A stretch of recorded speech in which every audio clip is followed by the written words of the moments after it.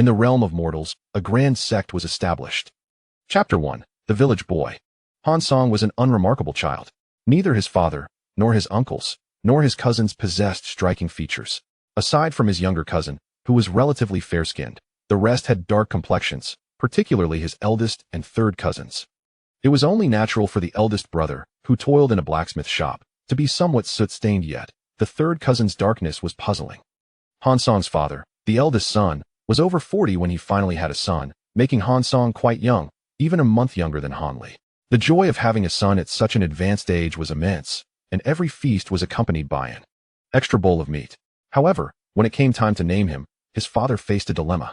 His grandfather had whimsically named him Si Guzi, with the formal name Han Si Go, which infuriated his father. Having finally sired a son, he was adamant that the name should not be so unpleasant. He insisted that Uncle Zhang, who was literate, should bestow upon his child a more fitting name. Uncle Zhang, having attended the feast and partaken in the meat, could not refuse and ultimately named him Han Jing. This, however, did not sit well with Han Song's father, who protested, "The second family son is named Han Li, and mine named Han Zheng. What does that even mean?" Uncle Zhang then suggested the four characters Wu, Shuang, Quan, but these two were dismissed by Han Song's father. Frustrated, Uncle Zhang suggested, "There is a tall pine tree at your doorstep, quite dignified. Naming him Han Song would be quite fitting." After some contemplation, Han Song's father found the suggestion meaningful and returned home with a smile.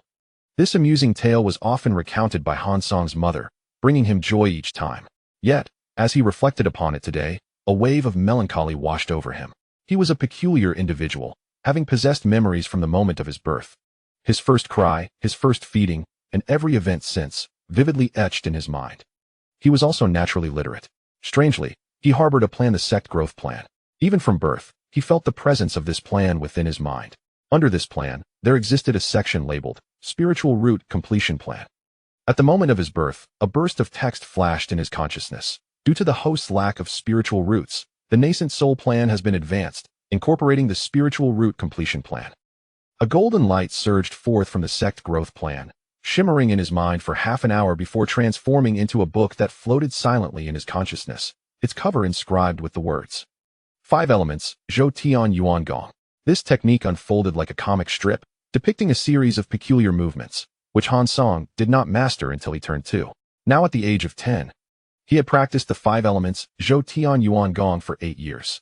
A swirling mixture of 5 colored gases coursed through his meridians, cycling endlessly. Today he had finally reached the first layer of great perfection in the 5 Elements, Zhou Tian Yuan Gong. To break through to the second layer, he needed to open a new meridian.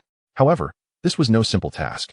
The existing meridians were filled with a chaotic blend of elemental spiritual energy that needed to be redirected through a newly opened pathway to be purified and concentrated in the Dantian, extracting the most abundant attribute from the chaotic energy. Upon introspection, Han Song observed that the yellow essence was the most prominent, indicating that the Earth Meridian should be the first to be opened. Han Song directed a stream of spiritual energy from within his left hand, piercing through an obstructing meridian towards his wrist. The pain was excruciating, causing him to grimace and sweat profusely. As he progressed towards his arm and chest, the agony intensified, and by the time he reached his abdomen, he was nearly at the brink of unconsciousness. Just as he felt himself fading, a sharp pain in his abdomen caused him to lose consciousness. The village veterinarian was consulted, though he regarded this as an exaggeration. In reality, Han Song's family raised 2 pigs, and whenever they fell ill, he would personally tend to them, often with inexplicable success. "Old Li, is my son going to be all right?" His father was consumed with fear, his hands trembling as he wiped the sweat from Han Song's brow. Old Li's expression was grave as he felt Han Song's forehead, checked his pulse, and examined his eyelids, all the while questioning incessantly about his diet, recent activities, and general well-being, trying to piece together the situation. After a long moment of uncertainty, Old Li finally said, "We may need to resort to that method." "What method?" Han Song's father halted in panic, dreading the response he might hear. Old Li produced a cloth bag from which he withdrew several vibrant green plants resembling small grasses. "This is the divine herb. Whenever my pigs fall ill, I administer this." Once, a pig lay on the ground, convulsing and frothing at the mouth. I attempted to mash this herb into juice, mixed it with cool water, and administered it. Remarkably, the pig recovered shortly after. "Of course, the decision rests with you." His mother, frightened, interjected, "What if it goes wrong?" Shouldn't we fetch a doctor from the town? Tears streamed down her face as she spoke. Desperation gripped Han Song's father as he observed his son's feeble breaths. He resolved, the town is too far. By the time we fetch a doctor, my son may no longer breathe. Let us prepare the medicine. There is no time to waste. Each person retrieved herbs from the bag, washing them in a basin before placing them into a mortar. In a flurry, the sound of the pestle striking the mortar echoed through the air. Han Song found himself in a peculiar state, akin to sleep paralysis, his body unresponsive, his ears deaf to the outside world, yet his mind remained active. He began to engage in an activity he often pursued, observing a map. This was no ordinary map, it was affixed beside the sect growth plan. As if watching a screen, Han Song manipulated the view of the map. On the map, a faint white light glimmered atop a dirt hill behind the village. Han Song had previously sought this light and discovered it to be clusters of verdant grass, which brought him an inexplicable sense of joy. As the view shifted, he noticed numerous brighter white lights within a great mountain, and even a blinding golden glow. Han Song had once consulted a real map, pointed out the mountain's location to his father, but his father had no knowledge of it. Later, during a festival, he inquired of his well-traveled third uncle, who informed him of its name. Seven Mysteries Sect. His third uncle had expressed a desire for him and his third cousin to visit the Seven Mysteries Sect, yet his father opposed. Their discussions often led to heated arguments, straining their brotherly bond. Han Song understood that as his father's only son, he did not wish for him to venture far. Yet, Han Song yearned to go. As he gazed at the northern part of the map, a vast expanse of land shimmered with hues of white, green, blue, and purple, interspersed with hints of black and gray. The interplay of colors transformed the map into a vibrant tapestry. Beyond the sea, countless islands stretched far into the horizon. Once again, the desire to explore surged within Han Song. He longed to see if those places truly resembled the luminous beauty depicted on the map. Just as his thoughts soared, a foul-tasting liquid suddenly surged forth from his mouth. Ugh! What is this? So bitter. You're alive. You've come back. His parents rejoiced, tears flowing freely. In the evening, my parents prepared several delightful home-cooked dishes and invited Old Li to indulge in an entire jar of their homemade rustic wine. Han Song also savored a variety of delectable foods, taking the opportunity to replenish his waning vitality, thus allowing the day to conclude on a satisfactory note. Han Song expelled most of the verdant liquid, yet a small residue lingered, descending his throat. A slender thread of green spiritual essence was absorbed into his meridians by the 5 elements cycle technique. Ever since he began practicing this technique, the energy within his meridians flowed autonomously, requiring little effort on his part, as various spiritual energies from the cosmos were assimilated into his channels. Observing the wisp of green energy entering his meridians, Han Song realized that this herb contained a trace of wood's spiritual essence. He then turned his attention inward to the map in his mind, gazing at the faint white glow behind the village, and began to grasp a deeper significance. The heavenly mechanism diagram held intriguing implications. Before he could ponder further, a string of texts suddenly materialized. The host has formed a pseudo-earth spiritual root and has officially become a cultivator. Please activate the system's welfare roulette. Han Song quickly turned his focus to his meridians and noticed a yellow spiritual pathway extending from his left hand to his dantian, separating the earth's spiritual essence to be delivered there. Within his dantian, a thick, luminous yellow orb flickered quietly. Upon exiting his dantian, a button appeared in his mind, inscribed with the words, "Activate." With a chuckle, he recognized there was no alternative. Without a moment's hesitation, he pressed it. Another string of text emerged. Welfare roulette has been activated. Han Song surveyed the roulette that had suddenly appeared in his mind. At the top edge of the roulette, a pointer directed itself towards the center. The interior of the roulette was divided into 2 zones, the inner circle and the outer circle. The inner circle was partitioned into 6 equal sectors, each inscribed with words: artifact, pill, talisman, material, technique, secret. Based on Han Song's rudimentary understanding of cultivation, artifact likely referred to magical tools, pill to elixirs, talisman to charms, material to crafting substances, and technique to martial arts methods. As for secret, he found himself at a loss. The outer circle of the roulette was further divided into 6 differently colored sectors: white, green, blue, purple, orange, and gold. The white section occupied approximately 80%, the green around 15%, the blue was minimal. The purple even less so, while the orange was reduced to a mere sliver. As for the gold section, it was only through Han Song's keen observation that he noticed a faint, almost imperceptible golden shimmer, leading him to question the existence of a golden area within the roulette. Seeing a large button labeled draw beneath the roulette, he quickly grasped its meaning. It was nothing less than a lottery. Draw establishing a grand sect in the mortal realm. Chapter 1. The Village Boy. Han Song was an ordinary-looking child. Neither his father, nor his uncles, nor his cousins were particularly striking in appearance. The only exception was his younger cousin, who possessed a fair complexion. The rest were notably dark, especially his eldest and third cousins. The eldest brother toiled in a blacksmith shop, constantly surrounded by soot and fire, which accounted for his darker hue, while the third brother's complexion was equally dusky. Han Song's father, the eldest son, had a child later in life, at over 40 years of age, which made Han Song comparatively younger, even a month younger than Han Li. The joy of having a son was immense for his middle-aged father, who added extra meat to every banquet. However, when it came time to name him, he faced a dilemma. His grandfather had given Han Song the nickname Si Guzi and the formal name Han Si Go, which greatly displeased his father. Having finally fathered a son, he could not bear to bestow such an unappealing name. Thus, he insisted that Uncle Zhang, who was literate, should choose a better name. Uncle Zhang, having attended the banquet and enjoyed the feast, could not refuse and offered Han Zheng. The father was reluctant, exclaiming, "The second family son is named Han Li. How can my son be named Han Zheng? What does that imply?" Uncle Zhang then proposed the 4 characters Wu, Shuang, Quan, but these were also rejected. Frustrated, Uncle Zhang finally suggested, "There is a tall pine tree at your doorstep, standing proudly and exuding dignity. Naming him Han Song would not be amiss." The father pondered this for a moment and, finding the auspiciousness appealing, returned home with a smile. This was a story that Han Song's mother often recounted to him, and each time, Han Song would chuckle. Yet, upon reflection today, a pang of sorrow filled his heart. He was an unusual boy from the moment of his birth. He possessed memories. Every event from his first cry to his first feeding, and beyond, remained vividly etched in his mind. He was also naturally literate. Strangely enough, he harbored a plan, the sect growth plan. From the instant he entered the world, he could sense this plan within the depths of his mind. Under the sect growth plan, there was a section titled Spirit Root Completion Plan. At the moment of his birth, a sudden flash of text appeared in his mind. Due to the host's lack of spirit roots, the Yuaning phase plan has been advanced, and a spirit root completion plan has been added. A golden light surged forth from the sect growth plan, flickering in his mind for half an hour before transforming into a book that quietly floated within his consciousness, its cover inscribed with 6 elegant characters. 5 elements, Zhou Tian Yuan Gong. This technique resembled a comic strip, illustrating a series of peculiar movements that Han Song only fully executed at the age of 2. Now, at 10 years old, he had practiced the 5 elements Zhou Tian Yuan Gong for 8 years. A swirl of 5 colored gases circulated through his meridians, endlessly revolving.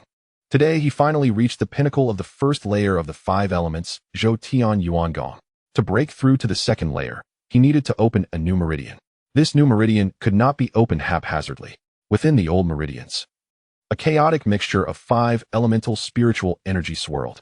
He needed to carve out a new pathway to redirect this confusion, compressing it towards his dantian to extract purer attributes from the prevailing chaotic energy.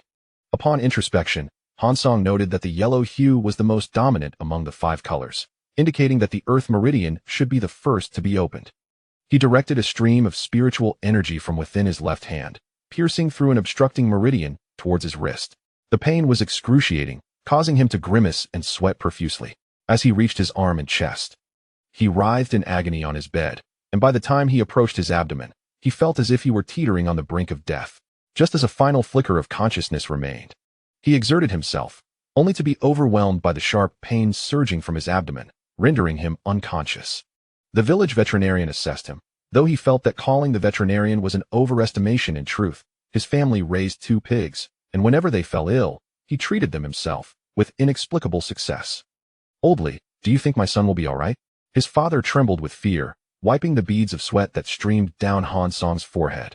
Old Li's expression was grave as he alternated between checking Han Song's forehead, taking his pulse, lifting his eyelids, and gauging his breath while incessantly inquiring about his recent activities. It took a considerable time before he finally concluded solemnly, "We must try that method." "What method?" The father's hand, which had been wiping away sweat, froze in place, fearing Old Li might utter something he dreaded to hear. Old Li produced a cloth bag from which he retrieved several vibrant green plants resembling grass. He cradled them, saying, "This is the divine herb. Every time my pigs fall ill, I feed them this. Once, a pig was convulsing on the ground, frothing at the mouth. I attempted to crush this herb into juice, mixed it with cool water, and administered it. Remarkably, after a while, the pig regained its strength and recovered. Of course, the decision is ultimately yours. His mother, filled with trepidation, questioned, "What if something goes wrong? Shouldn't we fetch a doctor from the town?" Tears streamed down her face uncontrollably. Desperate and seeing his son's breath growing fainter than a wisp of smoke, his father resolved, "The town is too far. By the time we find a doctor, my son may no longer be with us. We must prepare the medicine. There is no time to waste." The group hastily retrieved various herbs from their bags, rinsed the dirt off in a basin, and placed them into a mortar. The sound of the pestle pounding the herbs echoed incessantly. Hansong found himself in a peculiar state, akin to being pressed down by a ghost. He lost control of his body and could not hear the external world, yet his mind remained alert. He began to do what he often did, studying the map. This was no ordinary map, it was affixed beside the sect growth plan. As if watching a film, Hansong gradually moved the perspective of the map.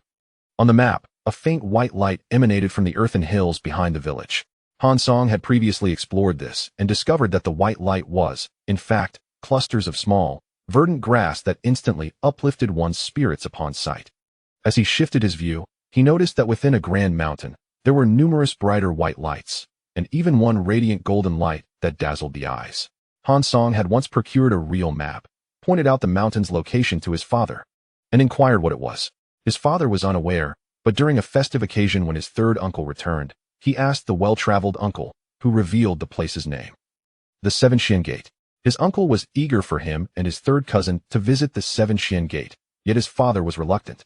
His uncle had broached the subject with his father multiple times, even to the point of arguing, which had strained their brotherly relationship. Hansong understood that his father, having only one son, was naturally reluctant to let him leave. However, Hansong longed to go. As his perspective rose, he gazed northward on the map, where a vast expanse of land shimmered with white, green, blue, and purple lights, with hints of black and gray. The intertwining colors transformed the map into a vibrant tapestry of hues. In the ocean, groups of islands glimmered in a corner of the map, over 1,000 miles away. Once again, Hansong's desire surged forth. He yearned to see if those places truly reflected the beauty depicted by the lights on the map. Just as he lost himself in thought, a muddy liquid suddenly surged from his mouth. Ugh! What is this? It tastes dreadful. He lives. He has come back to life. His parents rejoiced, tears streaming down their faces. In the evening, my parents prepared several delightful homestyle dishes and treated Old Lee to an entire jar of our homemade rough liquor. Hansong also indulged in a generous feast, taking the opportunity to replenish his depleted strength, thus marking the day as fruitful.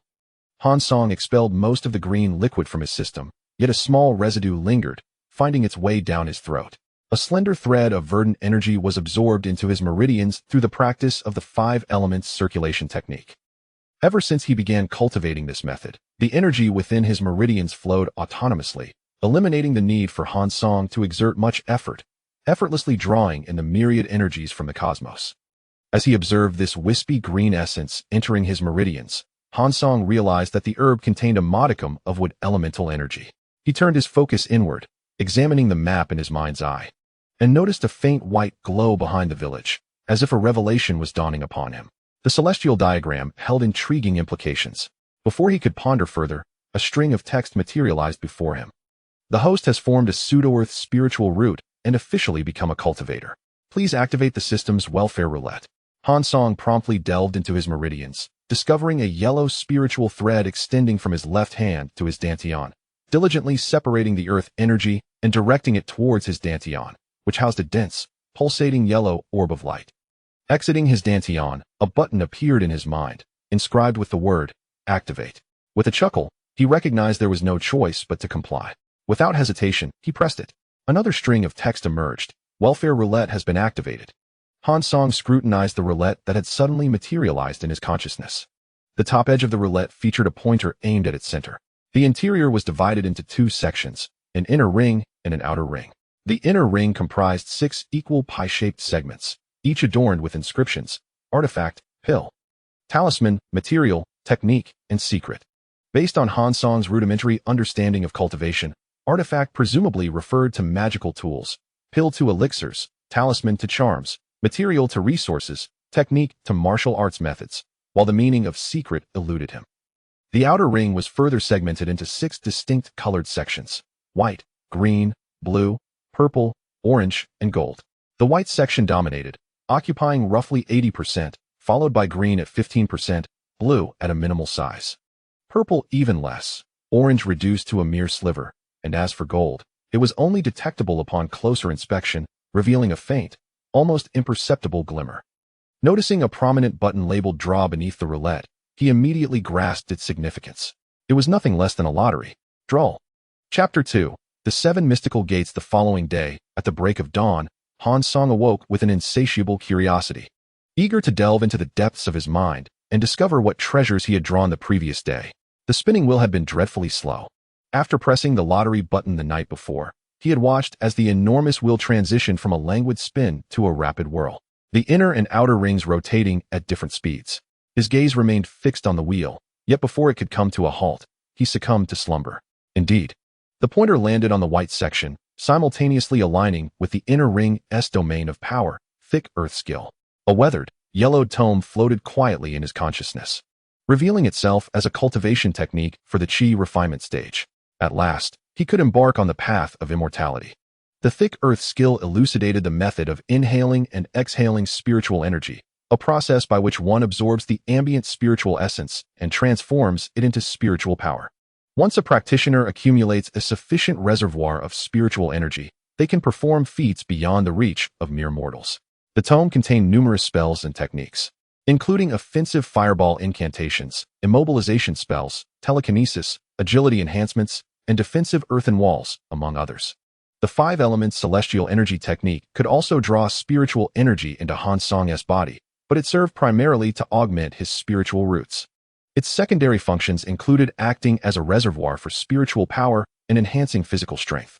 Contemplating his newfound potential as a cultivator, Han Song immediately seated himself on the bed and began to practice the inhalation and exhalation methods outlined in the thick earth skill.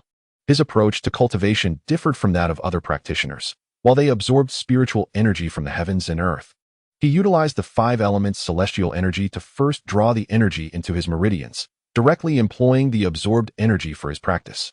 The initial task was to open up the meridians necessary for the thick earth skill, a challenge for one without innate spiritual roots, as it required self-initiated meridian development. Enduring pain beyond the comprehension of ordinary individuals, he finally succeeded in opening the meridians. He then circulated the thick earth skill through his newly established network of meridians for a complete cycle before collapsing back onto his bed, gasping for breath. After all, the meridians had only just been opened, and completing a full cycle had left him utterly fatigued. He knew that once the spiritual energy stabilized and nourished his meridians, future practice would become significantly easier. After executing a full cycle of the thick earth skill, Han Song sensed a flicker of power within his spiritual sea, a force he could command. How splendid! He concentrated and directed this minuscule force to his fingertip, where a glimmering, earthy light manifested before vanishing in an instant. Upon noticing the dissipating energy, he realized that he had exhausted his available spiritual power. Yet, he grasped the significance of what he had just achieved, his inaugural use of spiritual power. Though the amount was negligible, insufficient to even harm an ant, Han Song was nonetheless elated, dancing with joy. He had undergone a transformation, evolving from a mere mortal to a cultivator. 4th brother. A voice echoed from outside the courtyard. It was the voice of his 3rd brother. Has 3rd uncle arrived?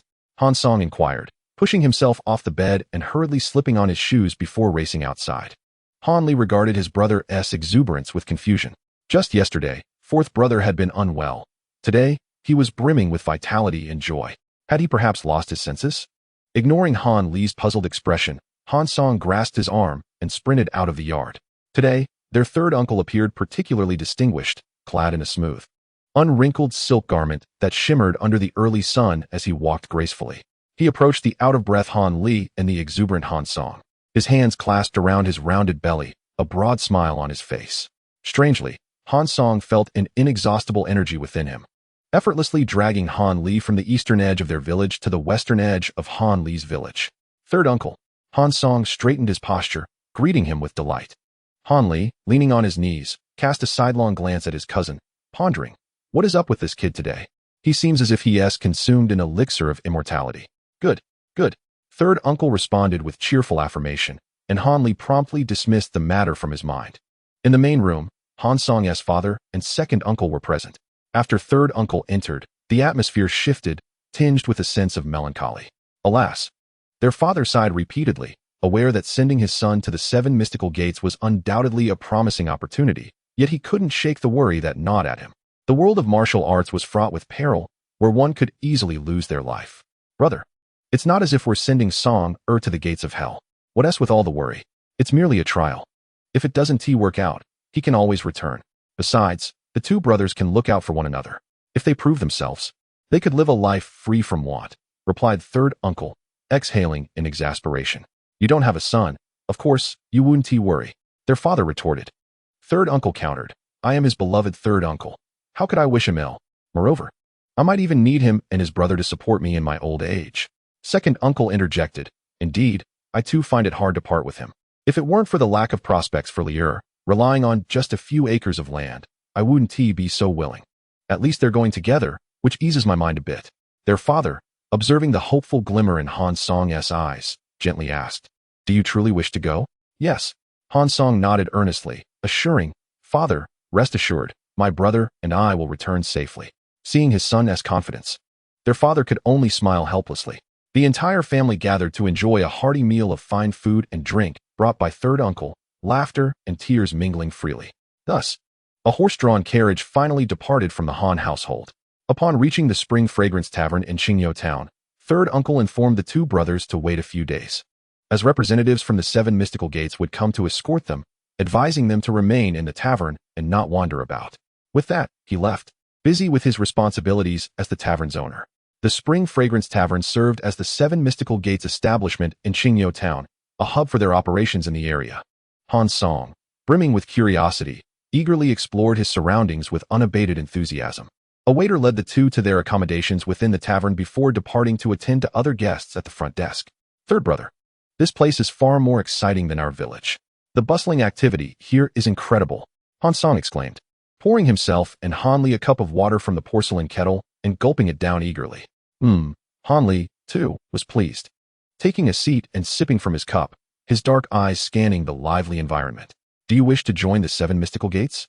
Han Song inquired. Now that we're here, what does it matter whether I want to or not? Am I supposed to run back? Han Li replied with a hint of annoyance. Han Song chuckled, his laughter hearty and innocent, before settling into a stance, deeply engrossed in practicing the 5 elements celestial energy technique. Hey, what kind of martial art is fourth brother practicing? Han Li asked, intrigued. Want to learn? I can teach you, Han Song offered. Humph. I want to learn some wild style, Han Li retorted, though his eyes remained fixed on Han Song's form, as if seeking to uncover its secrets. Unfazed, Han Song replied, just follow my movements, and you'll grow strong and healthy. Han Li, initially intrigued, began to mimic Han Song's actions, executing them with surprising accuracy. Did you feel anything? Han Song asked mysteriously. There was a profound emptiness within. Surely not. Let us try a few more times. In truth, neither of the brothers comprehended that the 5-element celestial origin technique was designed to bestow spiritual roots upon mortals devoid of such gifts. Those already endowed with spiritual roots could hardly master it. Han Song felt that this technique seemed to be within his grasp alone, while Han Li regarded it as largely useless, entirely dissimilar from the martial arts he had envisioned. His pursuit was merely for amusement. After practicing for a while, both found it tedious and ceased their efforts, engaging in casual conversation as they awaited their meal. Thus, 3 days passed. During their stay at the tavern, aside from frolicking with Han Li and chatting with their uncle, Han Song devoted himself to cultivation, sensing an increasing accumulation of spiritual energy, which he felt growing daily. Finally, a weary horse-drawn carriage came to a halt outside the tavern. The arrival was none other than the guardian Wang. Their uncle showed him great respect, and the Han brothers bowed in deference. Wang paid them no mind, exuding an air of authority as he brusquely urged the brothers to board the carriage bound for the 7 Mysteries Gate. Inside the carriage were more than a dozen youths of similar age to Han Song. The brothers hardly interacted with them, each claiming a corner and sitting quietly with their eyes closed, appearing to be asleep. Han Song, while seemingly dozing, was secretly practicing the earth technique, quietly cultivating. After 5 days, the carriage finally came to a stop. Disembark. A commanding voice shattered Han Song's meditative state. The brothers followed the line and hopped down from the carriage. It was dusk, the evening glow casting brilliant hues across the sky. As Han Song gazed at the luminous emerald peaks on the horizon, his spirits soared. He exhaled deeply, as if that breath could disperse the dust of the journey. The brothers stood close together, trailing behind the main group, passing through the verification of the 7 mysteries disciples at the checkpoints. Subsequently, they were assigned to a row of rooms to rest. Han Song, Han Li, and several other youths were crammed into one room. A few disciples bearing weapons entered with provisions, and a leading senior brother coldly instructed, "Eat well and behave. Do not leave the room. Tomorrow, someone will come to escort you." With that, he exited and locked the door. The children confined within dared not provoke trouble, obediently eating before finding a spot on the communal bedding to lie down. The Han brothers opted not to crowd with the others. Instead, they gathered some straw to lay against the wall and settled down together. Their uncle had mentioned a trial ahead, and those who did not pass would return home. Its difficulty remained uncertain. Han Song and Han Li quietly discussed this for a while until drowsiness overtook them, and they both drifted into slumber. Chapter 3. The trial in the early morning. The sound of the door creaking open was heard, followed by another group of weapon-wielding disciples entering. The stern-faced leading brother frowned and commanded, "Get up. No more sleeping." The youths hastily rose, straightening their clothes and hairstyles, standing respectfully with heads bowed. "Let us go." The stern brother was not one to indulge in idle chatter. Gathering the youths from other rooms, they marched in a grand procession down the mountainside. Han Song, glancing around furtively, noticed a disciple discreetly handing something to a boy beside him. Wasn't he that the rich young master Wu Yin who had traveled with them in the same carriage? Confused, Han Song observed how the young master occasionally stuffed the pilfered item into his mouth. How brazen. They were about to partake in a trial, and everyone was hungry. Yet he was secretly indulging. Recalling the respectful demeanor of the others towards him during the carriage ride, Han Song realized the young master must have some connections. It wasn't he just Han Song who had noticed. The others seemed to catch on as well, engaging in hushed whispers. "Silence," the stern brother barked, silencing the chatter. Soon after, the stern brother led them to a bamboo grove. There, they encountered the master surnamed Yu, who, after a brief exchange with the stern brother, addressed the group about the trial as content and rules, assigning the weapon-wielding disciples the task of guarding the children to ensure their safety during the trial. Han Song smiled gently at a disciple behind him, but received only a cold stare in return. "Begin." Master Yu's command sent a wave of children, all around 10 years old, dashing into the bamboo grove. Han Song and Han Li were no exceptions. They dashed through the bamboo thicket, over rocky cliffs, and scaled the mountain crags. This constituted the essence of the trial. The group of youths ran with remarkable speed. Han Song found himself amidst the fray. Reflecting on how they were quickly dispersing, forgetting his brother, he pressed forward. His years of practicing the 5-element celestial origin technique proved beneficial, and he surged ahead, reaching the front of the pack. "It seems my physical prowess is quite commendable." With a determined spirit, he pushed forward, aiming to surpass the 10 or so youths ahead of him. After some time, Han Song finally reached the rocky edge, where 4 or 5 boys had already leaped up. Leading the charge was indeed the young master Wu Yin. A wave of frustration washed over Han Song. It was infuriating that he had taken shortcuts for this trial. "I must catch up." The gaps between the rocks were wide, and to traverse quickly, one must leap across 50 stones. There were closer stones, but they required a detour, making the number of stones to jump several times greater. Han Song, naturally, aimed for the center. Wu Yin had already leapt 13 or 14 stones. There was no way he could catch up if he took the longer route. With a running start, Han Song sprang onto the stones, gripping the edges tightly. And with a powerful heave, he pulled himself up.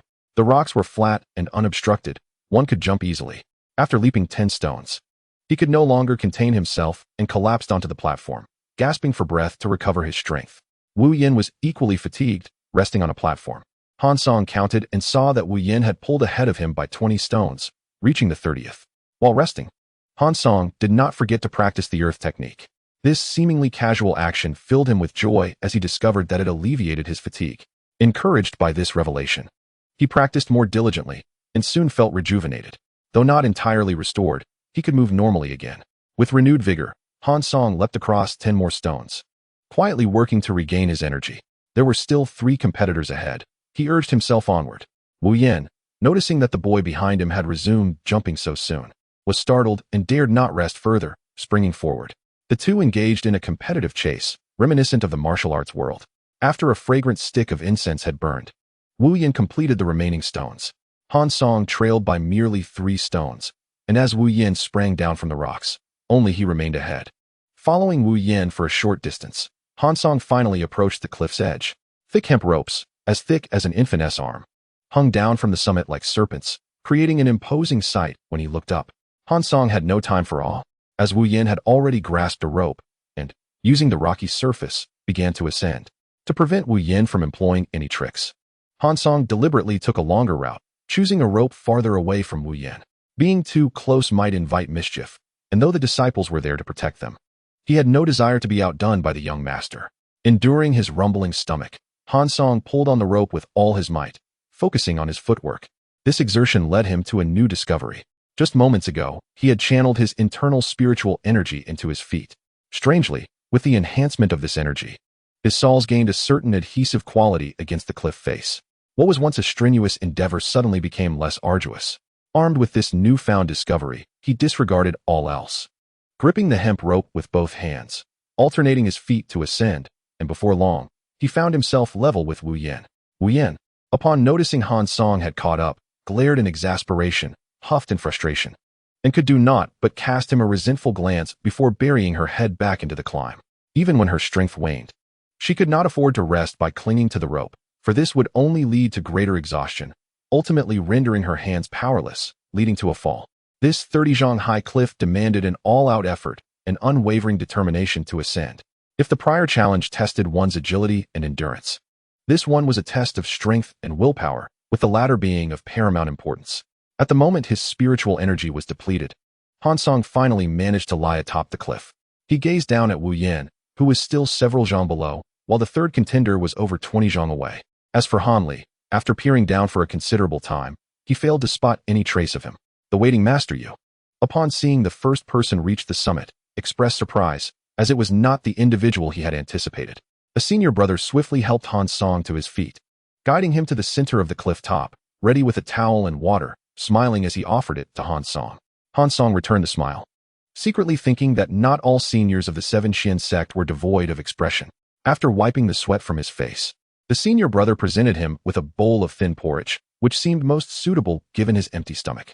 After finishing the porridge, Han Song finally spotted Wu Yin emerging, and with his last ounce of energy, he barely managed to scramble over the cliff. The senior brother continued with his routine, providing assistance, handing over towels, and serving porridge. Wu Yin did not glance at Han Song, nor did she speak. Perhaps she was too out of breath to utter a word. Time passed, and when noon arrived, Han Song gradually regained his senses, finally wondering about his third brother's whereabouts. With the announcement of the trial's conclusion, Han Li was finally assisted to the cliff top by a senior brother. This trial had seen 8 successful participants, including Han Song. The greater joy, however, was that Han Li and another individual had also been selected as outer disciples. Han Song, as the first, along with Wu Yin, who placed second, were both recruited as core disciples and were taken away by a senior brother, leaving Han Li's destination unknown to Han Song, who could only inquire later. Being within the Seven Xian sect, he would have ample opportunity to locate him. As time flowed by, a year passed in the blink of an eye. Han Song engaged in 2 primary activities, attending martial arts classes at the Seven Xian sect and practicing the thick earth technique. The supreme martial arts taught within the sect were exclusively reserved for core disciples, and he held little enthusiasm for them. Mundane martial arts failed to ignite the interest of a cultivator. He mastered 2 forms of light-footed techniques, one named ladder cloud soaring, suitable for long-distance travel, and the other star-treading step, useful for evasion and maneuvering. What brought Han Song the most joy was his progress in the thick earth technique. Having broken through to the second tier's late stage, and he was confident that he would soon reach the third tier. After a year of restraint, he requested a leave of absence from his teaching senior brother, citing a desire to visit Han Li, which was granted. However, he sought not only to visit Han Li, but also to locate the object that shone with golden light on the heavenly mechanism map.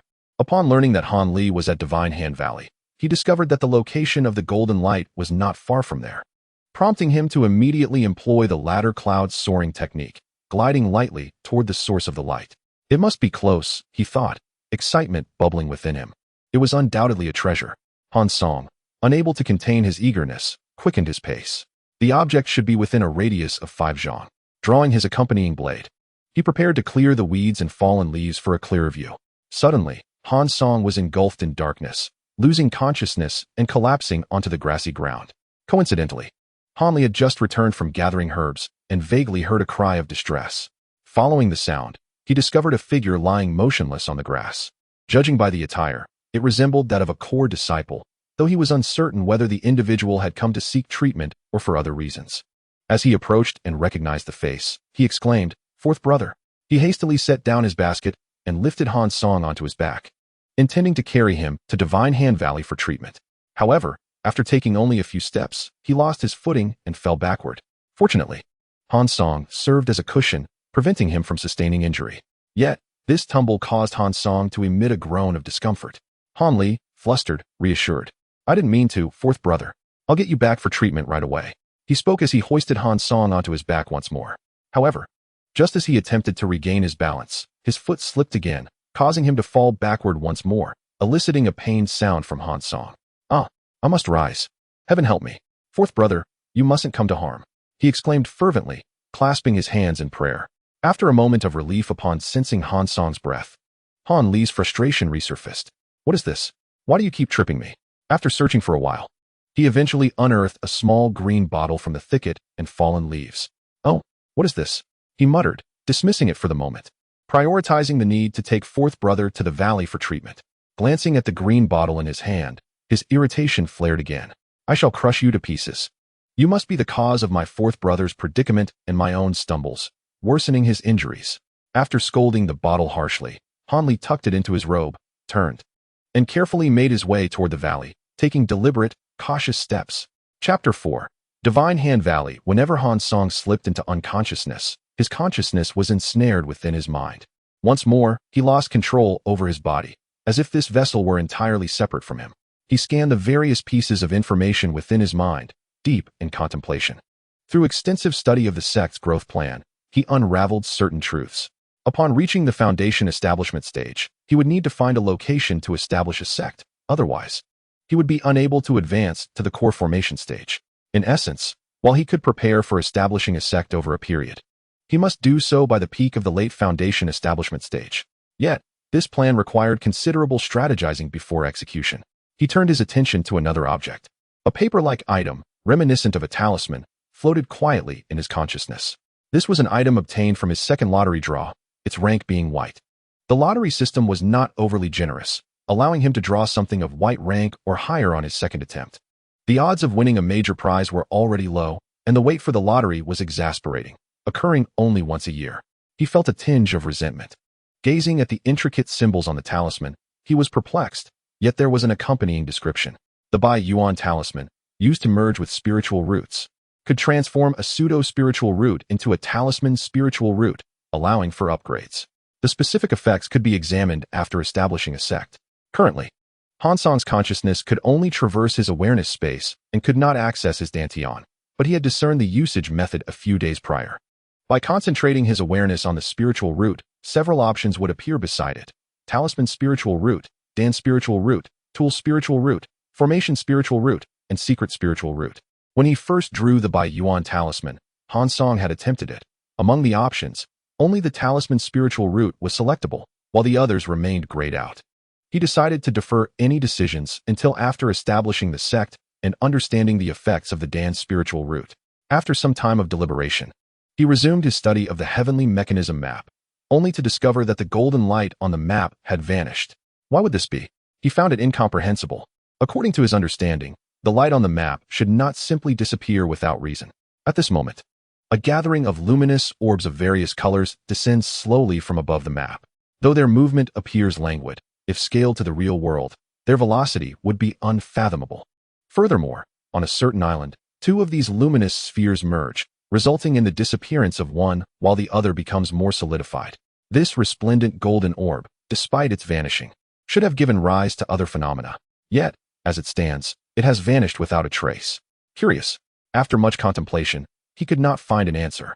Just then, a wave of warmth pulled Han Song's consciousness back into his body. He discovered himself nestled unclothed in a wooden barrel, drawing in wisps of spiritual energy due to the nature of his 5 elements cultivation technique. Delighted by this sensation, Han Song promptly activated his earthly power technique, refining the earth energy within and thereby enhancing his cultivation by a small margin, saving him several days of arduous practice. Han Song exhaled a heavy breath of stale air. You're awake, fourth brother, Han Li exclaimed in delight. Huh, third brother, why am I taking a bath? Where am I? Han Li did not respond directly, but instead said, fourth brother, you scared me half to death. If you hadn't still been breathing, I would have thought you had passed away. Han Song leapt from the barrel, retrieving his clothing while saying, it's not that easy to die. I am quite resilient. Seeing his fourth brother move with such agility, as if nothing were amiss, Han Li felt reassured and cheerfully remarked, that's good. Let us pay a visit to Dr. Mo and report our safety. Dr. Mo, known as Mo Ju Run, was a venerable elder of the Seven Shin sect, residing in the Valley of Divine Hands. Although Han Song had never met him, he had heard of his esteemed reputation. Upon encountering Dr. Mo, he was engrossed in a book, seemingly captivated by the countless fascinating tales within its pages. Han Song caught a glimpse of the book, and, with a slight inward acknowledgement, he and Han Li bowed in respect. Greetings, Elder Mo. Dr. Mo turned a page without lifting his gaze, merely nodding and saying, very well, you brothers have not seen each other in a year. It is indeed time for a reunion. After a brief pause, he finally raised his eyes, addressing only Han Li. However, do not neglect your cultivation. At that moment, another individual entered, bowing and saying, greetings, Elder Mo. Dr. Mo inquired, how is your cultivation progressing? The youth clasped his fist joyfully and replied, I have reached the second level. Excellent. You shall receive an additional 2 taels of silver this month, Dr. Mo commended. Han Song observed the newly arrived youth, whose physique was considerably more robust than his own or Han Li's, with muscles distinctly defined. He bowed to Dr. Mo and asked, Elder Mo, might I inquire as to what technique this brother practices? It exudes an impressive aura. Dr. Mo chuckled lightly. It is merely a rustic martial art. In comparison to the techniques taught to core disciples, it is inconsequential. Han Song expressed envy. With such strength, this elder brother could likely overpower a tiger. Dr. Mo scrutinized Han Song for a moment, chuckling softly. If you wish to learn, I could impart this technique to you. However, to master it, one must endure numerous physical injuries. I fear you may not be able to withstand such hardship. Elated, Han Song replied, Elder Mo, you jest. Is there any martial art that does not involve some injuries? Han Li, go to the study and have him transcribe the elephant armor technique. Dr. Mo resumed his reading.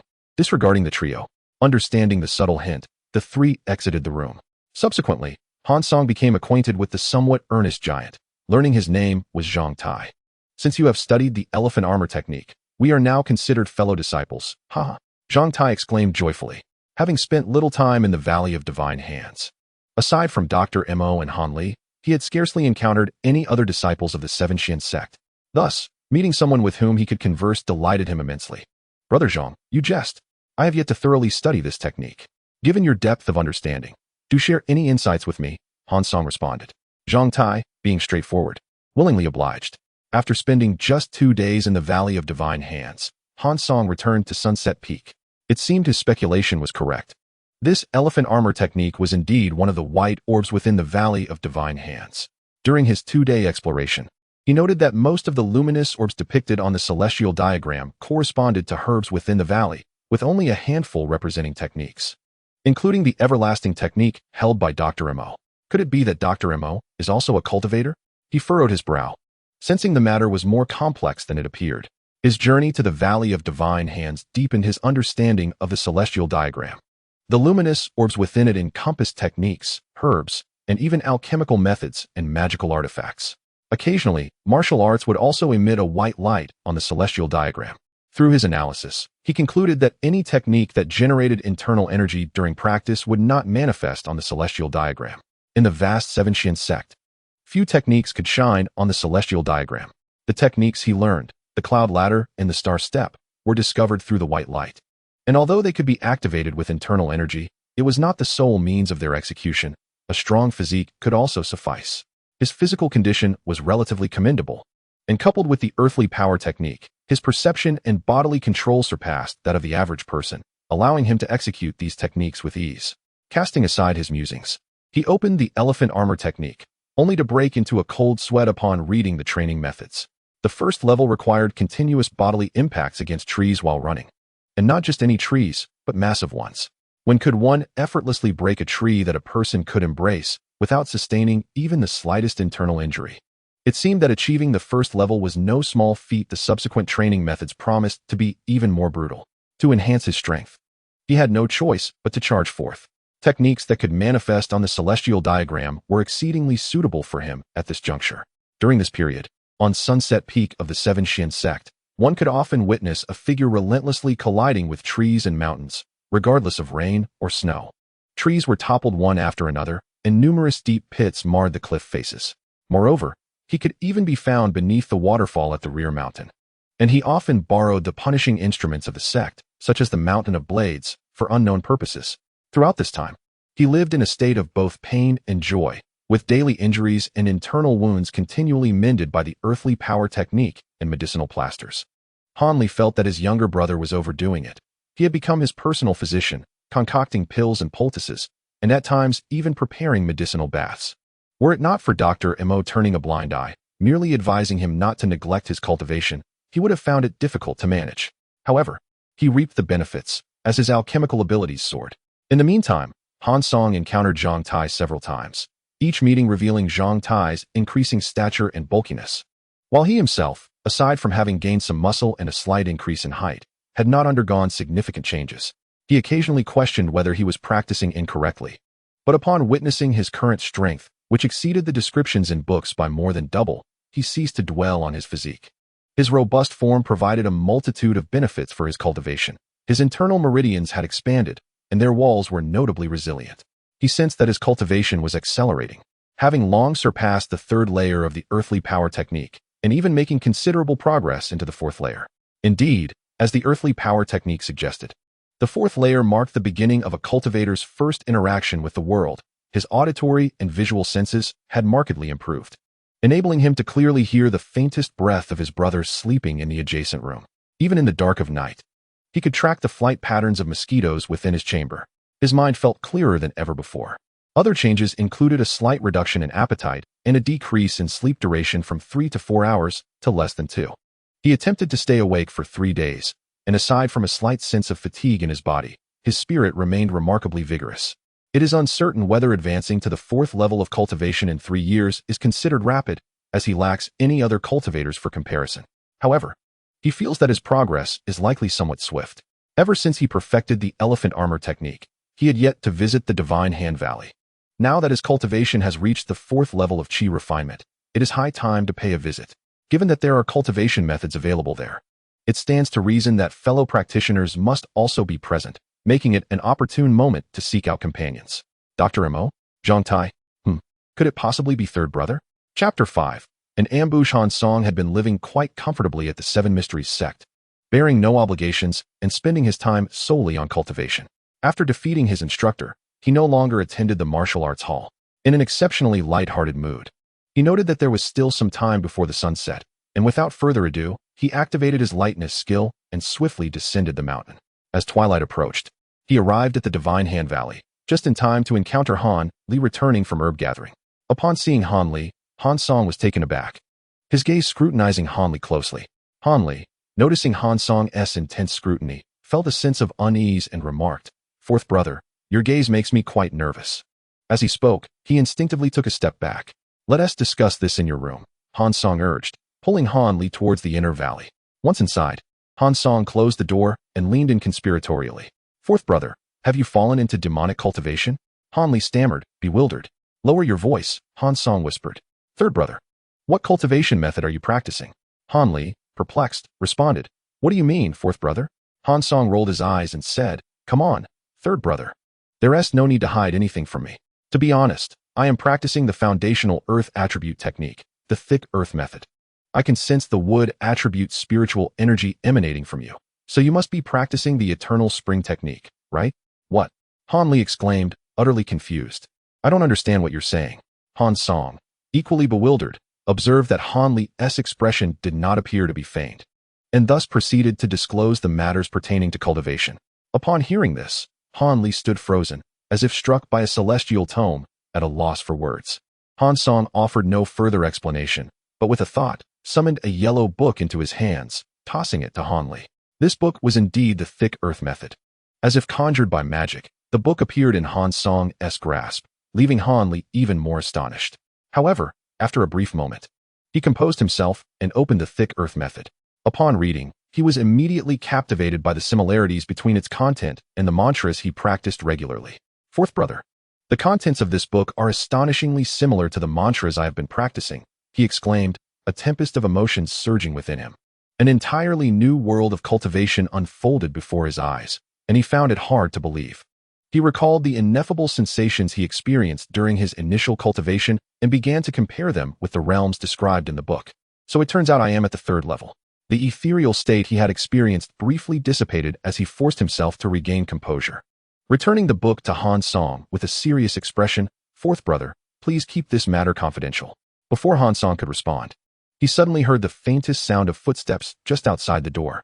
Though the intruder was cautious, Han Song still detected it immediately. He quickly stored the book in his spiritual space and signaled to Han Li that something was amiss. Han Li understood instantly, and the two of them pretended to engage in casual conversation, reminiscing about past amusing incidents. The figure outside detected nothing unusual and lingered for a moment before stealthily departing. After conversing for quite some time, the two finally went to pay their respects to Dr. Mo. As usual, Dr. Mo was engrossed in the eternal spring technique. Barely glancing up when they entered, only inquiring about Han Li's cultivation progress before dismissing them. In a secluded spot, Han Li shared the origins and details of his cultivation mantras with Han Song. Han Song, like Han Li, sensed an underlying mystery, yet they found no tangible clues. After deliberating for a long while, they reached no conclusions.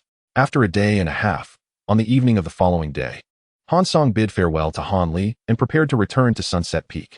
He initially intended to say goodbye to Dr. Mo, but after searching for a long time without success, he learned from Han Li that Zhang Tai had returned home to visit family. Without any other matters at hand, Han Song exited the valley. As he reached the midpoint between Divine Hand Valley and Sunset Peak, Han Song suddenly felt a chill in his heart. Without a moment's hesitation, he halted his movement and executed the star-treading step, his legs contorting in an unusual arc as he deftly evaded an unseen strike. Shifting his body a step away from his original position, a gust of cold wind rushed past his ear, and he was alarmed. Had he not dodged in time, he would surely have suffered a grievous injury. Who goes there? He demanded, staring intently at a cluster of sturdy trees, instinctively retreating. The forest remained silent, offering no response. In contemplation, he suddenly recalled something and looked up, only to see a figure clad in black, wielding a talisman as if he were a sorcerer, channeling his internal energy. The figure swiftly approached, intending to use the talisman against him. Han Song dared not underestimate the situation. The world is full of wonders, and he could not predict the potential harm this talisman might inflict. With determination, he propelled himself backward, kicking off the ground and launching a stone toward the approaching adversary. The black-clad figure snorted derisively, raising an empty hand. In an instant, silver patterns flickered across his palm, transforming it into a silvery weapon. He reached forward, shattering the stone into fragments. Han Song furrowed his brow and retaliated with 2 more stones, then turned to flee without a backward glance. The black-clad figure, unwilling to let him escape, crushed the incoming stones effortlessly and produced 3 slender black needles from his person. With a flick of his wrist, he sent them flying, one aimed at Han Song's front, one to his left, and one blocking his route to the right. Sensing the imminent danger, Han Song refrained from charging forward and instead pivoted to evade, springing into action with a powerful punch aimed directly at the black-clad figure. He felt that, having perfected the elephant armor technique, his fists were now as strong as iron, and his strength far exceeded what was described in the technique. Even if he could not severely injure his opponent, he hoped to create an opportunity for escape. To ensure his safety, he enveloped his fist with spiritual energy, wary of the adversary's formidable silver hand and the potential for hidden toxins. The black-clad figure anticipated Han Song's assault and remained unfazed, amplifying his internal energy to counter. In his mind, he envisioned that upon contact with Han Song's fist, he would transform his palm into a grip, seizing Han Song and subsequently slapping the talisman onto him, thus determining the outcome of their clash. However, when the black-clad figure met Han Song's fist, he was taken aback. The force behind the punch felt as if it weighed 1,000 pounds. If the fight proceeded as planned, he would have been unable to seize Han Song without suffering grievous injury to his own arm. The black-clad figure had no choice but to channel his internal energy and brace himself for the impact. Bang! A resounding clash echoed through the air. Han Song was sent staggering back 14 or 15 steps before he managed to regain his footing, feeling a numbness in his arm.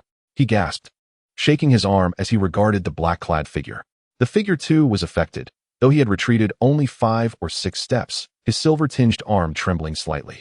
This minor injury was of little concern to the black-clad figure.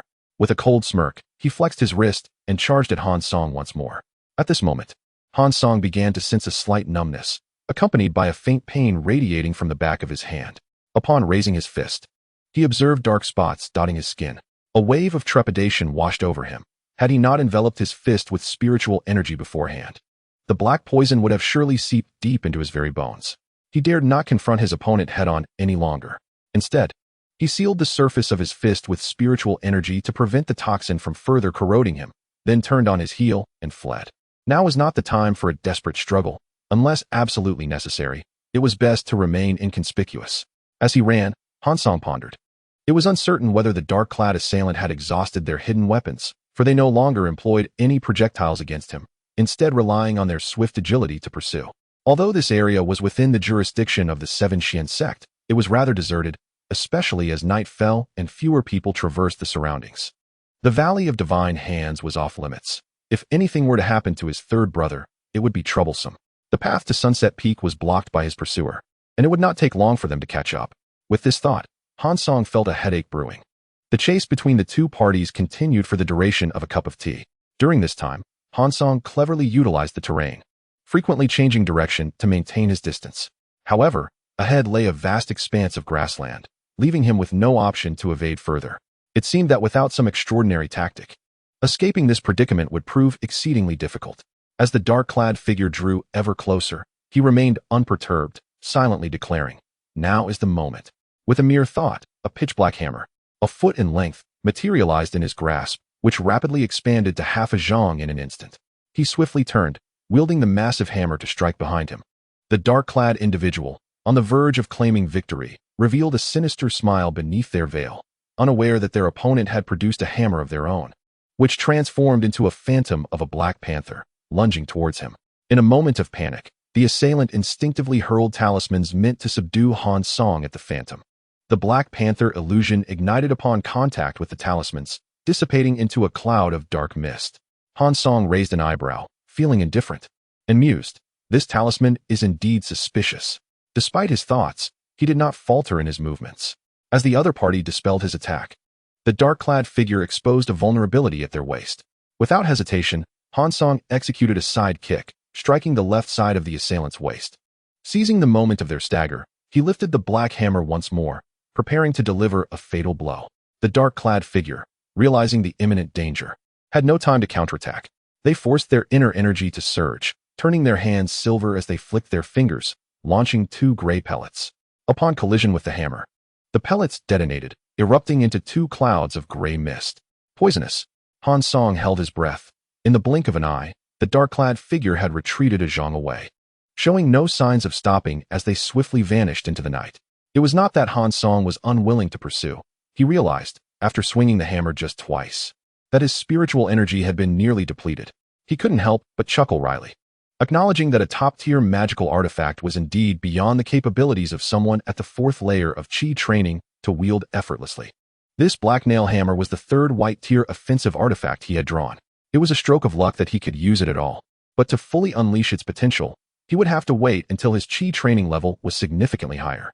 Chapter 6. Han Li's encounter. His 4th draw yielded a white-tier pill known as the Meridian Strengthening Pill, designed to expand one's meridians. Upon acquiring it, Han Song consumed it immediately. He intended to recover some spiritual energy on the spot, but suddenly recalled something. Oh no, what if the dark-clad figure headed to the Valley of Divine Hands? Han Song abandoned the idea of recuperation, withdrew the black hammer into his mind, and sprinted at full speed towards the Valley of Divine Hands. Upon his arrival, he found Han Li in the midst of cultivation. Presently, Han Li was said to be practicing a method of immortality cultivation, and his dedication was evident. Han Song sighed in relief and recounted his recent ordeal, sharing his suspicions that the dark-clad figure was likely connected to Dr. Mo. "Is Dr. Mo in the valley?" Han Song inquired. Han Li did not respond, though he had indeed seen a figure lingering in Dr. Mo's room. However, that was merely a shadow cast by candlelight on the window, and he could not ascertain whether the occupant was truly Dr. Mo. "Stay with me today," Han Li suggested, handing Han Song a small porcelain vial. "You should recover some spiritual energy. Do not concern yourself with anything else." From Han Song's account, It was clear that Han Li had grasped the nature of the pills that Dr. Mo had taught him to refine. He too produced a porcelain vial, extracting a pill and placing it in his mouth before sitting cross-legged on the bed to begin cultivating the eternal spring technique. Han Song consumed a restorative pill, while Han Li took one for cultivation, and both settled into silence, each focused on their practice while remaining vigilant for any unforeseen circumstances. The following morning, Han Li and Han Song visited Dr. Mo. As usual, Dr. Mo was up early, engrossed in his reading. Both men buried their doubts deep within, not revealing a hint of their concerns. After their farewell, Han Li urged Han Song to leave, assuring him that he could manage the situation at hand. If Dr. Mo were indeed the one who had attacked Han Song, then Han Song's presence would only arouse suspicion. Furthermore, if Dr. Mo intended to target Han Li, he could have done so long ago. There must be some reason for his inaction. Of course, all of this was predicated on the assumption that Dr. Mo was an enemy. Perhaps the situation was not as dire as it appeared. Moreover, Han Li's cultivation was still low, not even reaching the 4th layer. He planned to leave the Seven Xian sect with Han Song once his cultivation improved. On the day after Han Song departed, Dr. Mo also left the valley. He only informed Han Li that he was going out to handle some matters, providing no further details, and advised him to focus on his training and not waste time. Han Song, in turn, devoted himself to rigorous training. Aside from occasionally assisting the Seven Xian sect with tasks or retrieving pills from the Valley of Divine Hands, he spent the rest of his time honing his skills. 3 swift years passed. Remarkably, Han Song broke through from the 7th layer of Qi training to attain the 8th layer. Throughout these 3 years, he not only advanced his cultivation but also made significant gains in other areas. Now, Han Song could skillfully utilize low-tier spells such as Fireball, Object Control, and Dream Induction. He also drew a top-tier artifact, the Cloud Entering Shoes, which enhanced his speed tremendously. Among the other 2 items he obtained, one was a foundational technique of the metal element, currently of little use, while the other was a blue-tier bone cleansing pill designed to refine physical strength. Upon acquiring it, Han Song consumed it without hesitation. Afterward, he discovered that his cultivation speed had accelerated significantly, which was why he had been able to reach the 8th layer in just 3 years. Han Song also conducted an experiment. Previously, when he taught Han Li the 5-element circulation technique, it had yielded no results. Later, he learned that this was due to Han Li already possessing spiritual roots. Therefore, during this period, Han Song captured several lackeys from the Wild Wolf Gang, the sworn enemies of the Seven Xian sect, and compelled them to practice the 5-element circulation technique. To his delight, they began to absorb spiritual energy as they executed the technique. Han Song felt immense joy and casually sent them off to meet an immortal. At that moment, he realized the true value of this technique, and a chill ran down his spine as he thought about how perilous it would be if others discovered that he possessed such a treasure. He resolved to keep this secret hidden, ensuring that no one would ever learn of it. It was time to check on his 3rd brother, with the Cloud Entering Shoes. His pace was incomparable to before. He reached the Valley of Divine Hands in half the usual time. 3rd brother, Han Song called out several times, but received no response. Had he gone out? Han Song scanned with his spiritual sense, surprised by what he found. Upon opening Dr. Mo's room, he unexpectedly encountered Han Li emerging from a hidden chamber behind the bookshelf. Han Li appeared utterly exhausted, his clothes dirty and tattered. What has happened? Without waiting for Han Li's response, Han Song immediately dashed toward the secret chamber. After descending a staircase, a scene unfolded before him, a toppled porcelain vase, beside which lay a dark, viscous liquid, and the lifeless body of a middle-aged man, impaled by 7 peculiar artifacts. Nearby stood a burly figure, devoid of any signs of life. Just as Han Song was about to strike at the hulking man, Han Li followed him in and cautioned, 4th brother, do not engage. Who are these 2? Han Song inquired. Han Li offered a bitter smile and replied, you are acquainted with both of them. Han Song scrutinized the scene for a moment and exclaimed, Zhang Tai? His surprise deepened as he recognized the silver hands. Initially doubtful, the return of the silver hands solidified his suspicions. Han Li then recounted the entire saga. It turned out that Dr. Mo was the leader of the Jing Jiao Society in Jiayuan City. He had been poisoned and framed, leading to his premature aging in his 40s. After escaping, he was rescued by the leader of the Seven Xian sect and took refuge in the Valley of Divine Hands. During an outing, he encountered a wounded cultivator named Yu Zitong. Their encounter devolved into a battle of wits, resulting in Yu Zitong's physical demise. Subsequently, Dr. Mo coerced Yu Zitong into revealing the path to immortality, necessitating the discovery of a child with spiritual roots capable of cultivation. After an exhaustive search, He found Zhang Tai and Han Li, only for Han Song to inadvertently enter this conflict, prompting Imo to devise a plan to deal with Han Song as he had with Zhang Tai, unaware that Han Song was also a cultivator. Forced to act, Dr. Imo prematurely left the valley, using his own life force to restore his state, and subsequently spent time transforming Zhang Tai into a soulless vessel, lying in wait near the Seven Xian sect for the opportune moment. As he could not seize a body until reaching the 4th level of Qi training, he calculated Han Li's strength and devised a plan based on Han Song's patterns of movement to the Valley of Divine Hands, believing that today was the perfect day to execute his scheme. Initially successful, he was blindsided by Han Li's advancement to the 6th level of Qi training, resulting in his ultimate demise. Although Yu Zitong aimed to be a hidden threat, he ultimately met a similar fate. Upon hearing this, Han Song felt a wave of melancholy wash over him, as if he were present at the scene. He patted Han Li on the shoulder, wishing to offer comfort, but found himself at a loss for words. Then, seemingly filled with self-loathing, Han Song lamented, "If only I had come a day earlier." Han Li reassured him, "Had you arrived sooner, he would not have come. This was a trial I was destined to face.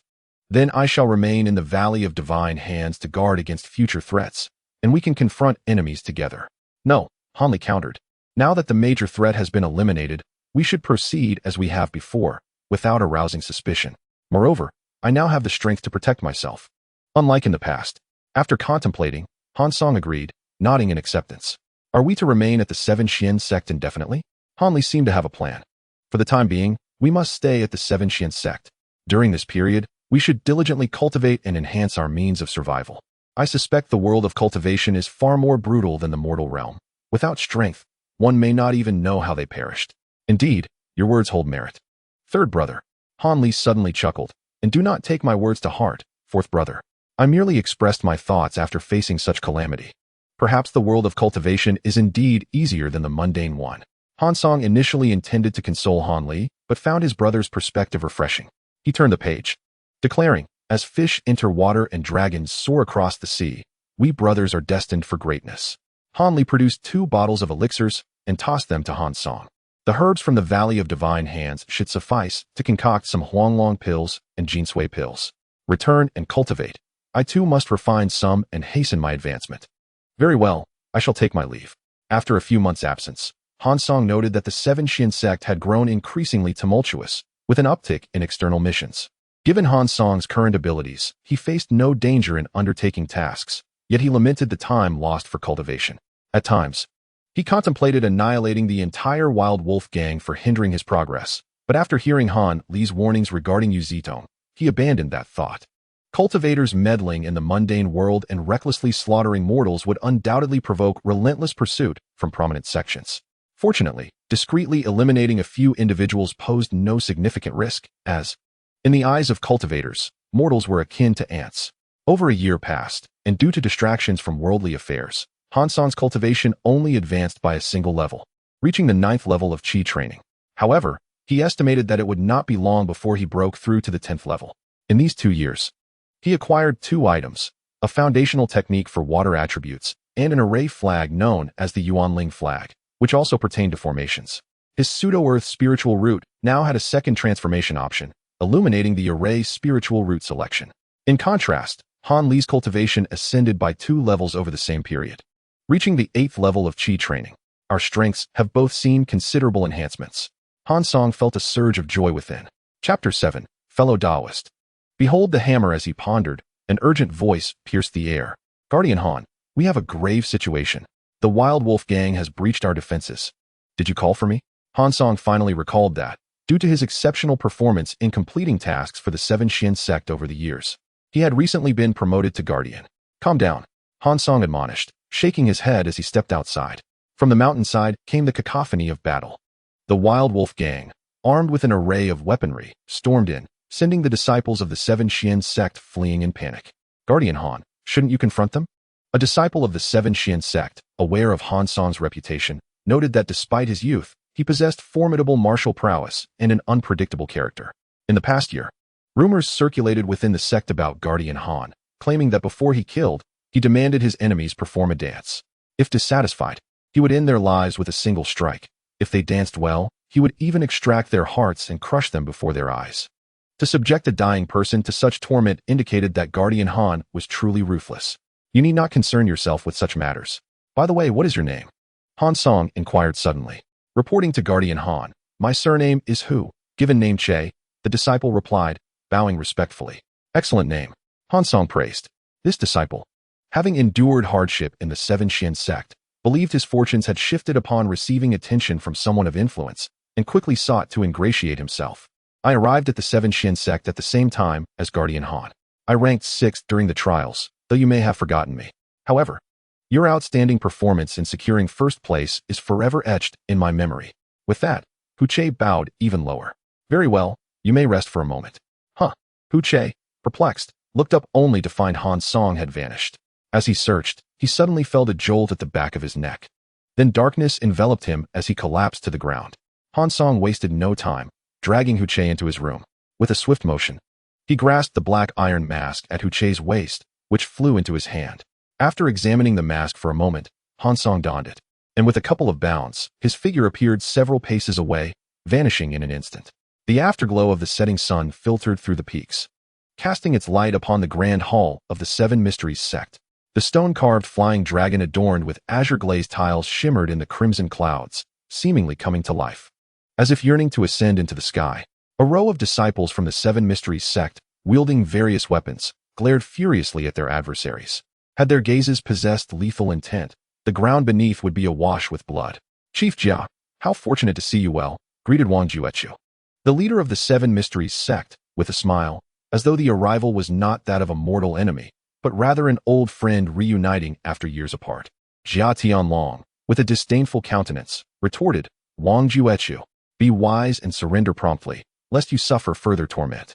Not only would you endanger your brothers, but you would also tarnish your illustrious reputation.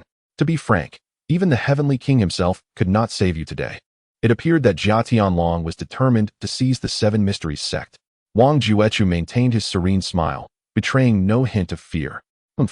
I have no desire to engage in further idle chatter with you. Brothers, advance. Slay this man, and you shall each be rewarded with 100 taels of silver. With a wave of his hand, the members of the wolf pack rushed forward. Kill. Yet, before the two factions could clash, the mountain beneath them suddenly trembled. Rumble. What is happening? The earth dragon is turning. The members of both the wolf pack and the Seven Mysteries sect were thrown into disarray. After a few breaths, the sunsetting peak returned to its prior tranquility. Jia Tianlong, seething with rage, shouted, Wang Juechu, what sorcery is this? Wang Juechu chuckled, Chief Jia. The Seven Mysteries sect has stood firm in this region for many years. Surely we possess some hidden talents. To be candid, after generations of effort, this sunsetting peak has long been hollowed out. If we were to activate the mechanism, both you and your men would be buried beneath the mountain. Oh, I see now why you remain so composed. You were anticipating my arrival. Speak, what are your conditions? Do not utter nonsense about sparing your life. Even if it leads to mutual destruction today, I will show you no mercy. Jia Tianlong seethed with anger. Wang Juechu replied, Chief Jia, you jest. My life holds little value, and it would be unnecessary for you to concern yourself with it. If you can triumph in the ensuing wager, I shall take my own life. Enough with the pleasantries. Speak plainly. Wang Juechu, unperturbed, calmly articulated the terms of his blood duel. A blood duel entails a fight to the death, ceasing only when one side is entirely vanquished. Each faction would dispatch 50 warriors to engage in a chaotic melee, binding themselves to a covenant that the duel would only concern the participants, and the victor would not annihilate the families of the defeated. To prevent any interference, both sides would retreat to the mountainside, leaving only the duelists. After a moment of hesitation, Jia Tianlong acquiesced. Both factions summoned their most formidable experts, while the remaining members descended the mountain. Han Song observed this farce with a smirk, remaining non-committal, yet when Han Li stepped forward to sign, he followed suit. Albeit under the name of Hu Che, Han Song was unsure why. It seemed to be a habit, as he preferred not to leave his name on any ill-fated endeavors, particularly on such formal contracts. Though masked, Han Li recognized his true identity and chose not to expose him. The Seven Mysteries sect held no expectations for others to alter their fate. The loyalty of those who volunteered for the blood duel was commendable, regardless of their identities. The wolf pack was even less concerned. Aside from a handful of familiar faces, they recognized none, and knowing them would bear no significance. With the contracts fulfilled, the blood duel commenced. Han Song found himself matched against a middle-aged man, whose martial prowess and agility proved formidable, perfectly suited for honing his skills. Over the years, he had focused solely on cultivation, and his combat skills had dulled somewhat. Without hesitation, Han Song engaged in a fierce skirmish with his opponent, an immortal cultivator. After a brief struggle, Han Song noticed a diminutive figure clad in golden attire amidst the chaos from the wolf pack, manipulating a talisman, weaving through the fray. With each pass, another individual fell victim to a surprise attack. Some suffered severed limbs, while others met their demise on the spot. To safeguard himself, Han Song remained vigilant of the talisman's trajectory, dodging when it approached him, while maintaining focus on the ongoing battle. This individual was a cultivator hired by the wolf pack, hailing from the unyielding lineage, and he referred to himself as the Golden Light Master. Hidden in a corner, the Golden Light Master cackled maliciously, but soon found his attempts at stealth thwarted by a youth who had evaded his flying sword talisman multiple times. Enraged, he attempted to redirect the talisman, only to discover it was beyond his control, hurtling toward a dark-skinned, unremarkable boy. As the talisman soared toward him, Han Li remained unfazed, extending 2 fingers to catch it effortlessly. "My dear friend, this object is quite intriguing. May I borrow it for some amusement?" Han Li chuckled, advancing toward the Golden Light Master. The Golden Light Master was taken aback, realizing there was a cultivator with superior skills present. Hastily, he produced another talisman, which transformed into a protective golden light enveloping him. "What sect do you belong to, my friend?" "I am a cultivator from unyielding," he nervously inquired, revealing his background in hopes of instilling caution in Han Li. "Unyielding? My friend. Do your kin know of your entanglement in worldly affairs and your propensity for slaughtering mortals?" Han Li replied with a light chuckle, followed by a sharp inquiry. Furrowing his brow, the Golden Light Master retorted, "Please, enlighten me on your origins. Should I have offended you, I sincerely apologize and shall make amends in the future." Han Li scoffed, "You shall learn of my lineage in due time. Now cease your defenses and accompany me to meet my elders." The Golden Light Master countered, "You refuse to disclose your origins, yet expect me to follow you? That is rather presumptuous. What?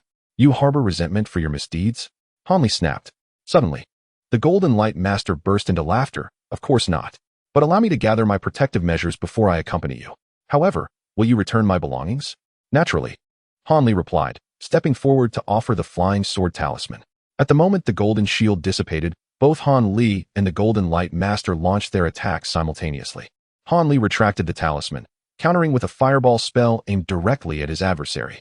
The Golden Light Master, undeterred, unleashed a water arrow talisman while reactivating his golden shield. The water arrow talisman, a low-level spell, matched the fireball's potency, producing a cacophony of sizzling sounds and a cloud of steam, internally lamenting the wasted opportunity. Han Li maintained a cold facade, remarking, "It seems my friend does not trust me." Amused, the Golden Light Master thought, "Trust you? I'd be obliterated by now. Not that I distrust you, but I still have reservations. I hope you can allay my concerns," he clarified. Han Li raised an eyebrow. "Pray tell." The Golden Light Master inquired, "Since you are a scion of a prominent family, why do you lack a storage bag? Do you think I would divulge such details?" Han Li answered, feigning an intention to persuade the Golden Light Master to relent. "Returning to my clan would result in punishment. Such trivial matters would only lead to a month of wall-facing. I had not anticipated your lack of decorum, so do not blame me when I take action." With that, Han Li pretended to retrieve something from his robe. A flash of murderous intent flickered in the Golden Light Master's eyes. "Surely you do not believe I would simply stand by? Thank you for your verbosity. You've provided me ample time." Suddenly, a fiery red blade emerged from the Golden Light Master's hand, raised high and aimed at Han Li. "My friend, look out for the hammer." Unbeknownst to him, Han Song had appeared above the Golden Light Master, wielding a long black hammer that he brought crashing down. The Golden Light Master glanced up, and the hammer loomed like a small mountain. As it drew nearer, a black panther surged forth from its depths, its gaping maw descending upon him. With no alternative, he was forced to retract his attack on Han Li and instead raised his blade to shield against Han Song's onslaught. The Black Panther lunged forward, its fiery blade shattering instantaneously into a burning talisman, which then transformed into sparks that vanished into the ether. Beneath, the golden barrier could not withstand the panther's onslaught. Cracks spread across its surface until, with a sound reminiscent of shattering glass, it collapsed, leaving the golden figure in a mere puddle. Chapter 8. From Qingyou Town to Tainan Valley with celestial beings present, the members of the Wolf Gang and the Qishuan sect were drawn into the spectacle, their fierce battle waning as they awaited the outcome of the immortal duel. Upon the demise of the golden figure, the morale of the Qishuan sect surged. each member invigorated and revealing their long-concealed lethal techniques, leading to the swift demise of several members of the wolf gang. Jia Tianlong, gripped by terror, attempted to flee but was utterly consumed by a fireball technique from Han Song, leaving no trace.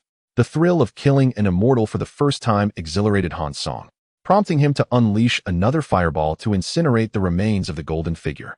However, a curious artifact, seemingly undamaged by the flames, caught his eye, an object resembling a token inscribed with the words Huang Feng. As he reached for it, an unseen force struck his heart, plunging him into darkness. Han Song's consciousness retreated into the recesses of his mind, grappling with the implications of this inexplicable fainting spell. Previously, he attributed his loss of consciousness to the overwhelming energy of the golden orb, yet this time, it was merely a white light. Could it be? Initially, he believed the golden orb had simply vanished, but the matter seemed far more intricate. After pondering the celestial map for a significant time, he began to piece together that the golden light had likely been taken by his elder brother. A sudden realization struck him. It was a foolish oversight. The Divine Hand Valley had lost several white orbs, which had not reappeared since their disappearance, and now the remnant orb from the golden figure had also vanished.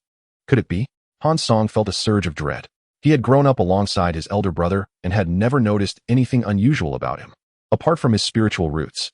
However, it became evident that Han Li possessed a capability even he was unaware of, the ability to obscure the celestial map.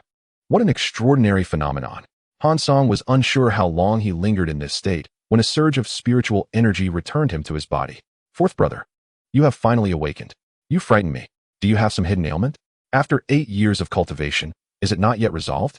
Han Li exclaimed, stowing a porcelain vial in his robe, a mixture of joy and concern evident on his face. It's nothing serious, and I have some leads now. I believe it will be resolved soon. There is no need for you to worry, Han Song replied. By the way, where are we? Qingyou Town. Have we returned? Wonderful. Han Song rejoiced momentarily, but then a shadow crossed his face as he contemplated something. Han Li's expression turned pensive as he asked, Fourth brother, what are your plans moving forward? Have you made any arrangements? Yes, I have entrusted a good friend to look after the Han family. I am confident their fortunes will improve, Han Li replied, adding, you know, today is the day our younger sister is getting married. The whole family is overjoyed. Though Han Li only caught a distant glimpse, he felt a wave of blessings wash over him, momentarily lost in reminiscing. Han Song nodded, remaining silent. Memories flowed like a river, winding and endless. Once immersed, one is enveloped in a long-lasting nostalgia. Subsequently, Han Song visited the Han family, discreetly leaving behind some wealth and 2 vials of elixirs, one for longevity and the other to aid in childbirth, hoping his parents might welcome another child. Given the uncertainty of his return, he wished to spare them the sorrow of solitude. With all affairs settled, the 2 brothers finally embarked on their journey. Jiayuan City? Why does elder brother wish to go there? Han Song inquired, puzzled. Han Li sighed. After Dr. Mo's return, he forced me to ingest a poison that can only be countered by the warm sun jade of the Mo family. In hindsight, it seems this was his contingency plan, as the Mo family will still require someone to oversee matters in his absence. Han Song scrutinized the map before him, comparing it to the celestial map's annotations, and asked, do you know what this place is? This location? It isn't too far from Jiayuan City, Han Li replied, producing a more detailed map that, however, covered a much smaller area, solely depicting the territory of Lanzhou. Strange. While most places are marked, this one lacks a name, Han Li remarked with curiosity. It seems this valley harbors some secrets beyond the ken of ordinary mortals, Han Song mused, stroking his chin. Are you suggesting there are immortals here? Han Li responded promptly. Merely a hypothesis.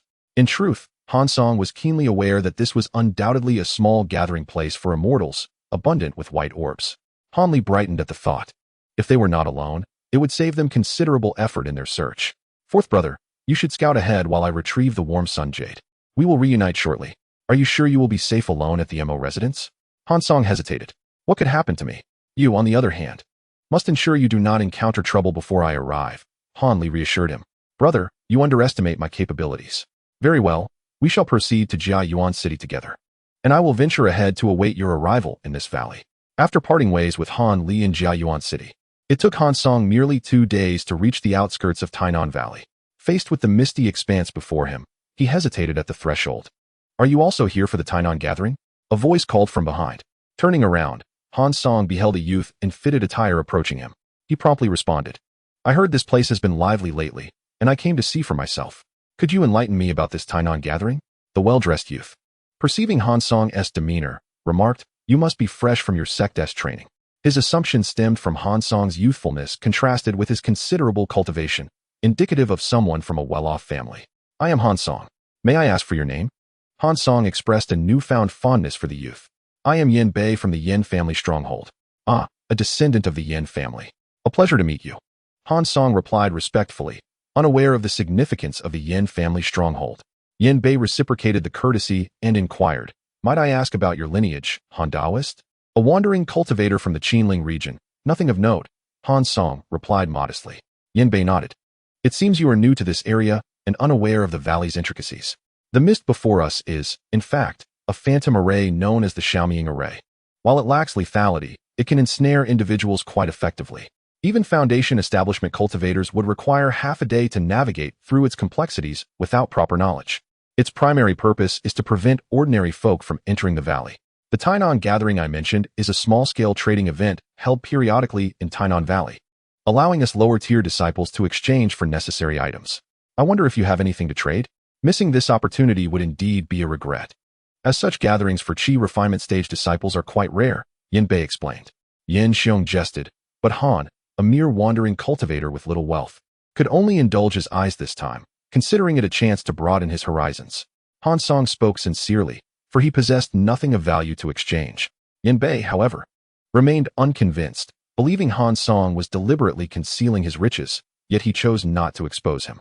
He remarked, exchanges rely solely on fortune. Sometimes, a single item may yield great returns, while at other times, despite seeking numerous items, one may leave empty-handed. Han Song concurred with this sentiment. Though he had never attended a trading fair, nodding in agreement, Brother Yin speaks wisely. If that is the case, let us proceed into the valley. Approaching the misty barrier, Yin Bei produced a white jade pendant from seemingly nowhere. This pendant was evidently a symbol of status, adorned with a tassel inscribed with the character for Yin. With deft movements of his fingers, Yin Bei cast forth a series of obscure incantations, subsequently channeling blue spiritual energy into the pendant. In no time, the pendant shimmered with azure light, unleashing a beam of spiritual energy that pierced the mist, causing it to swirl and part, revealing a narrow path. Yin Bei stepped into the opening, with Han Song promptly following. Once Han Song had fully entered, the mist closed in again, appearing as if no one had passed through. The incantation I just performed was a communication spell. Upon receiving the message, the inhabitants of the valley will lift the restrictions imposed by the Great Formation, allowing us to proceed swiftly, Yin Bei explained. Then summoned a flying carriage that rapidly expanded to more than double the size of an ordinary cart. Friend Han, though my carriage lacks robust defenses, it boasts remarkable speed. Climb aboard quickly to save time, he urged, leaping into the vehicle. Han Song maintained a composed demeanor and followed suit. Within a short span of tea time, the two arrived at the valley entrance, flanked by 4 crimson stone pillars on either side of the main road. Atop the pillars stood a sandy yellow archway, from which hung a plaque inscribed with the 3 gilded characters, Tainan Valley. Beyond the entrance lay a broad street, where sparsely arranged stalls lined either side, with their proprietors either responding to inquiries or meditating in silence. Do not be deceived by the current lack of crowds. When the Tainan Fair commences in a few days, it will be a thronging mass, Yin Bei elucidated to Han Song. Dismounting from the carriage, Han Song marveled at the scene before him, reflecting that cultivators were not so different from common folk at a market. Please feel free to explore, as I have matters to attend to, Yin Bei said, bowing in farewell. Han Song returned the gesture, expressing his gratitude. Thank you, Brother Yin. I bid you farewell. Once parted from Yin Bei, Han Song felt liberated to wander, mimicking the others as he strolled through the stalls, comparing items with the map of heavenly secrets. Assessing their values, he soon grasped that the circulating currency in the cultivation world was known as spiritual stones. In his eagerness to witness one firsthand, he casually lingered at a stall during transactions, subtly observing the appearance of the spiritual stones while pretending to inspect the merchandise. Chapter 9. The Han siblings. After perusing several stalls, Han Song finally approached a booth run by a young woman. She was fair-skinned and possessed an impressive figure, the most beautiful he had encountered thus far. However, aside from his younger sister, no other girl had left a significant impression on him. Intrigued, he scrutinized her visage as if seeking a hidden treasure. The young woman furrowed her brow, displaying a hint of displeasure, and inquired, "What do you need, friend?" Realizing his behavior was somewhat intrusive, Han Song quickly averted his gaze and lowered his head to examine the items on the stall. To his surprise, he spotted a volume of the Changchun Gong. His brother's copy seemed to be a fragmented edition. If only I had spiritual stones to purchase it for my brother. He lamented. Alas, even a single coin can thwart a hero. Suddenly feeling disheartened, he recognized that despite their novelty, these items ultimately had no bearing on his life. If you have no intent to buy, please refrain from rummaging, the young woman said impatiently. I apologize, miss. I am new to the cultivation world and do not possess any spiritual stones. Might I reserve this volume of Changchun Gong for a few days until I can gather the necessary funds? Han Song said, scratching his head in embarrassment. You are quite amusing, friend. Should you fail to produce spiritual stones after a day, shall I reserve it for you indefinitely? A year without funds, and I would cease all business? The young woman teased, smiling despite herself. Han Song internally chastised himself for such foolishness, yet having spoken, he continued, rest assured. I shall only ask you to hold it for 3 days. If I cannot procure the stones by then, the technique shall be beyond my reach. The young woman ignored this remark, turning her head away. If you have no further inquiries, perhaps explore elsewhere. You might stumble upon something easier to acquire than spiritual stones. You speak wisely, miss. Might I inquire if there are places nearby where one can earn spiritual stones? Han Song asked eagerly. At that moment, a robust young man hurriedly approached the young woman's stall. Upon seeing him, her demeanor shifted entirely as she greeted him with joy. Brother, have matters been resolved? Don't mention it. Those individuals, who had previously agreed, suddenly changed their minds, he replied, shaking his head with a sigh. The young woman, upon hearing this, transitioned from joy to anger, stomping her foot and pouting. They must have seen the riches and abandoned us to form their own team. The young man sighed again. But noticing another patron lingering at the stall, he turned to his sister with curiosity. Sister, who is this? Just a Na'vi young man, she replied curtly, still irked by the earlier incident, and sat down on a bamboo stool, lapsing into silence. Observing the situation, Han Song seized the opportunity and addressed the young man. Friend, I am Han Song, newly arrived in the cultivation world. May I ask for your name, and if there is any way I might assist you? The young man regarded Han Song with caution, whispering to his sister, exchanging glances that conveyed skepticism and contemplation. After discerning the full context of the situation, he nodded in understanding and said, My apologies, friend Han. This is my sister. If she has offended you, please forgive her. Not at all. It was I who was remiss, Han Song replied graciously. The young man smiled broadly. Friend Han, your magnanimity is commendable. I am Han Daju, and this is my sister, Han Yunji. I understand you seek the Changchun Gong, yet I observe you have not cultivated wood attribute techniques. Your earth attribute spiritual energy is quite formidable, however. Without hesitation, Han Song explained his circumstances to the young man. In truth, Han Daju was a person who valued family greatly. Seeing Han Song share his sentiments, he felt a fondness for this newcomer to the cultivation world and remarked, The Changchun Gong is not a rare treasure. Consider it a gift to a friend upon our first meeting. Han Song's heart swelled with joy at this gesture, and he expressed his gratitude. I appreciate Brother Han's generosity, but I do not wish to accept gifts indiscriminately. Should you require assistance, please do not hesitate to ask. I shall do my utmost to help. Having achieved his objective, Han Daju pondered for a moment, seemingly making a decision. After surveying their surroundings, he said, It is rather noisy here. Let us move to my inn to discuss matters more privately. Very well. Please lead the way, Brother Han, Han Song replied. The Han siblings packed up their stall, and shortly thereafter, they brought Han Song to a room on the second floor of the Gathering Immortals Tavern. Once the server had delivered tea and closed the door, Han Daju began, Friend Han, I shall spare you the pleasantries. I do have a matter I wish to discuss with you. First, may I inquire about your cultivation level? Is the matter you requested related to cultivation? Han Song inquired, perplexed. Han Daju replied, Indeed, if your cultivation level is insufficient, you may not be able to offer much assistance. My current level is at the 11th stage of Qi refinement, without reaching the 9th stage. I fear we may not reap any benefits from this endeavor. To be candid, I have not sensed your cultivation level. I wonder if you possess a unique method of concealing your aura, or if your level exceeds the 11th stage. Han Song responded, You overestimate me. My cultivation has only reached the 9th stage.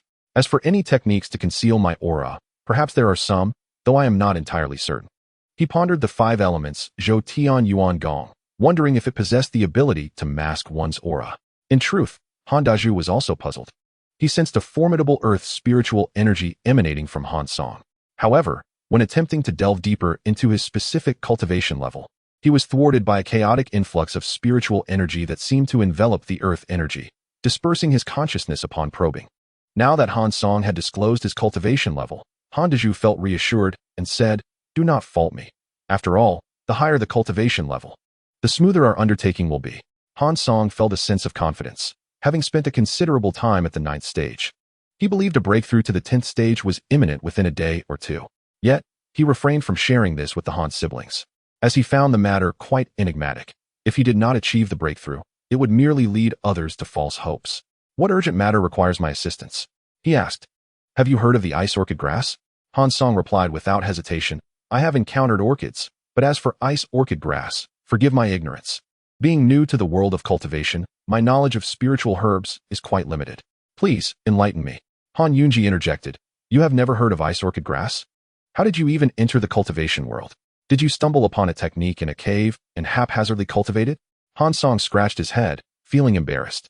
"My journey is akin to what you described. To be honest, you are the 4th cultivator I have met, with the 2nd and 3rd being encountered within the span of a month." Han Yunji retorted, "But what of the 1st? Han Dazhu, feeling helpless towards his sister, refrained from reprimanding her, but merely cleared his throat and said, "Please do not take offense. My sister is rather spoiled and means no harm."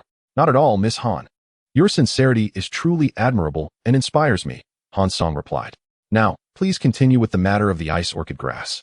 For reasons unknown, Han Song felt a connection between the ice orchid grass and Han Yunji. During their first meeting, he found himself drawn to her, not merely for her beauty, which was undeniable, but because she had manifested in the celestial diagram. Of course, it was not her visage that appeared, but a luminous orb. Most individuals, aside from their belongings, would manifest in the celestial diagram, where their own essence did not exist. For instance, Han Song's presence on the diagram was marked by 8 orbs, representing the 5 elements Zhou Tian Yuan Gong, foundational attributes of gold, earth, and water, as well as the Yuan spirit talismans, black nail hammer, cloud entering boots, and Yuan spirit flag. Thus, he himself did not appear on the celestial diagram. In contrast, Han Yunji's position not only emitted light from various items, but also featured a small blue figure. Initially perplexed, Han Song discreetly investigated and discovered other colored figures scattered throughout the map, albeit in scarce numbers, which had previously escaped his notice. Could this be a spiritual entity? Such speculations arose, and if Han Dazhu's endeavors were indeed linked to Han Yunji, he felt his conjectures were likely accurate. Evidently, Han Dazhu continued, "Since you are unfamiliar, allow me to impart some wisdom regarding the cultivation realm. You understand the concept of spiritual roots, correct? Without a spiritual root, one cannot cultivate." Han Song acknowledged, "I am aware of spiritual roots, albeit only superficially. I would be grateful if you could elaborate." Han Dazhu nodded. "Without a spiritual root, cultivation is impossible. This is an immutable law of the cultivation world." Upon hearing this, Han Song remained silent, for his understanding suggested that those lacking spiritual roots could cultivate through at least 2 methods, one within the confines of this cultivation framework, the other beyond it. Within the framework, one must adhere to this law, seeking a person with a spiritual root and allowing them to cultivate to the 4th stage of Qi refinement, then employing the 7 ghosts soul-devouring technique to seize control. Yet, this seemed no easy feat, as evidenced by Dr. Mo's failed attempt. This prompted Han Song to consider an experiment. If he could learn the 7 ghosts soul-devouring technique, perhaps he could facilitate a successful possession and observe the results. Yet, he had no knowledge of how to execute it and wondered if he would ever discover this technique. He cast aside this thought. Beyond the framework lay the 5 elements Zhou Tian Yuan Gong, which was exceedingly simple for him, yet as the sole possessor of this secret, he could share it with no one. He listened attentively as Han Dazhu continued. Moreover, spiritual roots are classified into various tiers. Single attribute spiritual roots, known as heavenly spiritual roots, are exceedingly rare, allowing for rapid cultivation. It is said that those with such roots face no bottlenecks below the nascent soul stage, though the veracity of this claim is uncertain. Chapter 10. Spiritual Roots and Beasts. Dual attribute spiritual roots are known as earthly spiritual roots. While their cultivation speed is slightly slower than heavenly roots, the difference is minimal. Speaking of earthly roots, one must mention the exceptional category of mutated roots, formed by the fusion of 2 or more attributes. For instance, the combination of earth and water yields ice roots, while earth and gold produce thunder roots, rivaling even heavenly roots. While heavenly roots appear once every 300 to 400 years, mutated roots emerge every 3 to 4 decades. Thus, for sects, the pursuit of the elusive heavenly roots often pales in comparison to the practicality of recruiting cultivators with mutated roots. Observing Han Song nodding in understanding, Han Dazhu smiled. What I wish to discuss with you pertains to mutated spiritual roots. Han Song, harboring many questions regarding spiritual roots, set aside Han Dazhu's topic for the moment and asked, "Forgive my ignorance, but aside from heavenly, earthly, and mutated roots, are there other types of spiritual roots?" Han Dazhu, unfazed, continued, "Next are the tri-attribute spiritual roots, colloquially termed true spiritual roots. The majority of cultivators from various sects possess this type. Beyond this, we have the so-called false spiritual roots, which comprise 4 to 5 attributes. Such individuals may never break through the 10th stage of Qi refinement, let alone reach the foundation establishment stage." Having concluded his explanation, Han Dazhu fell silent. Han Song reflected that the matter of spiritual roots likely extended far beyond this, given the current circumstances. He could not deny that he was the true embodiment of a false spiritual root. His rapid cultivation suggested he might even be in a state akin to a pseudo-heavenly root. Furthermore, the 4 to 5 attribute spiritual roots could not rightly be termed false roots. Han Song preferred to refer to them as incomplete roots or holistic roots. Otherwise, the system would not have envisioned a plan for root supplementation. Delving deeper, he pondered why heavenly roots cultivated swiftly while holistic roots did so at a slower pace. Several hypotheses emerged. One could be related to the cultivation techniques, as why were foundational techniques typically single attribute? If an individual's initial spiritual root was of fixed size, then single attribute cultivation techniques would naturally yield a 10-fold efficiency, whereas 5 attribute roots would only achieve a 2-fold efficiency. If a foundational technique for 5 attributes existed, then those with holistic roots could achieve the same 10-fold efficiency. The second conjecture pertains to the purity of spiritual roots. Naturally, single attribute spiritual roots are devoid of any impurities, rendering them the most efficient, whereas all attribute spiritual roots, with their chaotic and heterogeneous mix, are difficult to fully utilize.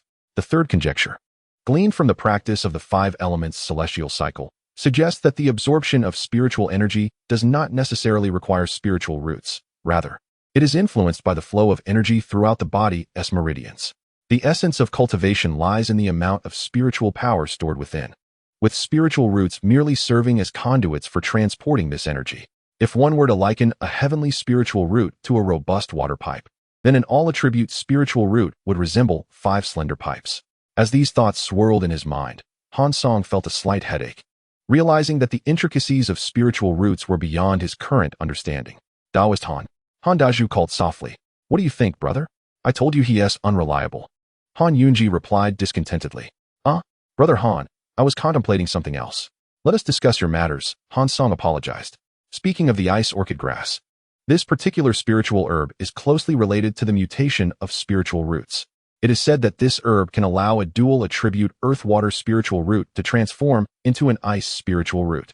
To be candid, my sister possesses a dual earth-water spiritual root, and if we can procure this herb, her spiritual root might just undergo a transformation into an ice attribute. Although the ice orchid grass we discovered is merely 100 years old, and the success rate is low, we cultivators are accustomed to defying the odds. Even the slightest opportunity warrants a try. Isn't a spiritual root innate? Can it truly mutate postnatally? Han Song inquired, puzzled. How would one know without trying? Han Dazhu replied with a smile. I see, but what difficulties lie ahead? Han Song asked.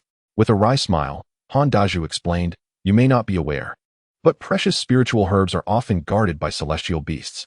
The one guarding this herb is a pinnacle-level ice bee. Pinnacle level? Oh, I forgot that Taoist Han is new to the cultivation world and may not understand the hierarchy of demonic beasts. Han Dazhu slapped his forehead and continued. The realm of demonic beasts below the transformation stage is divided into 10 levels. Level 1 corresponds to a cultivator at the Qi refinement stage. Levels 2 to 4 correspond to the foundation establishment stage. Levels 5 to 7 to the core formation stage, and levels 8 to 10 to the nascent soul stage. Notably, a 7th level demonic beast, after undergoing the transformation thunder tribulation, can take human form, possessing intelligence comparable to that of humans, making 8th level demonic beasts significantly stronger than ordinary nascent soul cultivators. However, these matters are beyond our consideration as low-tier cultivators. I simply noticed your curiosity and shared this knowledge. Brother Han, your vast experience is greatly appreciated, Han Song thanked him. Yet, we need not underestimate ourselves. Who can predict what the future holds? Han Song furrowed his brow, contemplating. A pinnacle-level demonic beast corresponds to the 13th layer of Qi refinement. Do you think this endeavor is feasible? Rest assured, Taoist Han. There's no need for you to engage the beast directly. It suffices for you and my sister to distract it for a moment, while I will handle its demise. Han Daju assured confidently. When shall we depart? Han Song inquired. There's no rush. I will prepare, and we will set out in 3 days. During this time, you may rest in this room. I will come to find you when the time comes. After providing some precautions regarding Tiannan Valley, Han Daju departed with Han Yunji. Alone, Han Song lay on his bed, processing the information acquired over the past 2 days in Tiannan Valley, lost in thought. Oh, the lottery system is operational again. Han Song pressed the lottery button, straightened his posture, and began to cultivate.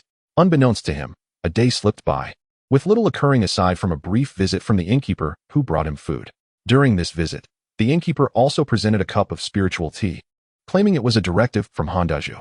Though this tea was inferior to Huang Long Dan, Han Song surprisingly managed to break through to the 10th layer of Qi refinement with ease, thanks to this cup of tea. What a double blessing. My cultivation has advanced, and the lottery system is functioning. Han Song eagerly checked his mind's eye and was initially taken aback, followed by a joyous laugh. Before him floated a porcelain vial, labeled True Blood of Luoho. Consuming and refining it grants access to the Luoho bloodline and unlocks innate supernatural abilities. To his astonishment, he had drawn a purple item, and the pointer indicated. Without hesitation, Han Song uncorked the vial and drank deeply, a sweet flavor enveloping his palate as it flowed down his throat and settled in his dantian. This is quite delightful. Han Song spent half a day attempting to refine the blood, yet the volume remained unchanged. Is this substance truly so difficult to refine? However, it has afforded me some insights. After a moment's concentration, a grain-sized puff of gray mist materialized at his fingertips. This substance can actually bind a cultivator's spiritual energy. How remarkable! Han Song toyed with the mist for a while before retracting it into his body, tidying himself before descending to leave the inn. Today seemed to attract slightly more vendors than the previous day, suggesting that the allure of the Tiannan small market persisted. Spotting Han Yunji also setting up a stall, Han Song approached her, saying, Miss Han, I shall place these 2 foundational cultivation manuals at this stall. Please keep an eye out and assist me in handling any potential buyers. As he spoke, he laid the 2 manuals on the stall. Han Yunji frowned, about to decline when a familiar voice interrupted. Taoist Han. Taoist Yin, it is good to see you again. The visitor was none other than Yin Bei. After exchanging a few words with his companions, Yin Bei approached Han Song's stall for a conversation. Upon glancing at Yin Bei's companions, Han Song noticed that the leader was a Foundation Establishment cultivator. This marked Han Song's first encounter with a Foundation Establishment cultivator. But the individual merely cast a fleeting glance before moving on. Ah, Taoist Han, you've only just arrived, yet already learned the art of commerce. Yin Bei remarked playfully. Surveying the stall, Han Song scratched his head, chuckling. You jest, brother Yin. I am merely partnering with a friend. Yin Bei, being jovial, did not linger on the matter. Laughing, Taoist Han is indeed fortunate. What do you mean by that, brother Yin? Han Song inquired, puzzled. Yin Bei chuckled heartily. Today happens to be a gathering of several prominent families. Considering that the Tiannan small market still requires some time to commence, we decided to hold a small trading event in advance. You arrived just in time for such a fortunate occasion. Han Song responded with a thoughtful "oh," acknowledging, indeed. It is a fortunate event. However, I possess nothing to trade. He sighed. Nonetheless, I appreciate your kind offer, brother Yin.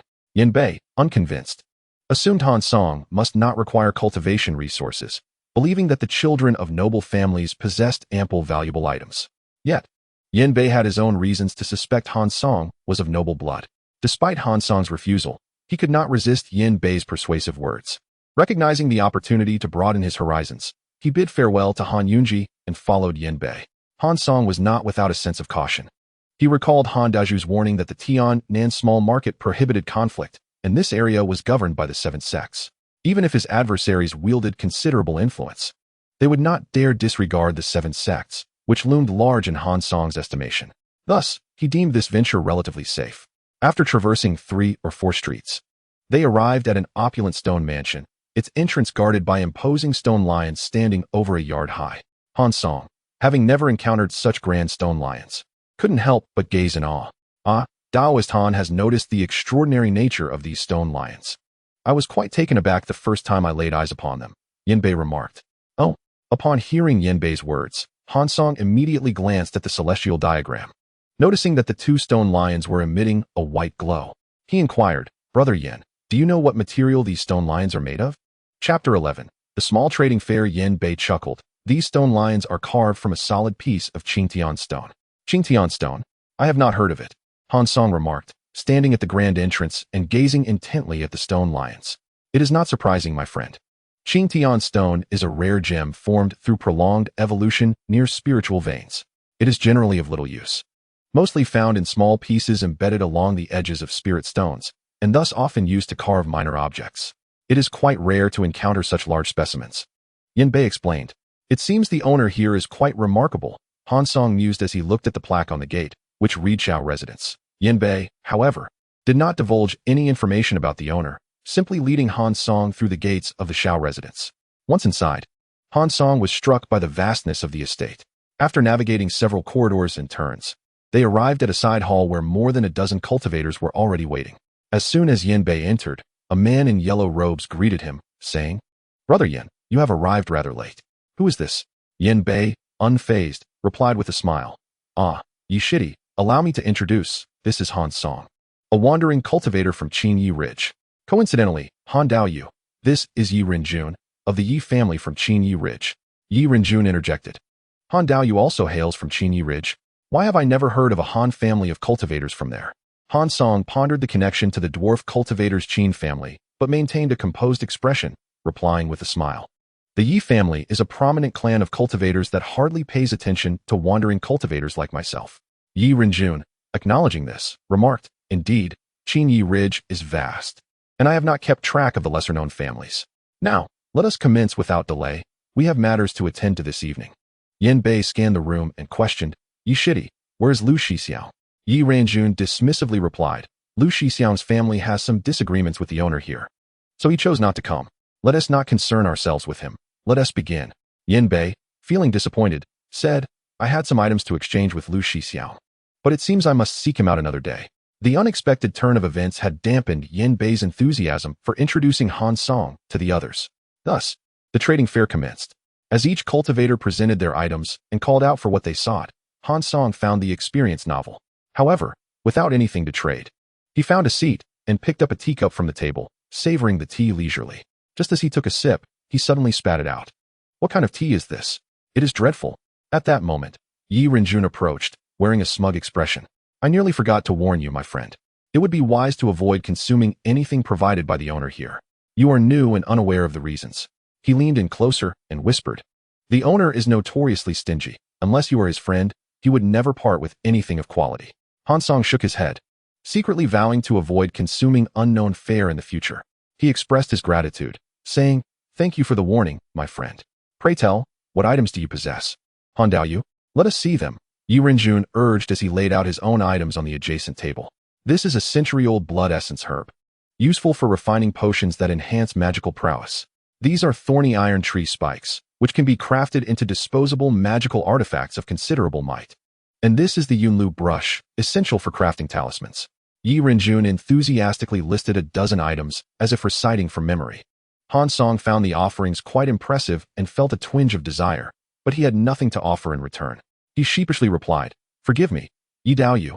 Your items are indeed remarkable, but I possess nothing of value for trade." I initially hesitated to attend, but Brother Yin insisted I join to broaden my horizons. Yi Renjun frowned, dissatisfied. "I suspect you do have items, but regard our offerings as beneath your consideration." Taken aback, Han Song replied coolly, "What makes you say that?" "Humph. Those shoes you wear are not of ordinary quality, are they?" Yi Renjun glanced down at Han Song's footwear. "Oh, so, you have taken a liking to my boots?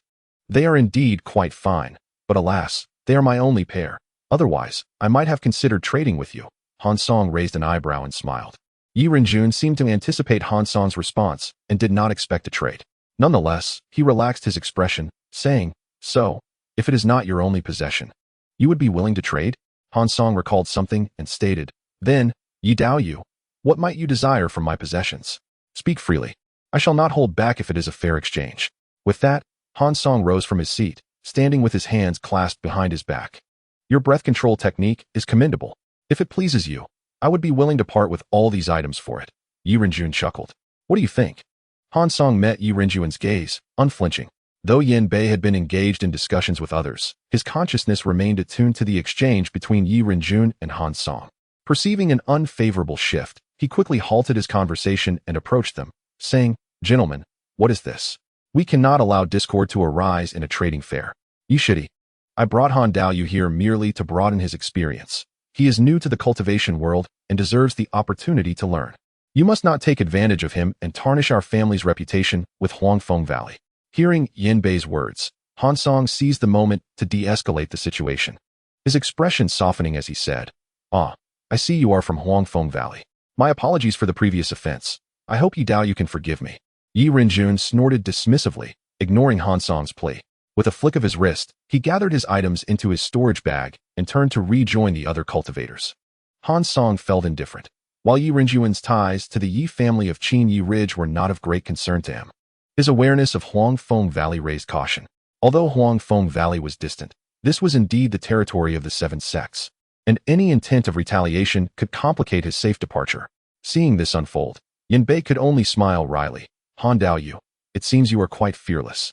However, do not take this too much to heart. While Yi Shidi will eventually enter Huangfeng Valley, he is not yet a cultivator from there. He has come to participate in the Ascension Conference." "The Ascension Conference?" Han Song queried, perplexed. "Oh, I neglected to mention it." Yin Bei recalled the trading information and, realizing none of the items suited him, shifted to explaining. "The Ascension Conference is a contest organized by the seven sects to recruit wandering cultivators from various regions. Wandering cultivators compete in battles, with several victors selected by the seven sects to become their disciples. Participants are typically cultivators with 3 to 5 spiritual roots, while those with dual or extraordinary roots are directly chosen without competition, subsequently assigned by the seven sects. Age is also a crucial factor, after all. A wandering cultivator in their 70s or 80s, regardless of their potential, would likely achieve little in the future." Yin Bei also mentioned a special method for entering the seven sects, the Ascension Order. As long as one possesses an Ascension Order, the seven sects would unconditionally accept the individual into their ranks and grant them a foundational elixir. Han Song inquired about the Ascension Token, and upon hearing Yin Bei's description, he recalled the dark token inscribed with the words Huangfeng that he had obtained after slaying the gnome cultivator at the Seven Mystic Sect. He held no curiosity regarding how the gnome had acquired it. After Yin Bei addressed several questions, Han Song could not help but smile bitterly within. If his third brother were to arrive here with the Ascension Token, he would surely enter Huangfeng Valley. However, he faced a predicament. He had already offended Yi Rinjun. And as Yin Bei mentioned, the Yi family was one of the 4 prominent families in Huangfeng Valley, with several foundational cultivators from the Yi family serving as consuls and managers there, not to mention a golden core elder backing them. If he were to venture into Huangfeng Valley, he would be akin to a lamb entering a den of wolves, courting death. How unfortunate it was that he found himself in such a predicament. Had he known, he would have refrained from attending this trade fair. With a sigh, Han Song returned to his wooden chair. Yin Bei, observing Han Song's demeanor, asked, "What troubles you? Do you wish to venture into Huangfeng Valley?" Han Song replied, "I do have such intentions. You need not worry unduly, my friend. The seven sects are not limited to Huangfeng Valley alone. Moreover, even if you enter Huangfeng Valley, the Yi family cannot overtly harm you. At worst, you may face some discomfort for a time. Once you establish your foundation, they would have little leverage against you." Yin Bei reassured him. Han Song smiled wryly. Establishing a foundation? It is easier said than done, even without any obstruction. It is no simple feat, but let us leave that aside. We shall cross that bridge when we come to it. My gratitude to you, Brother Yin, for today. I must take my leave. Feeling that remaining there was pointless, Yin Bei rose alongside Han Song, bidding farewell to the others before exiting Xiao's residence together. On their way, Yin Bei suddenly inquired, "Han Dao friend, what is your relationship with the Han siblings? Why do you ask this suddenly, Brother Yin?" "I wish to ensure you are not embroiled in anything troublesome," Yin Bei replied. Han Song, momentarily perplexed, asked, "Is there something I should know?" "There is more than meets the eye, but I can only say so much. The stakes involved are for you to contemplate," Yin Bei concluded, opting not to delve further into the matter. Though the subject was dropped, Han Song was curious about the origins of the Han siblings. Yin Bei, without reservation, recounted their background. The Han family was a prominent clan from Spirit Beast Mountain, boasting a Yuanying ancestor and 2 golden core elders, alongside several foundational cultivators.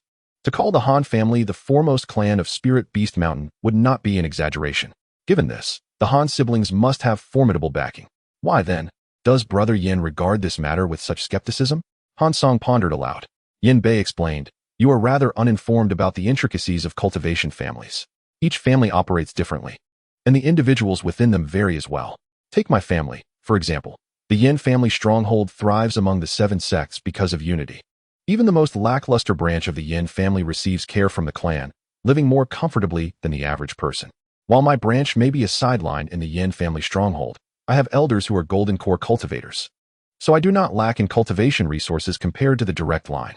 In contrast, the Han family, reliant on Spirit Beast Mountain, must continuously cultivate high-level cultivators to maintain their status. Thus, cultivation resources are disproportionately allocated to those with potential. And who are the Han siblings? Merely a fallen sideline with no high-level cultivators among their elders. To put it bluntly, if they were to perish suddenly, the Han family would likely not bat an eye. Now do you understand why I cautioned you? As Yin Bei spoke, he chuckled. But life is unpredictable. Who can forecast the future? I share this merely to offer you an alternative path, as opportunities often accompany risks. Han Song respectfully clasped his hands in gratitude, saying, thank you for your counsel. Brother Yin, I find myself at a loss for how to repay you. Yin Bei waved his hand dismissively. What I shared is not a secret. One could learn the same from others. I merely felt you are not an ordinary person, and I wish to prevent you from misstepping. Han Song laughed heartily. I do not even know myself. So how could you see me as extraordinary? Yin Bei had previously speculated that Han Song might be a young talent from a prominent family, but after today, he realized he had misjudged. You are young yet possess considerable cultivation, indicating you have encountered fortuitous opportunities. Those who gain such fortune are indeed blessed. And such luck is not to be found in just anyone, Yin Bei jested. Han Song laughed again. I perceive you do not resemble a cultivator. Oh, and what do I resemble instead? Yin Bei replied, half smiling. A fortune teller, Han Song retorted, and they both erupted into laughter. After bidding farewell to Yin Bei, Han Song first headed to Han Yunji's stall, only to find it had already been dismantled, and she was nowhere to be seen. He then returned to the gathering Immortals Tavern. Upon his return, Han Song discovered the Han siblings seated at a table on the ground floor of the tavern. Their expressions anxious. He hurried over and asked, Han Xiong, what has transpired? Let us talk upstairs, Han Dezhu replied. Once in the room, Han Dezhu spoke. Han Dao friend, circumstances have changed. We must depart immediately. If we delay, the ice orchid grass will be claimed by others. Han Song sensed something amiss and, stroking his chin, remained silent as he contemplated. Do you have any doubts, Han Dao friend? Feel free to voice them, Han Dezhu urged. Han Song finally inquired. Han Xiong, could you tell me with whom you intended to go before encountering me? It was a fellow surnamed Yi. Why do you ask? Han Dezhu replied, puzzled. Han Song did not respond directly, but instead said, I understand. Let us set off. Han Dezhu produced 2 talismans and handed them to Han Song, saying, these are lightness talismans. You may find them useful when dealing with the beasts. Han Song accepted the talismans, and the trio exited the inn. Han Dezhu promptly summoned a leaf-like artifact, and the 3 soared into the sky, swiftly heading northeast. After flying for nearly an hour, they arrived at a fragrant valley filled with birdsong and blooming flowers. The leaf artifact descended, and the 3 disembarked at its center. Han Dezhu pointed to a small patch of grass with icy shards dotting its leaves, and said, Han Dao friend, that is the ice orchid grass. Fortunately, the distance was not too great. Han Song extended his spiritual sense to its maximum range, finally locating the small grass. Strangely, despite the weather being relatively mild, with temperatures hovering around 13 or 14 degrees, the grass's leaves were crystallized with ice. The chill emanating from the grass sent a shiver through Han Song. He turned to observe the Han siblings, finding them unaffected, which led him to lament his own weak spiritual sense. It was worth noting that he had reached the 10th level of Qi cultivation, while Han Yunji was merely at the 9th. Han Song pondered whether spiritual sense was also related to one's spiritual roots, but now was not the time to consider such matters. Han Dao friend, have you located the ice bee? He asked. Han Song shook his head and replied, Han Xiong, it seems my spiritual sense is too weak. Reaching the ice orchid grass's location is my limit. Han Dezhu contemplated for a moment and said, then I will lure out the ice bee. You and my sister should wait for the right moment to join the fray. It would be best to injure it, but if that fails, just keep it occupied to buy me some time. With that, Han Dezhu flew off and unleashed a fireball spell towards a nearby location. Amidst a thicket of grass, a diminutive white bee emerged, agitated by the presence of an intruder. Its temperament swiftly shifted to one of fury as it vibrated its wings with fervor. In an astonishing moment, Its body expanded to the size of an adult, and then, like a cannonball, it shot directly towards Han Dazhu. The level 1 beast possessed minimal intelligence. Thus Han Dazhu managed to handle the situation with relative ease. Meanwhile, Han Song found himself without any ranged weaponry and was pondering his next move when Han Yunji took action. She deftly retrieved a small blue sword from her storage pouch, raising it with precision as it flew like an arrow towards the ice bee. The strike was sudden and caught the ice bee off guard, delivering a solid hit. However, the bee's remarkable physical resilience allowed it to merely stagger back a few paces without sustaining significant injury. Yet, being struck unprovoked would incite anger in anyone. And the ice bee was no exception. It abandoned its skirmish with Han Dazhu and retaliated with a projectile of ice, pursuing Han Yunji thereafter. Observing this, Han Yunji promptly retreated, seemingly preparing for a confrontation akin to her elder brothers. Han Song, however, had a different strategy in mind. He turned to the retreating Han Yunji and said, "Miss Han, you may continue your ambush. I shall engage it." With that, he brandished a black spiked hammer and charged toward the ice bee. A phantom visage of a leopard emerged from the hammer, lunging at the bee with a forceful strike. Despite exerting 80% of his strength, the ice bee adeptly evaded the attack by sidestepping and soaring into the air, but unfortunately for it, Han Yunji's ambush struck again, landing another hit and eliciting a resonant chime. Though the ice bee's intelligence was limited, its combat instincts remained intact. Taking advantage of its momentary disarray, it darted downward, slipping beneath Han Song's hammer, and veered towards Han Yunji, evidently recognizing her as the weakest link among the trio. Yet, Han Song would not allow this to unfold as the ice bee intended. He shifted his right foot, employing the star-treading step to pivot his body, while simultaneously swinging the black hammer toward the ice bee. To his surprise, the ice bee had set its sights on him instead of Han Yunji. Due to its compound eyes, the bee possessed an unusually wide field of vision, making it nearly impossible for Han Song's formidable hammer to elude its focused gaze. Instead of retreating, it beat its wings furiously and ascended, tracing an arc through the air as it gathered strength to launch an ice spike aimed directly at Han Song's face. Should this ice spike connect, the consequences would be far graver than mere disfigurement. It would surely result in a grievous wound. Han Song swiftly inclined his body to the left, narrowly avoiding the chilling gust that accompanied the projectile. As he escaped this perilous encounter, he felt a slight dampness on his ear, a testament to the frigid nature of the ice spike that could instantaneously freeze water into a solid state. The ice bee, however, had already evaded Han Song's range and resumed its assault on Han Yunji. Consequently, the dynamic of a human bee chase ensued, with Han Yunji retreating while countering, and the ice bee occasionally launching ice spikes at the pursuing Han Song. He found himself not only needing to evade the ice bee's unexpected attacks, but also to obstruct its path. Logically, the ice bee's speed ranked among the swiftest of beasts, yet it had the misfortune of confronting Han Song. Unlike a typical chi-refining practitioner, he bore the essence of a body cultivator, possessing unparalleled speed among cultivators, further augmented by his top-tier artifact, the cloud-entering boots, and the wind manipulation technique. His swiftness surpassed that of the ice bee by a fraction. If he were to apply a lightness talisman, he could nearly rival a foundation-building practitioner in speed. At this moment, Han Song faced a dilemma. The rapid pursuit was depleting his spiritual energy at an alarming rate, akin to water pouring from a breached barrel. Were it not for the reserves accumulated through his 5-element circulation technique, his energy would have been exhausted long ago. Suddenly, he pondered a potential oversight. Why hadn't Han Du hastily harvested the ice orchid grass and departed? If that were the case, such exertions would have been unnecessary. In truth, he misjudged Han Dazhu. Had he known of Han Song's extraordinary speed, he likely would not have devised such a plan. Nevertheless, plans could be altered. Once Han Yunji diverted the ice bee's attention, Han Dazhu retreated to the side, beginning to activate a talisman. Observing the current predicament, Han Dazhu harbored his own thoughts. With the talisman now activated, he felt it was a waste not to utilize it. Initially, he intended to unleash it at the fastest pace to ensure a decisive strike.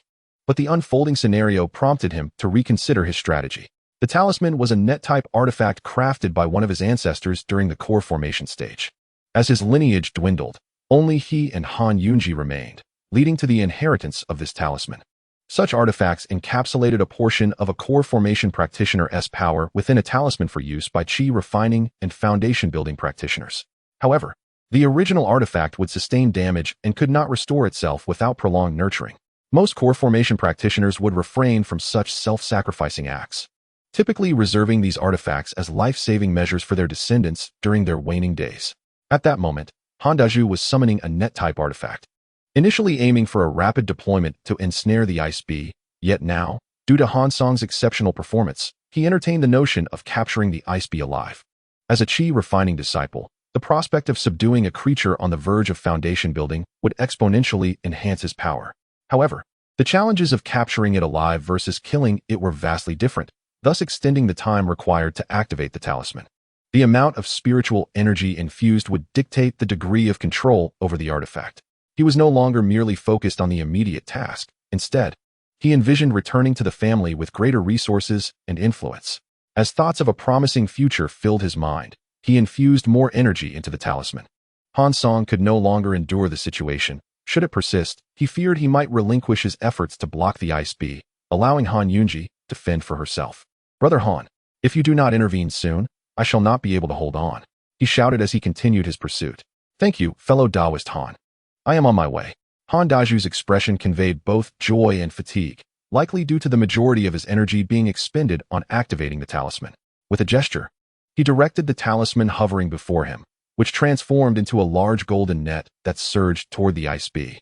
In its moment of desperation, the Ice Bee, devoid of intelligence, sensed the impending danger and hastened its flight in a frantic attempt to evade the whistling net. However, once the talisman was activated, it was beyond the capabilities of a mere level 1 beast to withstand. In the blink of an eye, it was ensnared, and its struggles only tightened the net. Tragically, it had yet to utilize its ultimate tail spike before being subdued. Han Dazhu hurriedly collected the spherical golden net into a wooden box, sealing it with a talisman before carefully placing it into a spirit beast pouch. Exhaling a sigh of relief, his smile broadening, Han Yunji, too, promptly gathered the ice orchid grass, storing it in a jade box, sealing it with a talisman before placing it in her storage pouch. "This endeavor would not have succeeded without your assistance, Brother Han. Should you face any challenges in the future, do not hesitate to ask. I shall do my utmost to assist you," Han Dazhu expressed gratefully, tossing a storage pouch to Han Song. "Though you did not mention it prior to our venture, I am not one to forget kindness. Currently, my resources are somewhat depleted, and I can only make amends later. Please forgive me." Han Dazhu bowed respectfully to Han Song. Han Song reciprocated the gesture and then turned his attention to the storage pouch. This was his first encounter with such an artifact, and curiosity piqued. He probed with his consciousness, sensing a small spatial dimension within. Inside lay 43 spirit stones and a vial of elixirs for enhancing magical power. It appeared that this was the entire fortune of Han Dazhu. "Such generous gifts from Brother Han have left me quite abashed, let alone any thought of future compensations. We shall discuss other matters upon our return. For now, I must meditate to restore some spiritual energy, just in case," Han Song suggested. However, Han Dazhu frowned and said, "That won't do.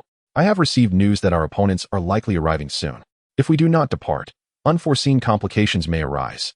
With that, he immediately summoned his willow leaf artifact and leaped onto it. "Sister, Brother Han, quickly join me." Han Song, left with no choice, had to return with the two. The flying speed of the willow leaf artifact was even swifter than before, yet it still could not match the ambush set by others. A group of 6 was blocking the path back for Han Song and his companions. "Yi, what is the meaning of this?" Han Dazhu's face turned ashen. Yi Renjun chuckled. "It seems Brother Han's journey has been quite successful, so my efforts have not been in vain." At this moment, Han Song interjected before Han Dazhu could respond, smiling. "Yi, it is a pleasure to see you again. I did not expect you to be the one who arrived, which saves me quite a bit of trouble." Yi Renjun expressed his delight. "It seems my suspicions were correct. This is all a trap designed by Yi," Han Song said, snorting disdainfully. Yi Renjun furrowed his brow and asked, "What have you deduced, friend?" Han Dazhu, also puzzled, turned to Han Song, awaiting his explanation. Han Song replied, "I fear the original trap is related to the postnatal mutation of spiritual roots." "Brother Han, where did you acquire this information?" Han Dazhu answered, "From an ancient text." "Brother Han, I have examined this text and found no issues. It is not the text that is problematic." Han Song shook his head, glancing at Han Dazhu. "Brother Han, did you not also invite another friend to assist?" Han Dazhu responded, "The other person I invited is my kin. He could not arrive in time because I advanced this matter. Why does Brother Han suspect my kin is in league with them?" Han Song shook his head again, saying, "It is not a matter concerning your kin." He then looked at Yi Renjun and stated, "You released news of the mutated spiritual roots and the early collection of ice orchid grass, then suddenly appeared here, Not to welcome us, I presume? To my surprise. You are rather clever, but alas, you have encountered me. Yi Renjun retorted to Han Deju. Brother Han, I do not wish to harm you and your sister. Leave your spirit beast mountain ascension token and depart swiftly. What? You are not here to seize the ice orchid grass? Han Deju exclaimed in astonishment. Yi Renjun laughed heartily. I must say, Brother Han, you are quite foolish to believe in the postnatal mutation of spiritual roots. I can now understand how your lineage has fallen into decline. Han Deju seethed. Ye, mind your words. Moreover, that ancient text has not been tampered with. Your ancient text has not been altered, Yi Renjun interrupted directly. But what if the text itself is erroneous? Have you not considered that if spiritual roots could indeed mutate postnatally, they would be everywhere by now? I have no desire to waste words with you. Surrender the ascension token, or prepare to lose your life. Yi Renjun grinned maliciously. Han Deju found it difficult to accept this, lowering his head in thought, while Han Yunzitzi, beside him, felt a mix of anger and fear, her complexion turning pale. Suddenly, Han Song spoke. Yi, what can I offer to survive? I have just acquired some spirit stones and elixirs for enhancing magical power. They are all yours. You? Yi Renjun looked at Han Song with disdain. Where were you when it mattered? It is too late to seek to preserve your life now. Seemingly undeterred, Han Song continued. How many moves do you think it would take to capture me? Yi Renjun, glancing at the fatigued Han Song, replied, given your current state, you might as well have 5 moves too many. Very well, let us wager. If I can withstand your attacks for 10 or even 20 moves. Should you fail to capture me, will you spare my life? Han Song hesitated as he spoke. Agreed. If you can endure 20 of my strikes, I shall let you go, Yi Renjun said, feeling rather pleased, without a second thought, though the execution depended on him alone. Offering the opponent hope only to extinguish it mercilessly is the fate of one who opposes themselves. Han Song then insisted. I ask that you swear an oath with your heart demon. Yi Renjun scoffed coldly. Do you think that is possible? Enough of your prattle. Yi Renjun immediately clapped his hands, launching 7 or 8 fireballs toward Han Song. Here it comes. Now, Han Song had spoken such trivialities to agitate Yi Renjun and lower his guard, thereby implementing his own plan. As the fireballs approached, Han Song remained unperturbed, producing a weightless talisman to affix to himself, augmenting his speed with a wind control spell, and even activating the 5-element circulation technique that he usually refrained from using. In an instant, it seemed as though his body remained in place, yet in reality, Han Song had already dashed several feet away, allowing Yi Renjun's fireballs to strike only his afterimage. Seeing the sudden turn of events, Yi Renjun grew flustered, hastily summoning various artifacts to attack the empty space ahead. After completing this, he felt it insufficient and prepared to deploy defensive shields. Yet, Han Song would not grant him that luxury. As Han Song sped forth, a small wisp of gray-black mist emerged from his fingertip, which he flicked, and the wisp shot forth like a bullet, instantly entering Yi Renjun's body. The other 5, witnessing this scene, quickly understood what was about to unfold. The foremost yellow-robed cultivator, filled with rage, shouted, You dare, wretch. In the wake of this shout, all 5 began to unleash their artifacts toward Han Song. Yi Renjun experienced a fear he had never felt before at that moment. All of his magical power suddenly became unresponsive, freezing in place, though it lasted only a fleeting instant. That was his final thought. At the moment the mist entered Yi Renjun's body, Han Song did not even retrieve a hammer, but unleashed a punch. As his fist made contact with Yi Renjun's head, it burst open like a ripe watermelon under a heavy blow. His body was not spared. The artifacts unleashed by the 5 people he had brought followed Han Song's vanishing figure, unable to change course in time, and pierced through, creating 5 transparent holes. The interval from Han Song's attack to Yi Renjun's demise was but a fleeting moment. Even Han Deju was still agonizing over whether to produce the Ascension token, while Han Yunzitzi had already turned as pale as death.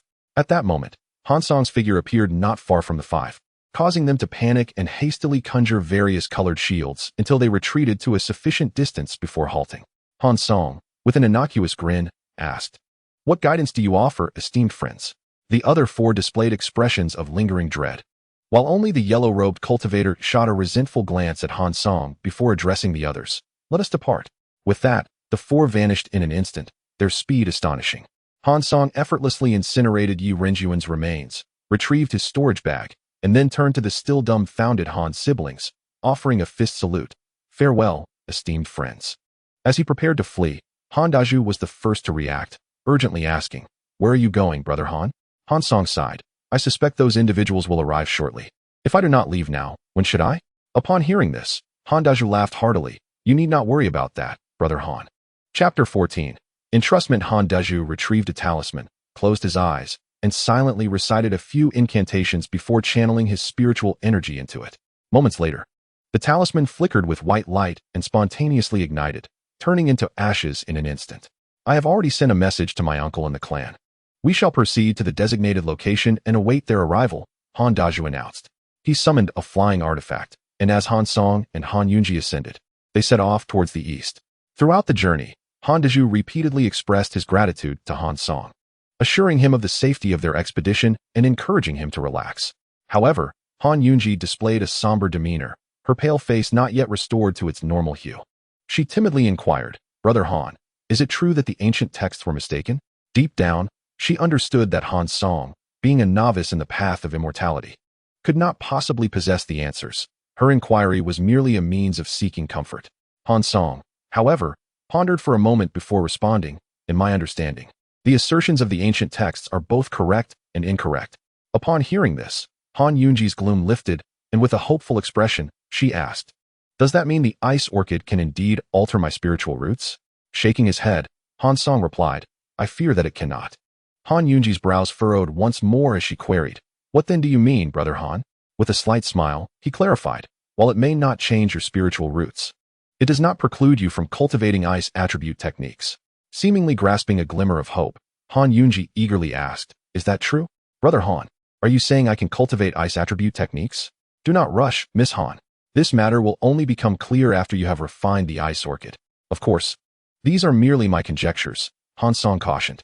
The trio accelerated their flight for 2 hours before gradually descending into a mountainous region. By this time, night had fallen, a thin mist shrouding the cold moon. The distant landscape was a series of black silhouettes, and aside from the occasional calls of wolves and startled birds, everything else fell into silence. Han Dazhu led the two into the depths of a cave, producing concealment talismans and distributing one to each of them. We shall wait here. Someone will come to assist us, he assured while applying a concealment talisman to himself. That sounds splendid, Han Song agreed, applying his own talisman. Afterward, the three fell into silence. The cave was not as dark as one might imagine. After years of evolution, the stalactite columns at the cave's ceiling emitted a faint glow. Droplets of water oozed from the stalactites above, plopping into the pool below with a rhythmic drip, drip. Uncertain of how much time passed, Han Song discerned a light approaching his direction on the celestial map. A quarter of an hour later, footsteps echoed at the cave entrance. Come out, a deep voice commanded. A Foundation Establishment cultivator. Han Song sensed the aura of the newcomer. Uncle, Han Dazhu was the first to dispel his concealment and stepped out respectfully. The arriving Foundation Establishment cultivator snorted, saying, You better give me an explanation. After that, the conversation was inaudible. Han Song understood that the two were communicating through their divine sense. Yunji, you two, come with me, the Foundation Establishment cultivator finally spoke. Han Yunji lowered her head, timidly following behind. Yes, senior, Han Song replied respectfully. The speed of a Foundation Establishment cultivator was incomparable to that of a Qi refinement stage practitioner before dawn broke. They had flown to a small hill and landed. This place resembled the residence of a cultivation family. This is Feng Family Fort. You shall stay here for a few days. Dazhu, you will return with me to Tiannan Valley, the Foundation Establishment cultivator stated. Then released a transmission talisman before departing with Han Dazhu. Before long, a member of the Feng family approached, guiding Han Song and Han Yunji to a small courtyard. This friend, you will stay in this room. Miss Han, you are in the adjacent one. I am Feng Yun. Should you have any questions, feel free to call me. I am in the room opposite yours, he said before entering his own room. After bidding farewell to Han Yunji, Han Song entered his own chamber. Upon entering, he wore a peculiar expression. In his mind, the Sect Growth Plan system suddenly displayed a line of text, micro-spirit vein detected. Would you like to establish a sect here?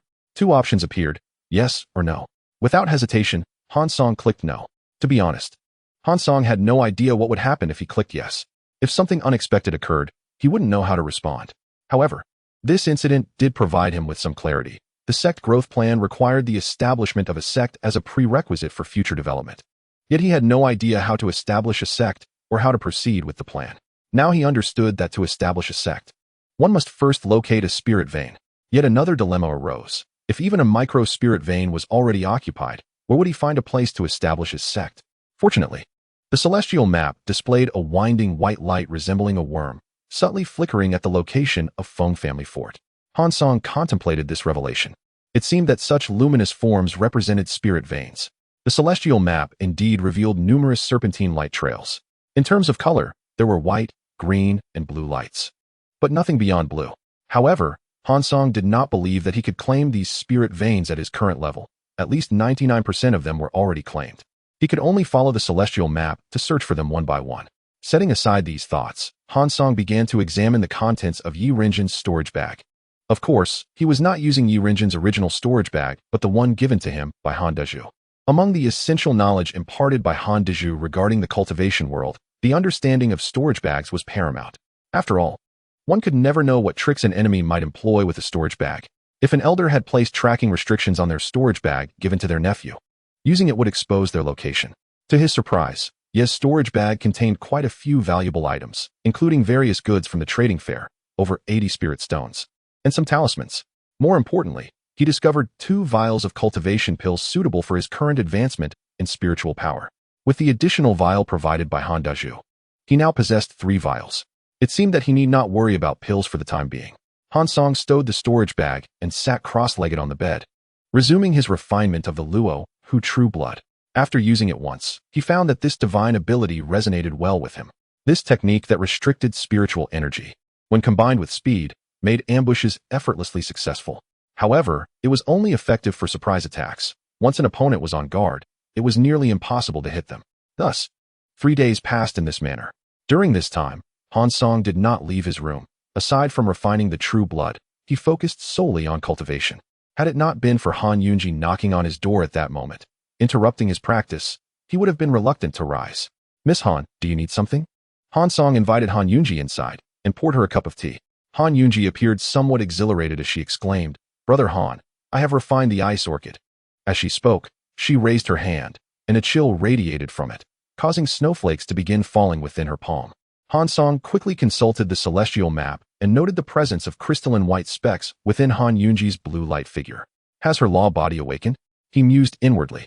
Han Yunji displayed her newfound ability for a moment before reluctantly retracting it, then asked, "Brother Han, why can I only wield a minuscule amount of ice power?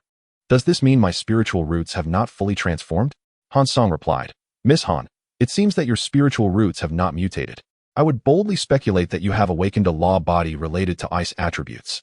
However, the ice orchid you obtained this time was not of sufficient age to fully awaken your law body. This is merely Han Song's judgment based on the fluctuations of the Tianji map, and he believes that his assessment is quite accurate. Brother Han, what should we do?" Han Yunji inquired anxiously. "Well, Miss Han should seek out more spiritual herbs of the ice attribute. If you manage to refine a sufficient quantity, I am confident you will fully awaken. However, this is just my humble opinion.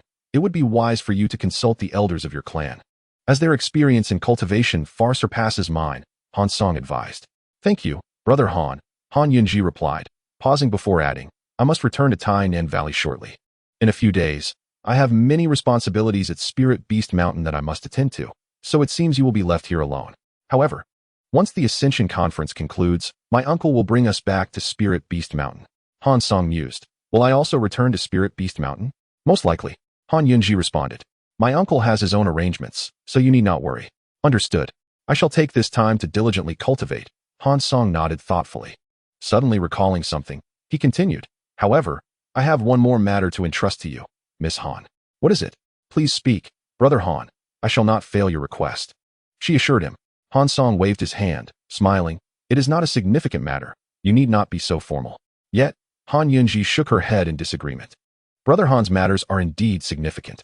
With a sigh, Han Song relented, but teased, "Do you still remember the scene from our first meeting?" Recalling that moment, Han Yunji's face flushed with embarrassment. "Please do not hold it against me, Brother Han."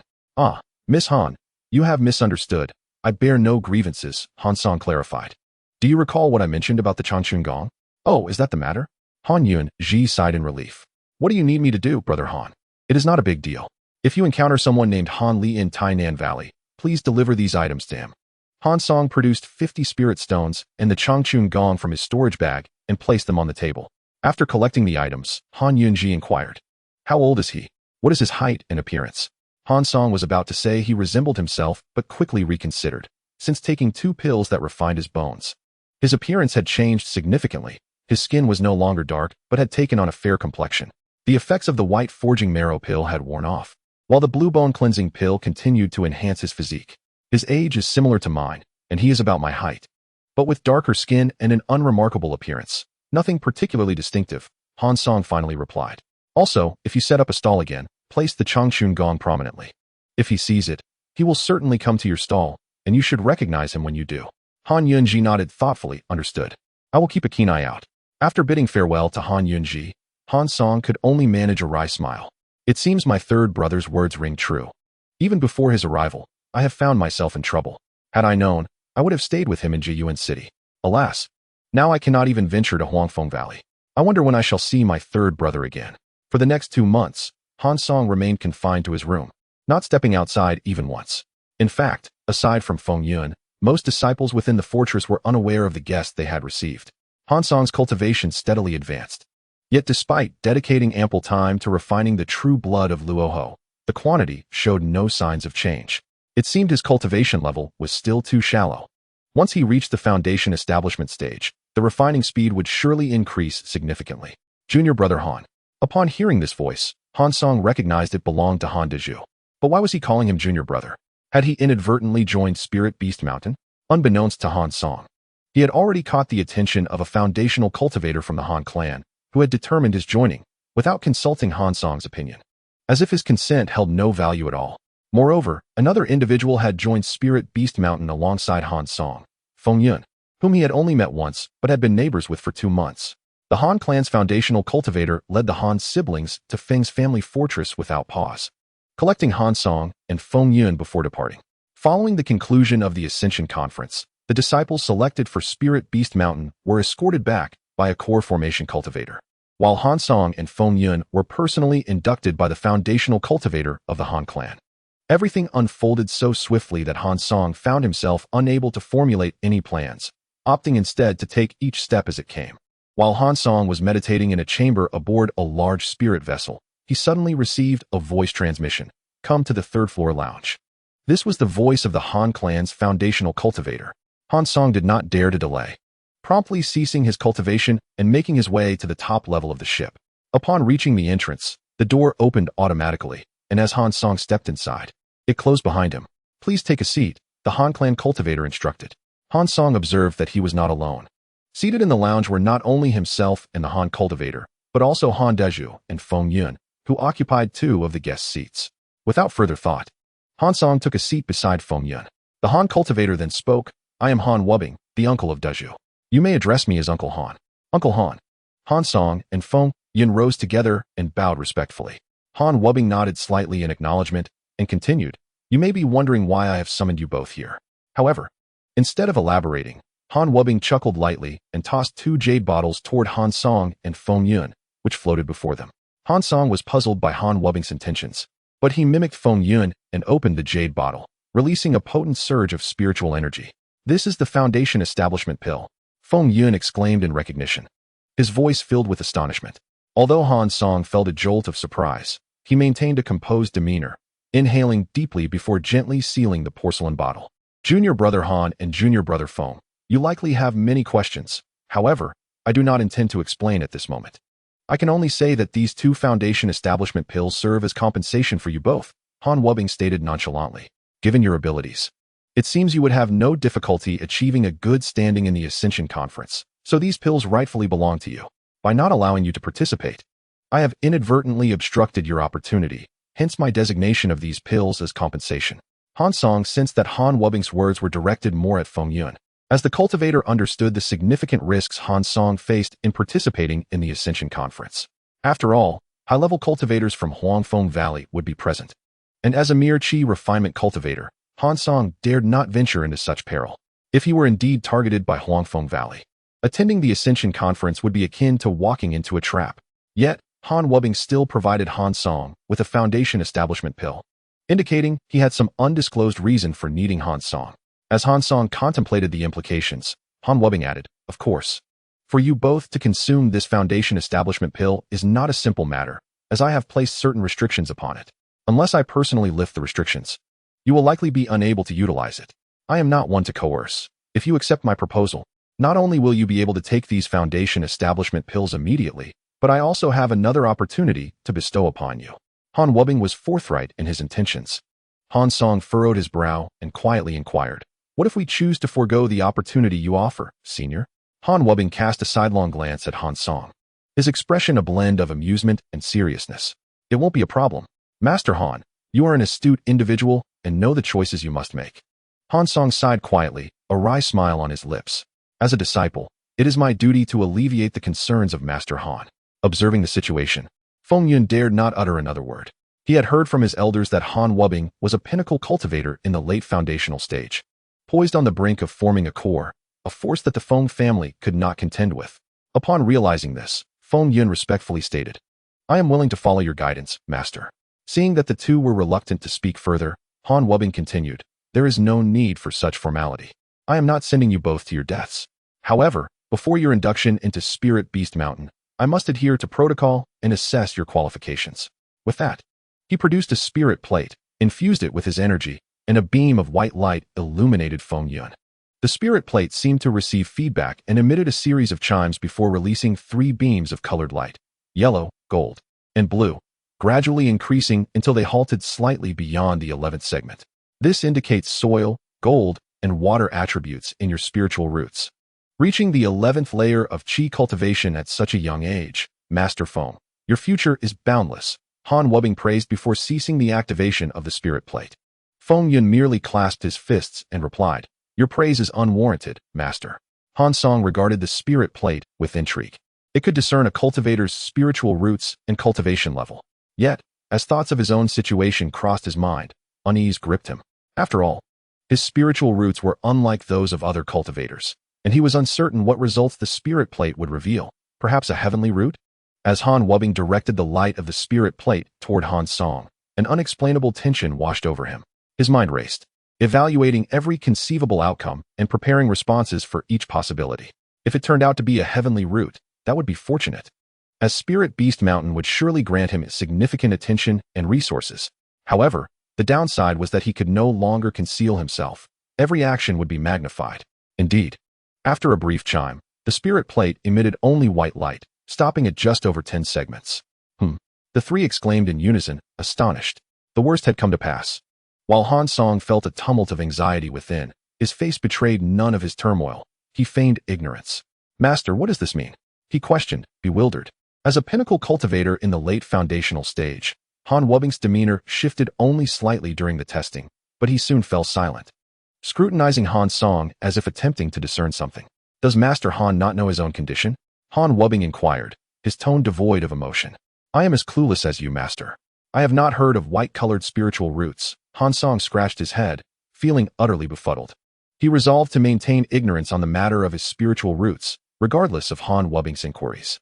To Han Song's surprise, Han Wubbing remarked, "Your physical strength in cultivation is commendable. From my perspective, even if it does not reach the standard of a superior spirit artifact, it surely surpasses that of a mid-grade one. A fine example of dual cultivation. Please, Master, do not belittle your disciple," Han Song murmured, his head lowered, concealing his expression. "I do not understand why you wish to cultivate your body.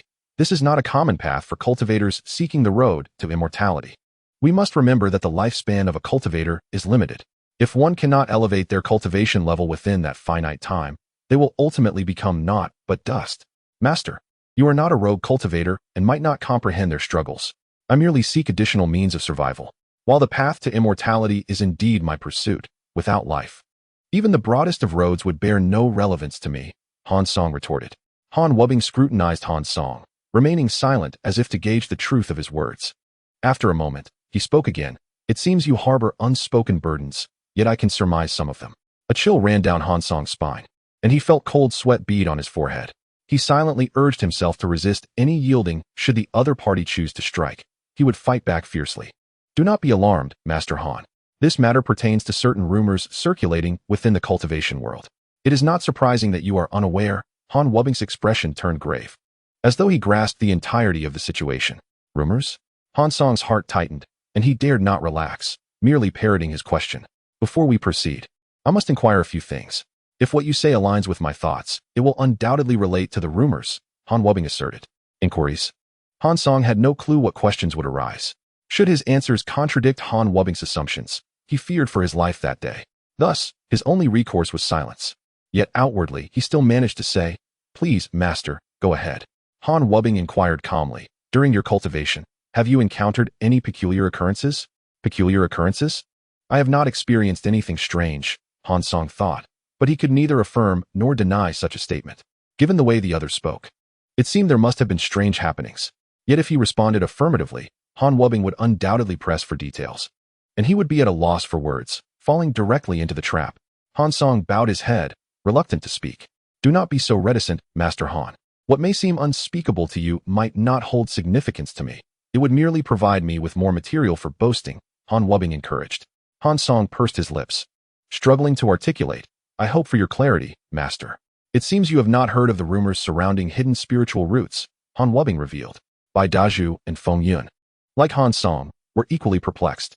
Bai Dazhu, being a member of the Han clan, felt a closer connection to Han Wubbing and was the first to inquire, "Uncle, what are hidden spiritual roots?"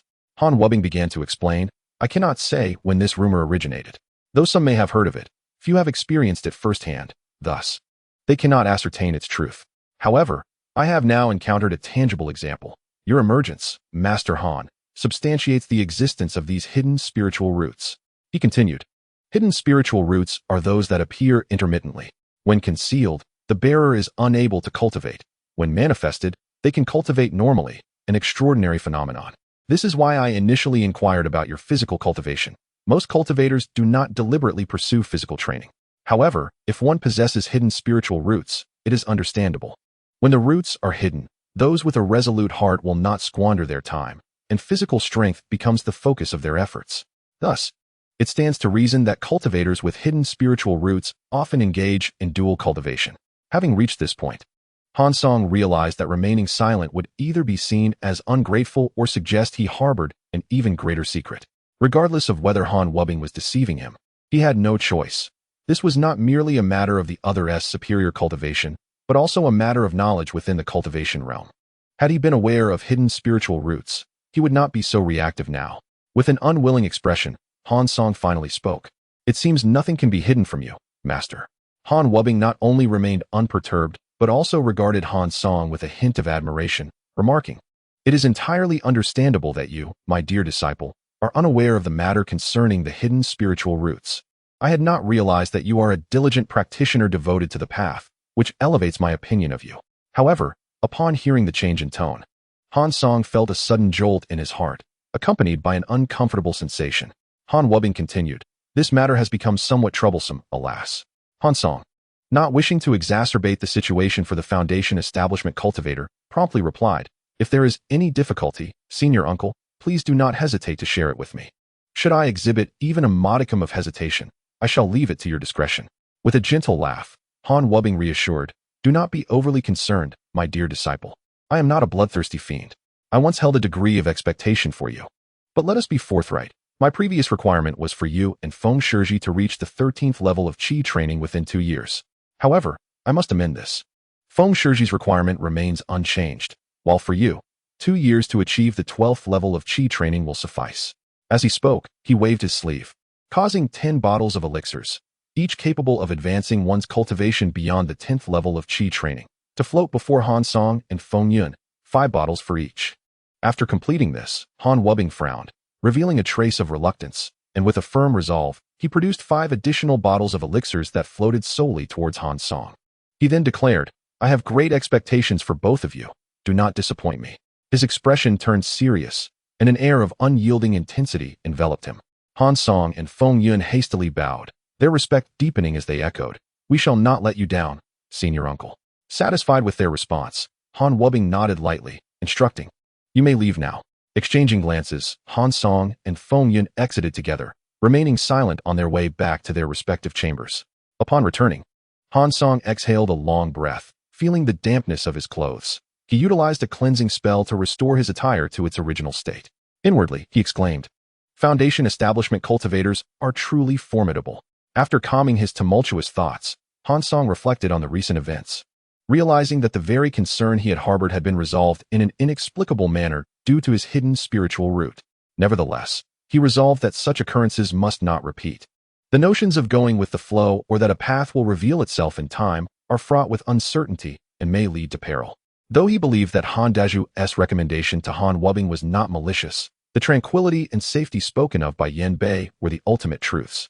Initially, Han Song anticipated that his spiritual route would be assessed as a heavenly route, but the 5 elements Zhou Tian Yuan Gong was not infallible. A pseudo-spiritual route remains just that, and no matter how peculiar, it cannot transform into a genuine spiritual route. This realization stirred a sense of urgency within Han Song. The sect's growth plan required immediate attention. It was evident that without establishing a sect, the necessity of transforming his spiritual route remained uncertain, as the outcomes were unclear and left him feeling uneasy. If his spiritual route were to prove subpar, then all his efforts over the years would have been in vain. Han Song retrieved his recent gains, 10 bottles of elixirs and a foundation establishment pill. With these 10 bottles, alongside the remaining 2, he believed he could cultivate to the 13th level of Qi training in a short time, perhaps even reaching its pinnacle. Yet, he pondered what Han Wubing might require of him. Logically, given the vast disparity in their cultivation levels, he seemed unnecessary to Han Wubing. However, upon further contemplation, it appeared that the tasks Han Wubing intended to assign were likely only feasible for disciples in the Qi training phase. It was clear that this matter held significant importance for Han Wubing. Han Song vaguely sensed its complexity as he recalled his encounter with the first foundation establishment cultivator in Tainan Valley. In comparison, Han Wubing's cultivation and aura were profoundly more advanced. He surmised that, should Han Wubing's cultivation reach the pinnacle of the foundation establishment stage, often referred to as the pseudo-Dan realm, it would elucidate many things. The tasks Han Wubing required of him were either related to forming a Dan or to magical artifacts. Yet, he wondered what assistance he could provide. Was it truly necessary for a Qi training disciple to collaborate in matters concerning Dan formation or magical artifacts? Such a notion was unprecedented. Unable to unravel this conundrum, Han Song set it aside and instead opened a small porcelain bottle, from which a rich and pure aroma of spiritual essence wafted forth. This, he realized, was the foundation establishment pill. As he sensed the energy contained within, Han Song felt certain that consuming it now would elevate him to the 12th level of Qi training. He scanned the surface of the pill with his spiritual consciousness and discovered a thin, intricate membrane enveloping it, likely the restrictions set by Han Wubing. Cautiously, he placed the foundation establishment pill back into the porcelain bottle, sealing it tightly, and with a lingering glance, he stored it away. He then settled by the bedside, assuming a meditative pose to commence his cultivation.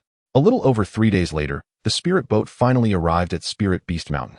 For Fengyun, Han Wubing seemed to have orchestrated everything in advance. The registration was swift. In contrast, Han Song experienced a delay, as the registration disciple at Spirit Beast Mountain posed numerous questions before confirming his identity and issuing him a token for the mountain. Next, another disciple surnamed Ma led Fengyun and Han Song to the supplies area, where they each received a medium-grade magical artifact, 2 sets of Spirit Beast Mountain robes, and a sword-style flying artifact. They could also claim an early-stage spirit pet cub, but as it was their first visit, they would have to wait until they were familiar with the various spirit beasts to collect it later, since both were specifically arranged by Han Wubing. Han Song and Fengyun were exempt from performing sect duties and were free to find a place to cultivate.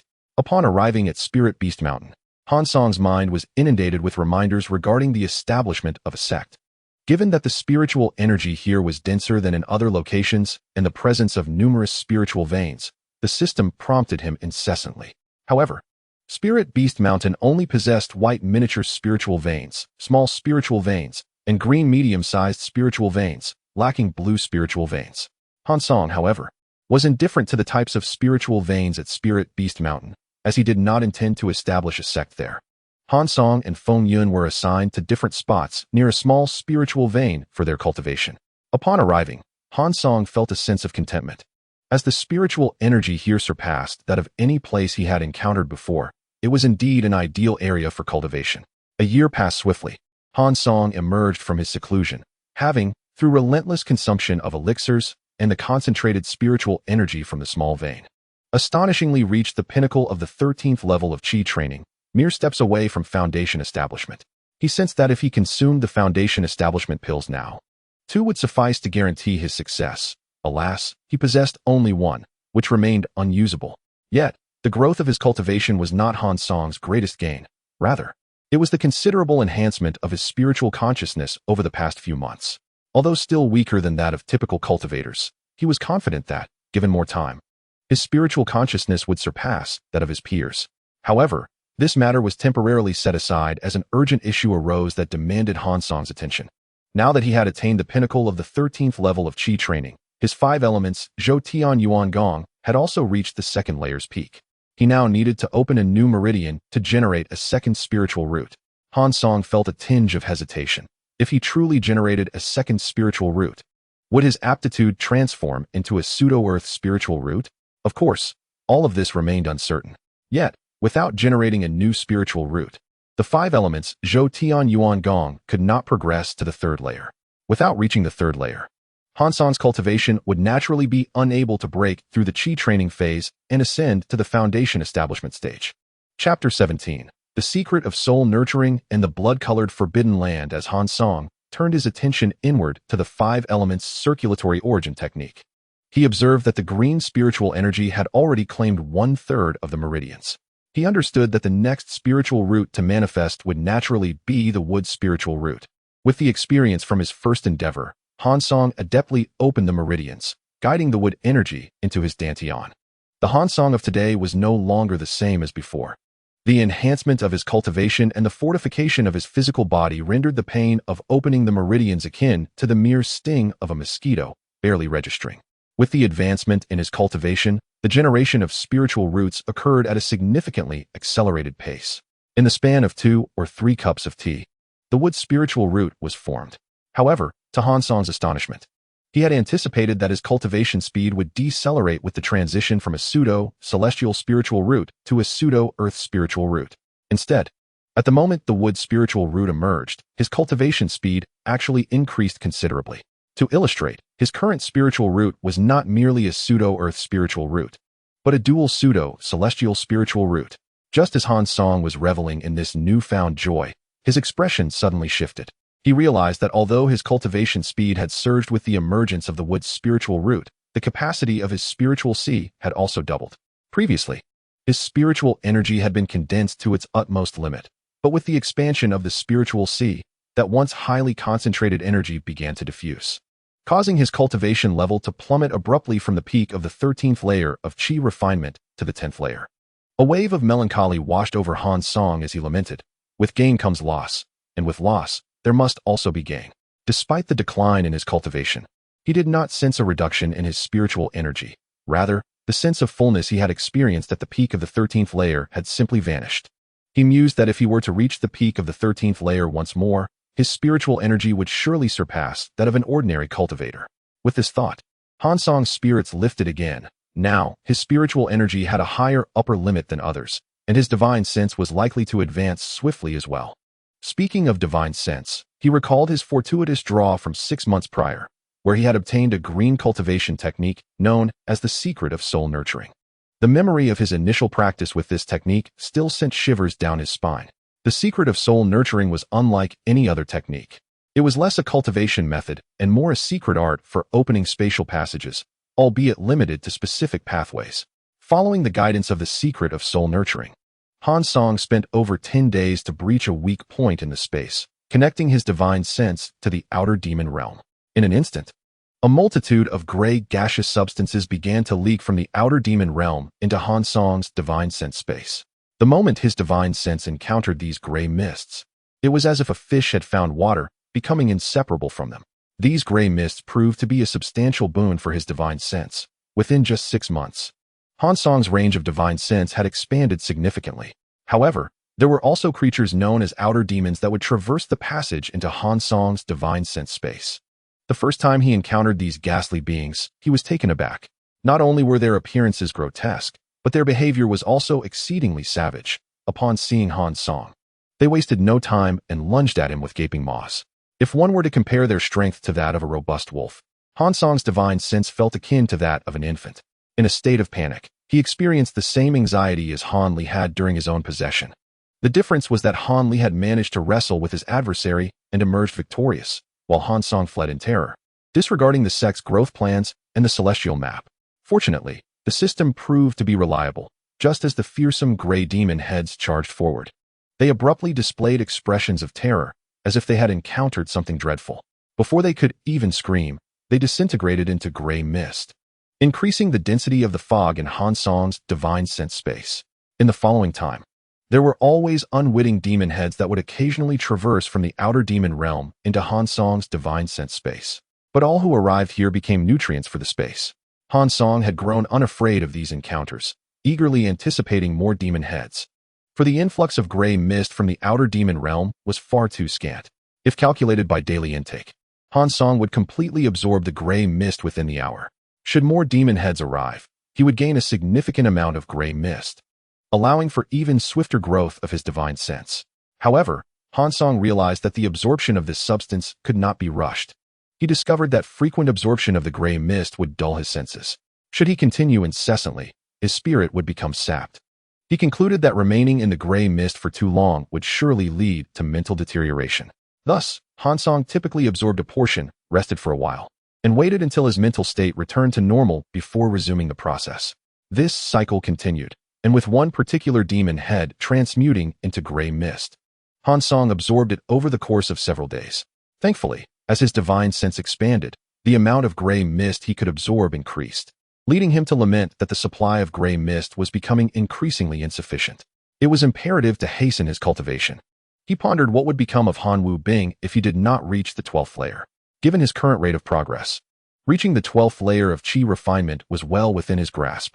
Thus, another 6 months passed. Han Song cultivated diligently, expanding both his cultivation and divine sense while refining the true blood of Luo Hu. He also drew once more, obtaining a white object named the Great Transference Order. Han Song shook his head at this item, although its description sounded impressive, claiming to facilitate transmission over vast distances while preventing the tearing of spatial forces. He could not comprehend its utility. Fortunately, it was not long before he received a summons from Han Wu Bing, prompting Han Song to cast his worries aside. This time, 3 individuals were called forth: Han Dezhu, Feng Yun, and Han Song, in Han Wu Bing's cave abode. The 3 settled into their seats and waited for 2 hours before Han Wu Bing finally appeared. As Han Wu Bing's divine sense swept across the trio, he nodded slightly, remarking, "Indeed, Dezhu is nearing the peak of the 13th layer of qi refinement. Feng Shixi is also commendable, while he is a bit slower than Dezhu. He has met the requirements. However, Han Shixi's progress is somewhat lacking." Han Wu Bing furrowed his brow, pausing for a moment before saying, "Nonetheless, since we have reached this point, it would be unwise for me to impose further demands." On the surface, Han Song appeared respectful and anxious. Yet internally, he contemplated another matter. The 5 elements circulatory origin technique seemed only capable of withstanding the probing of divine senses from cultivators of the same tier, offering little defense against those of higher realms. Only Han Dezhu among the 3 was aware of the underlying circumstances. Feng Yun and Han Song were oblivious, having entered secluded cultivation upon arriving at Spirit Beast Mountain, thus remaining largely uninformed about external matters. Neither spoke, instead waiting for Han Wu Bing to continue. Han Wu Bing stated, "The task I have assigned to you is related to this item. Pay close attention." With that, he tossed out 2 pieces of animal hide parchment. Han Song caught the drifting parchment, opened it for inspection, and to his surprise, discovered it depicted a map. This map? Han Song had perused the celestial map countless times, yet he could not identify a single location that matched this one. Feng Yin seemed to sense something, studying it intently before cautiously inquiring, "Master Han, could this place be the blood-colored Forbidden Land?" Han Wu Bing raised an eyebrow at him, inquiring, "Feng Shixi is familiar with this place?" Feng Yin replied, "I have only heard of it in passing, but I do not know the specifics." Han Wu Bing chuckled, "No matter. Today I shall elucidate it for you. Should you have any questions, feel free to ask." It turned out that the blood-colored Forbidden Land was a secret realm controlled by the 7 sects of the Yu Kingdom. Once a spiritual plantation established by powerful cultivators of the past, this place did not exist within the realm of Han Song's cultivation, but rather lay within a spatial rift. It had managed to exist safely within the fissures of space due to the stabilizing formations set up by the ancient powers. In theory, this secret realm should have remained undiscovered.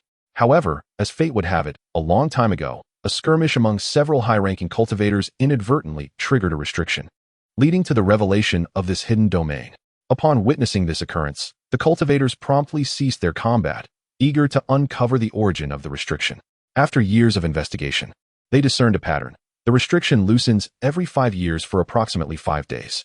This discovery brought immense joy to the cultivators, who eagerly devoted substantial effort to studying the restriction, ultimately succeeding in their endeavors. Consequently, they united their strengths to open a passage through the restriction. Just as fortune seemed to smile upon them, trouble soon followed. They found themselves unable to enter the passage, akin to a grand feast laid out before them, yet without the means to partake, only able to savor the aroma. Frustration ensued, prompting various attempts until they finally realized that only disciples in the chi refinement stage could enter. As more disciples ventured inside, they began to gather an increasing number of medicinal herbs, gradually enhancing the power of the cultivators and giving rise to the present 7 sects, with the secret realm becoming a shared treasure among them. For instance, the first elder of Spirit Beast Mountain was originally a disciple of the Spirit Control sect, while the current Moon Concealment sect is an offshoot of the former Harmony sect. After listening for a while, Han Song grasped Han Wu Bing's intentions and inquired, "Master Han, since this forbidden area opens once every 5 years, why did you not mention it earlier?" Han Wu Bing replied, "I understand your concerns, Han disciple. Indeed, I had made prior arrangements, but due to time constraints, I did not prioritize it. Now, however, this may be my final opportunity, which is why I am so invested. I learned that after this blood-colored forbidden area opens, it will be 60 years before it opens again. If I fail this time, I cannot afford to wait 60 years. Upon saying this, Han Wu Bing's expression turned grave. As for the reason behind the 60-year halt, the 2 disciples understood the principle of overfishing. With the continuous harvesting of medicinal herbs, the 7 sects' gains have diminished with each expedition. If they do not adopt a strategy of recuperation, the forbidden area will inevitably become a barren shell. Han Song felt that while Han Wu Bing had shared much, he had omitted crucial information. "Master Han, I comprehend the origin of the forbidden area, but what of the term blood-colored?" Han Song inquired. "Surely you understand such matters, my clever disciple," Han Wu Bing replied impatiently. It became apparent to Han Song that the dangers involved were far beyond his initial expectations. Seeing the grim expressions on Han Song and Feng Yun's faces, Han Wu Bing reassured them, "You need not worry, my 2 disciples. Aside from the inherent dangers of the blood-colored forbidden area, other aspects should pose little trouble. I do not believe your abilities are inferior to those of others. Moreover, with the combined strength of the 3 of you, your safety will be significantly enhanced. May I ask what tasks you require of us within the forbidden area?" Han Song, having gathered a sufficient understanding of the blood-colored forbidden area, sought to clarify Han Wu Bing's objectives, recognizing that the substantial investment made was not merely for a cursory involvement. Han Wu Bing responded, "The task I assign you is quite simple. I ask you to open the map of the forbidden area and locate the place I have marked at its center." It was then that Han Song noticed a faint inscription on the map, indicating a specific location.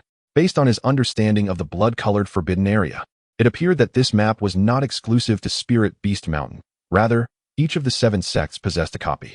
Apart from a few marked sites, the central location was the most enticing, likely a destination for all, and the fact that treasures had remained untouched for so long indicated exceptional peril.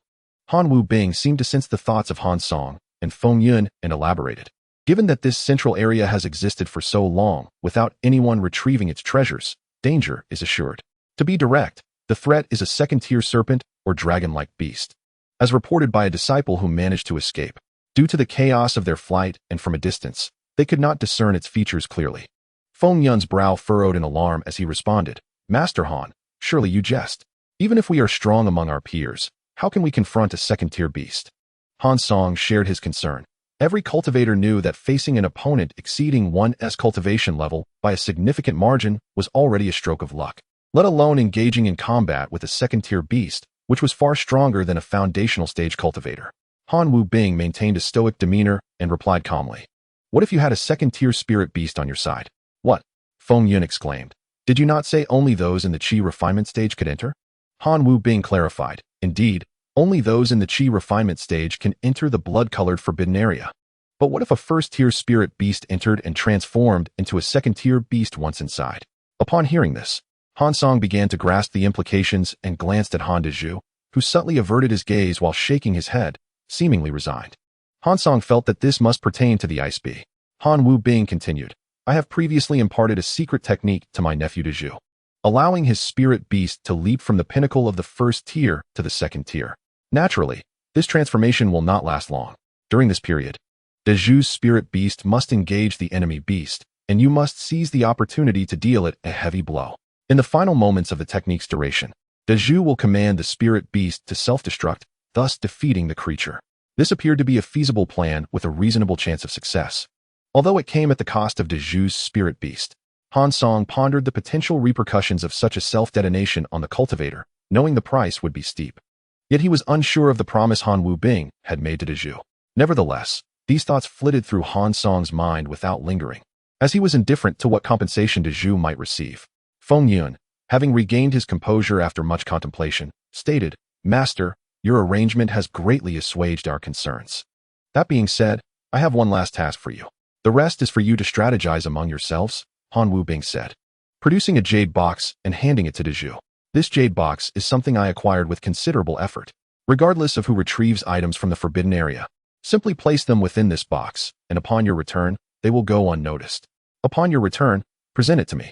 Should you succeed, further rewards will await." After Han Wubing concluded, he departed, leaving the three Qi refinement disciples to deliberate their plan.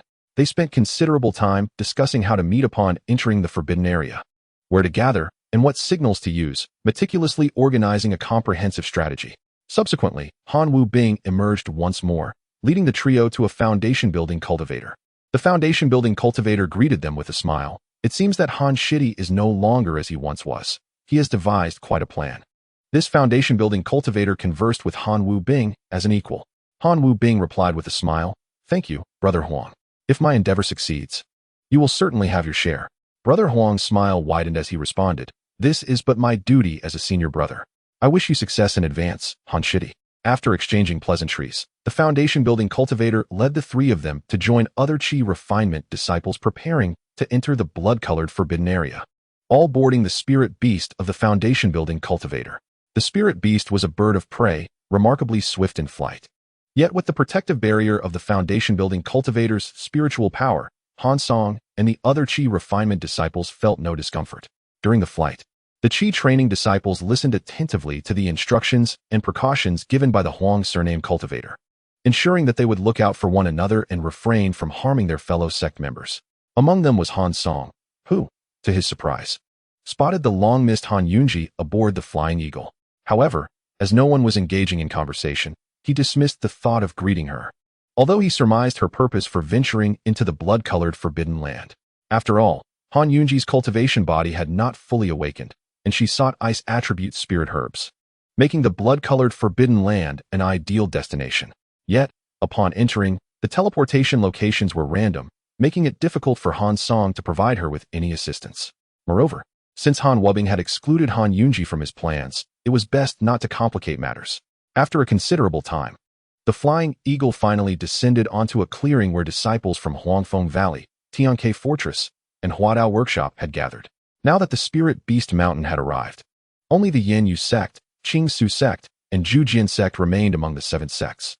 Han Song unconsciously gazed towards Huangfeng Valley, feeling a surge of joy, though he did not reveal it. "Brother." At that moment, Han Song and Han Li exchanged glances, only to act as if they did not recognize each other, their eyes drifting to others. To his astonishment, Han Li had also come to the blood-colored forbidden land. Did he not possess an ascension order? Han Song had heard that with an ascension order, one could obtain a foundation establishment pill. He pondered why, despite having a foundation establishment pill, Han Li was still participating in the blood-colored trial. Was it due to inadequate qualifications, making one pill insufficient? It then dawned on Han Song that even with the pseudo-heavenly spiritual root generated by his 5 elements, Zhou Tian Yuan Gong, he would require 2 foundation establishment pills. If Brotherly possessed an earth spiritual root or 3 spiritual roots, then 1 pill would certainly not suffice, let alone if he were even less fortunate and had a 4 or 5 attribute spiritual root. Understanding Han Li's decision, Han Song recognized that he would have acted similarly.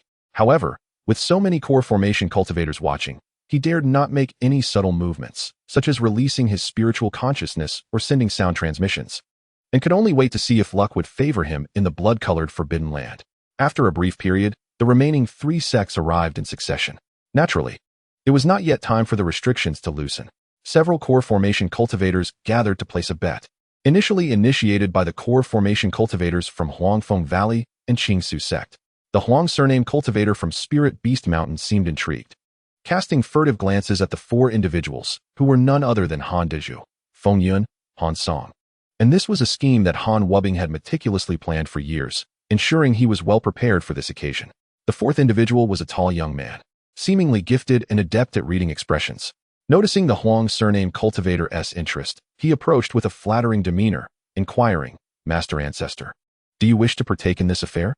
The Huang surname cultivator recognized the young man, known as Zhongwu, who held considerable renown among the Qi training disciples of the seven sects. He replied, "Zhongwu, what do you ascertain regarding the chances of success in this matter?" Zhongwu responded, "In the past, I would have hesitated to boast, but just days ago, I fortuitously acquired a treasure that could enhance your odds by 2 to 3 times. 2 to 3 times? The Huang surname cultivator pondered for a moment, recalling Han Wubbing's backup plan, which could elevate his chances of winning the bet to 70 or 80%. Yet, just as he was about to approach, an unexpected guest swiftly flew between the core formation cultivators of Huangfeng Valley and Qingsu sect. The Huang surname core formation cultivator was taken aback, murmuring, "Xiong the Elder." Consequently, he abandoned the thought of joining the betting game and resumed his meditation. The Qi training disciples of Spirit Beast Mountain, emboldened by the interaction between the Huang surname cultivator and Zhongwu, began to converse freely. A few approached Han Song, proposing to form a team, all of which he declined. Suddenly, a core formation cultivator shouted, "Dear friends, the time has come." Instantly, the core formation cultivators from each sect unleashed their magical treasures, moving to various positions, seemingly forming a powerful formation to attack a specific point in the sky. The dazzling array of magical artifacts displayed such prowess that the Qi training disciples present were left in awe, their faces glowing with longing. Han Song felt no different. Should he ever fortuitously reach the core formation stage, he too would wield immense power. As the core formation cultivators continued their relentless assault, it appeared as if a thin membrane, akin to a protective barrier, was reflecting waves of spiritual energy. This, Han Song deduced, must be the restriction of the blood-colored forbidden land. However, the next moment, his expression shifted to one of bewilderment. Just then, his spiritual root had exhibited a faint response. Han Song immediately turned his attention inward, discovering that alongside the symbol spiritual root and formation spiritual root, a third option had illuminated. Originally, the 5 choices included symbol spiritual root, pill spiritual root, artifact spiritual root, formation spiritual root, and secret spiritual root, with only the symbol and formation spiritual roots activated. To his astonishment, the secret spiritual root now glimmered with white light, yet its name had transformed into the secret realm's spiritual root. This revelation startled Han Song tremendously. He had never anticipated that his spiritual root could resonate with the blood-colored forbidden land. However, before he could contemplate further, the core formation cultivators breached a section of the restriction. Each then produced a formation plate, stabilizing the breach with the emitted light. The moment the breach was secure, a core formation cultivator from Zhujian sect shouted, "Disciples of Zhujian sect, enter collectively." The disciples soared into the air, vanishing through the opening. In an instant, disciples from various sects followed suit, and soon, aside from the core formation cultivators, no Qi training disciples remained. Uncertain whether it was day or night, the sky appeared somewhat dim, yet visibility was unaffected, rendering everything clear. As Han Song stepped through the breach, he felt a pulling force, and before he could stabilize himself, he was transported to this new location. A gentle hillside, lush grass, and low saplings surrounded him, all within an environment rich in spiritual energy. It seemed so tranquil and serene. Had he not known the purpose of this expedition, he might have mistaken this place for a celestial paradise.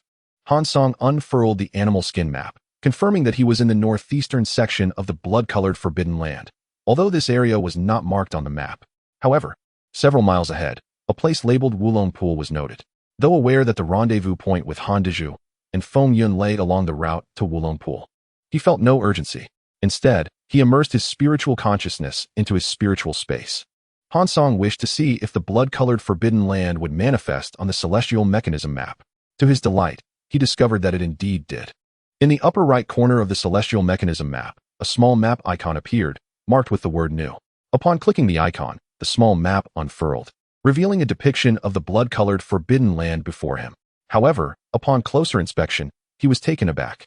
To his astonishment, the central region of the blood-colored forbidden land was adorned with vibrant hues, reminiscent of the colors of his garments, with the highest tier being purple. At that moment, he could not help but curse Han Wubbing internally. Second-tier demonic beasts? This was hardly just second tier. Moreover, 2 locations on the map sent shivers down his spine, one of which raised his suspicions further. Han Song recalled having seen this luminous orb before. It had been a decade ago, slowly traversing southward from the northern continent. A gathering of various colored orbs.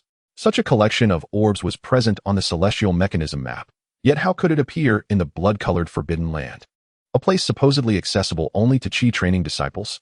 If this is an accident, what about the other one? Although the latter is far less dazzling, it also emanates a blend of green and white light, clearly indicating that the individual is not a mere Qi refinement stage disciple. Han Song estimates that this person, even if not at the core formation stage, is at least in the late foundation establishment stage.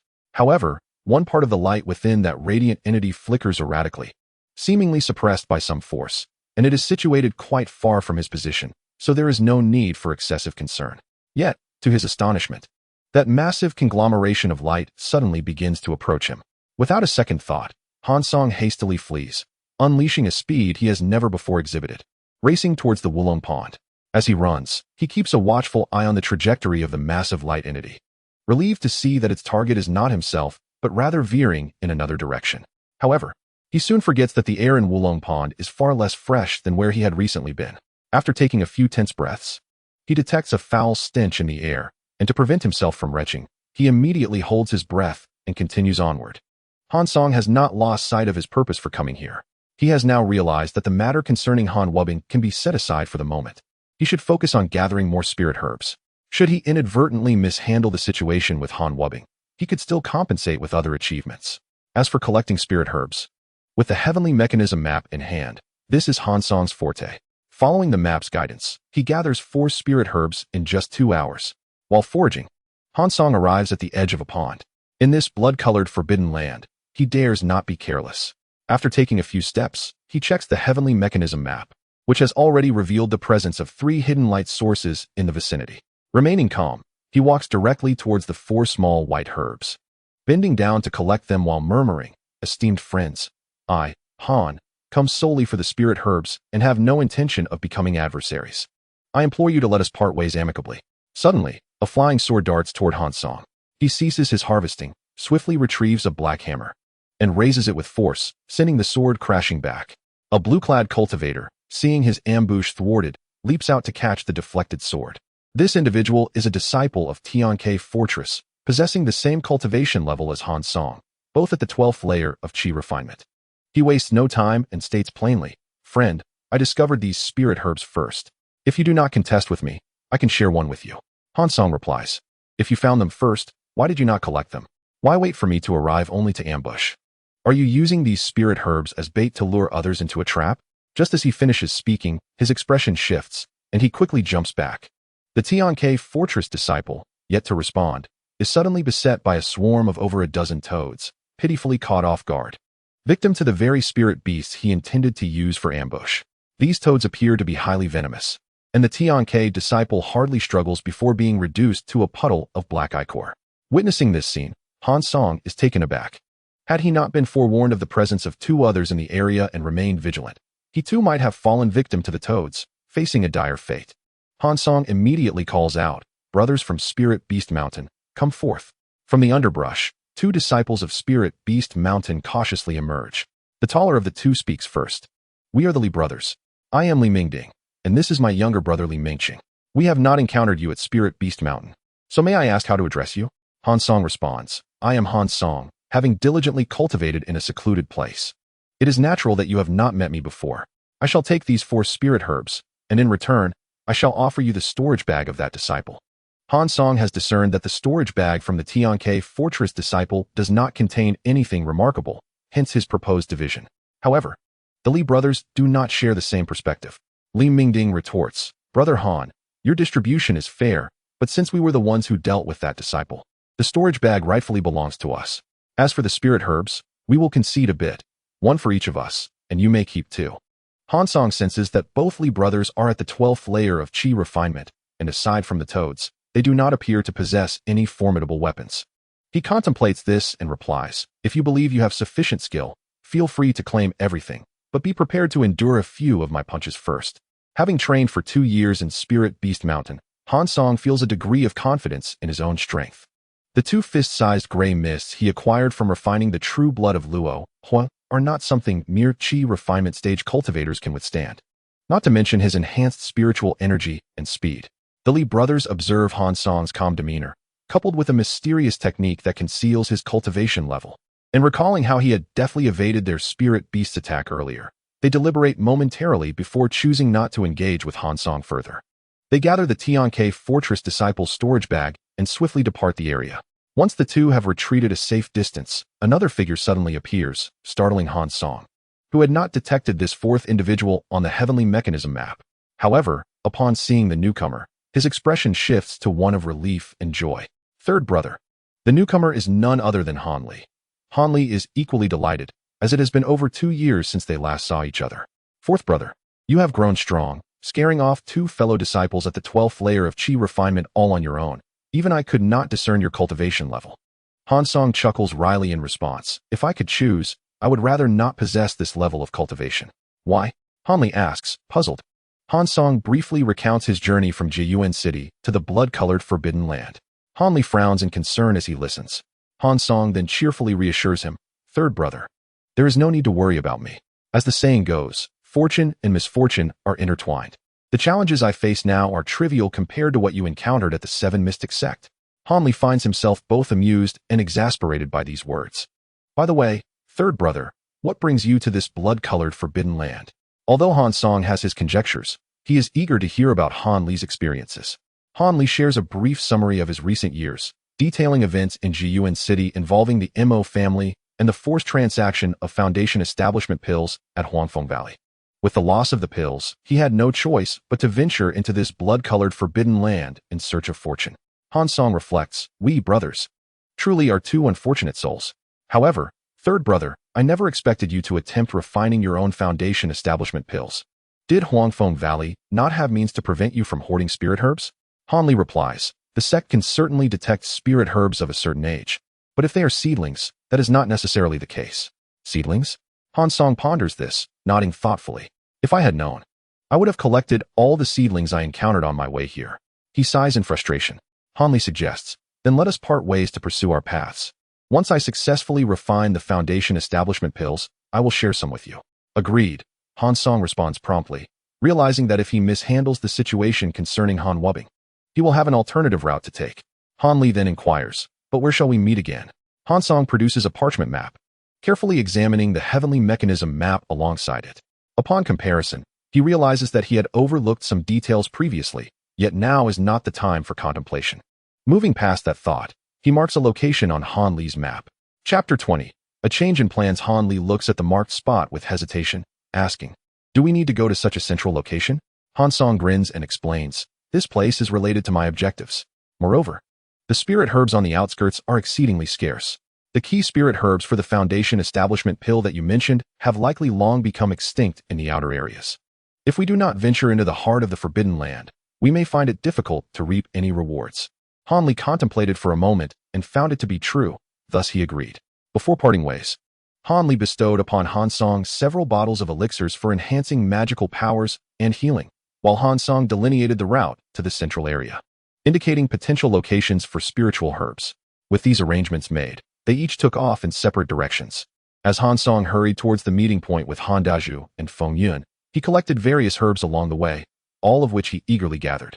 During his journey, he encountered several disciples from other sects, but these individuals seemed exceedingly timid. Upon spotting Han Song, they scurried away like mice fleeing from a cat, leaving him bemused. Was he truly that fearsome? However, a significant event transpired when Han Song was still several dozen miles from the gathering place. He unexpectedly encountered Han Dazhu, who appeared quite disheveled, his face pale and seemingly gravely injured. Han Song promptly retrieved a healing elixir and offered it to him. After Han Dazhu consumed it, Han Song urgently inquired, Brother Han, what has happened to you? With a sorrowful expression, Han Dazhu began to weep, lamenting, it's all over. Everything is ruined. Han Song, feeling helpless, waited patiently for Han Dazhu's emotions to stabilize before he finally recounted his ordeal. It turned out that Han Dazhu had indeed encountered misfortune. The moment he entered the forbidden area, he was teleported close to the center where a second-tier tiger-type demon beast was napping. Upon the sudden appearance of a human, the beast became alert and, upon realizing it was merely a Qi training stage human, let out a furious roar and lunged to tear him apart. Han Dazhu had no time to ponder. He merely sought to escape with his life. Yet, How could he contend with a second-tier demon beast? He could only feed his ice bee with the blood elixir bestowed by Han Wubbing and then activated a secret technique. Under the influence of the secret technique, the ice bee became frenzied and its cultivation level surged to the second tier. Sensing the threat posed by the tiger demon, it engaged in battle, but unfortunately, the ice bee's elevation in strength was forced and not sustainable. As time passed, it inevitably fell short, and Han Daju, witnessing this, understood that only by self-destructing the ice bee could he hope to survive. The outcome was as expected. The tiger demon was gravely injured by the ice bee's self-detonation, allowing Han Daju to escape amidst the chaos, enduring the backlash of the self-destructing spirit beast. Luckily, he did not encounter any disciples from other sects. Otherwise, he would not even have had the chance to meet Han Song. After listening to Han Daju's account, Han Song's expression darkened. However, he could not fault Han Daju for his misfortune. Although similar incidents had occurred in the past, where disciples were teleported to perilous locations and subsequently perished, these were rare occurrences. Who would have thought that such a calamity would befall Han Daju today? It seemed that fate did not wish for Han Wubbing's plans to succeed. Han Song mused that the level of danger had already been substantial. But now an unprecedented mishap had occurred. What are your plans now, Brother Han? He sighed and asked. Han Daju wiped away his tears and replied. The plans have all fallen through, and I am grievously injured. I can no longer continue exploring the blood-colored forbidden area. However, rest assured, upon our exit, I shall inform my uncle that this mishap is entirely my fault, and you and Brother Feng are in no way implicated. Han Song interrupted Han Daju, giving him 2 more healing elixirs and indicating a safe route back. This path is the one I took earlier. As long as you do not encounter formidable cultivators, your safety is assured. Once you reach the outskirts of the forbidden area, do not venture back in. Focus on healing, and after some time, make your exit. Han Daju expressed his apologies once more and handed over the jade box entrusted to him by Han Wubbing to Han Song. With Han Song watching, he made his way toward the outskirts. Once Han Daju departed, Han Song gazed at the celestial map, deep in thought. Initially, he had made an oversight by misjudging the location. In truth, the area marked by Han Wubbing was not the purple region he had observed on the celestial map. The proximity of the 2 locations had led him to believe they were one and the same. It was only when he pointed out their respective positions to Han Li that he uncovered this error. When he heard of Han Daju's plight, Han Song had contemplated abandoning Han Wubbing's plan altogether. However, looking at the green light on the celestial map leading toward his destination, he began to formulate a new strategy. Perhaps I can emulate others and play the role of the yellow bird. Even if I cannot succeed as the yellow bird, I am confident in my ability to extricate myself. Clearly, this individual possessed an unusual cultivation level, presenting an opportunity for Han Song. In fact, he was correct. The green light represented a magical treasure, which shimmered faintly, indicating that its power was not at its peak. This was a lesson Han Song had gleaned from his frequent observations of the celestial map. If this individual were to engage in battle with the second-tier demon beast, regardless of the victor, Han Song, as the yellow bird, might indeed find success. With this in mind, Han Song arrived at the designated meeting point and left a mark for Feng Yun, instructing him to proceed directly to the destination without waiting. Since the plan had shifted, Han Song was in no hurry to venture into the central area. After all, the yellow bird strategy was merely a contingency, not guaranteed to succeed. Collecting more spiritual herbs was the most prudent course of action. If he gathered enough spiritual herbs, he believed that even if Han Wubbing were displeased, he would hesitate to act against him due to his contributions to the sect. Next, it was time for Han Song to demonstrate his prowess. He was well aware of where spiritual herbs flourished the most, although there was a location abundant with herbs merely dozens of miles away. Han Song knew that it was the territory of the tiger demon that Han Daju had warned him about. He had no intention of confronting a second-tier demon beast, even one that was injured. Moreover, there was another second-tier demon beast or a powerful cultivator awaiting his attention. He intended to reserve his trump card for them, minimizing any unnecessary complications. Avoiding the demon beast's territory, Han Song swept through the area, gathering spiritual herbs, not sparing even the seedlings. Had he not anticipated the utility of the celestial map prior to entering, he would have run out of space in his storage box. Regardless of the names or effects of the herbs, as long as they appeared on the celestial map, Han Song collected them all. During this time, he also discovered a small sapling in the center, which, while not a spiritual herb, emanated a white light on the celestial map. Although he could not identify the species of the tree, this did not hinder him from placing it in his pouch.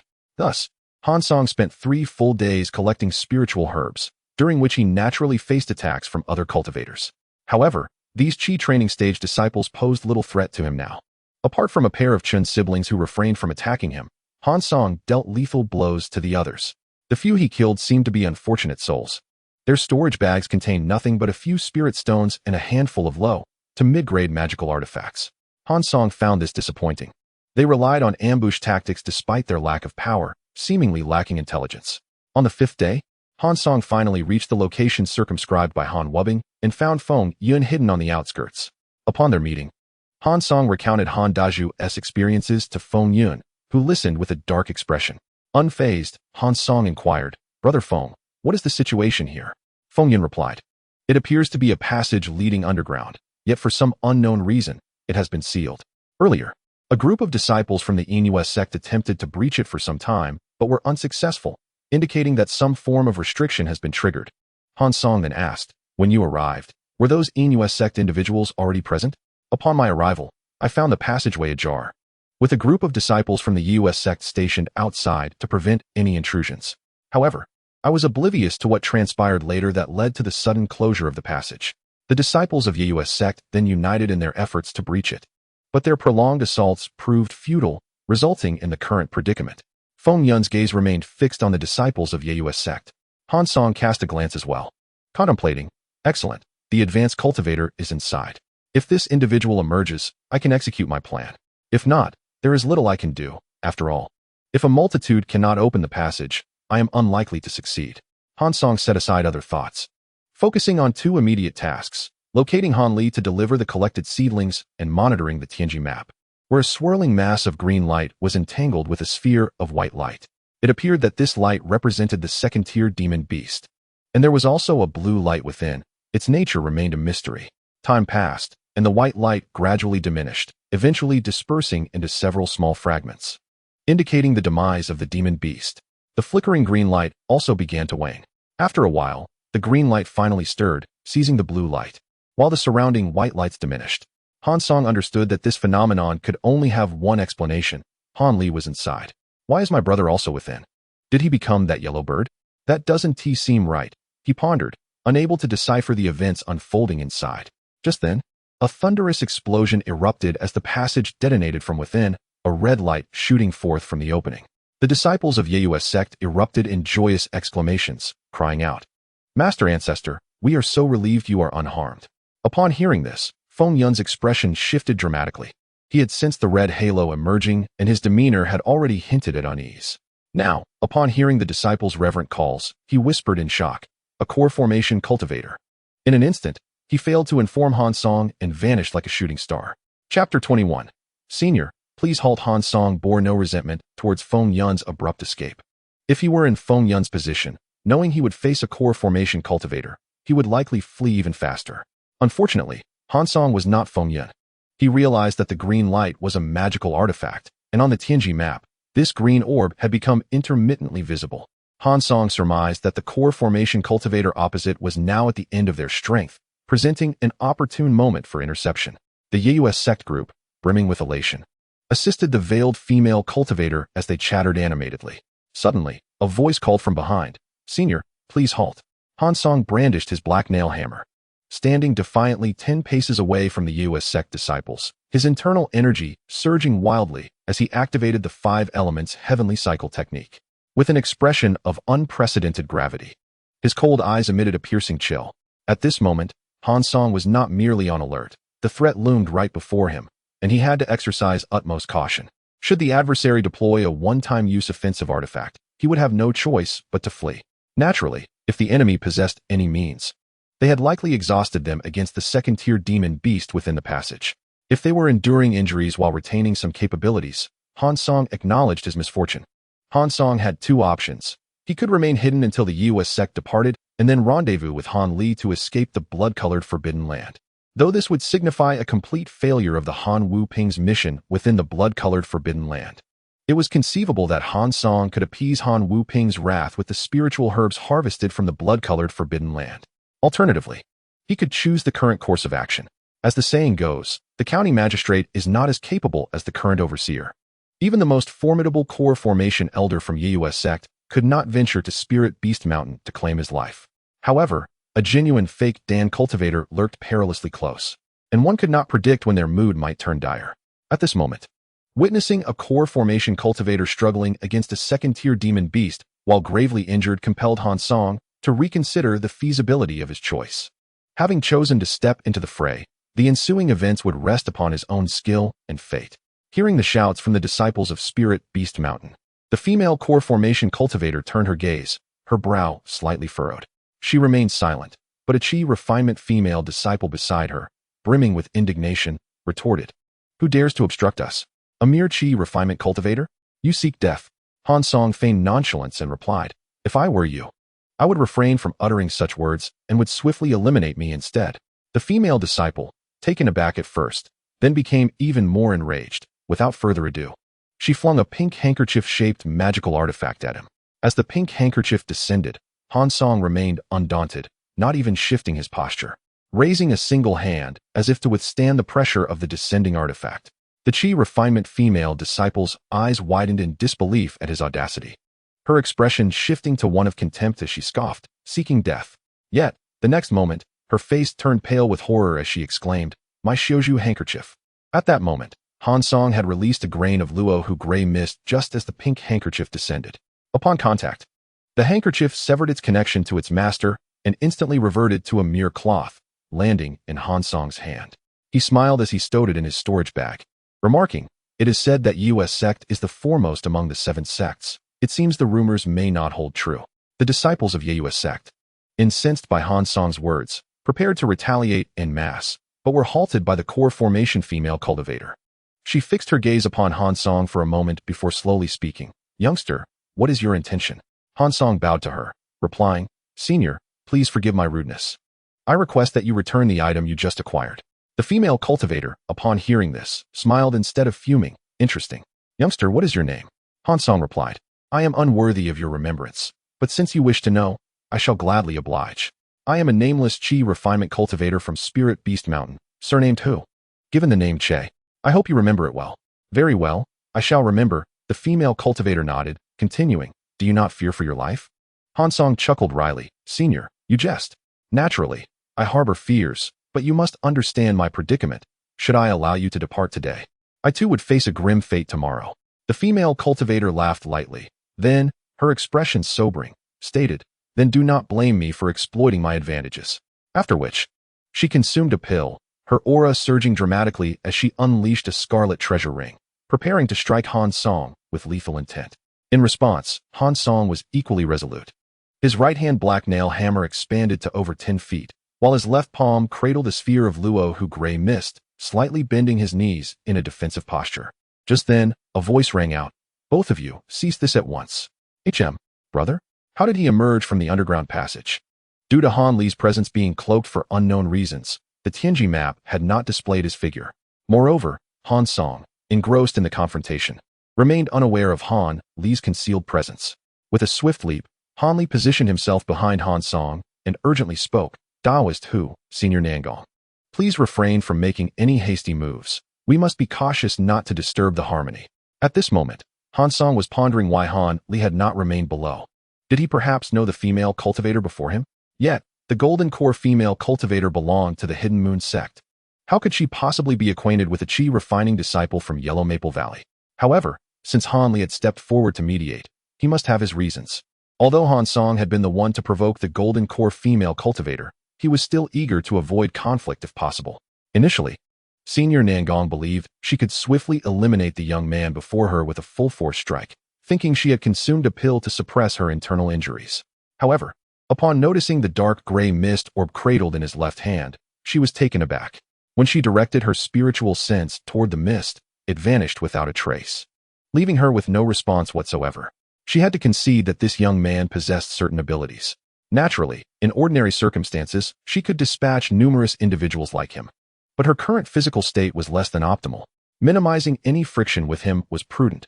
Risking irreversible harm for the sake of this individual would be a grave mistake. Seeing both parties halt their actions, Han Li finally exhaled in relief and patted Han Song on the shoulder, saying, "Daoist Hu, may I have a word with you?" Han Song nodded and followed Han Li as they retreated, yet he maintained a vigilant posture, keeping his eyes fixed on the Golden Core female cultivator. wary of a sudden attack. Once they had withdrawn to a safe distance, Han Song transmitted a message to Han Li, asking, "Third brother, what is going on? Do you know that Senior Nangong?" Han Li's face flushed slightly, though it was not easily discernible due to his complexion. He replied through their mental connection. "There is some history, fourth brother. Can we first allow Senior Nangong to depart? Time is of the essence. We cannot afford to delay any further." Han Song considered this and agreed with Han Li's suggestion. He called out to the distant golden core female cultivator, "Senior Nangong, I apologize for any offense caused earlier. Please do not take it to heart. If you wish to leave, feel free. I shall not see you off." Han Li then added, "Senior Nangong, Taoist who is also a victim of circumstance, please do not hold it against him." Upon hearing this, Senior Nangong gritted her teeth in frustration. But it was not the time to unleash her anger. She merely huffed coldly and departed with her fellow disciples. Once the members of the Hidden Moon sect had vanished from sight, Han Song relaxed, stowing away his magical tools and the gray mist, wiping the sweat from his brow with a deep sigh. In contrast, Han Li appeared at ease, as if he had everything under control. Observing his fourth brother's woeful demeanor, Han Li inwardly chuckled but maintained a neutral expression, saying, "Fourth brother, please recount the details of this matter. Perhaps I can assist." Previously, Han Song had only provided Han Li with a general overview, omitting crucial details. Now, he elaborated on the sequence of events, and after listening intently, Han Li pondered for a moment, seemingly grasping an important point. He immediately inquired, "Are you saying that Han Wu Bing is a false golden core cultivator?" Han Song nodded, stating, "If it weren't for the fear of retaliation, I would never dare to confront a golden core cultivator." Han Li assured him, "Do not worry, fourth brother. I have grasped the situation. Once we exit, simply hand this item to Han Wu Bing, and you shall extricate yourself from danger." With that, Han Li produced a jade box sealed with a spiritual barrier. Surprised, Han Song took the jade box and asked, "Third brother, what is contained within? What could possibly attract the interest of a false golden core cultivator?" "It is simply a rare spirit herb," Han Li replied. "Just explain to him that due to your reckless insistence on his life, Senior Nangong had no choice but to part with this item. After all, you have never been to the passage below, so you are unaware of what Senior Nangong has taken." Now, Han Song had no choice but to trust Han Li. He set aside his concerns and handed over all the young herbs he had previously collected to Han Li. Gazing at the small mountain of jade boxes before him, Han Li was momentarily speechless. He had thought his own collection substantial, with over 30 mature herbs and more than 200 young ones. But the current jade boxes contained at least 1,000. "Fourth brother, have you turned this place into a treasure trove?" Han Li exclaimed. But recalling that he now possessed ample spirit herbs for refining foundation establishment pills and other elixirs brought him joy, and he promptly stored all the jade boxes away. "By the way, third brother, being well informed, do you know what this seedling is?" Han Song asked, producing a sprout he had gathered along the way and presenting it to Han Li. Han Li examined the seedling closely for a moment, suddenly realizing something, and exclaimed, "Soul-nourishing wood. My goodness, this substance exists even in the blood-colored forbidden zone." Upon hearing the term soul-nourishing, Han Song's spirit soared, and he eagerly inquired, "Third brother, what is soul-nourishing wood? Is it powerful?" After a moment of astonishment, Han Li composed himself and gazed at the seedling with wonder. He then elucidated, "I once read about this in an ancient text. It is quite remarkable, and I made sure to remember it. Legend has it that there are 3 divine trees in the cultivation world: soul-nourishing wood, golden thunder bamboo, and spirit eye tree. As the name implies, soul-nourishing wood nurtures one's spiritual essence. If fashioned into certain accessories and worn, it can significantly accelerate the growth of one's spiritual awareness." Han Song, hearing this, became even more excited. "Just what I need. My spiritual awareness is considerably weaker than that of other cultivators. This truly is a remedy for my woes." However, Han Li shook his head, cautioning, "In its current seedling state, it will have little effect on your spiritual awareness. It only becomes effective after the tree has matured for over 10,000 years. 10,000 years. Will we even live that long?" Han Song lamented despondently. Han Li, however, remained optimistic, replying, "Allow me to experiment with it. Perhaps it holds some potential. If successful, I shall share the results with you." Han Song's spirits lifted once more, and he replied eagerly, "Absolutely. I trust you, third brother." Han Li glanced at the sky, sensing that time was of the essence. He said, "Fourth brother, it is getting late. We should proceed to the exit. Do you have any more locations of spirit herbs along the way? If so, gather as many as you can." The two brothers exchanged knowing glances, as if everything was understood without words. Outside the blood-colored forbidden zone, Most Qi refinement disciples had already emerged. At Spirit Beast Mountain, Han Dezhu was recuperating, while Feng Yun was engaged in conversation with a golden core cultivator surnamed Huang. Are you speaking the truth? The Huang surnamed cultivator questioned. Skepticism etched on his face. What I have said is absolutely true, Feng Yun replied, kneeling with cupped fists. Very well, the golden core cultivator nodded solemnly. His gaze fixed on the cave entrance, lost in thought.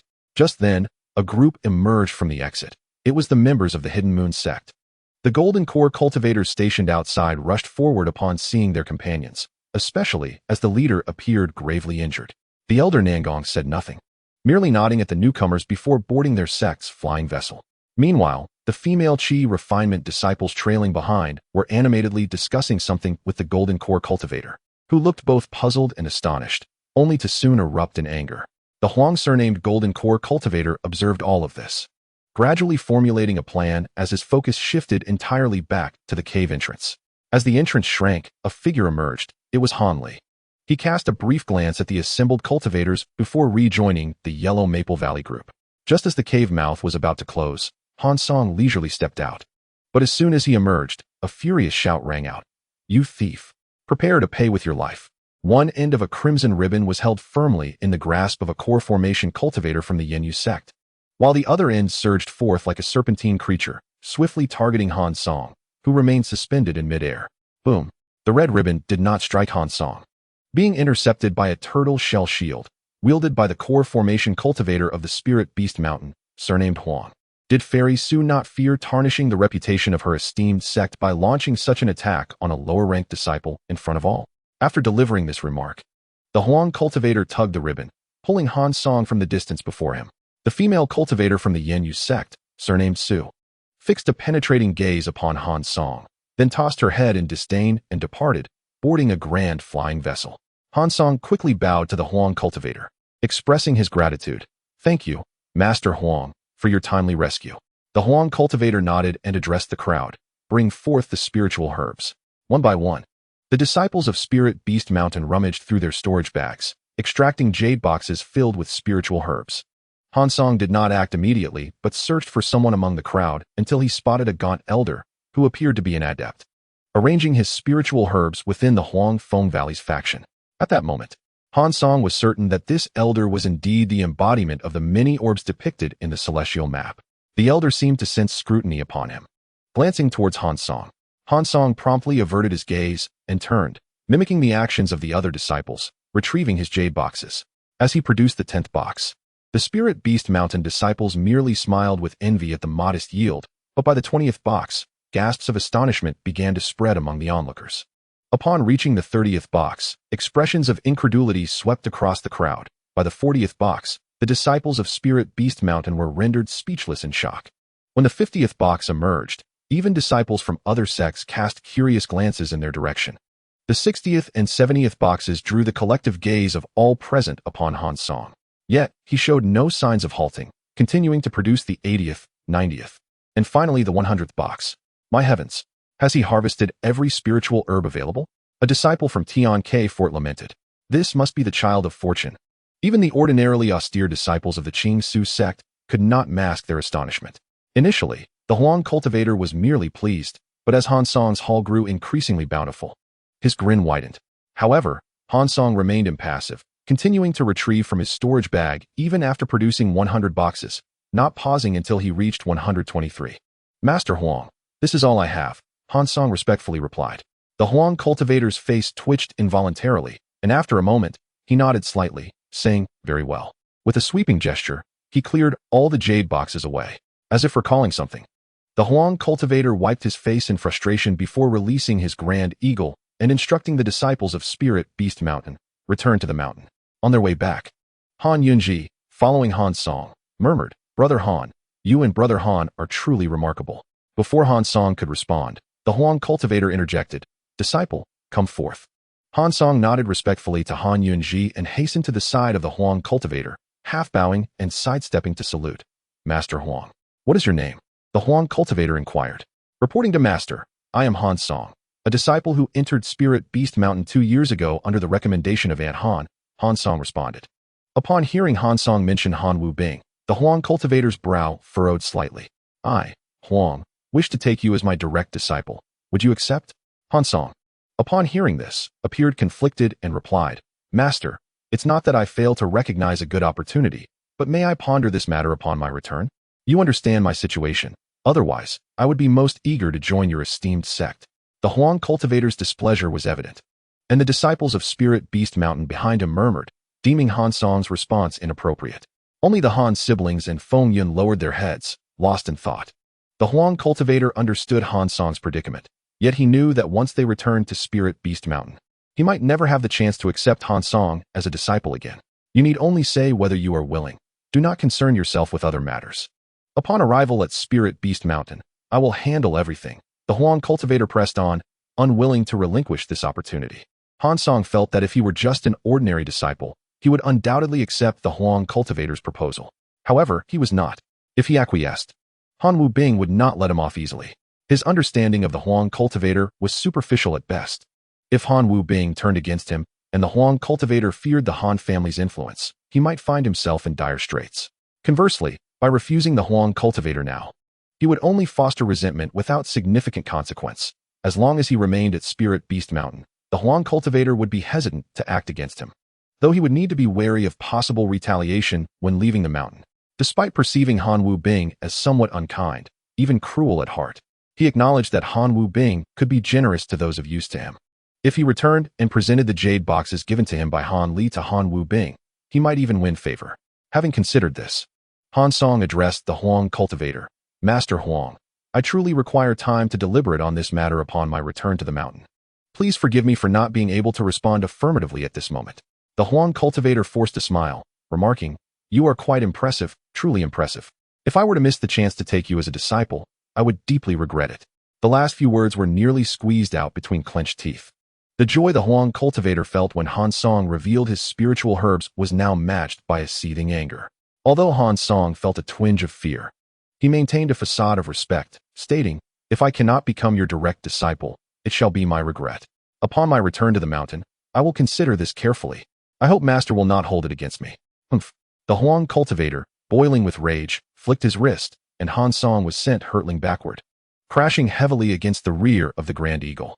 Had it not been for the protective barrier released by the Huang cultivator, he would have certainly fallen. Chapter 23.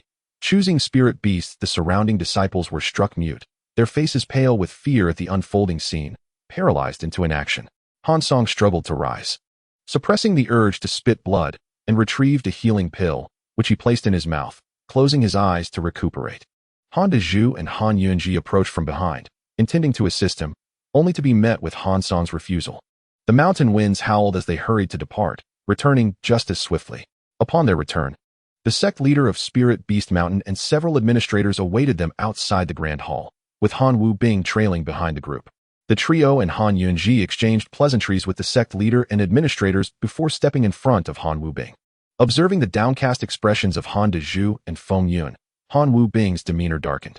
While he had anticipated Han Dezhu's injuries, he found Han Song's condition understandable. But Feng Yun's unaffected demeanor perplexed him. Unable to contain his impatience, Han Wubing transmitted his voice directly. What transpired? Han Dezhu shared his unfortunate circumstances. While Han Wubing remained silent, his face darkened. When Feng Yun also recounted his situation, Han Wubing solemnly inquired, Surely, you have not been deceived, have you? Feng Yun quickly bowed and replied, Such a thing is absolutely impossible. I witnessed it clearly. At that time, junior brother Han was present. If Elder Han does not believe me, junior brother Han can attest to my account. Han Wubing turned to Han Song, seemingly awaiting a confirmation. After a moment of contemplation, Han Song nodded and affirmed. The situation was indeed as Brother Feng described.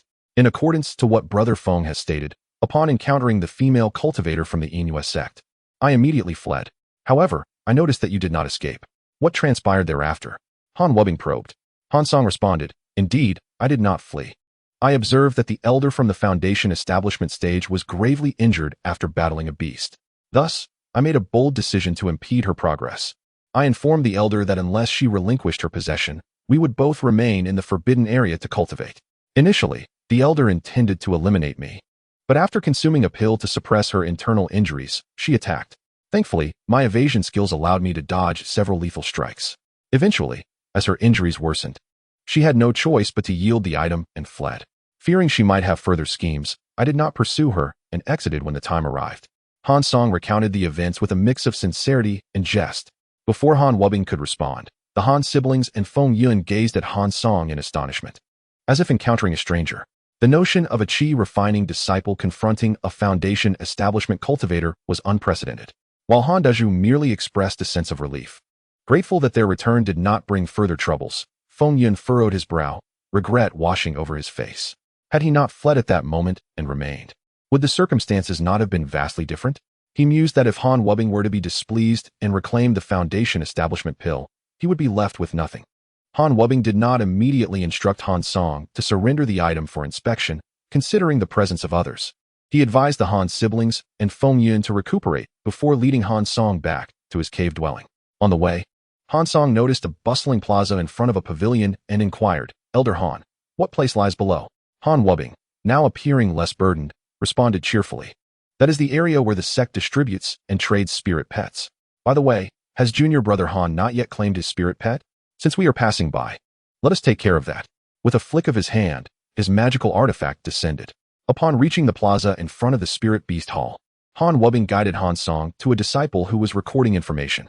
Han Song introduced himself. "This junior is Han Song, here to collect my entry spirit pet." As he presented his identity token, the spirit pets for new disciples were distributed long ago, were they not? The recording disciple replied impatiently. But upon noticing the presence of a foundation establishment cultivator beside Han Song, he quickly clasped his fists and greeted, "Greetings, Elder." Han Song scratched his head and said, "I was delayed due to some matters, so I have only just come. Is it true that I can no longer claim it after a certain time?" The disciple replied, "For those who have not yet claimed their pets, it is certainly still permissible. Our Spirit Beast Mountain has no regulations that invalidate claims after a deadline." "That is good to hear," Han Song replied. The recording disciple reviewed Han Song's identity token and, finding no record of a claim, opened a new page to inscribe his name. He then led Han Song to a section displaying various spirit beasts, saying, "Brother Han, this area contains the spirit beasts allocated for new disciples. Allow me to introduce them to you." Laid out before them were over 20 types of spirit eggs and young creatures, ranging from offensive types like tiger and leopard cubs to defensive types like turtle eggs, as well as speedy types like birds, and even some spirit insects such as mantises, beetles, and moths, including the toad Han Song had encountered in the blood-soaked forbidden area. Han Song listened intently to the disciple's explanations, occasionally nodding in fascination, momentarily forgetting the formidable foundation establishment cultivator behind him. Upon completing the introduction, the disciple asked, "Have you decided which spirit beast you wish to claim?" Han Song pondered for a moment and asked, "Are these all the options? Are there no others?" The disciple chuckled, "Brother Han, our Spirit Beast Mountain certainly has more than just these. Observe." He gestured towards the grand hall behind them, explaining, "The first floor of the Spirit Beast Hall is dedicated to selections and trades for qi-refining disciples, while the second floor is for the Foundation Establishment Elders, and the third floor is reserved for the Core Formation Elders.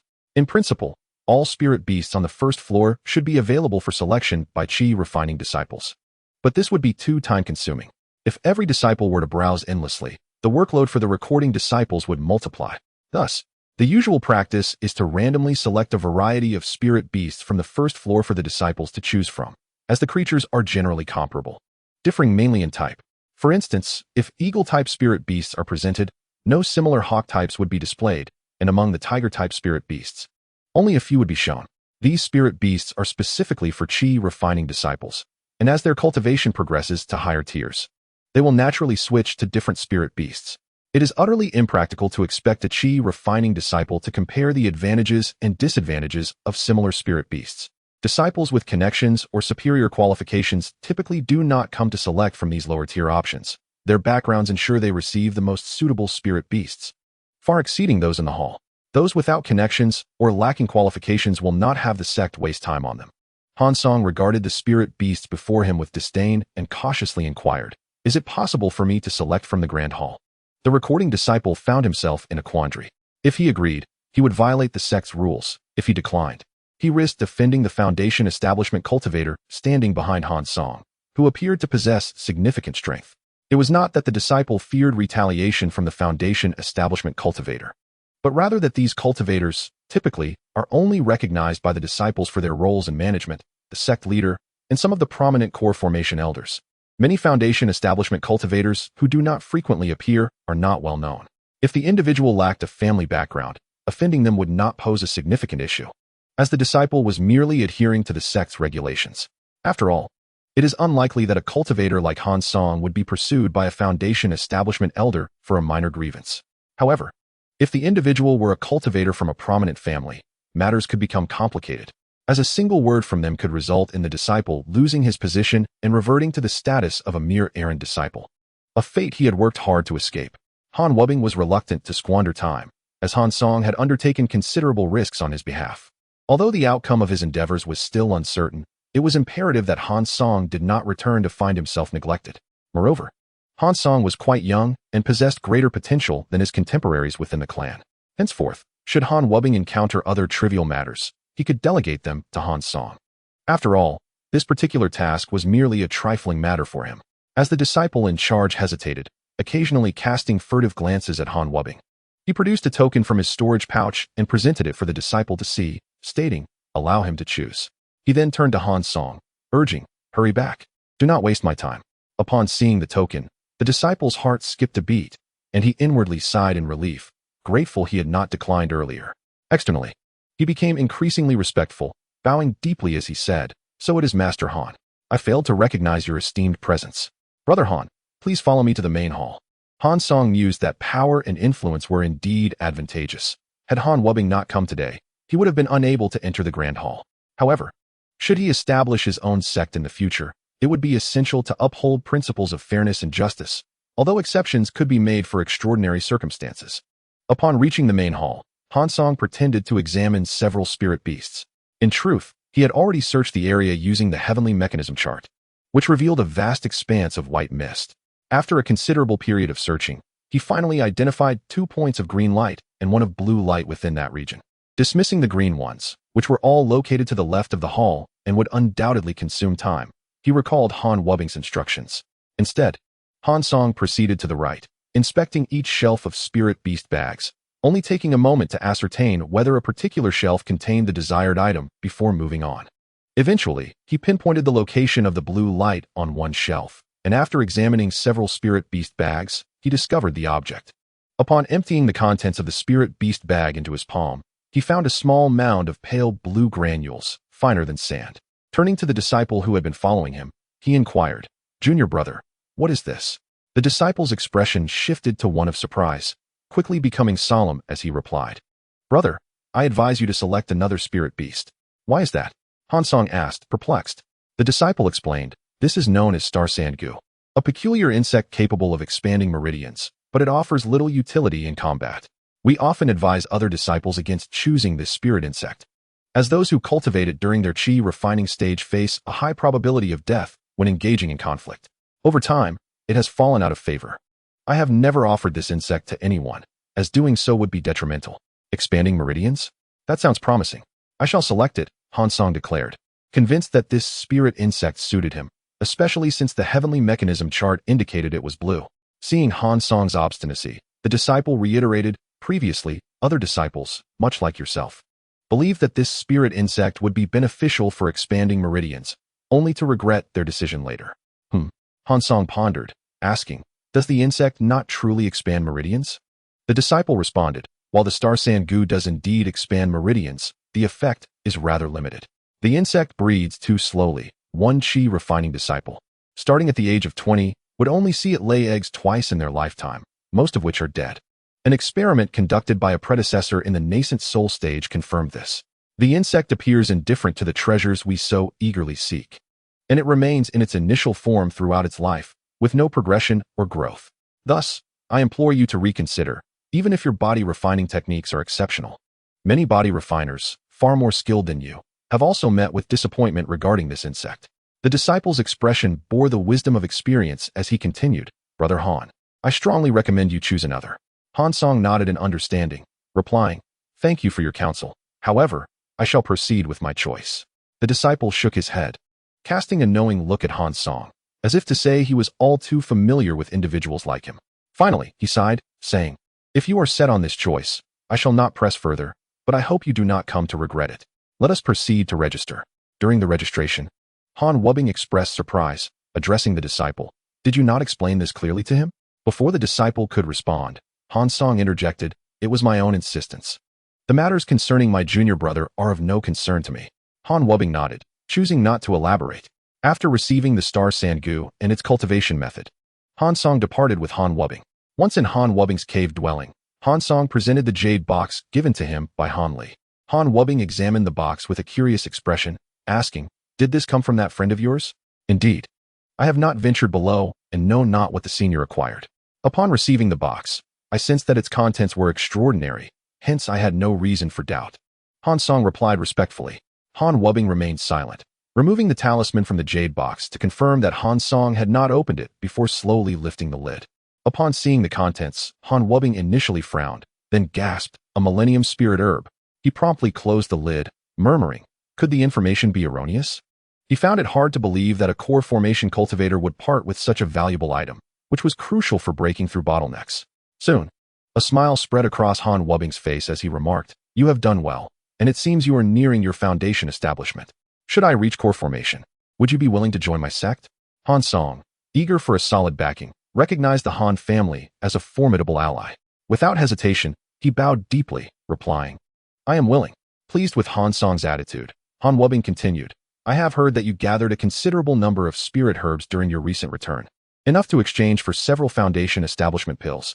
With your aptitude and temperament, your success in foundation establishment is assured. Continue your cultivation in that cave dwelling. And once you establish your foundation, take this token to a core formation cultivator named Lu Tianmeng, who will guide you on your next steps. For any future matters, do not seek me out. Instead, present this token to Han Deju, who will assist you in contacting other members of the Han family. Do you understand?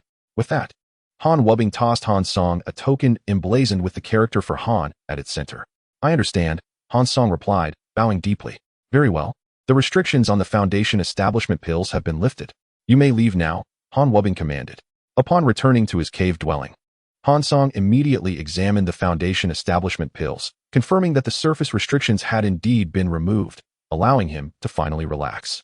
After storing the pills, he retrieved the star sand goo, observing the incredibly fine granules, resembling dust, lying motionless in his palm. Han Song understood that he had yet to establish a connection with them. Resolving to proceed, he took out the cultivation method for the star sand goo and began to follow the prescribed steps. First, he pricked his finger to draw several drops of blood, allowing them to fall upon the star sand goo. Upon contact with the blood, the insects stirred, ceasing their stillness, and quickly consumed the blood with eagerness. Upon witnessing this, Han Song immediately unleashed several beams of spiritual light upon the star sand goo. Strangely enough, after being illuminated, the star sand goo gradually vanished. And within the span of a tea's time, it completely disappeared. Han Song understood that they had not truly vanished. Rather, they had entirely merged into his meridians. These diminutive goo insects clung to the walls of his meridians, opening their tiny mouths to gnaw at the flesh of Han Song's meridian walls. Due to their minuscule size, Han Song felt not a shred of discomfort. After consulting the cultivation manual, he comprehended the reason behind the star sand goo's ability to expand the meridians. It turned out that while consuming the flesh of the meridian walls, these star sand goos secreted a certain saliva that facilitated rapid metabolism within the meridians. The newly generated flesh, when combined with this saliva, became remarkably resilient. As they continued to feed, the meridians would widen, and the accelerated metabolism ensured that the walls would not thin out despite the expansion. Truly a marvel of nature. Of course, these insights were merely Han Song's own deductions. The cultivation manual did not contain such peculiarities. Having resolved the matter concerning the star sand goo, Han Song resumed his training. During his practice, he found himself at a loss for words regarding Han Li, as the efficacy of the elixirs he had provided was disappointingly inadequate. After consuming one, his cultivation had only increased marginally. This, however, was a misunderstanding on Han Song's part. Han Li had yet to discover any formulas for elixirs suitable for levels beyond the 10th stage of Qi refinement and could only offer him these meager pills. In the interim, the sect summoned him once to distribute the rewards for the recent blood trial, 12 foundation establishment pills. Han Song felt a surge of joy, silently acknowledging that he could finally establish his foundation. Initially, some individuals appeared eager to coerce Han Song into relinquishing his pills, but the token he presented from Han Wu Bing silenced their intentions. Nevertheless, Han Song made a few polite remarks, stating that once he established his foundation, He would consider selling any surplus to his esteemed seniors.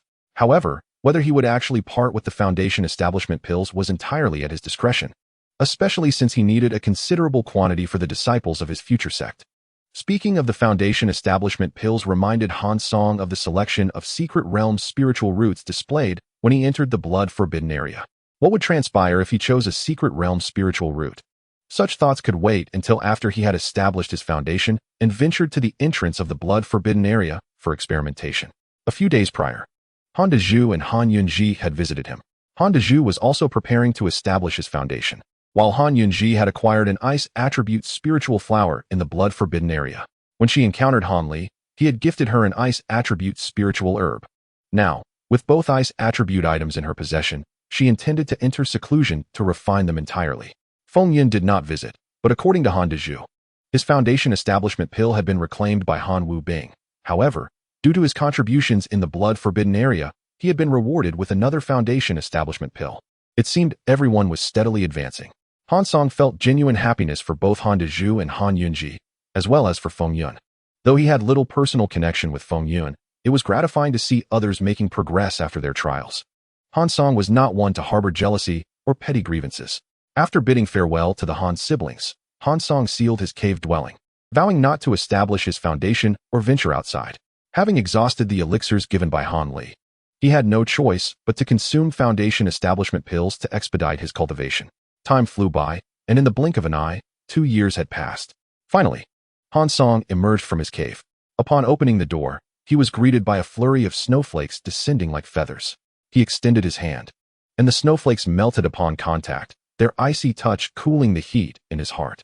Chapter 25. Lu Tianming. The disparity between the foundation establishment stage and the qi refinement stage was indeed vast. As Han Song gazed at the snow-covered mountains, his consciousness remained immersed in the sea of spiritual energy, which, just months prior, had surged and roiled but had now settled into a tranquil state akin to a still lake after over 3 months of stabilization. Over the course of 2 years, Han Li had progressed from the 12th level of qi refinement to the initial stage of foundation establishment. Reflecting on the consumption of 4 foundation establishment pills left Han Song pondering, yet without any elixirs to enhance his magical power.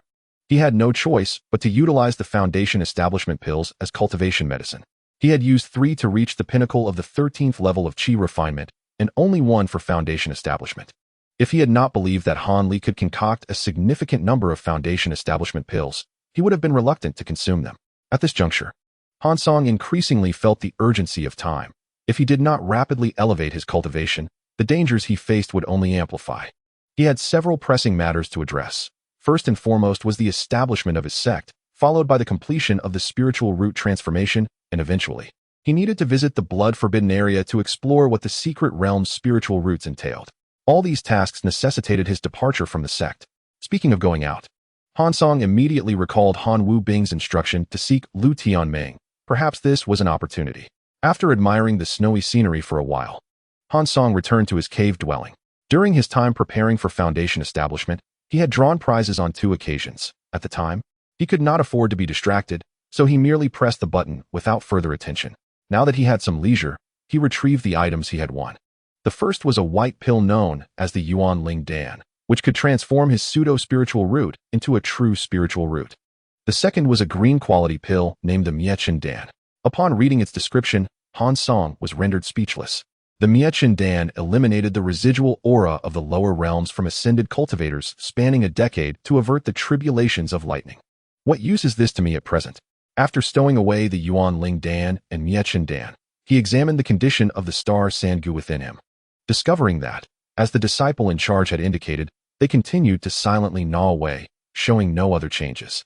Over the past 2 years, the improvement of his meridians had been negligible. The number of Gu remained unchanged, with no sign of reproduction. However, for Han Song, these matters were inconsequential.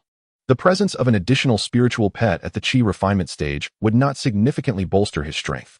With a slight sigh, he immersed himself once more in his cultivation. Although his cultivation had not made substantial progress, he aimed to refine more of the Luo Ho true blood, which he had not touched during his foundation establishment. As Han Song commenced the refining of the Luo Ho true blood, the star sand Gu within him began to stir restlessly, ceasing their consumption of the meridian walls and instead circulating within Han Li's meridians. What was happening? Han Song was taken aback. After a moment's contemplation, he attempted to halt the refining of the Luo Ho true blood, and after a while, the star sand goo in his meridians finally quieted down. Could it be? Upon resuming the refinement of the Luo Ho true blood, the star sand goo became agitated once more. It seemed that these star sand goo were reacting to the Luo Ho true blood. To confirm this hypothesis, Han Song repeated the aforementioned steps several times, and each time, the reaction of the star sand goo was consistent. After pondering for a moment, he decided to conduct an experiment. He extracted a thin strand of Luo Ho true blood from his dantian and directed it toward the gathering of star sand goo. Upon encountering the Luo Ho true blood, the star sand goo reacted as if they were ants drawn to sugar, quickly enveloping it within a matter of moments. The star sand goo rolled and tussled in their eagerness to consume the true blood. Fortunately, the number of star sand goo was only around 1,000, and their small size allowed them to share the abundant energy contained within the true blood, which, despite its minimal quantity, was sufficient for these diminutive creatures. Ultimately, there was no noticeable reduction in the amount of true blood. Han Song redirected the remaining true blood of Luo Ho into his dantian, pondering its remarkable potency. Despite years of refining, he had not perceived any reduction in the true blood's quantity. Even the consumption by over 1,000 goo worms had not altered its amount. He found himself questioning the nature of Luo Ho, marveling at the sheer strength of its true blood. His gaze shifted to the Xing Sha goo, which, after ingesting the true blood, remained utterly motionless. Had he not sensed their lingering life force, he might have believed them to be dead. Nevertheless, even if they were to perish at that moment, Han Song would feel no sorrow, just a hint of regret. To the inhabitants of Spirit Beast Mountain, these goo worms were deemed rather inconsequential. If his actions could elicit some change in the Xing Sha goo, it would suggest a hint of mystery worth investigating further. Conversely, if the worms were to meet their demise, it would save him the trouble of focusing on them henceforth. With that, Han Song withdrew his consciousness and devoted himself to the arduous task of cultivation. As winter faded into spring, a sound transmission talisman arrived at the entrance of his cave abode 3 months later. Han Song paused his training to retrieve the talisman. Upon hearing the voice emanating from it, he contemplated for a moment before exiting his cave and hastening toward the Disciples' Hall of Spirit Beast Mountain. Though the medium-grade flying sword was not as swift as his own running, it offered the advantage of conserving energy. Han Song was not in a hurry and enjoyed the leisurely pace, taking the opportunity to admire the splendid scenery of Spirit Beast Mountain. The landscape was adorned with fresh greenery, interspersed with occasional blossoms, while a gentle breeze carried the scent of spring. Han Song inhaled deeply, feeling a surge of tranquility. Han Jr. brother, you possess quite the refined taste. A voice called from behind. Turning, Han Song observed a young man appearing to be in his 30s. Approaching at a steady pace, Han Song halted and, as the young man reached him, clasped his fists in greeting. Do you recognize me, senior brother? With a hearty laugh, the young man replied, Didn't you just receive a sound transmission talisman, Han Jr. brother? Lu senior brother? Han Song recognized him as Lu Tianming, the one who had sent the message. Lu Tianming stroked the stubble on his chin, appraising Han Song. I presumed you would need more time. I didn't expect you to emerge so swiftly after receiving my transmission. Han Song responded. Senior brother Lu jested. I have only recently advanced to the foundation establishment stage and have been consolidating my cultivation in my cave. Upon receiving your message, I thought it prudent to take a breath of fresh air, hence my early departure. May I inquire what matter you wish to discuss? Previously, senior brother Han had merely suggested that Han Song seek out Lu Tianming after establishing his foundation, but did not elaborate on the particulars. Han Song surmised that the matter was likely a tedious task assigned by Han Wubbing, who was preoccupied with the Golden Core stage and lacked time to attend to such affairs. It is but a trivial matter. You will understand once we reach the Disciples' Hall. I am curious why senior brother Han tasked me with this. After all, there are many foundation establishment cultivators in the Han clan. Lu Tianming inquired. When senior brother Han approached me to arrange this, I had asked him, but he did not elaborate. Might you enlighten me, Han Jr. brother? I do share some connection with senior brother Han, but I must ask for your understanding, senior brother Lu. There are certain secrets I cannot disclose, Han Song replied apologetically. With an expression that suggested he had anticipated this response, Lu Tianming waved dismissively. Do not take offense, Han Jr. brother. The matter we are to undertake together is not meant for public knowledge. Therefore, I needed to clarify. Since you prefer to remain silent, I shall not press the issue further. The fact that senior brother Han entrusted this task to you speaks volumes of his trust in you, and I shall refrain from further commentary, not suitable for public knowledge. Han Song mused inwardly. On the surface, He continued to engage Lu Tianming in polite conversation, exchanging remarks as they walked, and before long, they arrived at the disciples' hall. The disciples at the disciples' hall provided each of them with a restrictive token, completing their registration before directing them to seek the sect leader. After receiving the token, Han Song learned that their task involved collecting spiritual stones from a mining site that had been excavated over the past few years. This spiritual stone mine was a shared asset of the 7 sects, developed collaboratively, and once a sufficient quantity of spiritual stones had been extracted, they would be distributed uniformly. Previously, this task had been managed by Han Wubing and Lu Tianming, and logically, it should not have fallen to Han Song, a newly established foundation cultivator. However, it was unclear what means Han Wubing had employed to assign this lucrative task to Han Song. Han Song began to comprehend the implications behind Lu Tianming's mention of matters not meant for public scrutiny.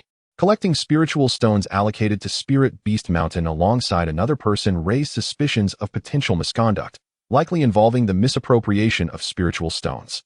This realization deepened Han Song's understanding of Han Wubing's capabilities. A late-stage foundation cultivator, even one nearing the golden core stage, should not possess the influence necessary to manipulate resource allocation within the sect, even as a member of the Han family. There were likely deeper connections at play, but such matters had little bearing on Han Song. It was evident that Han Wubing had access to unknown forces supporting him. Han Song, however, was wary of becoming entangled in such complexities. He had merely sought a robust ally through Han Wubing's arrangements. If that ally posed a risk of entrapment, he would need to contemplate his path post-Han Wubing. After departing the disciples' hall, the two made their way toward the sect's Great Hall. The Great Hall was centrally located within Spirit Beast Mountain, surrounded by various functional halls. Beyond them lay the residences of Qi refining disciples, followed by the cultivation areas for spiritual herbs and spirit beasts, and further out, the abodes of various cultivators. Although Han Song's cave abode was situated in a more remote area, being part of a minor spiritual vein, these veins were predominantly occupied by foundation cultivators. Were it not for Han Wubing's intervention, it would have been unlikely for a Qi refining cultivator like Han Song to have access to such opportunities. As Han Song contemplated Han Wubing's background while flying, he caught sight of the sect leader within the Great Hall. From his previous knowledge, he recognized the sect leader's surname as Lu and approached, cupping his fists in greeting, sect leader Lu. After exchanging pleasantries with Lu Tianming and Han Song, the sect leader inquired about Han Song's foundation establishment pill. According to the sect leader, he had a distant relative nearing foundation establishment who sought to exchange for a foundation establishment pill from Han Song. Although such pills were not easily acquired, once Han Song had established his foundation, they would hold no further value for him, making it a mutually beneficial trade. At Han Song's age, with no descendants and coming from a solitary cultivation background, the transaction was merely a matter of business, regardless of the recipient. Han Song politely explained to sect leader Lu that he was an inconspicuous spiritual root, making the path of cultivation and foundation establishment particularly arduous. Had it not been for Han Wubing's provision of an additional foundation establishment pill, he would not have attained his current level of cultivation. Upon learning that Han Song had consumed 13 foundation establishment pills to succeed, the flesh on sect leader Lu's face twitched. And while he verbally praised Han Song's fortuitous circumstances, inwardly, he berated the waste of such precious resources. Meanwhile, Lu Tianming displayed a peculiar expression upon hearing of Han Song's inconspicuous spiritual root. After bidding farewell to Master Lu, the two departed from the Spirit Beast Mountain and headed toward the Spirit Stone Mine. Han Song naturally traveled aboard Lu Tianming's flying artifact, while he himself utilized his mid-grade flying sword. By the time he arrived, Lu Tianming had likely reached their destination, yet he remained en route. Throughout the journey, Lu Tianming refrained from discussing anything other than the matter of the hidden spiritual root, to avoid the peril he faced when Han Wubing had inquired. Han Song had indeed taken the time to research the hidden spiritual root. However, most of the texts provided scant details, with content resembling the questions posed by Han Wubing. Consequently, Han Song decided to set the matter aside. Han Song inquired, "Why is Brother Lu so preoccupied with the hidden spiritual root? Have you encountered one?" Regarding the hidden spiritual root, some individuals possessed a general understanding. When the spiritual root manifests, one can cultivate, but when it is concealed, cultivation becomes impossible. Thus, cultivators with a hidden spiritual root progress more slowly than their peers. It is precisely for this reason that Master Lu's decision to employ 13 foundation establishment pills for Han Song's foundation was unfathomable. Lu Tianming replied, "Hidden spiritual roots are rare in the world, and even more challenging to discover. I have never encountered one. However, I have a penchant for probing into the secrets of the cultivation realm, which is why I wish to gain a more detailed understanding from you, Brother Han. Perhaps such cultivators exist, but Han Song would not divulge everything indiscriminately. He merely stated that when the spiritual root appears, one should cultivate, and when it is hidden, one should focus on physical training, echoing the texts in a mundane manner. This left Lu Tianming somewhat disheartened. After a brief conversation, he found Han Song's words tiresome and lost interest in further inquiry. Although Lu Tianming did not entirely believe Han Song's words, he had no means to extract more information, thus relinquishing the matter. After several days of travel, upon arriving at the Spirit Stone Mine, Lu Tianming announced his intention to leave for a few days to attend to personal matters. He instructed Han Song to conduct a thorough inspection before departing. Leaving Han Song in the location without revealing his destination, Han Song produced the restriction token to deactivate the mine's protective array and entered. A Qi refinement disciple promptly approached to greet him. This disciple appeared to be in his 50s, and Han Song recognized him as a cultivator with no hope of establishing a foundation, here to accumulate some savings for his eventual demise. The middle-aged cultivator, garbed in the attire of Huangfeng Valley, stepped forward and inquired, "May I ask your esteemed name, senior?" Han Song replied, "I am Han Song from Spirit Beast Mountain." He presented the restriction token for the disciple's inspection. "Ah," the disciple exclaimed, glancing at the token. Despite Han Song not wearing the sect's robe, the token was indeed authentic. He continued, "Was it not always Uncle Han and Uncle Lu who came before?" "Oh, Brother Lu has some matters to attend to and will not arrive for a few days. Brother Han is here on his behalf," Han Song clarified, aware that a sudden appearance of an unfamiliar Foundation establishment cultivator would warrant scrutiny to avoid any unforeseen complications. Upon hearing this, the Huangfeng Valley disciple exhibited a look of realization and bowed. "So it is Uncle Han. I am Yizhong. Please follow me." Hearing someone much older than himself refer to him as Uncle Han left Han Song feeling somewhat uncomfortable, yet he merely rubbed his nose to alleviate his unease and replied, "Lead the way, nephew Yi." Within the mine, there were indeed many disciples from the 7 sects, forming patrol teams that entered and exited the mine shafts. Yizhong led Han Song to a stone structure not far from the mine entrance before taking his leave. Upon entering the room, Han Song found a stone table at the center surrounded by a dozen stone chairs, where 6 Foundation establishment cultivators were seated, the leader being a disciple from the Yenyu sect. Upon noticing Han Song's entrance, the 6 individuals displayed expressions of surprise. Han Song greeted them in turn. "Greetings, esteemed brothers and sisters. I am Han Song from Spirit Beast Mountain, here on orders from my sect to inspect the mine." The inspection of the mine involved disciples from the 7 sects periodically visiting to ensure everything was in order, including verifying the integrity of the various arrays and checking the accounts of spirit stones, with the primary goal being the collection of their rightful spirit stones. "Where are the others? Why are you alone? What of Brother Han and Brother Lu?" inquired the leader from the Yenyu sect. Han Song explained, "Brother Han is unable to come due to other matters and has sent me in his stead. Brother Lu has personal affairs to attend to and will arrive in a few days." After hearing this, the Yenyu disciple nodded. "Very well, since you are here, let us commence our duties." He rose and declared, "The team of Huadao Valley and Qingshu sect will proceed together, while Huangfeng Valley, Jujin sect, and Tianke Fortress will form another team. I will pair with Brother Han from Spirit Beast Mountain. Everyone, let's move."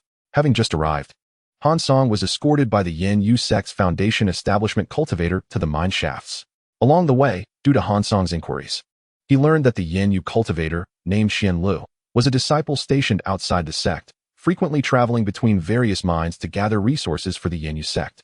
Xian Li's assignment to accompany Han Song for the mine inspection was not an arbitrary decision, but adhered to the regulations set by the 7 sections. To prevent disciples from colluding and embezzling spirit stones from the mines, it was mandated that disciples from different sects could not operate alone within the mine shafts. Each operation required a rotation of different sects. For instance, this time it was Yenyu sect and Huangfeng Valley. And next time, they would not be permitted to team up again until after 5 rotations with other sections. Initially, the dispatched disciples varied greatly. If Han Song were sent on an inspection, he would not be selected for that task again. However, over time, for reasons unknown, this inspection duty evolved into a fixed group of inspectors, such as Han Wubing, Lu Tianming, and Xian Lu. The arrangements for whether a sect dispatched 1 or 2 individuals also varied, the reasons for which remained unclear. As Han Song listened to Xian Li's explanations regarding the mine's regulations, he began to grasp the situation. Xian Lu remarked, as a newcomer to the mine. There are certain matters you should intuitively understand. Since Brother Han was sent here by Brother Han, I trust you possess the wisdom to discern what should and should not be said. Additionally, you ought to don the robes of Spirit Beast Mountain. Otherwise, when Brother Lu and Brother Han inquire, you cannot hold me accountable for not having warned you. Upon hearing this, Han Song promptly changed into the attire of Spirit Beast Mountain.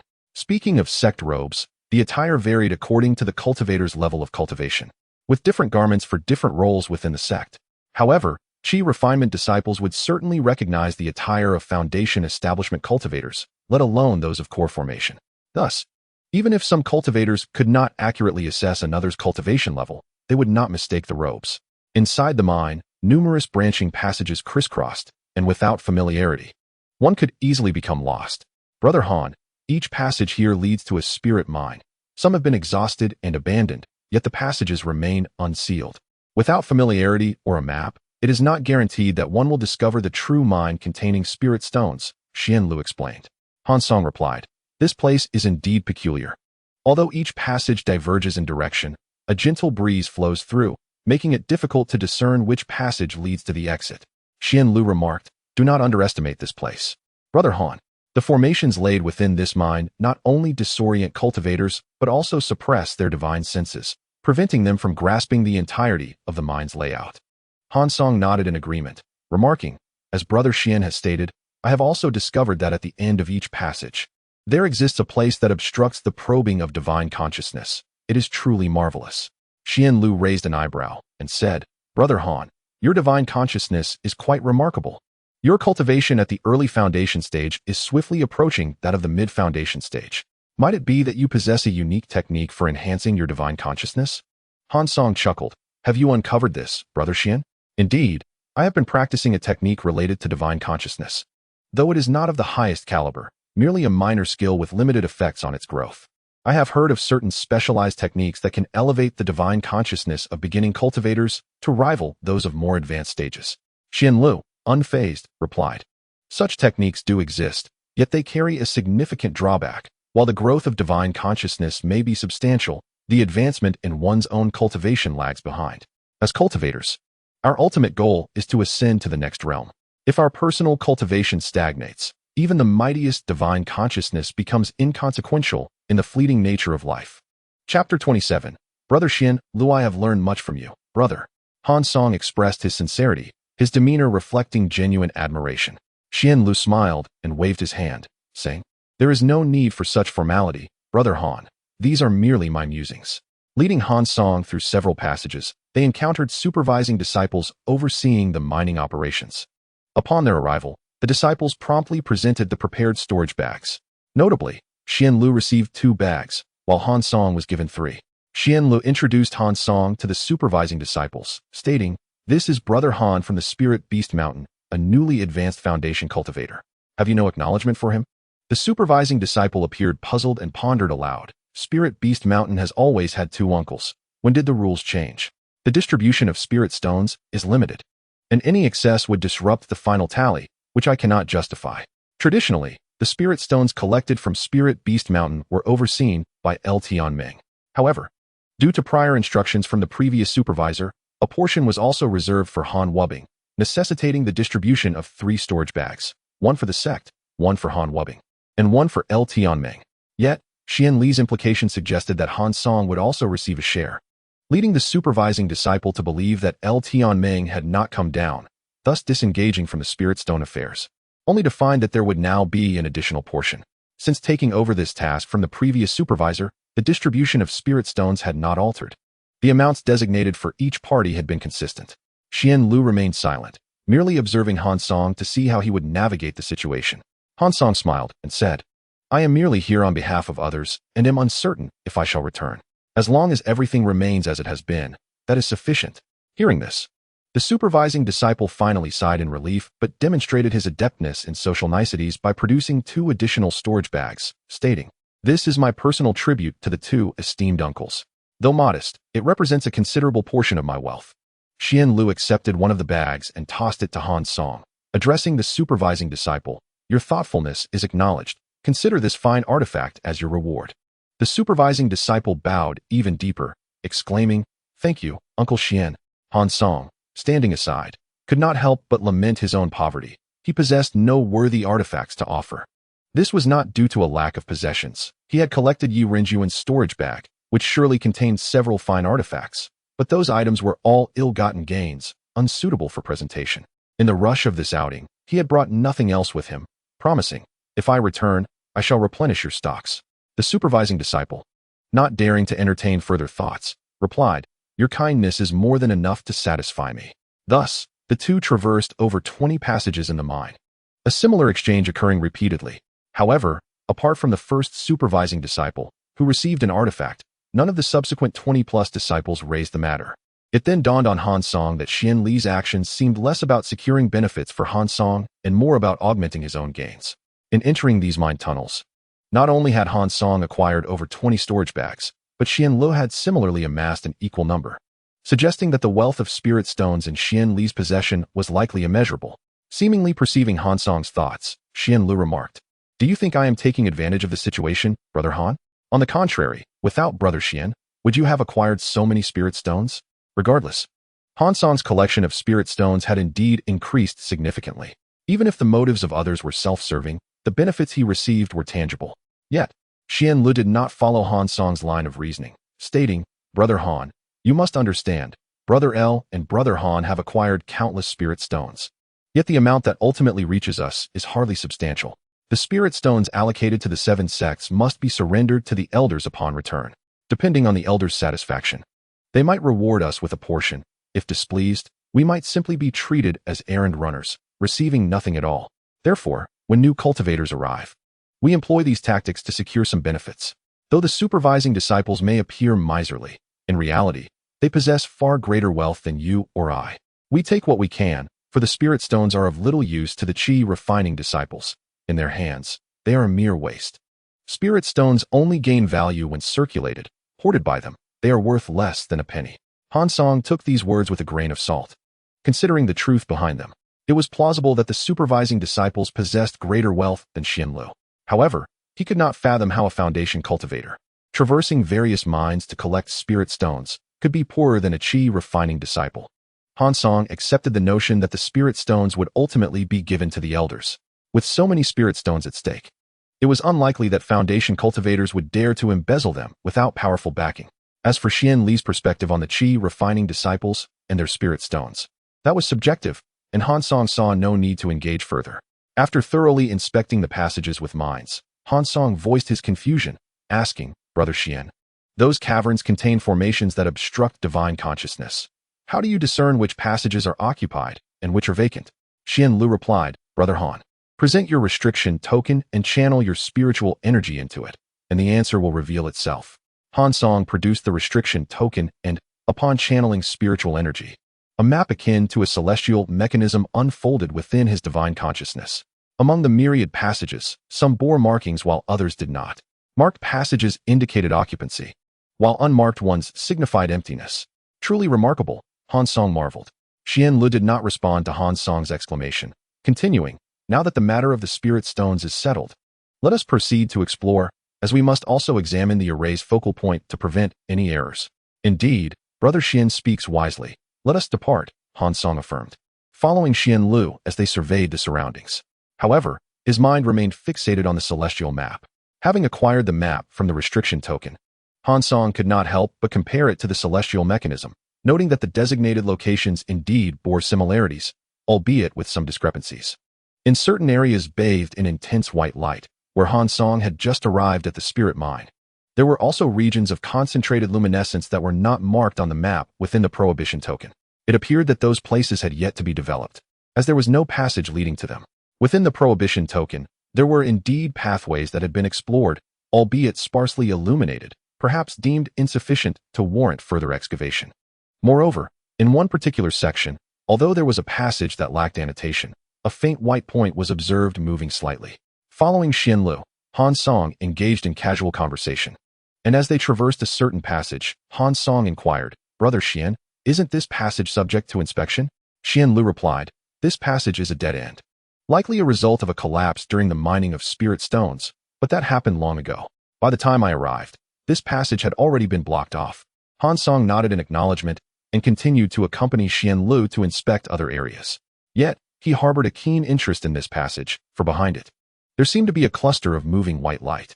Based on his experience, this luminescence undoubtedly indicated the presence of a demon beast, which, judging by its size and brightness, was likely a second or third level entity. After spending more than 2 days completing necessary tasks, Han Song and Xian Lu took a brief rest and returned to the mine at dawn for further exploration. Once all was concluded, Xian Lu unexpectedly invited Han Song for a drink. Although Han Song found this peculiar, he felt it impolite to decline, and thus accompanied Xian Lu to his stone dwelling. During their convivial exchange, Xian Lu suddenly broached the subject of the blood-colored Forbidden Land, catching Han Song off guard and leaving him unsure of Xian Li's intentions. He mentioned not only Han Song, but also Han Li, albeit referring to him as the Black Lad. Expressing bewilderment over the latter's fortune in gathering such a plethora of medicinal herbs, Han Song could only acknowledge that each person possesses their own opportunities. Not wishing to follow Xian Li's lead on this topic, Han Song instead remarked, "Brother Xian, you have already established your foundation, have you not? Are there not relatives of yours currently struggling at the threshold of foundation establishment?" Xian Lu, taken aback, exclaimed, "Brother Han, you have been asked about foundation establishment by many?" Upon hearing this, Xian Li's expression shifted. "You haven't traded away all your foundation establishment pills, have you?" Han Song responded, "I haven't traded a single one. But I am curious, Brother Xian, is it truly difficult to obtain foundation establishment pills? It seems everyone has a relative in need of them." Xian Lu looked at Han Song quizzically. "Doesn't your family require foundation establishment pills?" Han Song replied, "I am alone in the cultivation world, originally an independent cultivator, not a member of a cultivation family." Xian Lu nodded. "That explains it. Regarding your earlier inquiries, the first, whether foundation establishment pills are hard to come by, is not so for me, as I possess some aptitude. The sect granted me a foundation establishment pill, which enabled my transition from the Qi refinement stage to the foundation establishment stage. However, for those in my family with less remarkable talents, it is indeed quite challenging." He continued, "Currently, the materials for foundation establishment pills are monopolized by the 7 sects. To obtain one must align with these sections. For prominent families like the Yin family, alternative methods exist. However, for lesser families like mine, without joining the 7 sects, there is no path to foundation establishment." Xian Lu sighed as he spoke. As for Han Song's second question about whether every individual has a relative stuck at a bottleneck, I must inform you that it is not just one, but many who are trapped at the Qi refinement bottleneck, with most cultivators lacking exceptional talent remaining stagnant throughout their lives. Truth be told, even if I possessed 10 foundation establishment pills, they would not suffice for my family members. I cannot speak to your aptitude, but even if I were to give my cousins and uncles each 5 foundation establishment pills, success is not guaranteed." Hearing this, Han Song could not help but smile wryly. Xian Lu, puzzled by Han Song's reaction, asked, "Brother Han, do you?" Han Song replied, "I suspect my aptitude pales in comparison to yours, and even more so to that of your relatives." A foreboding feeling crept over Xian Lu as he inquired, "How many foundation establishment pills did you use when you established your foundation?" Han Song recounted, "Upon completing my herb gathering, the sect rewarded me with 12 foundation establishment pills. Alas, even after refining them, I was still short of that elusive sensation. Fortunately, senior sister Han gifted me another pill, which allowed me to barely establish my foundation." Xian Li's complexion drained of color upon hearing this. After a lengthy pause, he finally said, "Brother Han, you are indeed fortunate." Although he did not finish his thought, it was apparent it was not a compliment. Han Song expressed his gratitude for Xian Li's hospitality and departed the stone dwelling, returning to his own quarters. A day later, Brother Lu Tianming finally returned. Upon seeing him, Han Song presented him with the storage bags of spirit stones allocated for the Spirit Beast Mountain, along with his own. The portion belonging to Han Wu Bing would be delivered to him upon his return from seclusion. Counting his own share, Han Song found he possessed over 2,000 spirit stones, which made him feel a surge of confidence, as if his stature had risen. Having ventured out at last, he pondered purchasing some items to bring back. With newfound wealth, one naturally feels inclined to spend on resources that could enhance one's strength. Han Song discussed this with Lu Tianming, who pointed him to a market located half a day's journey from their current location. Thus, Han Song departed the Spirit Stone Mine and set off towards the market. Midway through his journey, Han Song paused, gazing downward at the undulating green mountains, observing nothing unusual. A microspirit vein? He resolved to investigate. The heavenly mechanism chart indicated the presence of a microspirit vein below. Utilizing his spiritual sense, he detected few individuals nearby. Several villages were nestled within this mountainous region, and atop the microspirit vein sat a dilapidated Taoist temple. Concealing his presence, Han Song descended. Feeling the aura emanating from within the temple, a young child, merely in the third layer of chi refinement, was sobbing. "Master, how could you leave me all alone?" The young acolyte clung to the corpse of an elderly Taoist, weeping inconsolably. Han Song observed the temple, noting its disrepair. Much of the plaster had crumbled from the walls, overtaken by moss, while the tiles lay in tatters, no piece remaining intact. The windows of the rooms were mostly missing, hastily boarded up and covered with layers of paper. The temple featured a main hall comparable in size to a large family-s parlor, flanked by two smaller halls. Behind the main hall were 3 rooms, including a thatched hut. Scanning the elderly Taoist with his spiritual sense, Han Song noted his hair and beard were completely white, and there were no signs of injury. It appeared he had simply passed away from old age. The young acolyte, around 7 or 8 years old, had tears streaming down his face, clearly having been crying for quite some time. Han Song swiftly moved behind the young acolyte and cast a spell, causing the child to faint before he could comprehend what was happening. After addressing the old Taoist's remains, Han Song returned to the young acolyte and took his pulse. 3 spirit roots. He is indeed a promising talent. However, Han Song ceased to concern himself further with the boy and instead contemplated the establishment of a sect. It seemed an opportune location, albeit the spiritual vein was subpar. Yet, Han Song did not harbor expectations for a superior unclaimed spiritual vein. More importantly, the seclusion of this place offered exceptional safety for a nascent sect. Unbeknownst to Han Song, the system had yet to reveal what phenomena might occur during the sect's establishment. Had nothing transpired, he would dare to establish the sect atop the summit of Spirit Beast Mountain. However, if something catastrophic occurred, it would leave him without a place to rest in death. With a determined thought, Han Song entered his consciousness space, where the system had already prompted him. "Would you like to establish a sect here?" "Yes," he affirmed, and was then asked to name the sect. After much deliberation, he settled on the name Lingxian Sect. The sect was established, and the system requested that the host designate the locations of various halls according to the sect's layout. Han Song surveyed the numerous halls, which included the main hall, Spirit Herb Garden, Spirit Beast Garden, Task Hall, Martial Arts Hall, Alchemy Hall, Weapon Forging Hall, Talisman Hall, and the Grand Hall for imparting teachings.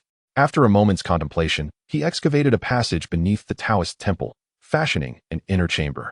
Given that he cultivated earth-based techniques, modifying a small cave proved quite effortless. Before long, a hidden abode within the mountain was completed. Rather than constructing the main hall first, Han Song opted to establish a place called the One Dao Pavilion. Initially, he was uncertain of its purpose, and moreover, there was no suitable location for the other halls. Upon the establishment of the One Dao Pavilion, a beam of golden light burst forth from Han Song's mind, transforming into a mirror that stood upon the freshly created stone table. A name appeared in Han Song's consciousness space, One Dao Mirror. With the emergence of the One Dao Mirror, an additional section appeared beneath the sect's growth plan, the Disciple List. Regrettably, the list contained only Han Song, alone and solitary. However, upon examining his own information, he was taken aback. Han Song, Sect Master, Foundation Establishment Stage, Sense of Sect Belonging, None, Current Urgent Needs, Foundation Establishment Techniques. Potions to enhance magical power, items to increase the success rate of Foundation Establishment, 4th layer of the 5 elements, Zhou Tian Yuan Gong.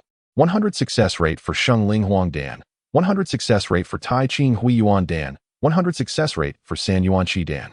100 success rate for Yi Zhuan Xian Dan. The more he perused, the more astonished he became. The system listed several types of potions that guaranteed a 100 success rate for Foundation Establishment. However, it was evident from their names that these potions did not exist within this realm, as he had never heard of potions that could ensure such success. Additionally, many other potions and spiritual herbs were listed, such as Shui Ling Shui and Tian Huiyi, which could increase the success rate by 20. There was even a technique named Sanjuan Zhong Yuan Gong that offered a 25 increase, while others provided a mere 1 to 2 boost, though they were easily obtainable. There were also over 30 types of potions that could enhance the success rate by 50 to 60, yet Han Song doubted his ability to acquire these items, as they likely did not exist in this world. Finally, withdrawing his consciousness, he sighed and returned the One Dao Mirror to his consciousness space before emerging from the cave and heading towards the room where the young Taoist boy lay asleep. Han Song cast a spell upon the boy, who slowly awakened. Upon seeing a stranger before him, the boy was startled and quickly scurried to the corner. Trembling as he asked, "Who are you? Where's my master?" With a gentle smile, Han Song replied, "Your master has met his end and has gone to the paradise of ultimate bliss. I am now your master." "My new master?" The boy was bewildered. "I wish to take you under my wing and make you my direct disciple. Do you consent?" The boy responded, "Which sect do you belong to, esteemed elder?" Clearing his throat, Han Song declared, "I am the sect master of the Lingxian sect." "The Lingxian sect?" The boy pondered for a moment and asked, "Why has my master never mentioned it? Which branch of the 7 sects and 6 schools does it belong to? You possess quite a bit of knowledge." "But the Lingxian sect does not belong to any of the 7 sects or 6 schools. We are the main sect." "How many disciples does the Lingxian sect have?" The boy inquired again. The lad was young yet perceptive, a quality that aligned with Han Song's current criteria for recruitment, since he did not reside here often. A clever individual was needed to oversee the establishment.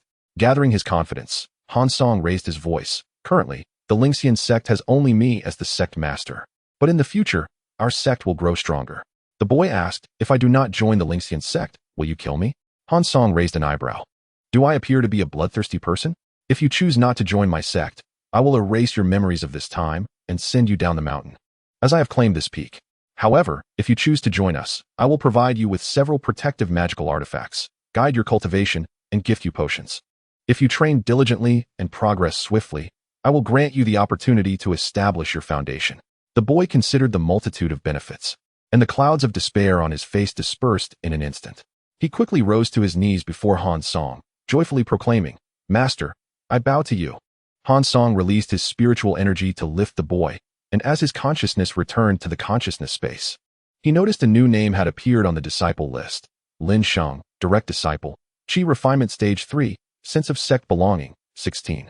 Warning: if the sense of sect belonging falls below 0, the disciple may betray the sect.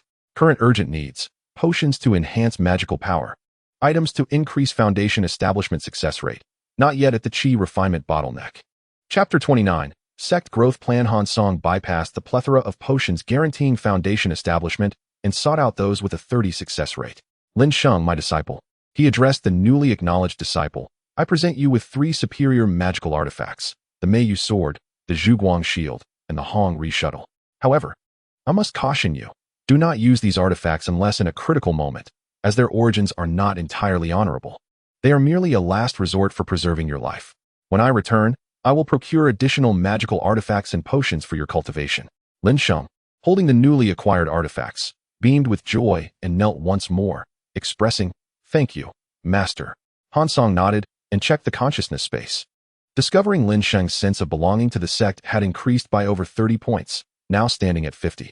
Lin Sheng's joy was short-lived as he posed another question. "Master, how did you know my name?" "I do not recall telling you." "Your master knows many things," Han Song replied, his expression unchanged. Lin Sheng stuck out his tongue, but soon his expression turned somber again. "Master, what about my previous master? Is it true that he has died?" Han Song produced a ceramic jar and placed it on the ground, saying, "This holds your master's ashes. You may bid him farewell, henceforth. It is a new beginning for you. After the farewell, do not forget to cultivate." With that, Han Song exited the room and made his way towards the main hall of the Taoist temple.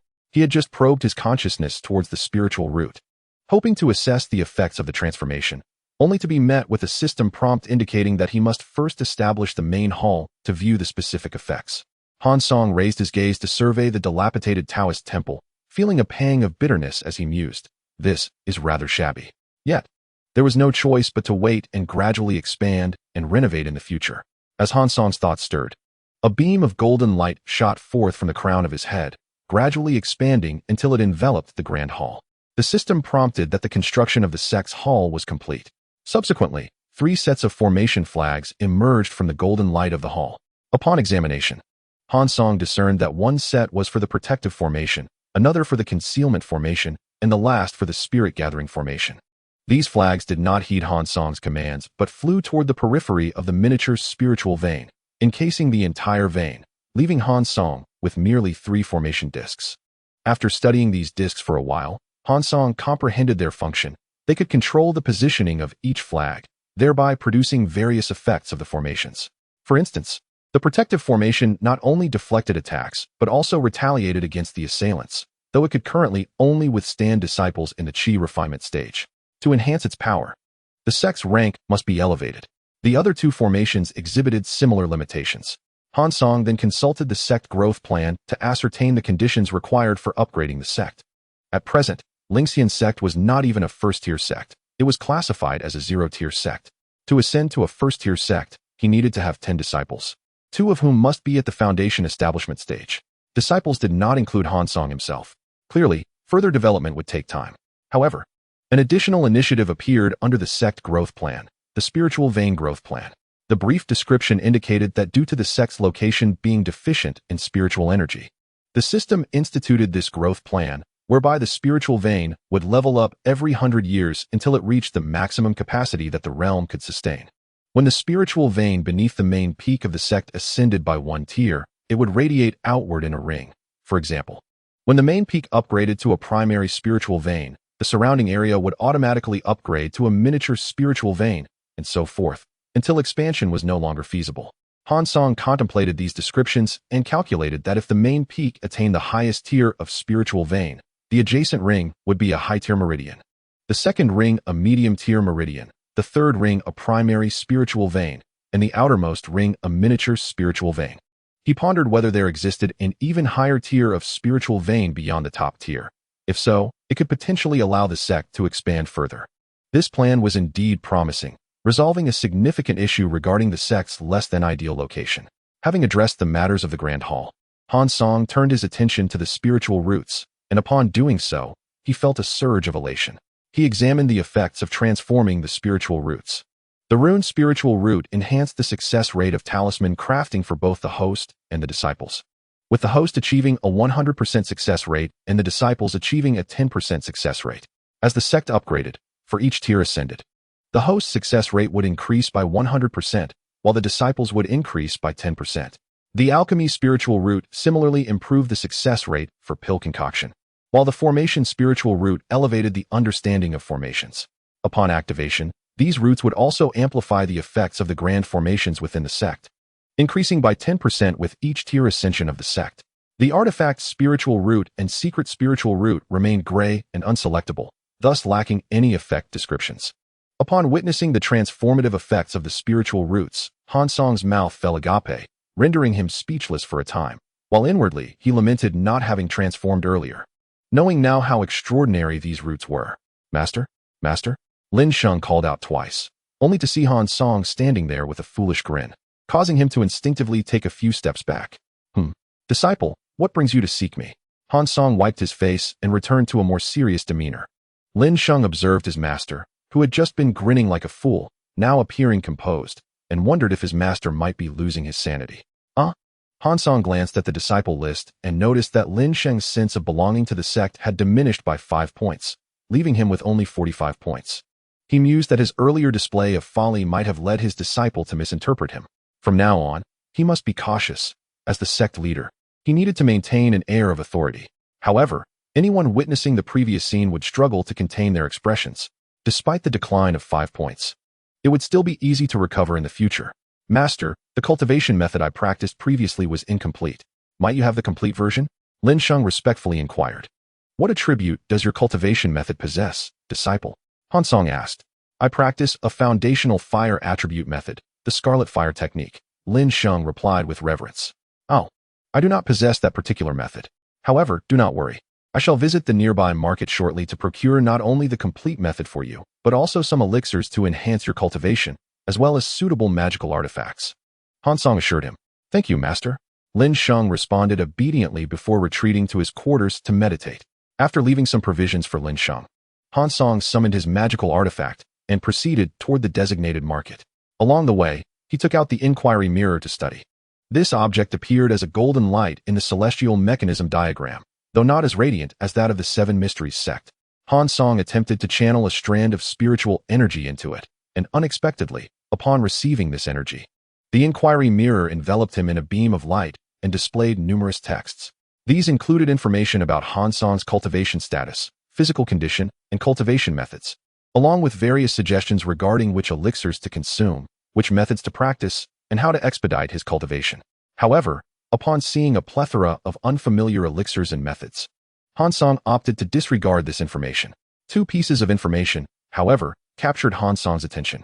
The first indicated a suitable method for him based on his current status, specifically one that could be cultivated from the foundation establishment stage, called the illusory profound formation true solution. This method would allow Han Song to progress from the foundation establishment stage to the God transformation stage. Naturally, it was not the most fitting for him, but among the many methods, it was the only one he had heard of. The others seemed to belong to realms far removed from this one. He recalled having seen this particular method in a book from the Spirit Beast Mountain, known to be a technique dedicated to training one's consciousness. It was said that upon reaching the core formation stage, one could craft a set of formation flags as magical treasures, with tremendous illusionary powers. This matter could only be addressed after returning to Spirit Beast Mountain. The second piece of information pertained to the star sand goo, but it was referred to by another name, the black fungus goo. The black fungus goo, a symbiotic parasitic creature within the true spirit body, feeds on the essence blood of the true spirit and can enhance the physical strength of the true spirit while doing so. However, due to prolonged deprivation of true spirit essence blood, these parasites had gradually degenerated and lost their original efficacy. There were two methods to facilitate their evolution. The first involved long-term feeding of true spirit essence blood. The more varied the types consumed, the more complete the evolution. The second method required the host to refine more true spirit essence blood into their own body, allowing the parasite to feed on the host's essence blood, which would also lead to its evolution, albeit in a different manner. Although the comparative strength of the two evolutionary paths was uncertain, the latter would foster a closer bond between the host and the parasite, even enabling the host to command it to attack foes. Han Song, upon studying the description of the star sand goo, finally understood the discontent expressed by the disciples of Spirit Beast Mountain regarding this creature. It was evident that the cultivation methods employed were misguided. However, even if they were aware, they were powerless. Not everyone possesses true spirit blood. He himself only acquired the true blood of Luo Ho through a system lottery. Moreover, it appeared that this blood was extraordinarily potent, and it was likely that no one in this realm could extract the essence of true spirits. Han Song pondered another question. What spirit was Luo Ho? He had consulted various texts, but found no information regarding Luo Ho. He stowed away the inquiry mirror and decided to cease his thoughts on true spirits, as the absence of relevant information suggested that he had yet to reach that level of understanding. Only by elevating his cultivation could he continue his search for related knowledge. Chapter 30. The true explanation of the illusory mystic array. Unbeknownst to him, Han Song had traveled for most of the day and arrived at the market. This marketplace was under the jurisdiction of the Yin family fortress, frequented primarily by disciples of the Yin family and wandering cultivators. A significant number of visitors were also from the 7 sects, who would occasionally come to procure supplies. Han Song donned the attire of the Spirit Beast Mountain, rendering him inconspicuous. After perusing numerous stalls and shops, he completed his collection of foundational techniques across 5 attributes, procured several high-quality magical artifacts, and acquired ample materials for drawing talismans. However, he found the prices of elixirs to be exorbitantly high. As he continued walking, he arrived at a place named Wanbao Tower. Han Song hesitated, contemplating whether to enter. Although large shops typically offered a comprehensive selection, their prices were often steep. A man resembling a shopkeeper, upon noticing a senior cultivator at the entrance, promptly came out to greet him. Might the esteemed senior require anything for purchase? The shopkeeper inquired. Han Song replied, I do need to acquire some items, but I have heard that larger shops tend to charge more. I am still deliberating whether to enter. The shopkeeper smiled. Esteemed senior, while we at Wanbao Tower cannot claim to offer the cheapest goods, all our prices are fair and transparent. Observing the man's confident demeanor as he patted his chest, Han Song, adopting a leisurely attitude, followed the shopkeeper into Wanbao Tower. The interior was spacious, with the central hall being larger than several ordinary rooms combined. Numerous shelves surrounded the hall, leaving only entrances and stairways. What are the prices for Huanglong Dan and Yangqi San? Han Song casually inquired, scanning the price tags on the shelves. Huanglong Dan is 10 spirit stones per vial, and Yangqi San is 20 spirit stones per vial, the shopkeeper responded. Han Song nodded slightly, acknowledging the standard pricing. How many would the esteemed senior require? The shopkeeper, upon realizing that Han Song sought elixirs for the qi refinement stage, wore a slightly disappointed expression but maintained a respectful tone. 20 vials of Huanglong Dan and 20 vials of Yangqi San. Could you offer a discount? Han Song believed his order was substantial. The shopkeeper appeared somewhat awkward. While the quantity was indeed considerable, it did not surpass a threshold that warranted significant negotiation. Sensing the man's discomfort, Han Song remarked, if possible, We could finalize the transaction immediately. Perhaps I might even procure some additional items. Since the esteemed senior has spoken so, I shall offer you the lowest price of 580 spirit stones, the shopkeeper declared, seemingly resigned. Without further ado, Han Song tossed a bag of spirit stones toward him. The shopkeeper instructed a young attendant to retrieve the items and turned back, inquiring eagerly. Is there anything else the esteemed senior requires? Indeed, I seek one additional item, though I am uncertain if you possess it. The shopkeeper replied, no need for concern.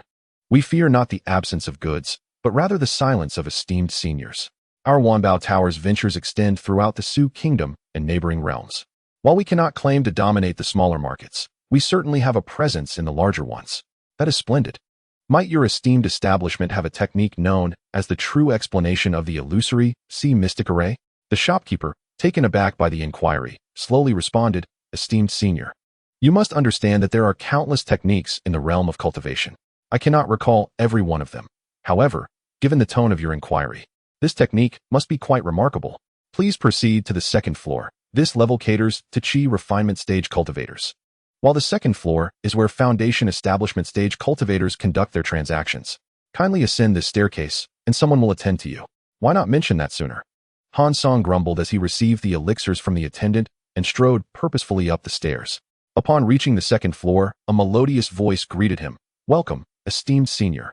A strikingly beautiful woman stood at the top of the staircase. Han Song glanced at her radiant face and alluring figure, but did not linger, proceeding directly towards the center of the hall. Within the hall were several guest tables, one of which hosted 3 individuals, all foundation establishment stage cultivators. Brother Yin. Han Song was pleasantly surprised to see a familiar face. Yin Bei, upon noticing someone ascend, initially did not turn around, but upon hearing his name, he pivoted and exclaimed, Friend Han. Han Song approached, surveying Yin Bei. Brother Yin, I did not expect our paths to cross so soon again, and now we are both foundation establishment stage cultivators. Yin Bei chuckled, I am not surprised. It was inevitable in my view that you would reach this stage, which speaks well of my discernment. Han Song scratched his head, feeling somewhat bashful. Brother Yin, you flatter me. I am merely fortunate.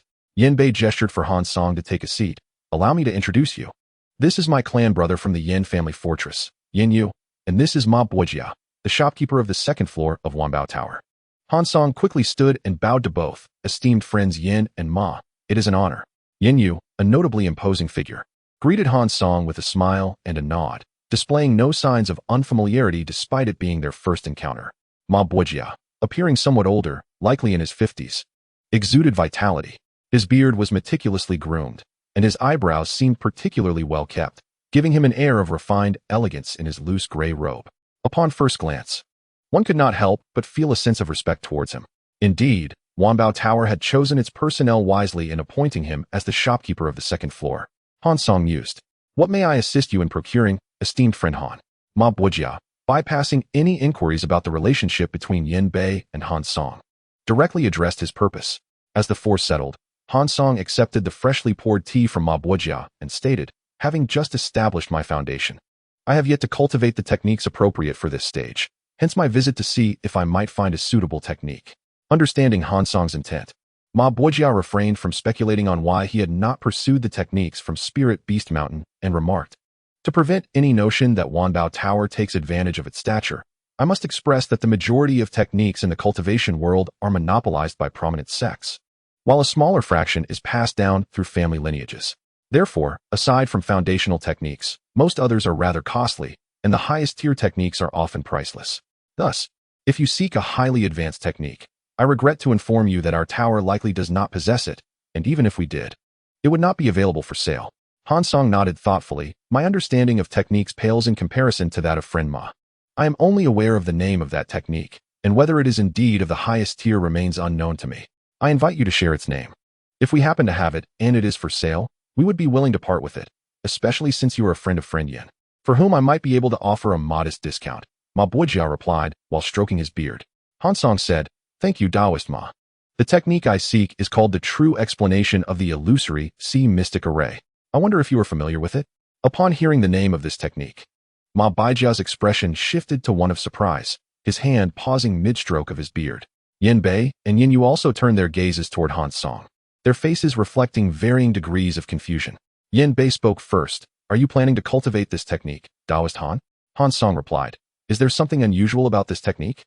Ma Baijia responded with a gentle smile, "There is nothing particularly strange about it. Although few cultivators in the immortal realm practice this technique, it is not unheard of.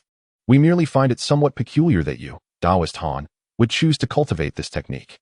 Han Song, puzzled, inquired, "Is there some hidden truth about this technique?" Yin Yu interjected, "Taoist Han must not have fully understood this technique, have you?" Indeed, Han Song had not. He had merely encountered this technique in the scriptures of Spirit Beast Mountain, knowing that it could significantly enhance one's spiritual awareness. Furthermore, the inquiry mirror had recommended this technique to him, which prompted his sudden curiosity as he passed by the Wanbao Tower to inquire about its availability, intending to purchase it if the price was within his means. "Please, Taoist Yin, speak candidly," he urged sincerely. "Very well, I shall elaborate on this technique for you. Taoist Han, if I err, my clansmen and Taoist Ma may interject to provide clarification." Yin Yu began, detailing the information about the technique. The true explanation of the illusory sea mystic array is a technique specifically designed for cultivating spiritual awareness. Han Song had misunderstood its purpose, believing it merely enhanced awareness. But its focus lies in the word specifically. Generally speaking, if a cultivator opts to practice this technique, it indicates a lack of confidence in advancing to the next realm. While it does promote rapid growth of spiritual awareness, the progress in cultivation is exceedingly slow. Typically, it is practiced by older foundation establishment cultivators who have little time left to advance to the core formation stage, seeking to ensure their spiritual awareness far surpasses that of their peers, thereby enhancing their chances of survival. From this perspective, it would not be surprising for a cultivator nearing the age of 150 or 60 to cultivate this technique. In fact, it would suggest they possess a degree of wisdom, recognizing the realities of their situation, choosing fast cultivating techniques, only to discover during conflicts that their cultivation level is mediocre and their spiritual awareness average, could lead to disastrous outcomes. Thus, if such individuals were wise, they would either pursue techniques with formidable offensive capabilities, those with robust defensive measures, or those that significantly enhance their spiritual awareness. Although the cultivation speed of these three types of techniques is excruciatingly slow, their unique properties can secure victory in battles or ensure survival, particularly for such individuals. Han Song, being relatively young, choosing to cultivate a technique akin to those who struggle to advance, puzzled the trio. After Yin Yu's explanation, both Yin Bei and Ma Baijia nodded in agreement without opposition. Han Song, now grasping Yin Yu's intent, chuckled ruefully. "It seems I truly lack discernment in selecting techniques. I had no idea that the first technique I was fond of would carry such complications." Yet, he was perplexed. If this technique was indeed so challenging to cultivate, why did it persist even into the divine transformation stage? Did this not imply that the predecessors who created this technique had attained the divine transformation themselves? Ma Baijia clarified, "You are quite tenacious, Taoist Han. Techniques of this nature have been passed down since ancient times. Consider this. Can the immortal realm of antiquity be compared to the present day? Ancient records reveal that spiritual energy was so abundant that any location could be considered a mid to high-tier spiritual vein. While treasures to enhance cultivation were not ubiquitous, they could be found with patience. What is the situation now? Have you reflected on this?" Growing weary of the discussion, Ma Baijia rose and directed a beam of spiritual light toward the counter opposite him. The counter responded with a surge of spiritual energy, from which a jade slip emerged, soaring into Ma Baijia's hand. "If you have doubts, you may investigate this slip further. We do not wish for you to become increasingly entangled in the issues surrounding this technique," Ma Baijia offered, handing the jade slip to Han Song. Receiving the slip, Han Song nodded apologetically to the three before immersing his spiritual awareness within it. The slip contained the complete cultivation method for the true explanation of the illusory sea mystic array, albeit with restrictions, allowing Han Song only to view the introductory information about the technique, while the actual cultivation methods remained inaccessible. As he perused the introduction, Han Song's astonishment grew. This technique undoubtedly belonged to the upper echelons of cultivation methods, a true gem among them. Yet, due to environmental changes, it had become a reluctant choice for foundation establishment cultivators. The jade slip described that after cultivating the true explanation of the illusory sea mystic array, not only would one's spiritual awareness vastly exceed that of peers, but it would also increase the probability of advancing to the core formation stage, with a notably high chance. However, the conditions were rather stringent. If a cultivator practicing this technique reached the late foundation establishment stage with a spiritual awareness strength equivalent to the early nascent soul stage, the probability of advancing to core formation would soar to 60%. Should this cultivator possess fortuitous circumstances and acquire additional treasures or elixirs that elevate the chances of advancement, the probability would approach nearly 100%. Similarly, if a cultivator at the late core formation stage achieved a spiritual awareness strength at the early divine transformation stage, the probability of advancing to the nascent soul stage would also be 60%, and with the aid of other treasures or elixirs, it would similarly reach 100%. The slip further detailed some abilities that could only be executed with powerful spiritual awareness, leaving Han Song immensely covetous. After absorbing the myriad introductions to this technique, Han Song reluctantly withdrew his spiritual awareness. He finally understood why the inquiry mirror had recommended this technique to him. It seemed perfectly tailored for his needs. Contemplating the challenges of cultivating this technique, he realized the progress would be exceedingly slow. For instance, if the cultivation speed of a heavenly root is 10, that of a 5 root would be 1/5 of that. Thus, cultivating this technique would be even slower than that of a 5 root, potentially reaching merely 1/10 of a heavenly root speed. However, Han Song possessed the cultivation speed of dual heavenly roots. With the assistance of elixirs, this challenge could be mitigated.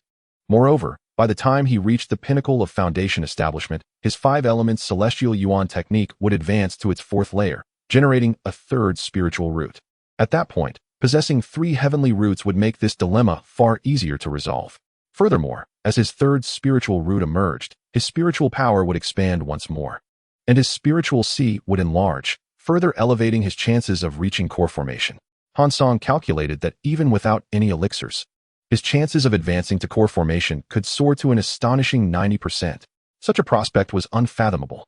As for how to ensure that his spiritual awareness reached the early nascent soul stage by the late foundation establishment period, that was not a concern for Han Song.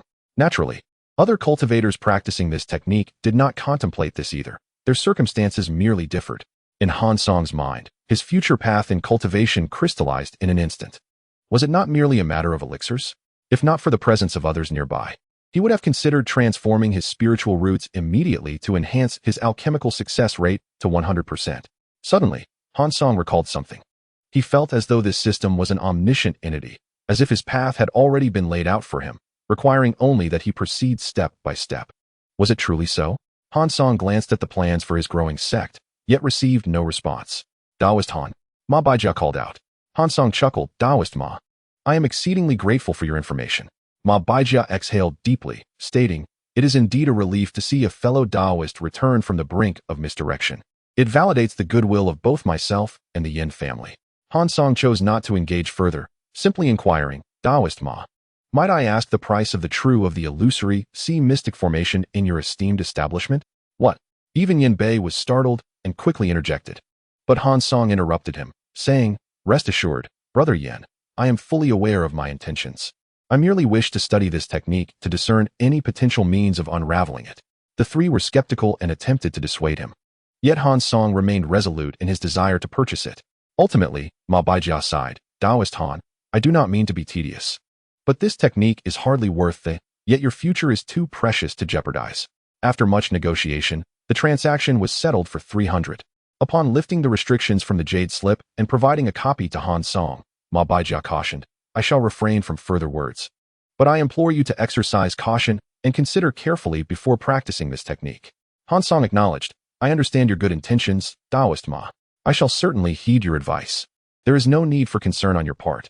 Ma Baijia, having no further words, merely sighed deeply and shifted the conversation back to business with the Yin brothers. Listening intently, Han Song grasped the reason the Yin brothers were present. In less than 2 years, the treasure-seizing conference of the Yin family fortress would take place, inviting major sects from the Su kingdom and numerous rogue cultivators to participate.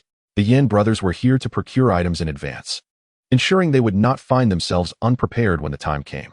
As the 3 reached an agreement, Yin Bei unexpectedly invited Han Song to be a guest at the Yin family fortress. Observing Ma Baijia's discreet glance towards Yin Bei, Han Song realized this invitation was likely connected to the true of the illusory sea mystic formation. Not wishing to reveal his awareness, he felt a touch of gratitude. Despite not being related, Ma Baijia's sincerity was difficult to refuse.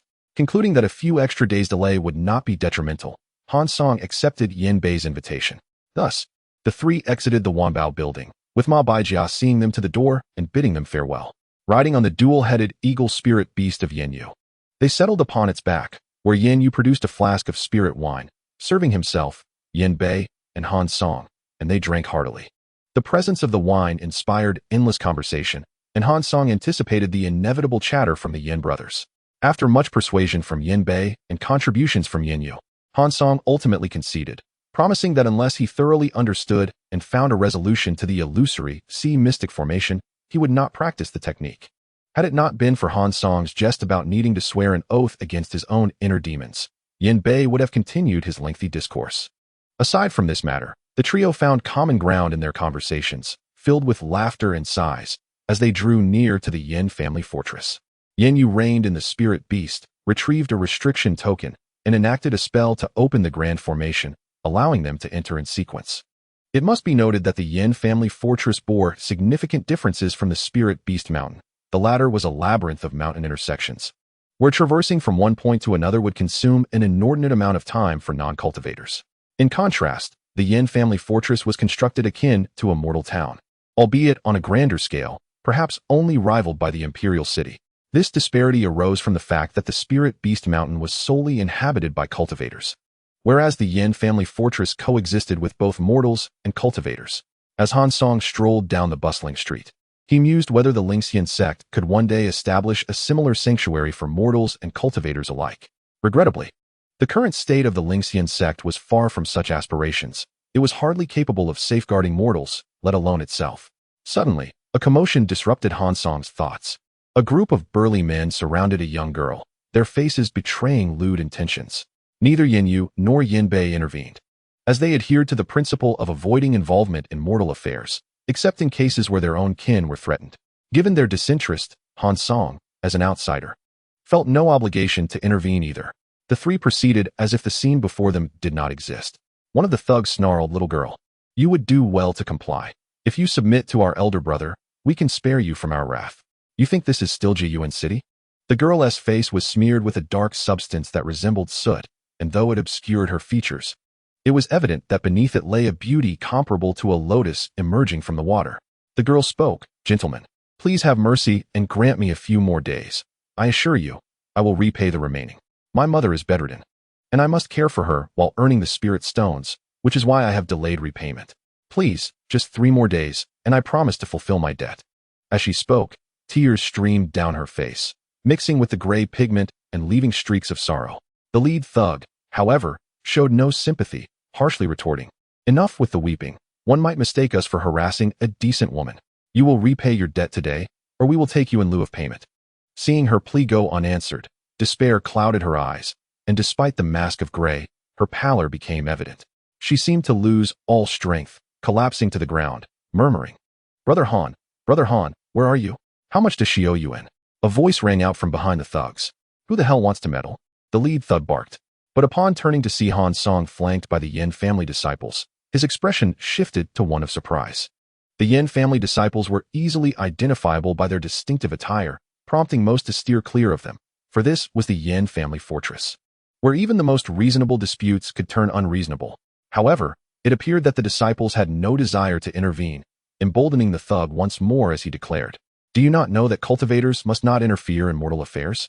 Han Song replied with a smile, "This young lady has some ties to me, and I am well aware of the rules. Debts must be repaid. How much does she owe you? I will cover it." Hearing this, the girl, Emode Saihuan, felt as if she had heard the voice she had longed for. Her eyes brightened as she hastily wiped her tears and stood, eager to approach the source of the voice. Yet, upon realizing she did not recognize him, confusion washed over her features. The group of thugs exchanged glances, engaging in silent communication, seemingly deliberating their next course of action. Han Song, clearly displeased, asked, "What is the matter? Is your goal not merely to collect debts, but rather something more insidious?" "Humph, while the realm of cultivation does not interfere with the mortal world, I find no objection to teaching a lesson to a few insignificant ruffians." As he spoke, a fireball the size of a fist materialized at his fingertip. The burly man, realizing that this was not the time to vie for strength, reluctantly declared, "This person owes us less than 4 spirit stones. If the esteemed senior could provide 3, we would require nothing more." Han Song flicked his wrist, tossing 4 spirit stones into the arms of the burly man, stating, "Who said anything about being in debt to you? Take the spirit stones and leave at once. Should I catch you bullying this young lady again?" Humph. The men dared not linger any longer and fled in haste. Han Song approached the young woman, inquiring, "Which daughter of the Mo family are you?" When Han Li recounted the happenings in Jiyuan City, he had not provided much detail, merely mentioning that Dr. Mo had 3 daughters, leaving Han Song unaware of their identities. The young woman appeared flustered and shyly replied, "I am Mo Huan, the 3rd daughter of my father. May I ask for your esteemed name and the nature of our connection?" Han Song smiled. "This is not a suitable place for conversation. I have placed a mark of my consciousness upon you. Simply return home, and when I find the time, I shall seek you out." With that, Han Song turned and followed Yin Yu and Yin Bei, leaving Mo Huan standing alone in the breeze. Yin Yu did not inquire about Mo Huan, as such occurrences were commonplace in the realm of cultivation. Relatives, nephews, descendants, countless stories, however touching, ultimately represent a divide between realms. At Yin Yu's suggestion, Han Song's lodgings were arranged at Yin Yu's residence. Yin Bei, a distant relative of the Yin family, remained with his mundane parents, preferring not to complicate matters by moving, which resulted in his modest home lacking extra rooms. Thus, it was fitting for him to stay at Yin Yu's abode. Upon arriving at Yin Yu's home, she instructed Yin Bei to accompany Han Song while she reported the procurement details to the elder. With Yin Yu gone, the spacious courtyard was left with only Yin Bei and Han Song. Han Song surveyed the courtyard and remarked, "Does only Yin Yu reside here?" To be frank, while the Yin family fortress is quite large, it seems rather empty for just one person to occupy such a vast space. Yin Bei replied, "Oh, my cousin lives with his sister. This little girl loves to play and has wandered off who knows where." Yin Bei led Han Song to a guest room where they sat by the window and chatted over a wooden table. Han Song inquired, "Yin brother, as I have just arrived, I am unaware of your family's plans for the treasure seizing event. Could you enlighten me?" Yin Bei chuckled, "Of course. Even if you had not asked, I was prepared to inform you. Should you be sent by your sect to participate in the treasure seizing event, you would not be utterly bewildered." Thus, Yin Bei slowly divulged the details of the Yin family's treasure seizing event, including the grouping, strategies for combat, and various rules. As Han Song listened to Yin Bei's meticulous explanations, he mused inwardly, "Yin Bei truly believes I can achieve a commendable rank." After an indeterminate amount of time, a voice sounded from the courtyard. Could it be an intruder? A girl of about 14 or 15 appeared. Though young, her cultivation was considerable, already having reached the 13th layer of Qi training, with foundation establishment likely within the next year or 2. This was the younger sister of Yin Bei. Known as Yin Ling noticed that the gate to her home was ajar, recalling that she had locked it securely before leaving, and with her brother away, she suspected a thief might have entered. Yin Bei and Han Song stepped outside, spotting Yin Ling, who was accompanied by 2 individuals, a striking young woman of 17 or 18 and a well-built man of around 30. "Little Bei, why are you back so soon? Where's my brother?" Yin Ling exclaimed joyfully. Yin Bei did not respond to her, but asked, "Little Ling, who are these 2? Yin Ling, eager to share, introduced them. The young woman was named Lianhua, a cultivator in the early stages of foundation establishment, while the man beside her, Huan Feng, was in the later stages of foundation establishment. As Yin Bei listened to Yin Ling's account of their meeting and her praises of Lianhua, his brow furrowed slightly. Han Song, sensing that he might be an intrusion, decided it was best to take his leave, not out of concern for danger, for the Yin family fortress held considerable power, and 2 foundation establishment cultivators would not dare cause trouble there. Rather, he felt that his presence might hinder their conversation. After all, this was their territory, and if there were matters best left unsaid, he would only find himself in an awkward position.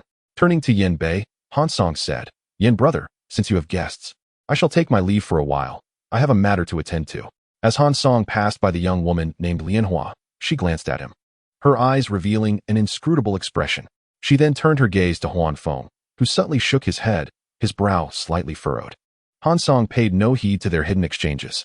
He simply wished to explore the Yin family fortress in the coming days before returning to Lingxian sect to manage matters regarding Lin Sheng, and then back to the Spirit Stone Mine to accompany Brother L to Ling Beast Mountain.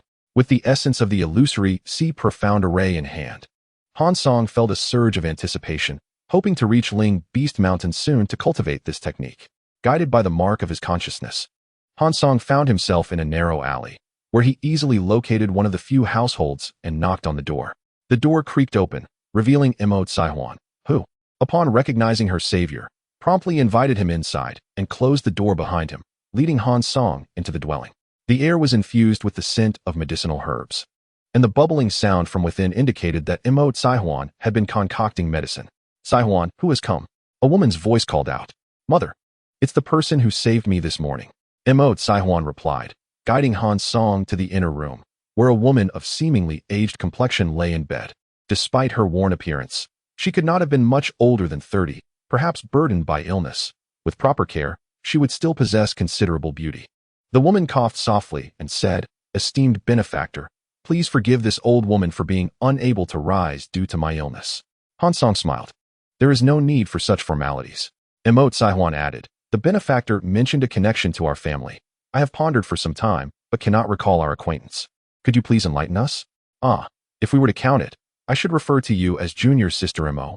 Your mother would indeed be my master as well."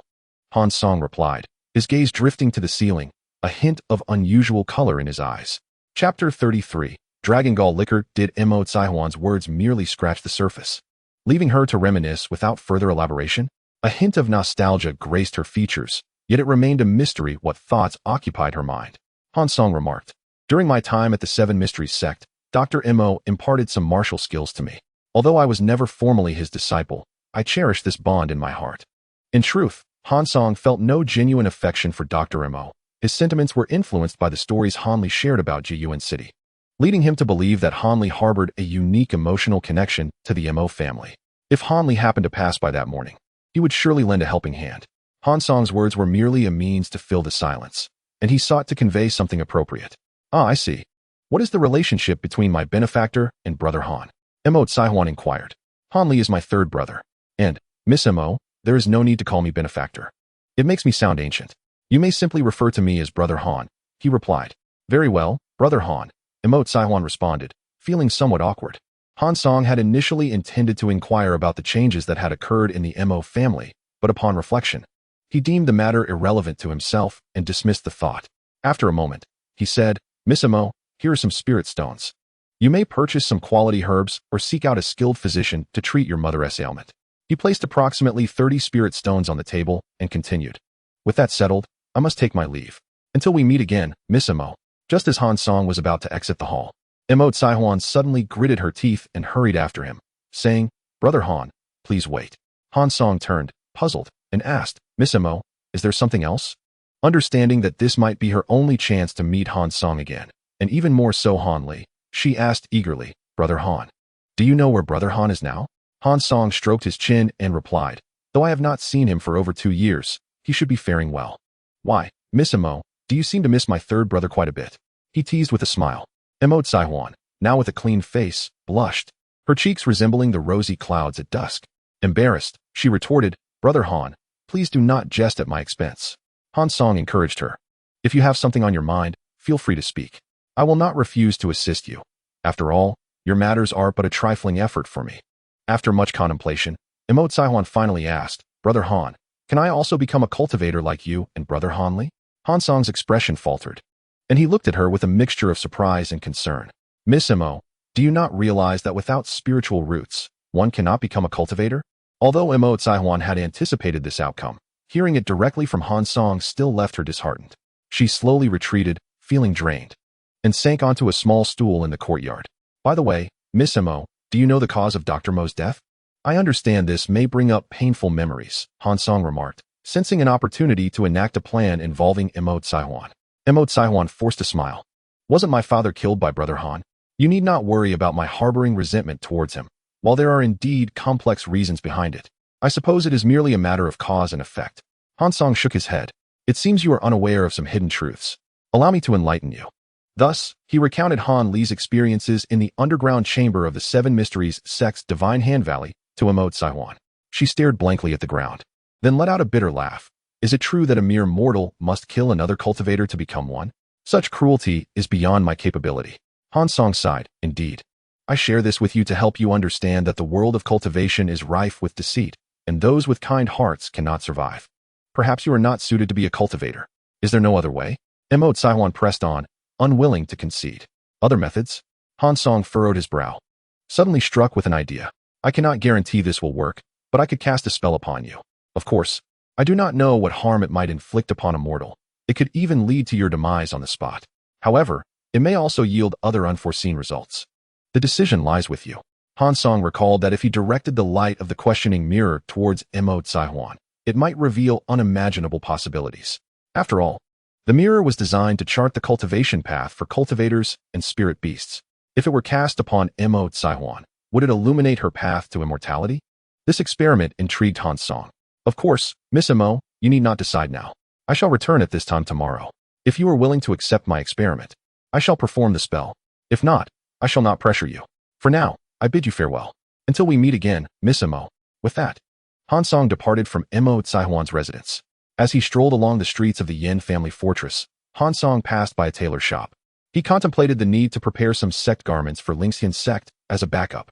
Entering the shop, he outlined his requirements, settled on the sect's color, and informed the proprietor that time was of the essence. He would return for them by the same time the following day.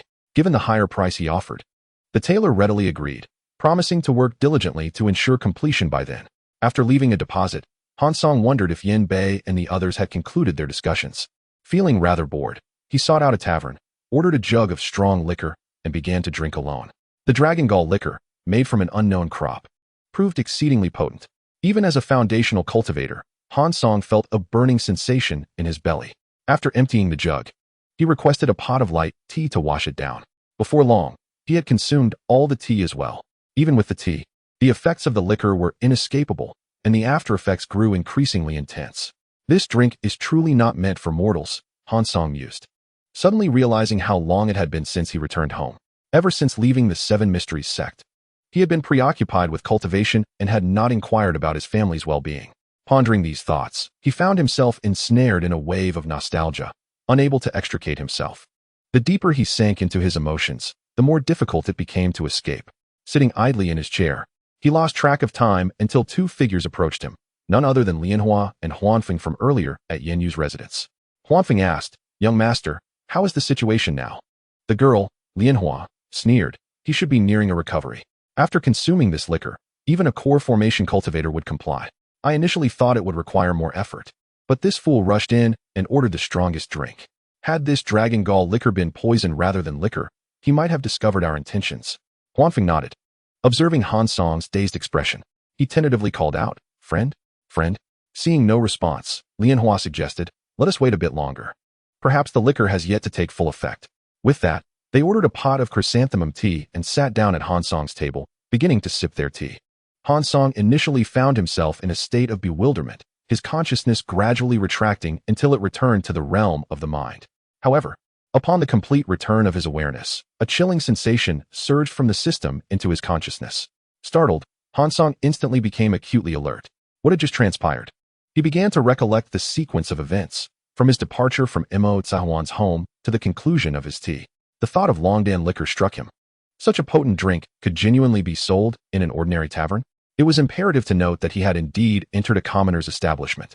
If a mortal were to consume such liquor, their consciousness would undoubtedly be overwhelmed, leading to immediate collapse and madness. Fortunately, with the system's protection, Han Song realized that any matter concerning consciousness would not harm him. The realm of the mind was an absolute sanctuary bestowed upon him by the system. Observing his mental space, he noted some changes.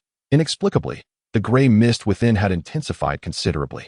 As he sought the cause, he discovered that, unbeknownst to him, his soul-nourishing secret classic had ascended from the first layer to the second. Furthermore, the passage connecting to the outer demon domain had expanded slightly, resulting in a significant increase in the gray mist emanating from it. Instantly, he thought of Longdan liquor, astonished that it had such an effect. With the passage to the outer demon domain widened, the demons emerging from it were now considerably more formidable than before. As Han Song observed the menacing head of a demon charging towards him, he felt no fear. Instead, he disdainfully regarded it. Before the demon could comprehend the situation, a bolt of lightning from the system struck it down. After a brief moment, Han Song's consciousness returned to his body, where he heard intermittent shouts nearby. "Are there matters concerning Han?" The two cultivators at the table called out. Han Song warily regarded the two additional figures present. Upon hearing his response, the woman expressed great surprise, her eyes filled with confusion, and inquired, "How do you feel, fellow cultivator?" "The liquor was delightful. Might I ask if you have more?" "I would be immensely grateful for additional provisions." Han Song addressed the young woman and the stout man. Upon hearing this, the two exchanged worried glances and swiftly transformed into beams of light, darting out the window, disappearing from sight. Once they had truly fled, Han Song revealed a bitter smile. Although his consciousness had returned, His body still seemed ensnared by the lingering effects of the liquor, rendering him immobile. Chapter 34. The theory of reincarnation and pure ghostly Qi Han Song remained seated until nightfall, drawing curious glances from the patrons of the tavern. After all, it was indeed peculiar for a person to sit motionless for 2 to 3 hours. Fortunately, as a cultivator, none dared to disturb him. Finally, he regained the ability to move. Struggling to flex his limbs, the initial attempts were arduous, but gradually it became easier.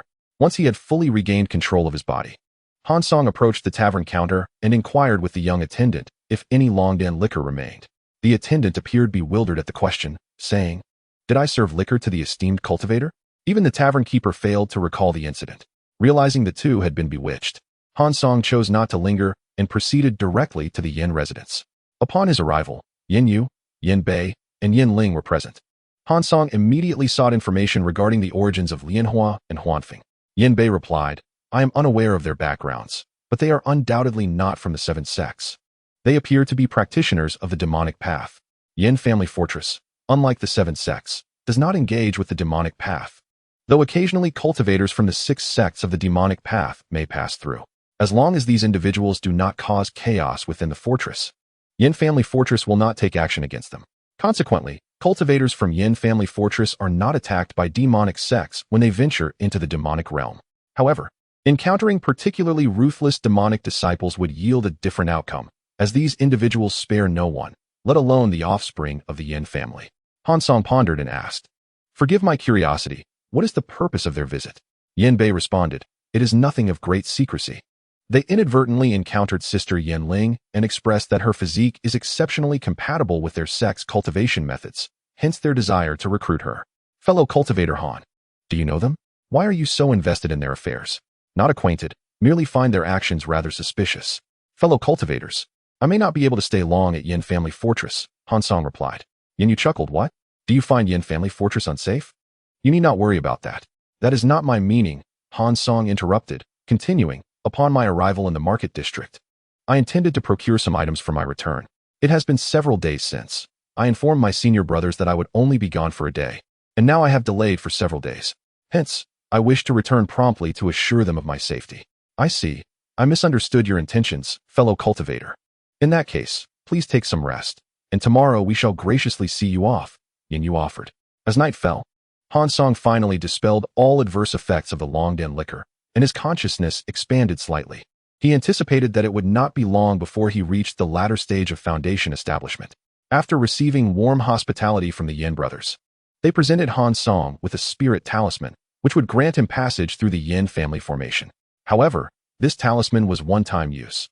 Once activated, it would incinerate itself, and without assistance, he would be unable to re-enter the formation. Han Song accepted the talisman and proceeded to the tailor shop, where to his surprise, his garments had been prepared ahead of schedule. He promptly settled the remaining payment in spirit stones. Upon reaching Immortal's residence, he noticed that she appeared to have not slept since yesterday, with pronounced dark circles under her eyes. "Miss Imo, are you ready?" Han Song inquired. Immortal solemnly nodded. "Please commence, senior brother." "Miss Imo, please close your eyes." After she complied, Han Song retrieved the inquiry mirror, channeling a surge of spiritual energy into it. The mirror emitted a beam of golden light that enveloped Immortal. Fortunately, nothing peculiar occurred, and the golden light dissipated without incident. Gazing at the text on the inquiry mirror, Han Song noted, "Immortal, mortal, yet to reach the bottleneck of cultivation. Resources required for progression to the Qi cultivation stage. 5 elements, Zhou Tian Yuan Gong, Tian Dao Dan, Bu Tian Shun Dan, Huan Ling Shun Dan, and inherited celestial and spiritual artifacts." A lengthy string of information followed, but one particular line caught Han Song's attention, nearly eliciting a laugh from him. It stated, "Reincarnation and recultivation." The inquiry mirror further elucidated that Immortal's memories had been stored within it. When the host encounters the reincarnated individual, the mirror would notify the host, allowing them to return these memories to the reincarnated soul. "Senior brother Han, is it done?" Immortal, though her eyes remained closed, sensed a light before her. Although she feared something unfavorable might occur, she tightly shut her eyes, her heart filled with anticipation. Han Song put away the inquiry mirror and said, "Miss Imo, you may open your eyes." Upon doing so, Immortal felt no abnormalities and instantly felt a weight lifted from her heart. She hurriedly asked, "Senior brother Han, what was the outcome?" Can I cultivate?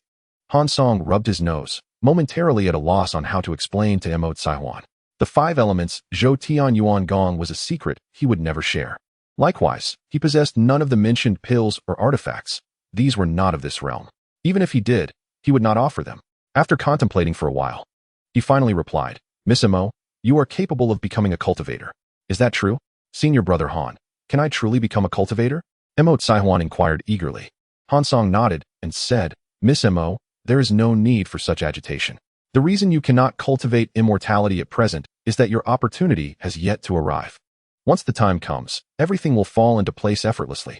Immortality hurriedly asked, Brother Han, when will my opportunity come? Han Song gazed at the willow tree in the courtyard and replied, the secrets of heaven cannot be disclosed. I can only tell you one word. Wait. Wait. Confusion filled Immortality's eyes. Indeed, that is all there is to say. I must take my leave now.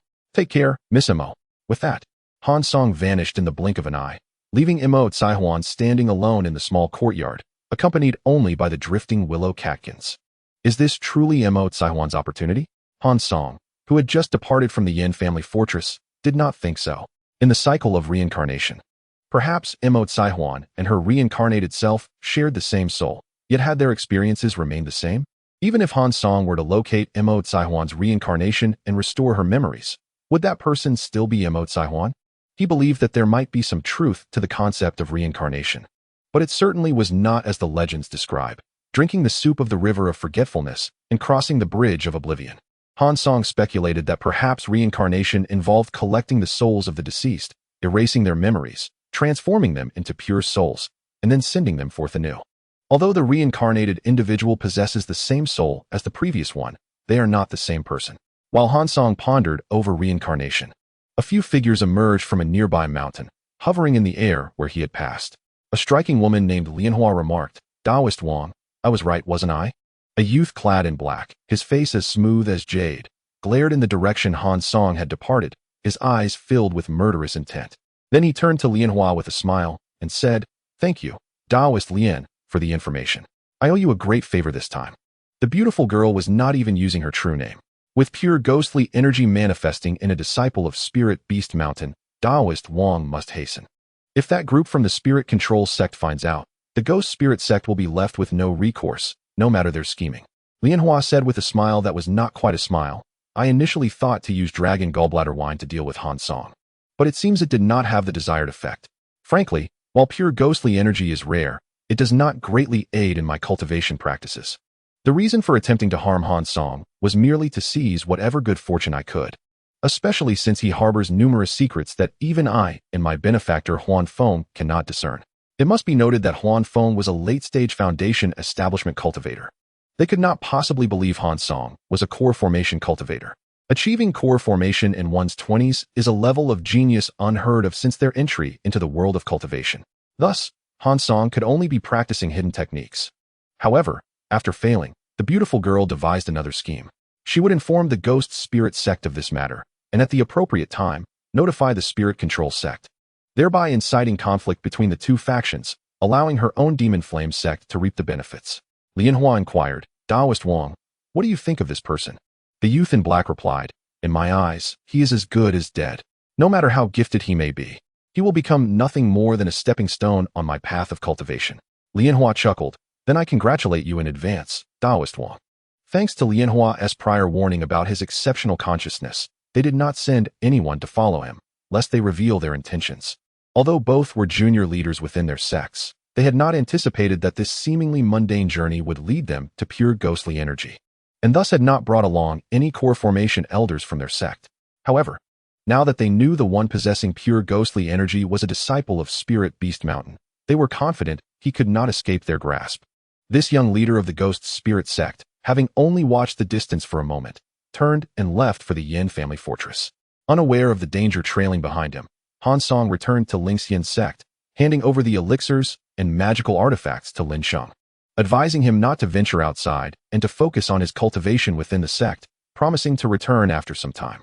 Han Song activated the protective array of the sect, maximizing the concealment effect before departing for the Spirit Stone mine. Upon arriving at the mine, he discovered that senior brother L had already left. leaving behind a message indicating that the sect had sent word for someone to temporarily guard the Spirit Stone mine. Senior brother L did not wish to remain. Hence the task of guarding the mine fell to Han Song. This was of little concern to him, as the spiritual energy density at the Spirit Stone mine was not significantly lower than in his cave abode, and moreover, it was relatively close to Lingxian's sect, making it seem more convenient than staying at Spirit Beast Mountain. Chapter 35. The Path of Talismans. After devising a brief plan for the future, Han Song informed the people at the Spirit Stone mine that there was no need to disturb him during his quiet cultivation. The foremost task at hand was to transform his spiritual roots, with the talisman spiritual root being the priority. Han Song had come to understand the nature of the system, which turned grand undertakings into quiet affairs. Establishing a sect was arguably the most significant event within the system, yet when Han Song created his sect, there were no earth-shattering phenomena. Everything transpired as if it were meant to be, without much commotion. Hence, it was with this same quietude that Han Song undertook the transformation of his spiritual roots in the confines of the Spirit Stone mine. He ignited the talisman's spiritual root adjacent to the Earth's spiritual root, and in an instant, the elemental spirit talisman flew to the Earth's spiritual root, a yellow aura enveloping it before merging into the elemental talisman, which then hovered in its original position. Han Song did not perceive any changes within himself, but he was not the least bit worried about the system malfunctioning.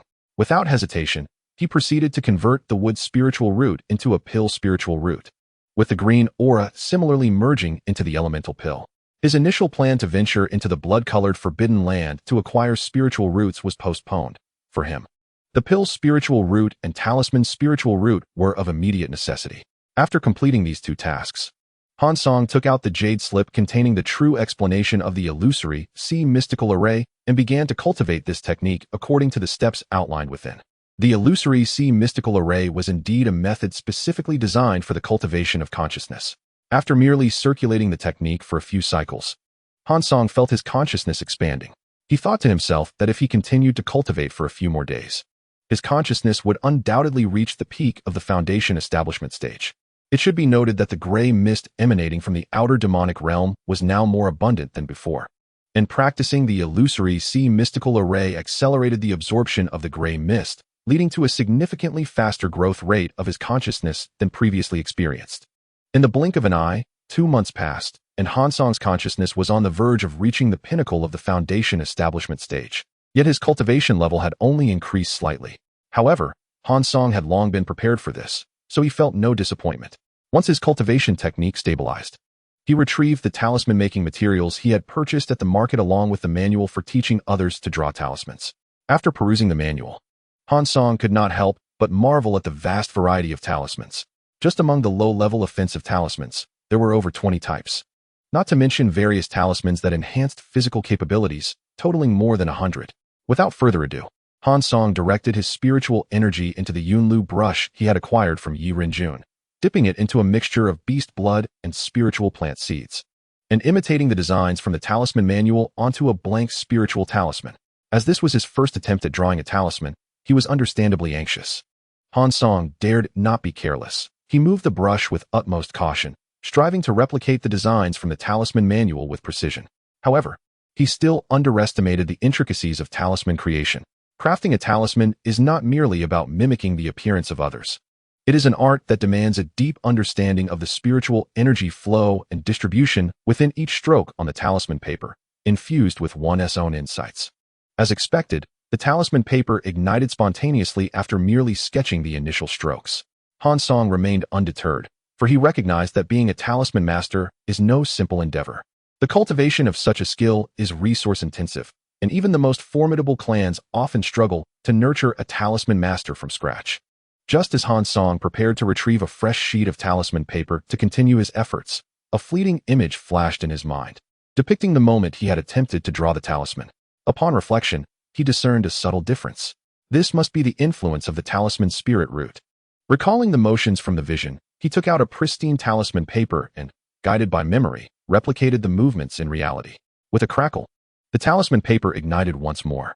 Simultaneously, another image emerged in Han Song's mind, showcasing a slightly altered action from the previous attempt. After countless trials, he gleaned some insights. These mental motions were merely corrections of his earlier missteps. Following another 100 attempts, The complete sequence for drawing a fireball talisman finally coalesced in his mind. Han Song diligently replicated this sequence over 100 times, and at last, he succeeded in creating a fireball talisman. Reflecting on this triumph, he felt a spark of understanding. Seizing this elusive sensation, he undertook another 100 drawings. This time, an impressive 10 fireball talismans materialized successfully. Feeling increasingly adept, Han Song continued to draw another 100, and his motions became swifter than before. Among this batch, 30 talismans were successful. Fueled by momentum, he pressed on, producing talismans at an astonishing pace, so rapid that the brush left afterimages in the air. In just a breath, he could conjure 3 or 4 talismans. Approaching 2,000 creations, Han Song lost track of how long it had been since he last encountered a failure. It appeared that the fireball talisman had been thoroughly mastered. Next, he opened the page containing the instructions for the lightness talisman and began to draw. Initially, he experienced failures akin to those with the fireball talisman, but as he practiced more, his movements became increasingly precise. Within 50 attempts, he completed the standard drawing sequence for the lightness talisman in his mind. By the time he had drawn nearly 1,000, failures ceased altogether. Following this, he mastered the ice arrow talisman, the earth-binding talisman, the concealment talisman, and others in succession. As his repertoire of talismans expanded, he found that with the lower-tier talismans, he could draw them without any failures. As more talismans were produced, Han Song's understanding deepened. He realized that these lower-tier talismans shared commonalities. Mastering these traits allowed him to effortlessly replicate them in new talismans. Just as Han Song was poised to seek inspiration for new mid-tier talismans, he discovered that his materials for crafting talismans had been exhausted. During his last visit to the market, he had prudently purchased 50,000 sets of talisman materials. Yet he had consumed them all in just over a day. Startled by his own productivity, though truly it was the system that astonished him, Han Song suddenly grasped that the 100% success rate marked by the talisman spirit root was less significant than the corrective function of refining his drawing motions. This capability was the essence of his rapid mastery of talisman drawing. The 100% success rate merely expedited the process. For instance, when Han Song's inherent success rate for crafting talismans reached 50%, the talisman spirit root's enhancement would elevate his success to a complete 100%. Conversely, if a talisman was exceedingly difficult to draw, with a success rate of merely 1%, the spirit root's enhancement would only boost it to 2%. It is noteworthy that some talismans require materials that are exceptionally rare, potentially usable only once, making it impractical for Han Song to experiment repeatedly to achieve a 100% success rate. Thus, the system's corrective function in talisman drawing is fundamental. Only by standardizing his drawing motions and identifying the commonalities among various talismans could Han Song approach the drawing of rare talismans with confidence. In simpler terms, the higher his own talisman crafting ability, the more beneficial the spirit root's success rate enhancement becomes. Conversely, if his crafting ability is non-existent, even a 100-fold enhancement would be futile. Moreover, due to the standardization of his drawing techniques, Han Song's speed in crafting talismans became unimaginable. He estimated that if he did not rest, he could produce at least 60,000 low-tier talismans in a single day. After counting his completed talismans, he found he had amassed around 45,000. If he sold these low-tier talismans for 1 spirit stone each, he would yield a total of 45,000 spirit stones. This was no trifling sum. To avoid attracting unwanted attention, Han Song divided these talismans into different quantities and stored them in various bags. He then consulted a map to locate nearby markets, contemplating his next moves before stepping outside. Thus, Han Song assumed various aliases, disguising himself expertly, and successfully sold all his crafted talismans across several markets. He purchased an array of materials for talisman creation and acquired several magical artifacts from the Wanbao Tower. Among them was the top-tier defensive artifact, the Golden Scale Umbrella, crafted from the hide of a second-tier beast, the Golden Scale Python. He also acquired a top-tier flying artifact, the Cloud Wing, made from the wings of a second-tier insect-like beast. Additionally, he procured a top-tier offensive artifact, the Demon Ape Hammer, constructed from the leg bone of a third-tier ape-like beast. Han Song was not entirely satisfied with the Golden Scale Umbrella and Cloud Wing, as they could only be considered inferior among top-tier artifacts. The Cloud Wing, in particular, was a single-person flying artifact, requiring attachment to the back like wings for flight. Unfortunately, these were the only options available at Wanbao Tower. He consoled himself internally, recognizing that having usable artifacts was better than being overly selective. Acquiring top-tier offensive artifacts proved easier than obtaining defensive or flying ones, with several options available at Wanbao Tower. Han Song, accustomed to using hammers, felt that the hammer-type artifacts offered commendable offensive power and thus chose the Demon Ape hammer. The shopkeeper at Wanbao Tower also recommended 2 talisman treasures, but Han Song deemed them excessively priced, having already spent much of his remaining spirit stones on other items. He needed to reserve some for purchasing materials for Qi refinement period elixirs, intending to practice concocting lower-tier pills. Therefore, he refrained from buying the expensive talisman treasures. Recipes for Qi refinement period elixirs were readily available and inexpensive, but those for foundation establishment period elixirs were exceedingly rare. After visiting several markets, he found only 2 or 3 major merchants offering them, and their prices were exorbitant.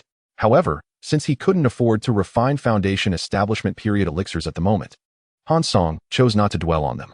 Instead, he purchased recipes for Qi refinement period elixirs along with the low-year spirit herbs required for crafting. Chapter 36. Alchemy high-year spirit herbs, though only decades older than their low-year counterparts, were priced several times higher. Han Song dared not spend extravagantly. His current priority was to amass a sufficient quantity of spirit herbs for practice, rather than pursuing quality in the elixirs. Having exchanged all the spirit stones in his storage bag for spirit herbs and the tools necessary for alchemy, Han Song departed from the market and journeyed to the Lingxian sect. There, he entrusted some mid to high-grade magical instruments to the sect, assessed Lin Sheng's cultivation level, and provided him with some guidance. Subsequently, he returned to the spirit stone mine to prepare for his own path in alchemy. Alchemy is a realm distinct from talisman crafting. The materials required for talismans are relatively inexpensive. For every spirit stone Han Song invested in materials, he could earn back 1,000-fold. However, the costs of materials for alchemy are significantly higher in comparison. This is primarily because failure in talisman crafting results in the loss of materials, and not everyone possesses Han Song's aptitude. For the average person, even after producing tens of thousands of talisman papers, the success rate may yield only a single successful talisman, and the process is exceedingly slow. When considering efficiency, a person who spends 10 spirit stones on materials for talisman crafting could waste an enormous amount of time. And even if they successfully draw a talisman, the tangible benefits of purchasing materials for just 1 spirit stone far outweigh the effort. The scarcity of talisman masters in the cultivation world is not only due to the low success rates, but also because of the immense time investment required. For instance, if a prominent family cultivates a talisman master, the extensive time devoted to talisman crafting likely means that this master will not achieve foundational cultivation. With a mere century of lifespan, the majority of their time would be squandered on learning talisman crafting. How many talismans could they realistically produce in the remaining half of their life? Even if the talisman master were fortunate enough to establish a foundation and gain an additional century, it is unlikely they could produce as many talismans as Han Song could in just a day or 2. If misfortune befalls them and they fail to establish their foundation, the lifetime earnings would not even equal the value of a foundational elixir, rendering the cultivation of a talisman master a thankless endeavor. So, why do so many spirit talismans circulate? This is a feat only the great sects can accomplish. These grand sects have numerous disciples, making it unsurprising for gifted individuals to emerge in the art of talisman crafting. These talented low-level disciples become the cash cows of their sects, dedicated to producing talismans. Although their treatment is far superior to that of ordinary disciples, they remain confined within the sect, likely exhausting their entire cultivation journey within the confines of the talisman crafting room. Conversely, while the materials needed for alchemy are more expensive, a low-grade elixir can yield a significant return of approximately 1 spirit stone. Furthermore, the spirit herbs do not vanish upon failure. They remain, albeit with diminished potency, and can be reused by adding new materials. For Han Song, crafting spirit talismans is undoubtedly more lucrative than concocting elixirs. However, the path of cultivation encompasses more than just talismans. Perhaps the funds from talisman crafting could be used to procure elixirs, but what if elixirs become unattainable? Elixirs are far more sought after than talismans, and the higher the grade of the elixir, the more elusive it becomes. Once Han Song reaches the stage of core formation or the nascent soul realm, who would still sell elixirs to him? There may not be enough for his own use. Thus, the pursuit of alchemy is imperative. Han Song assembled the tools required for alchemy and, guided by the instructions in the recipe, commenced his alchemical endeavors. The process of creating low-grade elixirs is initially not dissimilar to that of ordinary medicine making, involving the selection and cleansing of herbs, followed by crushing or brewing them. For mortals, the process concludes at the brewing stage, where the resulting concoction is ready for consumption. However, low-grade elixirs necessitate further refinement of the medicinal liquid, eliminating impurities, cooling it down, and then dividing the remaining viscous substance into individual pellets before drying them to yield completed elixirs. The challenge in producing low-grade elixirs lies in the thorough removal of impurities, a step that determines the quality of a low-level alchemist. The more completely the impurities are eliminated, the higher the potency of the elixir. Conversely, the presence of impurities diminishes its efficacy. The methods for purifying vary based on individual interpretations.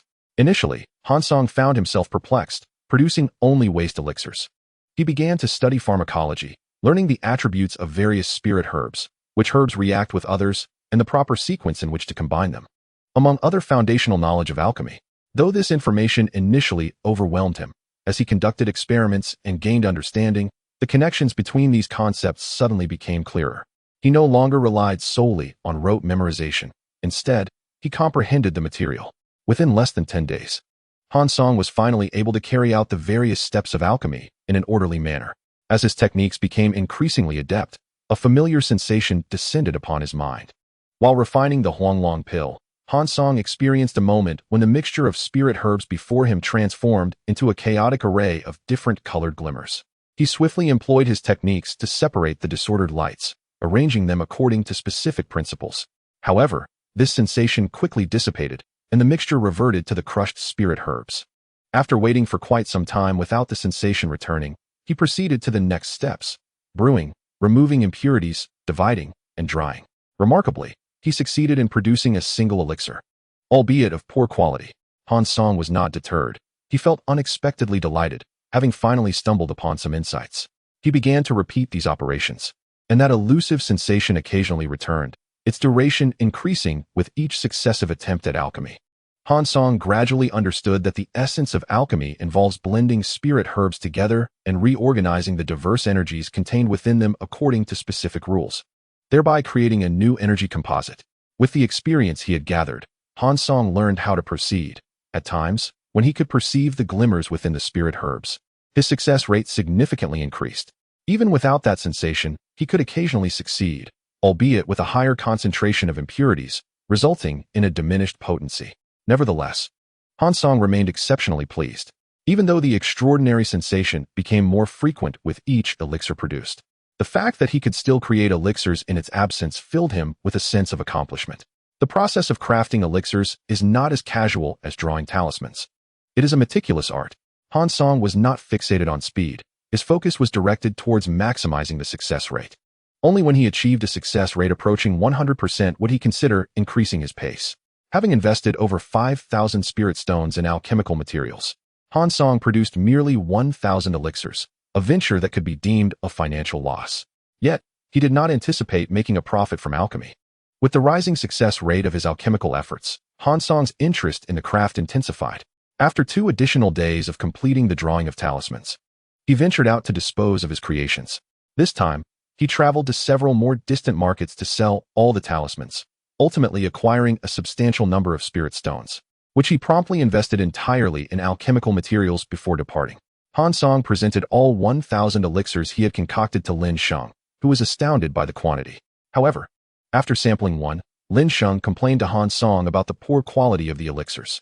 Hansong shot him a glance, retorting, "Having something to consume is already a blessing. How dare you be so picky?" Hansong's demeanor startled Lin Sheng, prompting him to discreetly stick out his tongue. After Hansong also gifted him 4 foundational elixirs, Lin Sheng's spirit sword. The magnitude of gifts Hansong had bestowed upon Lin Sheng was indeed overwhelming, instilling within Lin Sheng a profound sense of belonging. Reaching 100%, Hansong exhaled a sigh of relief. The abundance of elixirs was sufficient to elevate Lin Sheng to the pinnacle of the 13th layer of qi refinement. Coupled with the 4 foundational elixirs, barring any unforeseen circumstances, Lin Sheng was virtually guaranteed to become a foundational cultivator. Contemplating his first disciple's imminent ascension to foundational status within a few years, Hansong felt a swell of satisfaction. Yet a deeper anxiety loomed. If his own cultivation lagged too far behind, how would it reflect upon him? He once again advised Lin Sheng not to leave the sect. Before returning to the Spirit Stone mine to continue his alchemical and talisman-making endeavors. A year swiftly passed. During this time, Hansong ventured out 3 times. The final occasion being to acquire 2 talismans, along with 2 formulas for foundation-building elixirs and the requisite herbs, leaving his storage pouch nearly devoid of spirit stones. However, This did not indicate a lack of spirit stones, as his pouch was filled with countless low, middle, and even some high-grade talismans. Han Song had crafted over 100 high-grade talismans. Yet, he had refrained from selling talismans at the nearby markets, having heard various rumors that made him wary of exposure. Thus, he had not drawn talismans for quite a while. His alchemical skills had also experienced considerable growth, achieving a 100% success rate for Chi refinement period elixirs, while the success rate for foundation-building elixirs stood at merely 30%. This was not due to a lack of talent. 4 foundation-building elixirs required the aid of a cauldron and specialized flames for optimal refinement, while Han Song had relied on methods suited for Chi refinement to concoct foundation-building elixirs. Without the unique sensations provided by the system, he would have been unable to produce even a single elixir. Presently, he had refined a dozen foundation-building elixirs, intending to commence his cultivation when he received a message from Han Wubbing, summoning him back to Spirit Beast Mountain. It seemed that Han Wubbing had successfully advanced to the core formation stage. Han Song sighed, retrieving a manual, stating that he would only be able to cultivate further upon returning to Spirit Beast Mountain. This manual had been acquired through a lottery, a white manual aptly suited for his body refinement techniques, named the Steelbone Technique, which could be cultivated by foundation-building practitioners. Throughout the year, aside from alchemical and talisman-making pursuits, Han Song had discreetly explored the underground mine, venturing into a previously blocked tunnel. Inside, he discovered a moving white light, which turned out to be a completely snow-white spider demon beast. To avoid drawing attention and risking discovery, he dared not venture further, but merely observed from a distance before retreating. Chapter 37. Han Wubbing's Favor Before Arriving at Spirit Beast Mountain. Han Song visited Lingxian sect and found his disciple, Lin Sheng, had already reached the 8th layer of Qi refinement. Han Song took the initiative to establish a cave dwelling for him at the Micro-Spirit Vein Center, also setting up the gathering center of the Spirit Gathering Formation within this dwelling. After leaving Lin Sheng some low, middle, and high-grade talismans for emergencies, he departed the sect and made his way to Spirit Beast Mountain. On his return journey, Han Song stopped at the markets he passed to sell some talismans, which delayed him for several days. It was only after 20 days that he finally reached Spirit Beast Mountain. Upon arrival, he headed directly to Han Wubbing's cave. Upon meeting Han Wubbing, Han Song first presented the spirit stones he had collected from the mine, then bowed, saying, "Congratulations, Master Han, on advancing to the core formation stage." Han Wubbing accepted the storage pouch with a pleased demeanor and replied, "Previously, I mentioned that upon reaching core formation, I would take you as my disciple. Now that you have reached foundation building, are you willing to recognize me as your master?" Han Song's face lit up with joy as he replied, "Disciple has awaited this day for a long time. Master, I bow before you." Han Wubbing nodded, saying, "Now that you have become my disciple, I am not one to be stingy." With that, he flicked a talisman towards Han Song, stating, "This talisman is a high-grade defensive talisman, the Spirit Light Shield, capable of withstanding a single strike from a foundation-building practitioner. I bestow it upon you as a token of your apprenticeship." Han Song inwardly scoffed at the gesture, as he had no shortage of such items. But he understood the importance of appearances. He promptly bowed again, cheerfully exclaiming, "Thank you, Master." Han Wubbing released a surge of spiritual power that straightened Han Song's posture, asking, "I wonder if you have cultivated any techniques since reaching foundation building? If not, I have some available for you to choose from." Upon hearing this, Han Song smiled wryly and replied, "Disciple has cultivated a technique, yet I would also like to broaden my horizons and see what valuable techniques Master possesses." Han Wubbing, intrigued, inquired, "What technique have you been practicing?" Han Song responded, "Disciple has been cultivating the illusory See Profound Array True Explanation, a technique specifically designed to enhance one's spiritual consciousness. Given that my spiritual consciousness was weak previously, I sought to strengthen my shortcomings." Han Wubbing sighed, saying, "Your choice surprises me. It is true that the time for cultivating a hidden spiritual root is short. Your ability to reach foundation building indicates you possess considerable fortune. However, without luck in the future, you may find yourself unable to reach core formation. Cultivating a technique for self-preservation is indeed wise." Han Song replied, "Master speaks rightly. This conclusion is the result of much contemplation on my part."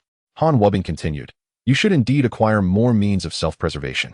Here, tell me what technique you desire, and if I possess it, I shall grant it to you." Without hesitation, Han Song declared, "Disciple wishes for a technique that can cultivate the physical body." This was within Han Wubbing's expectations, yet he shook his head, stating, "I have several techniques for cultivating the physical body, but they may not be of great use to you at present. Here, Take this vial of elixir that can refine the strength of your physical body. It is of little use to me, so I grant it to you." This was far superior to a talisman, and Han Song accepted the jade vial, saying, "Thank you, Master." Han Wubbing smiled, asking, "Do you know why I summoned you back?" Disciple does not know. Please enlighten me, Master. Currently, the demonic path is eyeing our 7 sects with great vigilance, and our sect is in need of capable individuals. Recently, I have frequently received messages from within the sect urging me to send you to the front lines to combat the enemy. However, I have suppressed this matter for quite some time. As the situation at the front grows increasingly dire, I can no longer shield you. However, since I have taken you as my disciple, I cannot allow you to fall into peril. Therefore, I have arranged an alternate task for you. The reason I summoned you back is related to this matter, Han Wubbing stated, gazing at Han Song. Han Song had already anticipated this. He had long heard of the ever-expanding front lines at the Jingu Yuan battlefield, where, in conjunction with the heavenly mechanism diagram, he observed a multitude of light orbs gathering, based on the radiance emitted by the artifacts. It was evident that there were over a dozen or even 20 core formation practitioners present. The movement of these light orbs suggested that cultivators were dying, with their possessions being claimed by their killers, a continuous cycle of carnage. It was clear how brutal the battles were. It seemed that leaning on a sturdy tree indeed provided shade. He had not been dispatched to that front line, but remained at the Spirit Stone mine, enjoying a period of tranquility that allowed for rapid development. Given these circumstances, Han Song felt it necessary to express his gratitude to Han Wubbing. "Thank you, Master, for your care of your disciple." Han Song sincerely stated, "What task do you wish to assign to me? Are you aware of the treasure-snatching conference at Yin Family Fortress?" Han Wubbing suddenly inquired. The treasure-snatching conference? Han Song, who had kept a close eye on Jingu Yuan, was equally attentive to Yin Family Fortress. At this moment, Yin Family Fortress had 5 or 6 core formation practitioners present, aside from 2 who had remained inactive, likely family cultivators of the Yin family. The others had recently arrived at the fortress. Han Song surmised that more core formation practitioners would likely continue to arrive. The treasure-snatching conference typically served as a grand event for chi refinement and foundation-building practitioners, where various sects would send their foundation-building cultivators to participate. The gathering of so many core formation practitioners would undoubtedly lead to unexpected developments. Nonetheless, even the troubles at Yin Family Fortress paled in comparison to the frontline battlefield. Han Song replied, "Disciple has only heard of the treasure-snatching conference at Yin Family Fortress. The details remain unknown to me." Han Wubbing stated, "There is no need for you to know every detail. I merely wish for you to make an appearance. Whether you participate in the treasure-snatching conference is entirely up to you. As for your potential ranking, I do not place much importance on that." Han Song contemplated this matter inwardly, but outwardly responded, "Master, may I submit the invitation and return to the Spirit Stone mine to cultivate?" Han Song's inquiry caught Han Wubbing by surprise. After a moment of contemplation, he replied, "Have you discovered something?" Han Song feigned confusion, asking, "What matter?" The disciple is currently at a pivotal stage in his cultivation, hence the urgency to intensify his training. Should he miss this moment of enlightenment, it may lead to a lifetime of regret. Han Wubbing scrutinized Han Song for a moment, but discerned nothing substantial. He then stated, "This matter shall be undertaken by you and Yunji together. How you wish to proceed is entirely up to you, but ensure you take good care of Yunji. Do you understand?"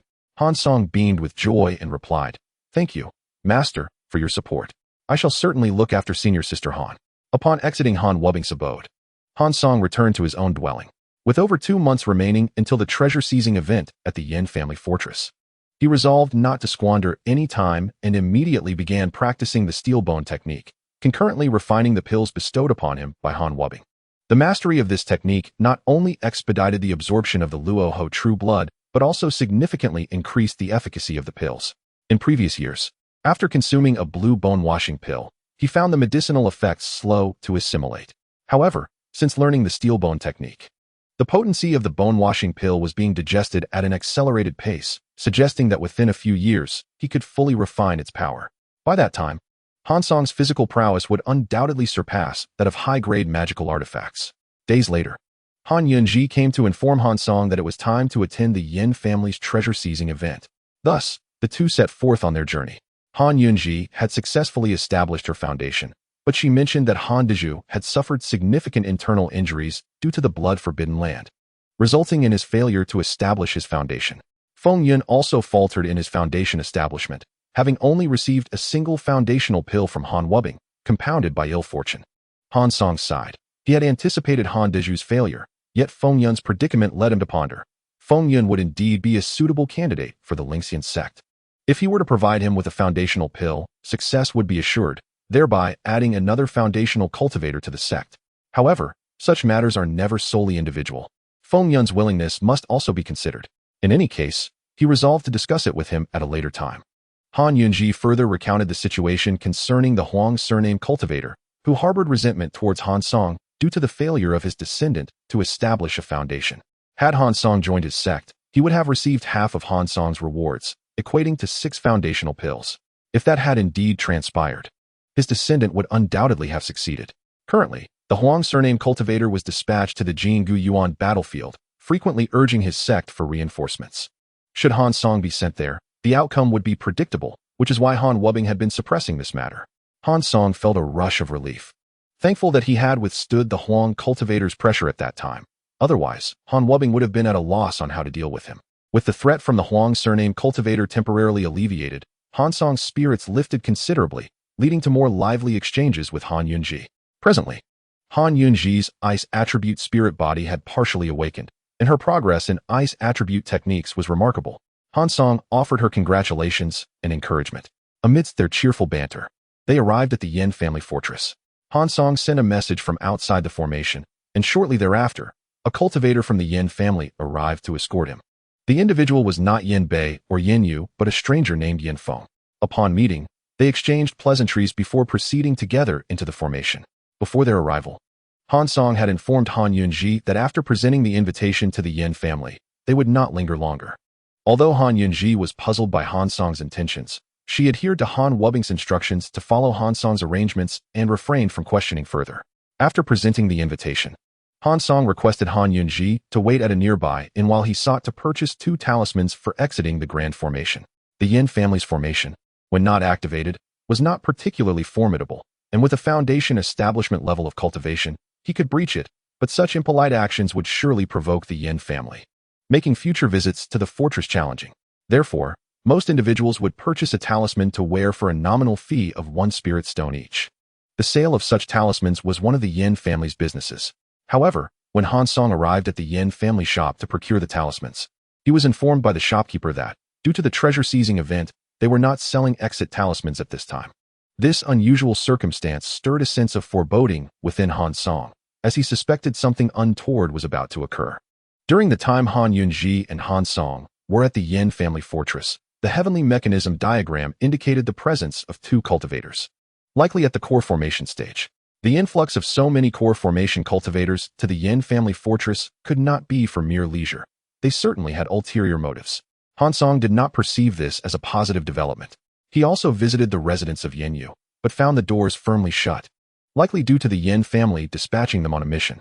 Upon returning to the inn, Han Yunji noticed Han Song entering with a furrowed brow and inquired, "Senior brother Han, what troubles you?" Han Song shook his head and replied, "It's nothing. It seems we shall be staying here for a while. I will take a stroll later and share any further news." Meanwhile, within the fortress, a man in black sat in meditation before a ghastly stone statue. "Young master, the person you seek has appeared." A foundation establishment cultivator rushed in, holding a scroll. The black-clad man opened his eyes and said, "What is it?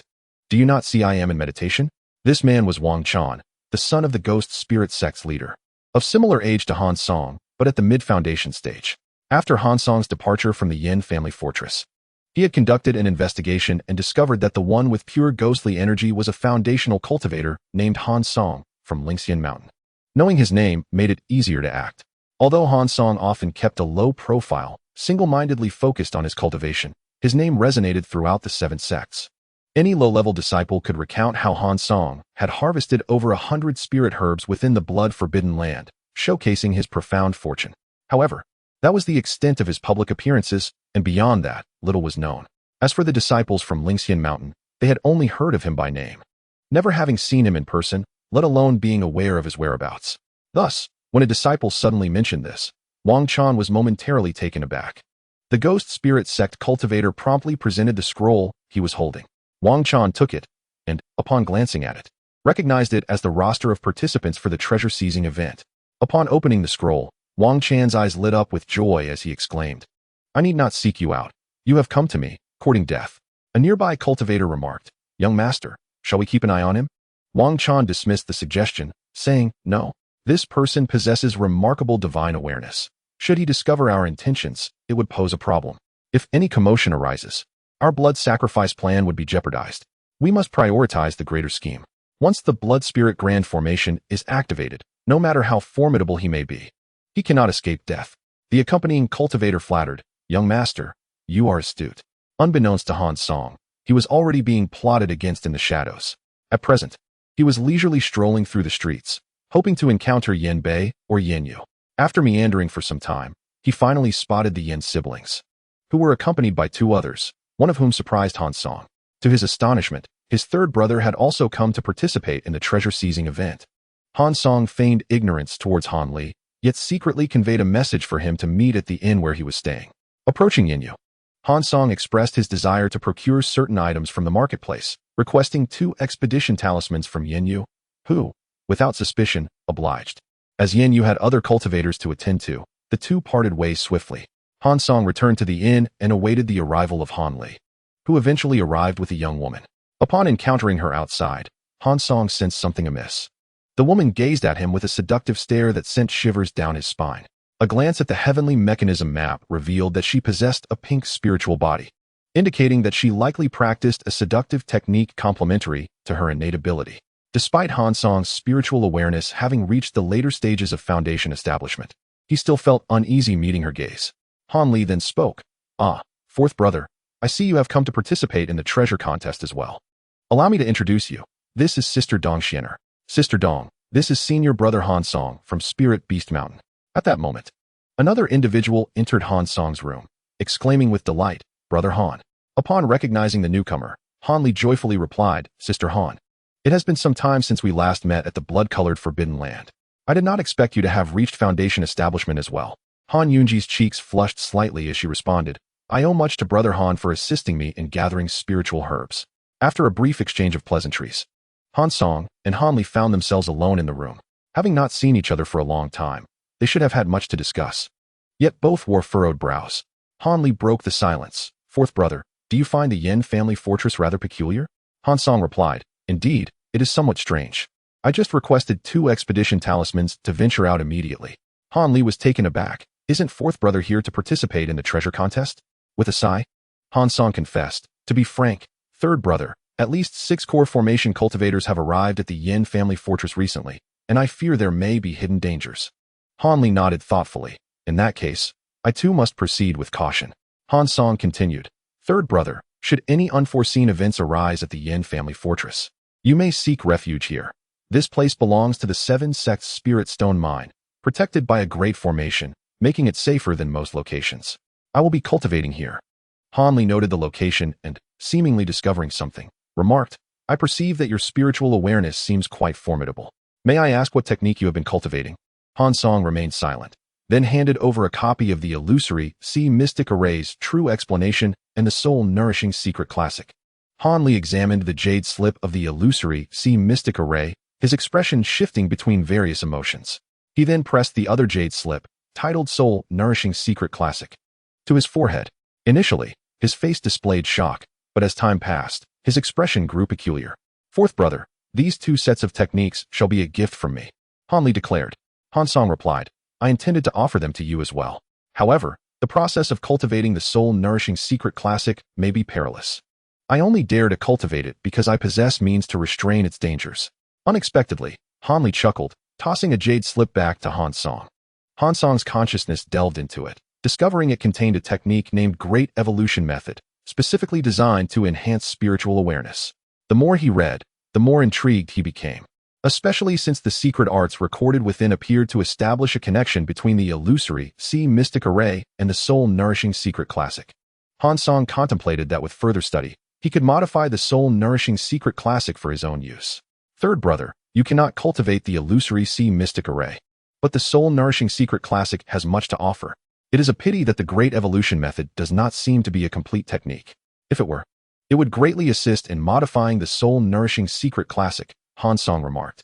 Han Li replied with a smile, "In this world, few things are perfect. I believe you should be cultivating the illusory See Mystic Array. However, To master it is no easy feat, Han Song replied with a wry smile. Indeed. Without the aid of medicinal pills, achieving core formation seems difficult in this lifetime. Han Li concurred. It is unfortunate that I lack the formulas for foundation establishment pills. Han Song had been waiting for this moment, smiling as he handed Han Li 2 jade slips containing the formulas for 2 foundation establishment pills. Where did you obtain these? Fourth brother? I have searched high and low for them. Han Li exclaimed joyfully.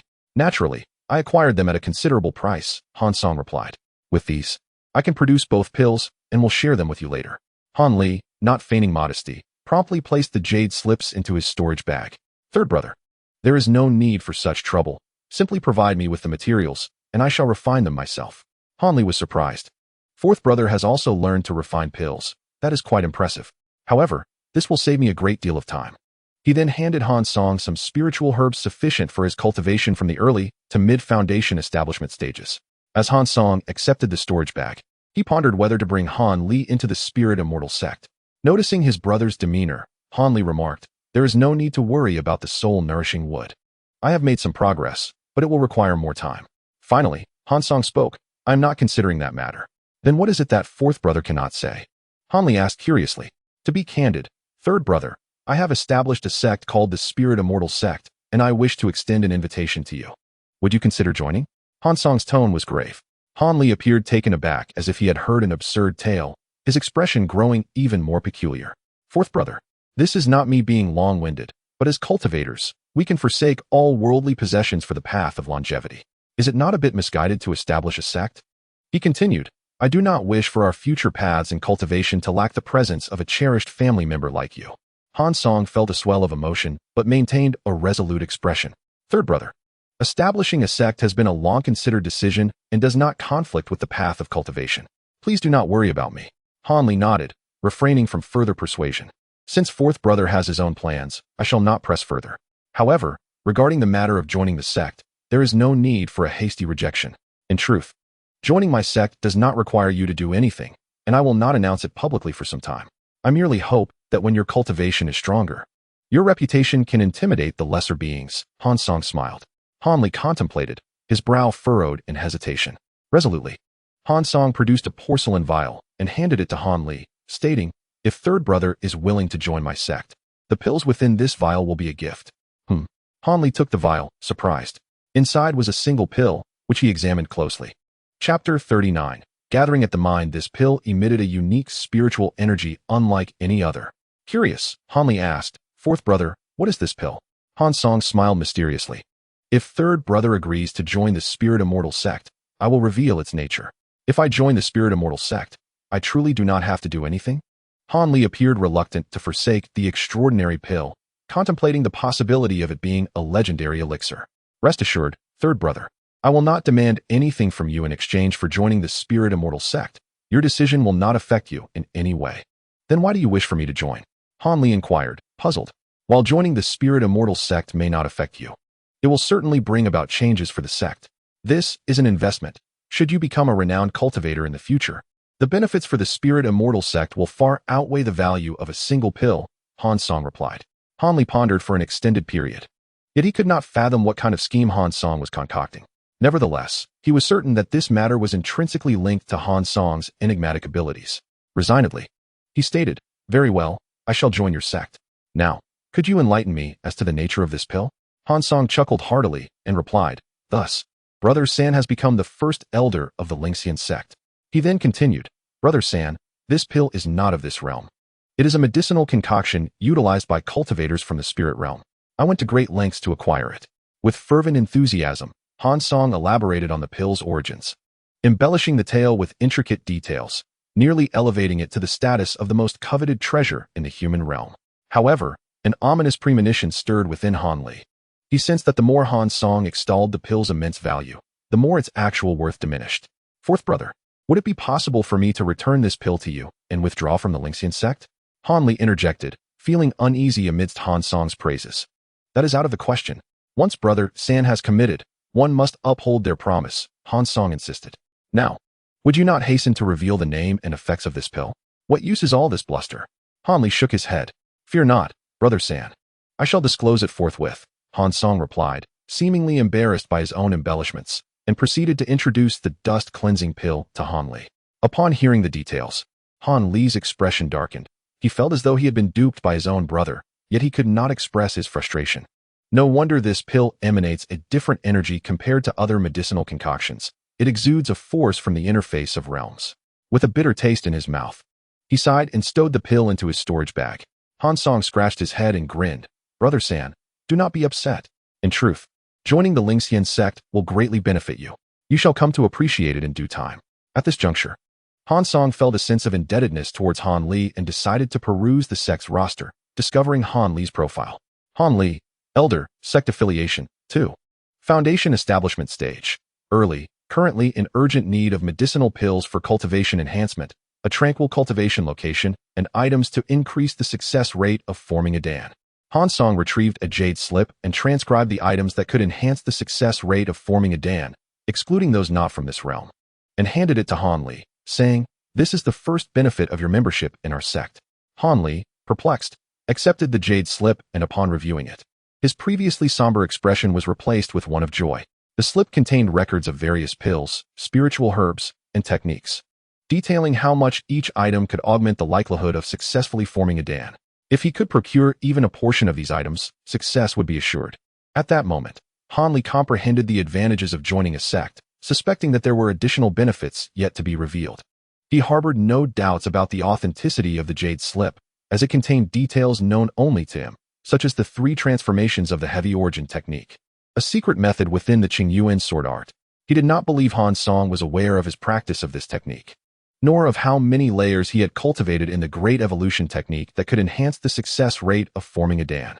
The discrepancies between the listed success rates and his own estimations were negligible. However, with this list of items in hand, he felt confident in his ability to succeed in forming a dan.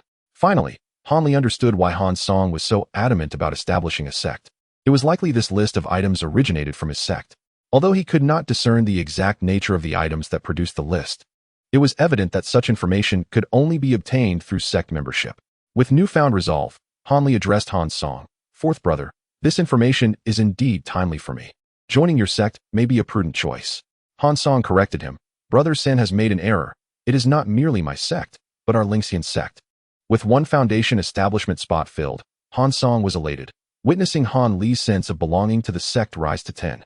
He cautioned Han Li to be vigilant regarding the Yin family stronghold in the coming days before departing with Han Yunji to the Spirit Stone Mine.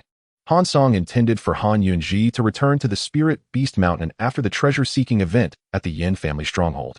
Yet he felt guilty for this arrangement as she had ventured out for training, but now found herself accompanying him to the mine instead. This was a matter he could only remedy later. He arranged a room for Han Yunji, instructing her to return to the Spirit Beast Mountain once the treasure-seeking event concluded, and then he embarked on solitary cultivation. He had much to attend to, as he needed to commence his practice of the Great Evolution technique and refine foundation establishment pills. For Han Song, initiating the practice of the Great Evolution technique was relatively straightforward, given his inherently potent spiritual awareness. As he progressed to the later stages of foundation establishment, coupled with his profound understanding of spiritual awareness, he made significant headway in a short span. Cultivating spiritual awareness bore similarities to enhancing one's cultivation level. The former involved augmenting one's spiritual strength, while the latter concerned the development of spiritual consciousness. However, each technique had its unique methods. For instance, the soul-nourishing secret tome required the consumption of gray mist emanating from the outer demon realm, which was then refined to foster spiritual awareness. In contrast, the illusory sea mystical array true solution followed a different approach, integrating spiritual awareness with spiritual power to facilitate training.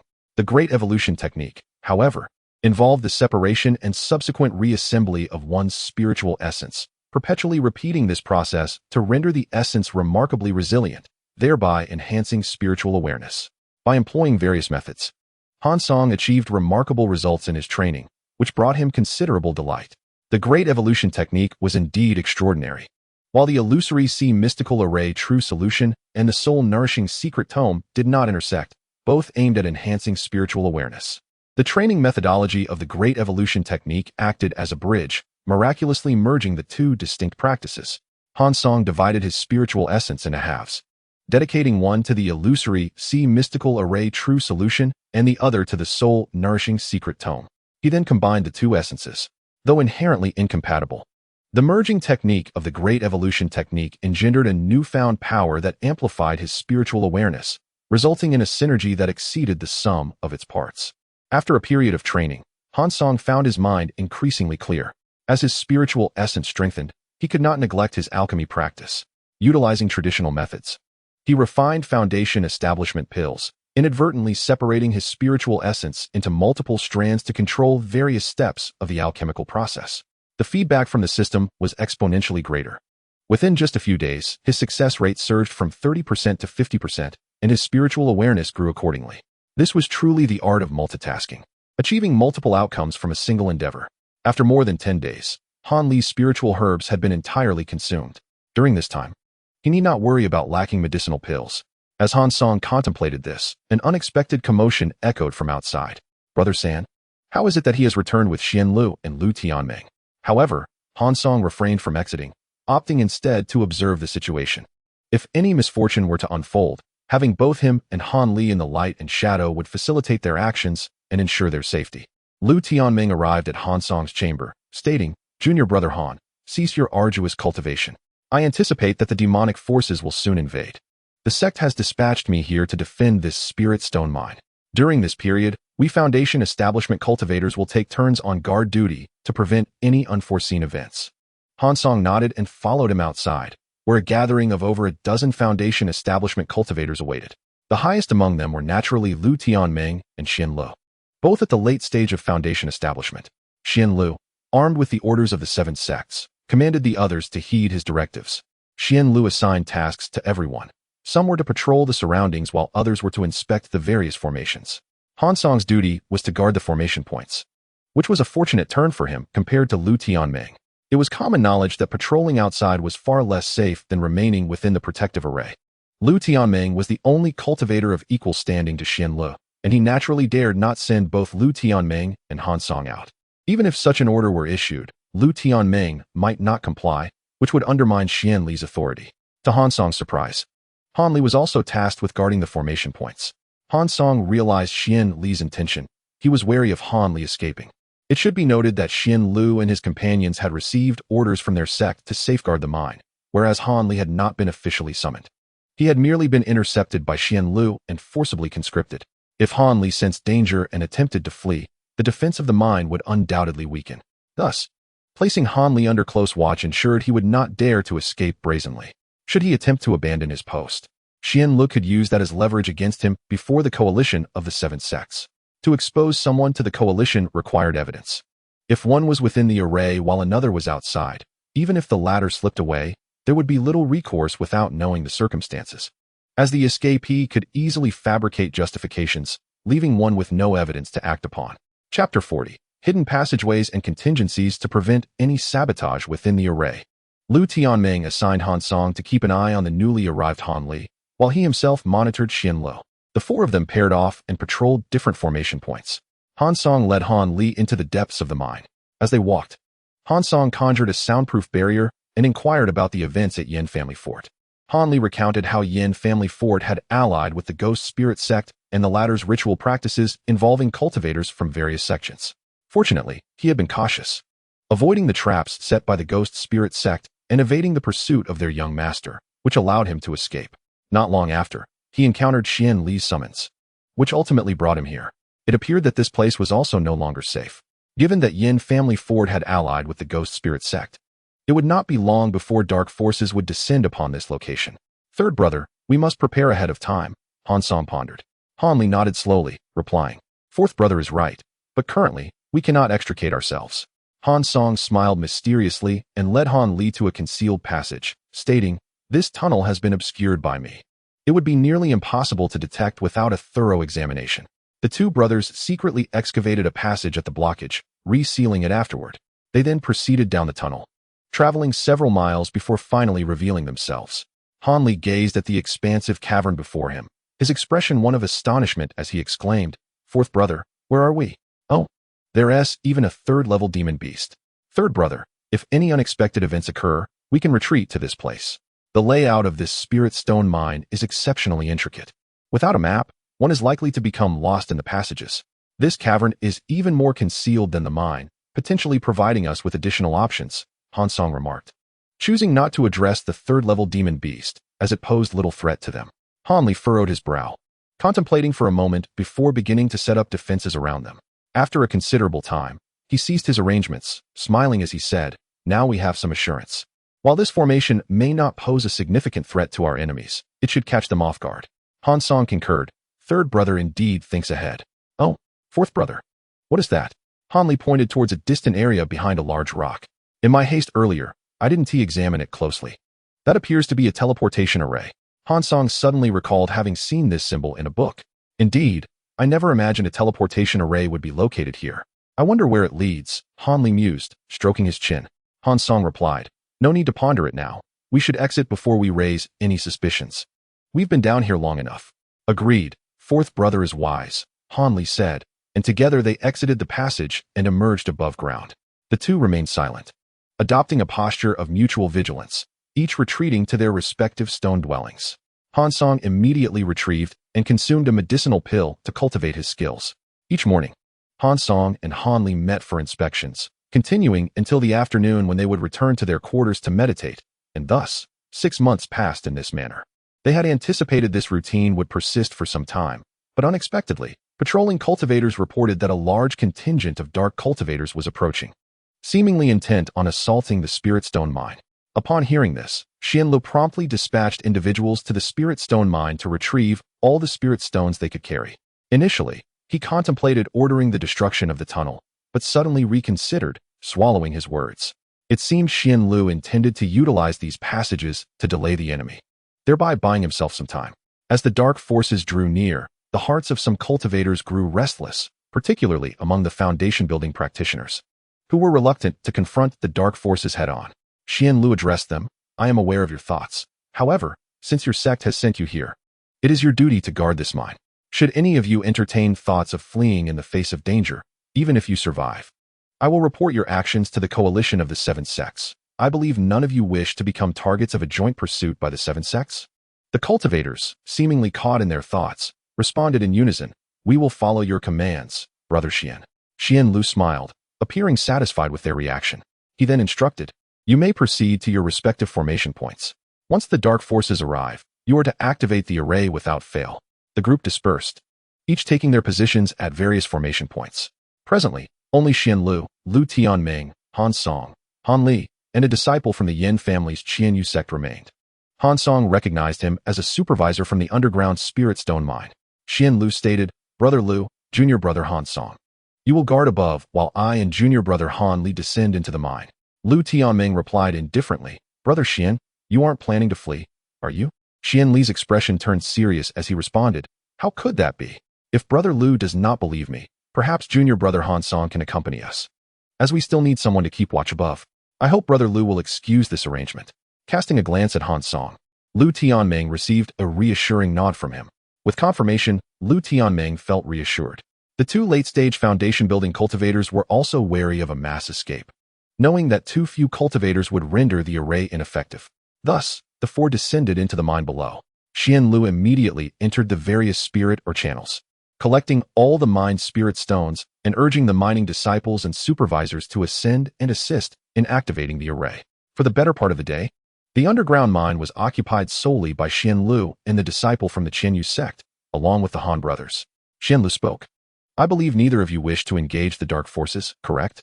My nephew has been in this mine for many years and knows of a hidden passage that leads elsewhere. If we follow him, we should be able to escape." However, just as Xianlu finished speaking, a voice emerged from behind, laughing, "No wonder Brother Xian descended early. It seems I was correct."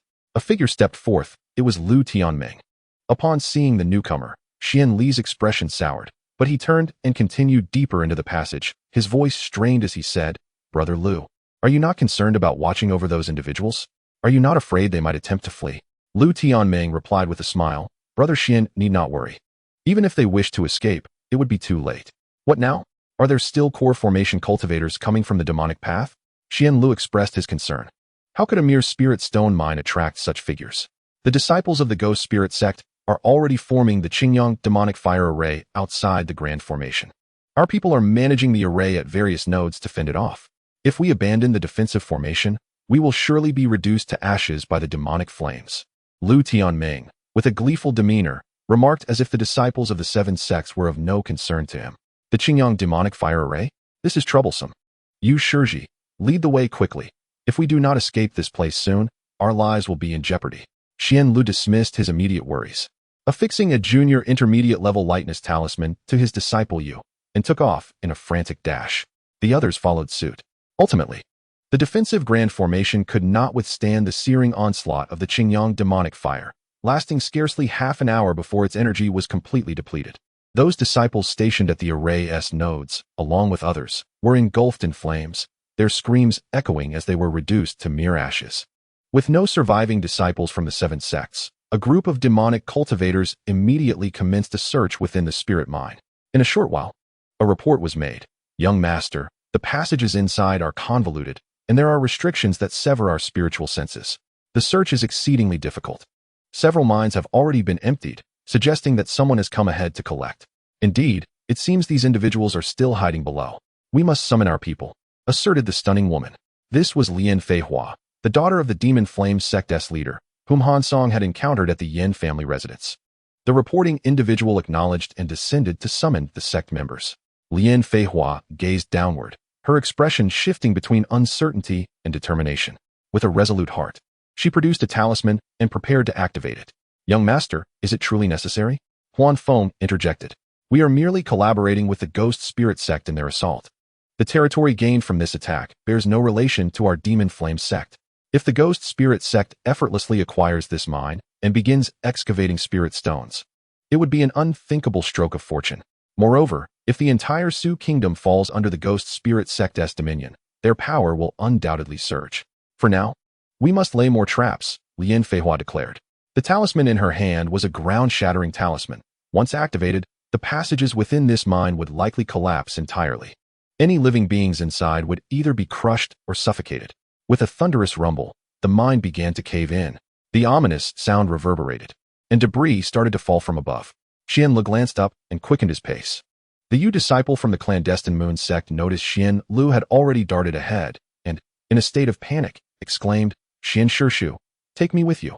But within the mine, only his echo remained. The other 4 Foundation establishment cultivators were hastily fleeing, ignoring him entirely. He fell to the back of the group, ultimately struck by a massive rock and buried beneath. Everyone understood that his mission had concluded when he led the 4 into this passage. As the stones fell ever more frequently, the imminent collapse loomed. The 4 cultivators exerted unprecedented speed, and just as the passage was on the verge of total collapse, they finally reached its end. It was a natural cavern, somewhat damp, but an unusual scent lingered, with white spider silk adorning the walls. Where's this? Han Song felt a sense of familiarity. Upon reflection, he realized this was the cave he had previously brought Han Li to. Though their entry point had been on the opposite side, it seemed there was indeed another passage leading here. It appears the contingency plan devised with Third Brother is proving useful. At that moment, Xian Lu spotted something and gasped, a teleportation array. The Great Translocation Order. An Ancient Corpse. Chapter 41. One must die first. Previously, Han Song and the others could only glimpse the teleportation array from afar, but now, beside it lay a token and a skeleton. Just then, Lu Tianming's voice reached Han Song's ears. Junior brother Han, let us first eliminate Xian Lu. Meanwhile, Xian Li's voice echoed in Han Li's ears. Junior brother Han, we should first deal with Lu Tianming, then the other. We shall split the treasures. Surprisingly, both parties had communicated their plans to eliminate each other in a split second. Lu Tianming acted swiftly, producing his storage pouch, from which 2 flying centipedes erupted, launching themselves at Xian Lu. Xian Lu wasted no time, summoning a yellow-brown copper bell with his left hand to counter the centipedes, while his right hand retrieved a talisman, directing it at Lu Tianming. Han Li unleashed a series of flying blades targeting Lu Tianming, though he seemed to hold back, simultaneously shifting towards the cavern's opposite side. Han Song had no intention of engaging in a fierce battle. Instead, he brandished the demon ape hammer, providing cover for Lu Tianming, waiting for the opportune moment to strike Xian Lu. The 2 centipedes had yet to unleash their full power when Xian Li's copper bell pinned them to the ground. Meanwhile, Xian Li's talisman was narrowly evaded by Lu Tianming. Observing this, Xian Lu formed a hand sign, causing the talisman to explode behind Lu Tianming. The resulting shockwave sent Lu Tianming tumbling to the ground. Han Li's set of 7 flying blades, responding to the altered circumstances, redirected towards the prostrate Lu Tianming. Though all were embroiled in combat, none overlooked the looming threat of a colossal, pure white spider, sensing the commotion and rapidly advancing along the cave's ceiling. Yet, it seemed none regarded the white spider as a significant threat, continuing their skirmish. Lu Tianming, having regained his footing, leapt into the air, evading the flying blades while releasing a swarm of black wasps, pointing in Xian Li's direction. The wasps buzzed menacingly towards him. As Xian Lu contemplated deploying a magical artifact to tackle the black wasps, Han Song approached him, wielding the demon ape hammer with overwhelming force. The immense hammer struck with far greater force than the level 1 spirit beast black wasps. Xian Lu summoned a black shield to deflect Han Song's blow, a blue light shield also forming to protect him. Clang! The demon ape hammer collided with the black shield, sending sparks flying and delivering a tremendous impact to Xian Lu, who found his light shield unable to withstand the force, shattering into countless fragments. Seeing his chance, Lu Tianming wore a cunning smile, his fingers swiftly emitting beams of light that penetrated the black wasps, triggering them to raise their stingers towards Xian Lu and Han Song. With a flurry of stingers raining down, Han Song immediately abandoned his assault on Xian Lu, deploying a golden-scaled umbrella to shield himself from the incoming barrage. Clang, clang, clang. The wasp stingers struck against Han Song's umbrella, producing a metallic clatter. Xian Lu, however, was not so fortunate, still reeling from the force of Han Song's hammer. He had no time to raise his shield in defense. Although his speed was commendable, by the time he turned to protect himself, several stingers had already pierced his skin. As the stingers entered Xian Li's body, they transformed into a black liquid, merging with his circulating spiritual energy and infiltrating his meridians. Brother Lu, what is the meaning of this? Han Song glared at Lu Tianming, taking the initiative to speak. Lu Tianming feigned embarrassment, saying, "My apologies, junior brother Han. I truly did not notice. This is not the time for such discussions. Let us first eliminate this scoundrel Xian Lu, and afterward, I shall offer my apologies." Xian Li's arm had turned black due to the venom of a wasp that had invaded his body. Had he not swiftly suppressed the continued influx of the toxin, his entire body might have succumbed to darkness. Brother Han, you must not trust this man. The one surnamed Lu, blinded by greed, intends to take advantage of the moment to eliminate both Xian and you. If Xian perishes, you too will face the risk of being slain by this man. Enduring the poison, Xian Lu sought to win over Han Song. Let us 3 first eliminate the one surnamed Lu, and then divide the treasures among ourselves.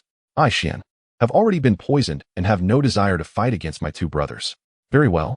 As Brother Xian says, what is your opinion, Taoist Han? Han Song turned to Han Li, who remained expressionless. This proposal is excellent. Let us unite, my friends. Thus, at that moment, the 3 formed an alliance to confront Lu Tianming, having just been affected by the explosion of Xian Li's talisman. Lu Tianming sustained some internal injuries and dared not confront their combined assault directly. He immediately fled toward the direction from which the snow-white spider had come. Brothers, let us first deal with the spirit beasts of the surnamed Lu to prevent any unforeseen circumstances, Han Li declared. Very well. I shall handle the dozen or so black wasps. Brother Xian will unleash the centipede, and Taoist Han, prepare for combat. Han Song assigned the tasks. Taoist Han, be cautious, Xian Lu warned. Without hesitation, Han Song reached into his storage bag and hurled dozens of talismans toward the swarm of black wasps. Some transformed into fireballs, others into ice arrows, and some into earthen spikes, striking the wasps, while others narrowly missed. Regardless of the outcome, Han Song resolved to detonate the talismans as they approached the wasps, and in an instant, several black wasps ignited, turning to ash. Simultaneously, as Xian Lu released the flying centipede, Han Li had already prepared a set of flying blades, which cut the centipede into countless pieces before it could take flight. It seems this fellow intends to draw the demon beasts over and create chaos, Han Li remarked, furrowing his brow. However, Xian Lu reassured, brothers, do not panic. Once the demon beast arrives, I will use this sky-blocking bell to ensnare it, and then we shall jointly deal with the one surnamed Lu. Han Song contemplated for a moment, glancing at Xian Lu, and replied, I do not wish to expose my back to Brother Xian. Here is the plan. I will distract the one surnamed Lu, while Brother Xian keeps his distance. Observing his surroundings, he pointed to a distant location and continued, Brother Xian, you stay there, and Taoist Han will draw the demon beast over. Only if you maintain a safe distance can we confront the one surnamed Lu without concern. Xian Lu smiled bitterly. It seems Brother Han does not trust me, but that is acceptable. Han Song added, Brother Xian, Do not attempt any tricks while Taoist Han draws the demon beast. If anything befalls him, I shall be at a disadvantage against the one surnamed Lu. And you too will meet your end. I am well aware of the stakes. There is no need for such detailed admonitions, Xian Lu replied, flying towards the location indicated by Han Song. In truth, Han Song had no intention of following his own words. He merely sought to lower Xian Li's guard. He covertly signaled to Han Li while pretending to confront Lu Tianming. Han Li, observing the situation, seemed poised to attract the spider demon's attention as long as Han Song kept Lu Tianming occupied, but secretly, he remained vigilant of Xian Li's movements. Once Xian Lu reached the designated spot, Han Li quietly produced an array plate to activate. Just as Xian Lu arrived, a force suddenly ensnared him, and he immediately sensed something was amiss, his expression darkening with fury. An array. As Xian Lu stepped into the formation set by Han Li, Han Song turned and dashed back, with Han Li engaging Xian Lu first. Han Li unleashed a set of flying blades to entangle him, while Han Song threw a large number of talismans. Just as the talismans were about to reach their target, Han Li swiftly retracted the flying blades. Boom! Without uttering a single word, Xian Lu was bombarded and obliterated by the collective explosion of the talismans. Han Song laughed. Eldest brother, quickly stash away your storage bag. There are quite a few spirit stones within. Han Li, grinning widely and feeling no sense of danger, promptly tidied up his storage bag and concealed the grand formation once more. Eldest brother, I will keep Lu Tianming occupied. After we eliminate the demon beast within this formation, we shall deal with the one surnamed Lu together, Han Song stated. Do not worry, fourth brother, but be cautious. The one surnamed Lu may have hidden tricks. Han Li advised. No need for concern, eldest brother, Han Song replied, then shot off toward Lu Tianming. Han Song realized that while with Han Li, he could not allow his thoughts to wander. Should he lose consciousness again, it would spell great trouble. This was no time for levity. One careless misstep could cost him his life. Lu Tianming felt a sense of foreboding. He had initially intended to lure the third-tier demon beast over and exploit the situation to dismantle the alliance between Han Song, Han Li, and Xian Lu. However, circumstances had taken a sharp turn, and just as he was about to lead the spider towards safety, the sound of exploding talismans reached his ears. Since Han Song and Han Li communicated through their spiritual senses, Lu Tianming could not ascertain the situation on that side. Oddly enough, despite their formidable spiritual senses, Lu Tianming remained oblivious to the unfolding events. Suddenly, a set of flying blades surged forth, not directed at Lu Tianming, but at the spider demon beast. The beast, previously fixated on Lu Tianming, became enraged by the blades and abandoned its pursuit, swiftly crawling toward the direction from whence the blades came. Han Song deftly intercepted Lu Tianming, his expression inscrutable, his eyes gleaming with determination. Lu, today marks your demise. Lu Tianming scoffed, such bold words. With that, he summoned a black blade and struck at Han Song. Though Lu Tianming still had some spirit beasts in his possession, his best was the flying centipede, followed closely by the black wasp. The others were of little use, hence he refrained from summoning them for battle. Han Song brandished two black hammers, one a black nail hammer and the other a demon ape hammer, swinging them ferociously at Lu Tianming. Chapter 42. The teleportation array. Lu Tianming felt a pang of regret. He realized his choice had been misguided. He should have hidden and summoned his talismans instead of attempting to lure any demon beasts. Now, with Han Song relentlessly assaulting him, he had no time to summon his talismans. He had not particularly trained his physical body, and thus could not match Han Song's strength.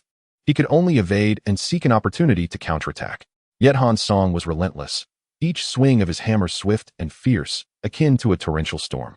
Lu Tianming had initially intended to distract Han Li while he dealt with the spider demon beast, but the beast, along with Han Li, remained ensconced within the array, leaving him no opportunity to strike. Brother Han, let us pause. We must not engage in a battle that leads to mutual destruction and relinquish our hard-earned opportunity to others. Lu Tianming urged while evading. Han Song paid him no mind, activating the true blood of Lu, releasing Lu's gray mist that enveloped the two hammers. Even a mere graze from the hammers could briefly bind the opponent's spiritual power. Realizing the nature of the mist, Lu Tianming dared not confront it and fled with even greater speed. Nearly half an hour passed, and Han Song's hammer never ceased. Thousands of talismans interspersed their assault, leaving Lu Tianming in tatters, his clothes in ruins and covered in dirt, a far cry from his usual confident demeanor. He had not anticipated that the junior disciple behind him, whose cultivation was merely at the initial stage of foundation establishment, would be far more formidable than he had imagined. Not only was he physically robust, and possessed deep spiritual energy, but his divine consciousness was also impressive, and his wealth was astonishingly ample. Even his supernatural abilities were mysterious and elusive. His only thought was to eliminate Han Li amidst the chaos, so he could seize the opportunity to adjust his own position. Faced with the current situation, he dared not let his guard down, nor could he afford to engage in any petty tricks. A single oversight would cost him his life. However, fate did not favor him, as a dozen lizard puppets suddenly appeared ahead, each gathering a sphere of spiritual energy in their mouths before unleashing beams of light towards him. Having resolved the battle on his side, Han Li immediately rushed over. At this moment, Tianming felt a bitter taste in his mouth. If the situation persisted, his demise was merely a matter of time. After releasing all the spirit beasts from his spirit beast pouch, he steeled himself and cast a spell, causing all these spirit beasts to self-destruct, resulting in him spitting out a mouthful of blood from the backlash. The self-detonation of these spirit beasts finally momentarily hindered Han Song's advance, granting Tianming a fleeting respite. Just then, he produced a talisman, his prized possession. Just as he was about to activate it, a transparent thread suddenly wrapped around his neck. The owner of this thread was none other than Han Li. Once the thread ensnared Tianming's neck, Han Li promptly tightened it and yanked it violently, causing Tianming's incredulous expression to freeze as his head and body were severed and rolled away in opposite directions. The talisman gently fell to the ground. This fellow was finally dead. Han Song sheathed his weapon, gasping for breath before sitting down to recuperate. From the beginning, Han Li found it peculiar that his fourth brother seemed uninterested in cleaning up the battlefield. After all, tidying up the storage pouch after a fight was the most exhilarating moment. He merely tossed out 2 fireballs to incinerate Tianming's remains and collected the storage pouch and talisman, then remarked, "These two had quite a few valuable items. Doesn't the fourth brother find them appealing?" Han Song smiled indifferently and replied, "If there's anything you need, third brother, feel free to take it. Whatever you don't need, just share it with me. I'm not picky." In truth, Han Song felt rather speechless at this moment. Had he acted as he did before, he might have ended up on the ground once more. Yet, feeling distressed internally, he could only put on a facade of indifference. "I observe that your divine abilities are not weak, but you lack the means to swiftly eliminate enemies. This talisman I shall give to you, fourth brother. As for the spirit stones we collected, we will share those as well. You will undoubtedly need a significant quantity for your own sect. So I will give you most of them, leaving only a little for myself. The materials from that beast I shall take for myself," Han Li stated. "As you say, third brother, but please leave me one of their flying artifacts. I have wandered through many markets and found nothing of substantial value," Han Song replied. "Very well. This rainbow light sword from Xianyue shall be given to you, fourth brother. It should match the speed of my divine wind boat," Han Li agreed. Before long, the two had divided their spoils and walked towards the teleportation array. "This great teleportation talisman," Han Li mused, "I shall give this to you, third brother," Han Song said as he produced his own great teleportation talisman.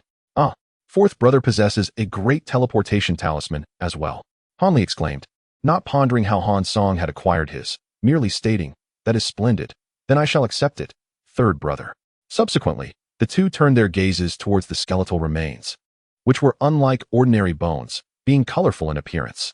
Han Song, intrigued by this peculiarity, casually released a fireball to burn the remains.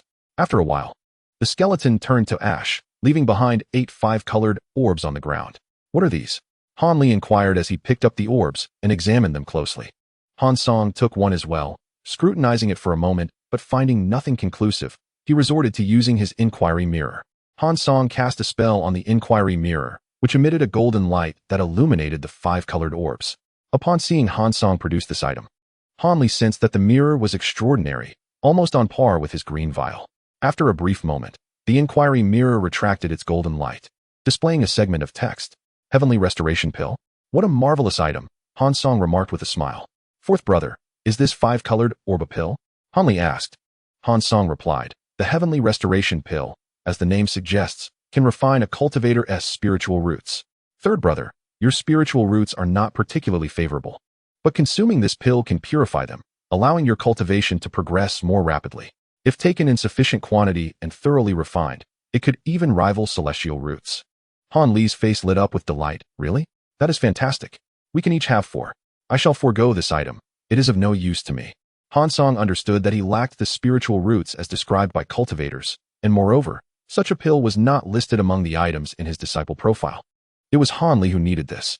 Moreover, there appears to be something else over there. It is all yours, third brother. Unfortunately, the teleportation array is missing a corner and has been damaged. I will trouble you to repair it. I will be busy with sect matters afterward and may not have ample time. Han Song shook his head. Han Li vaguely grasped the benefits of joining a sect that Han Song mentioned. During his alchemy or talisman crafting, he felt inexplicably more adept than before, albeit not overwhelmingly so. Hearing that Han Song would soon be occupied with sect affairs, Han Li wholeheartedly agreed, as it would indeed be beneficial for him as well. I happen to know an array master. I will invite him to assist and see if we can restore this teleportation array. As he spoke, Han Li took out a jade slip to meticulously record the details of this array. Han Song nodded, not responding to Han Li. Yet his mind was occupied with another matter. In truth, he had contemplated this issue 6 months prior, upon seeing the great teleportation talisman in this cave. He finally gained some clarity. He felt as though his fate had been preordained, from the sect's growth plan to the 5-element cycle skill. The establishment of the sect, and now the teleportation array, all reflecting this conjecture. Han Song gazed into the distance, watching Han Li's joyful expression upon discovering the beast egg, and he sighed with a smile, thinking to himself, perhaps my destiny has already become intertwined with third brother S. After collecting the beast egg, Han Li approached Han Song and said, by the way, there are some items I forgot to give you. Han Li produced a storage pouch and handed it to Han Song. Han Song accepted it and examined the contents, discovering over 400 foundation establishment pills. Fourth brother, you have just established a sect. These foundation establishment pills are precisely what you need, Han Li said with a smile. Instead of feeling excitement and joy over receiving numerous foundation establishment pills, Han Song felt an intensified sense of fate weighing on him. What's wrong? Han Li noticed something was amiss in Han Song's expression and asked in puzzlement.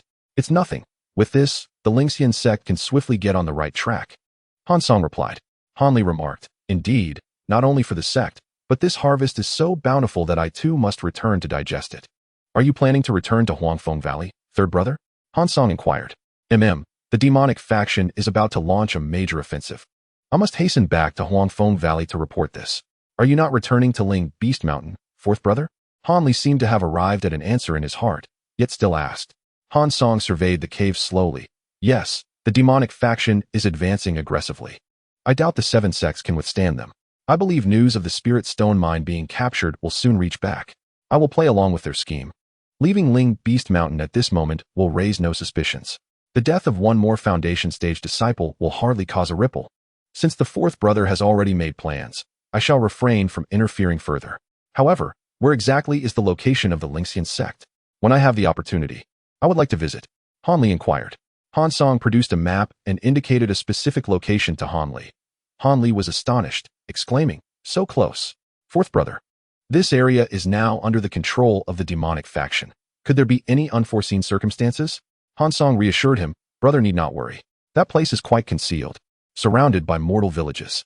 If one does not investigate thoroughly, it would be quite difficult to discover it. Furthermore, it is shielded by a concealment array, so nothing significant should occur. He continued, in the future, the demonic faction will surely launch attacks everywhere. This area has already been conquered, and their focus of vigilance will undoubtedly advance forward.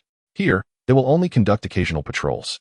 To speak of safety, the most perilous places often turn out to be the safest. Thus, this location is considerably more secure than others.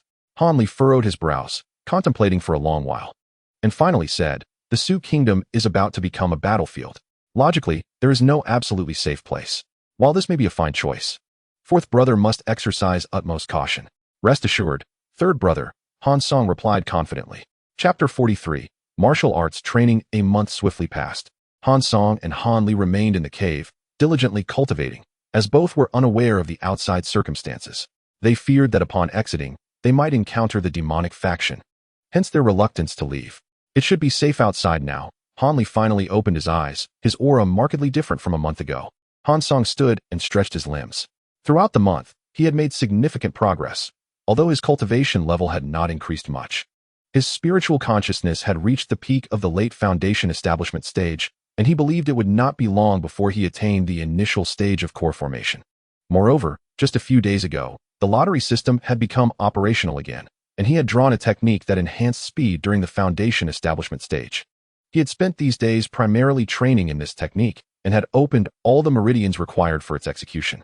Even more delightfully, the star sandworm had laid eggs.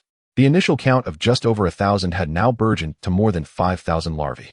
Among these developments, the egg-laying of the star sandworm brought Han Song the greatest joy, as he understood the value of this creature was beginning to manifest. Originally pale blue, the color of the eggs had deepened, signaling the prospect of evolution. Han Song turned his gaze to Han Li, sensing the fluctuations of spiritual energy within him, and thought to himself that it would not be long before third brother broke through to the mid-foundation establishment stage.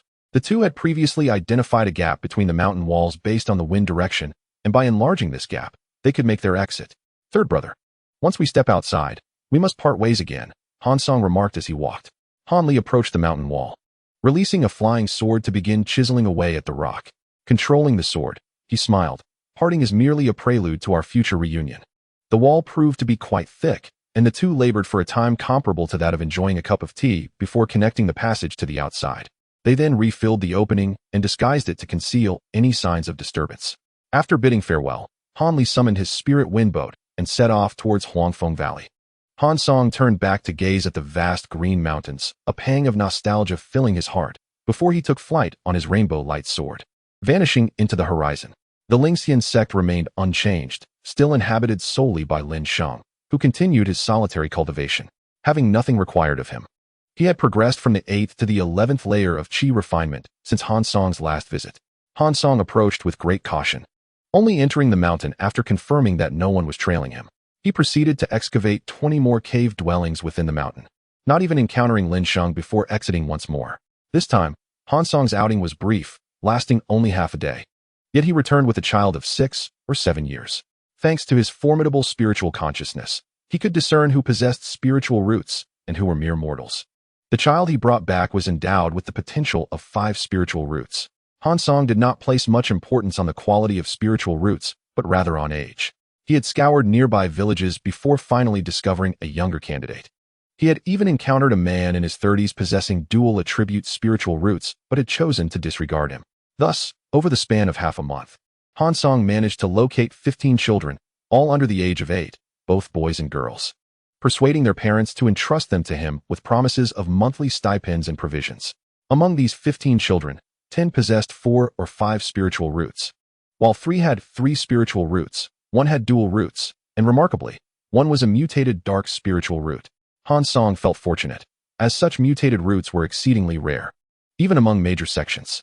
Han Song then visited the market to purchase inexpensive medicinal herbs and numerous foundation establishment techniques. Of course, these techniques were not the so-called top-tier ones, but rather widely circulated common methods. Han Song's mindset had shifted. He no longer cared about whether a technique was top-tier. As long as it suited him, it was the perfect technique. He invested heavily in procuring a suitable technique for the disciple with the dark spiritual root before returning to the sect. Despite the market being dominated by the demonic faction, they imposed little regulation, merely confiscating the assets of the 7 sects while allowing others to conduct their affairs as usual. Han Song contemplated opening a shop to sell low-tier talismans and elixirs, but ultimately decided against it, recognizing that the time was not right. He distributed the previously stockpiled elixirs among the disciples and established rules. They must practice for at least 4 hours each day before they could play, and without permission, they were forbidden from leaving the sect. He then began mass-producing qi refinement stage elixirs. To facilitate this, he constructed a pill refining hall and a talisman hall. He made few alterations, but the pill refining hall's layout began to transform, with subtle hints of a fire pool emerging underground, which could not be utilized until the renovations were complete. Han Song placed a cauldron atop it and left it be. After establishing the talisman hall, numerous mysterious symbols appeared on its walls. Han Song observed them for a moment, feeling that these symbols were extraordinary, sparking new insights into talisman drawing. He also constructed a martial arts hall. Upon entering, he was immediately enveloped by an aura of murderous intent. As he closed his eyes to absorb this atmosphere, a figure suddenly attacked him. Startled to see his own face, he realized too late that he was defeated in an instant. Stumbling back, he opened his eyes to find himself outside the martial arts hall, finally realizing that it had merely been an illusion. Intrigued, he recognized that the self who had attacked was not the current him, but rather the version of him at the peak of qi refinement. How fascinating. Han Song composed himself and stepped back into the martial arts hall, facing the aggressive assault of his former self. He deftly evaded the blows and countered with a swift kick, shattering the head of his former self. The latter dissipated into smoke, only to reassemble. its cultivation level surging to match Han Song's current abilities. The illusion of Han Song approached with an impassive expression, channeling energy before launching another attack. Han Song remained unfazed, producing the demon ape hammer to counter the illusion. However, the illusory Han Song seemed undeterred by death, absorbing the blow without flinching, and retaliated with a punch enveloped in the mist of Luo Ho, striking Han Song's head. In the next moment, the illusion shattered while Han Song's real body suffered a catastrophic blow. Han Song felt his body suddenly soar through the air before crashing heavily to the ground. Upon opening his eyes, he realized he was lying outside the martial arts hall. His body had merely been ejected from within the hall, and he had suffered no injuries. Stroking his chin, Han Song mused, "This appears to be a place designed to enhance the practical experience of disciples." After a moment of contemplation, he departed, only to return shortly with an additional companion. "Master, what brings you and your disciple to this place?" Lin Sheng inquired, puzzled. Han Song gestured towards the martial arts hall, saying, "Let us enter and take a look." Lin Sheng widened his eyes, staring at the hall before him, unsure of Han Song's intentions. However, since his master had commanded it, he had no choice but to comply. The moment Lin Sheng stepped into the hall, he let out a sudden scream, and then his body was instantaneously transported from inside to outside. "Master, why did you try to kill your disciple?" Lin Sheng cried, bewildered and disoriented. Han Song patted his shoulder, and Lin Sheng opened his eyes to see his master still standing in the same spot. He quickly touched his face, head, and body, exclaiming in delight, "Master, I'm alive." It appeared that this martial arts hall was a mirage indicating the boundary of one's cultivation levels. The first layer was for chi training, the second for foundation establishment. And should his cultivation reach the core formation stage, a third layer would emerge, Han Song pondered. "Let us try again," Han Song instructed Lin Sheng. What is this place? Am I going to die again?" Lin Sheng protested, pouting and reluctant to take another step forward. Han Song replied, "If you can endure for 10 breaths, I shall reward you with a top-tier magical artifact." "Really?" Lin Sheng exclaimed, rubbing his hands together in excitement, and without a second thought, leaped into the martial arts hall. Observing his disciple's eagerness, Han Song shook his head and chuckled. However, Lin Sheng lasted only a single breath before being expelled again. Undeterred, he attempted once more, managing to stay inside for a breath and a half this time. He continued to enter and exit, making over 20 attempts, yet when he finally reached 2 breaths, he found he could not endure any longer. Just as Lin Sheng prepared to enter again, Han Song caught him, stating, "Enough. You are not ready for this yet. Return to your training, and come back when your cultivation is higher." Though Lin Sheng was somewhat disgruntled, he understood that enduring 10 breaths was beyond his current capabilities. He scratched his ear, feeling frustrated, then left to resume his training, declaring before departing, "Master, I will defeat you." "No, the you inside there." Han Song watched his disciple scamper away, stroking his nose and nodding to himself, "I shall wait." Han Song then re-entered the martial arts hall. Time after time, he was expelled, yet he felt no anger or disappointment. He regarded this as a valuable opportunity for self-discipline. As he increased his attempts, the duration he remained inside also grew longer, culminating in a surprising hour before he was again transported out. "I did not expect the Rahu gray mist to possess such utility," Han Song thought, seemingly sensing something profound, and closed his eyes. Time passed, and he felt no change. How were the various weapons formed from the gray mist? In the final confrontation, the weapon in the mirage of Han Song transformed into countless forms: a whip, a sword, various concealed projectiles, and a variety of defensive shields. The Rahu gray mist could flexibly adapt its weaponry to meet the demands of battle, rendering it nearly impossible to defend against. Chapter 44. Gathering disciples. These gaseous weapons could not be countered by ordinary magical artifacts. Melee weapons would merely pass through the mist, akin to cutting through air, while ranged weapons would find their spiritual energy confined upon contact with the mist, losing all control. Han Song scratched his scalp vigorously, sighing. "It seems I still have much to learn about the true blood of Rahu." Upon leaving the martial arts hall, Han Song returned to his cave dwelling and sat down to refine the true blood of Rahu. The recent confrontations in the hall had provided him with new insights into the characteristics of the true blood, leading him to adopt a more measured approach in his refinement.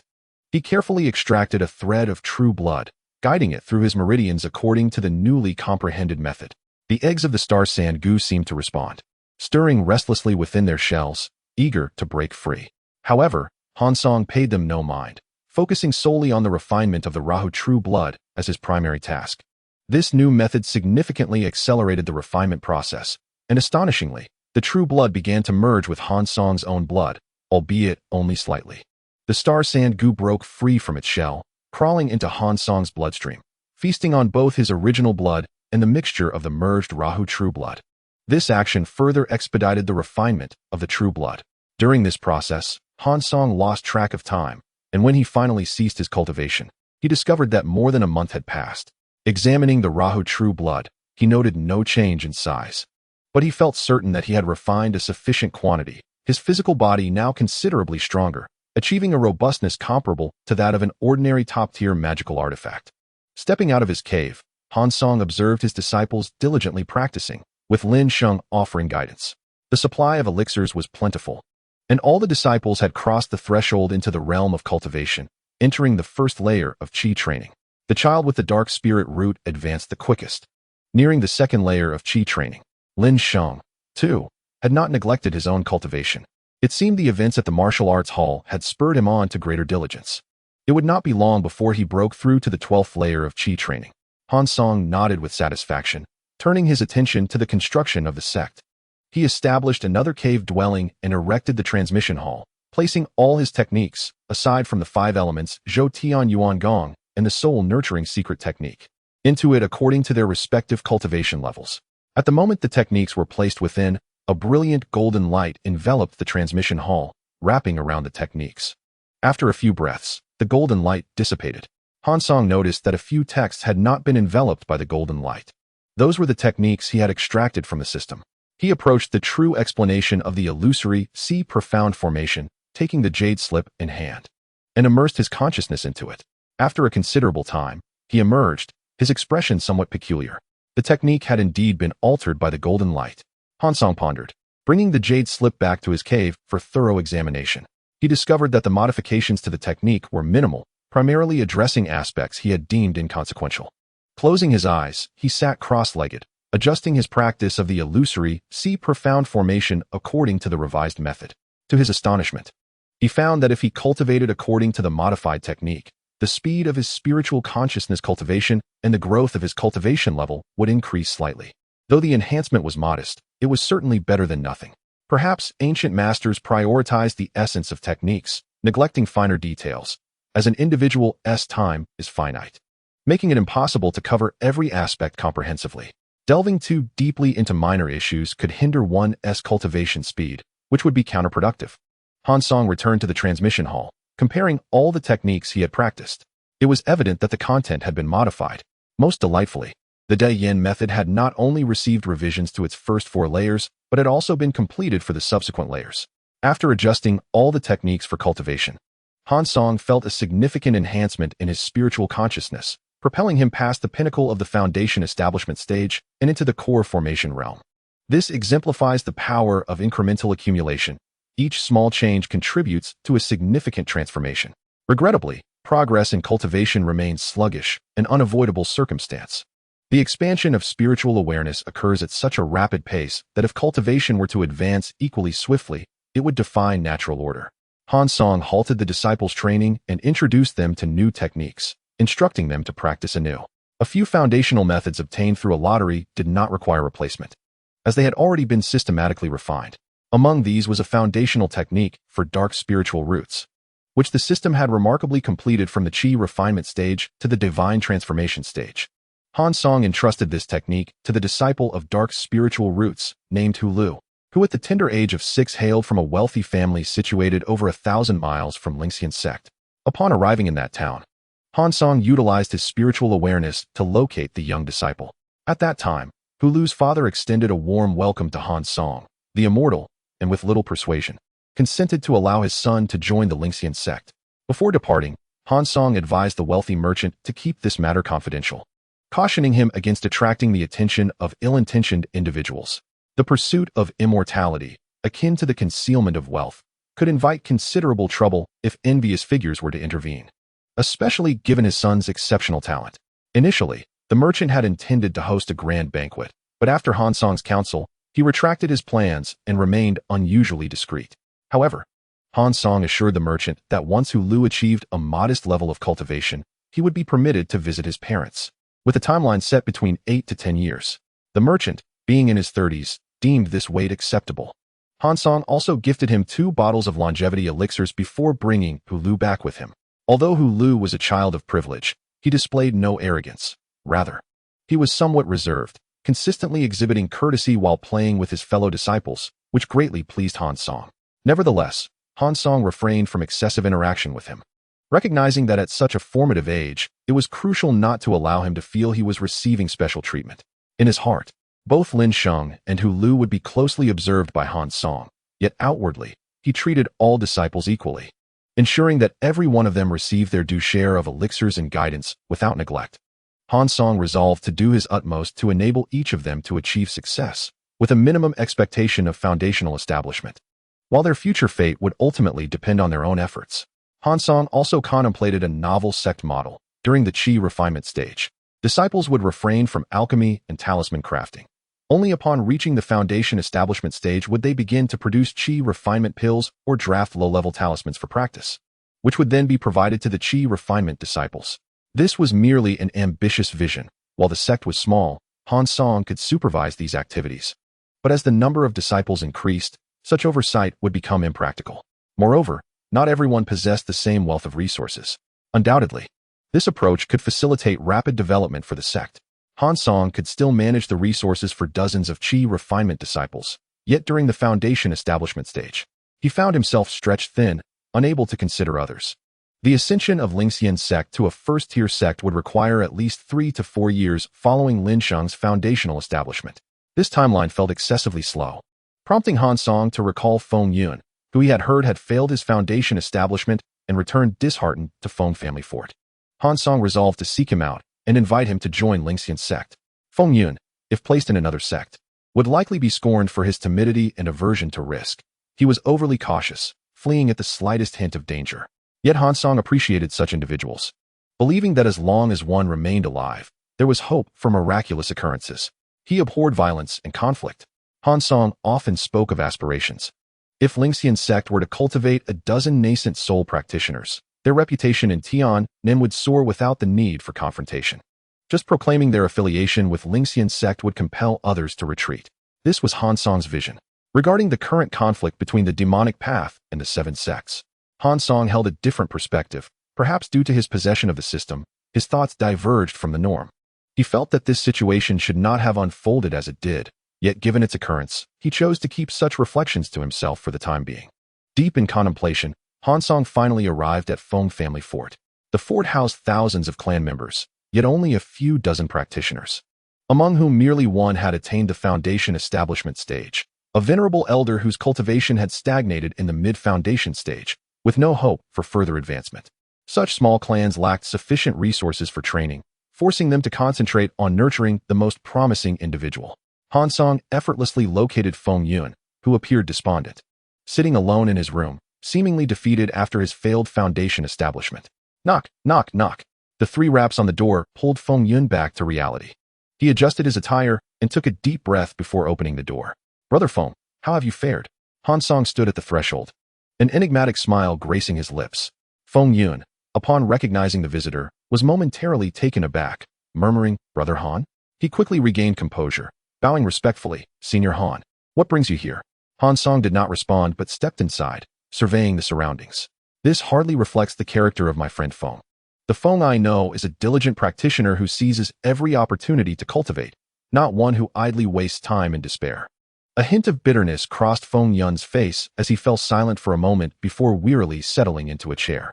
Senior, please do not jest at my expense. Chapter 45. The return home. Han Song lowered his gaze to the ground and slowly spoke. Friend Feng, an opportunity to re-establish your foundation lies before you. I wonder if you would be interested? Feng Yun's excitement surged. What? Senior, are you saying I can still establish my foundation? Han Song produced a map and tossed it to Feng Yun.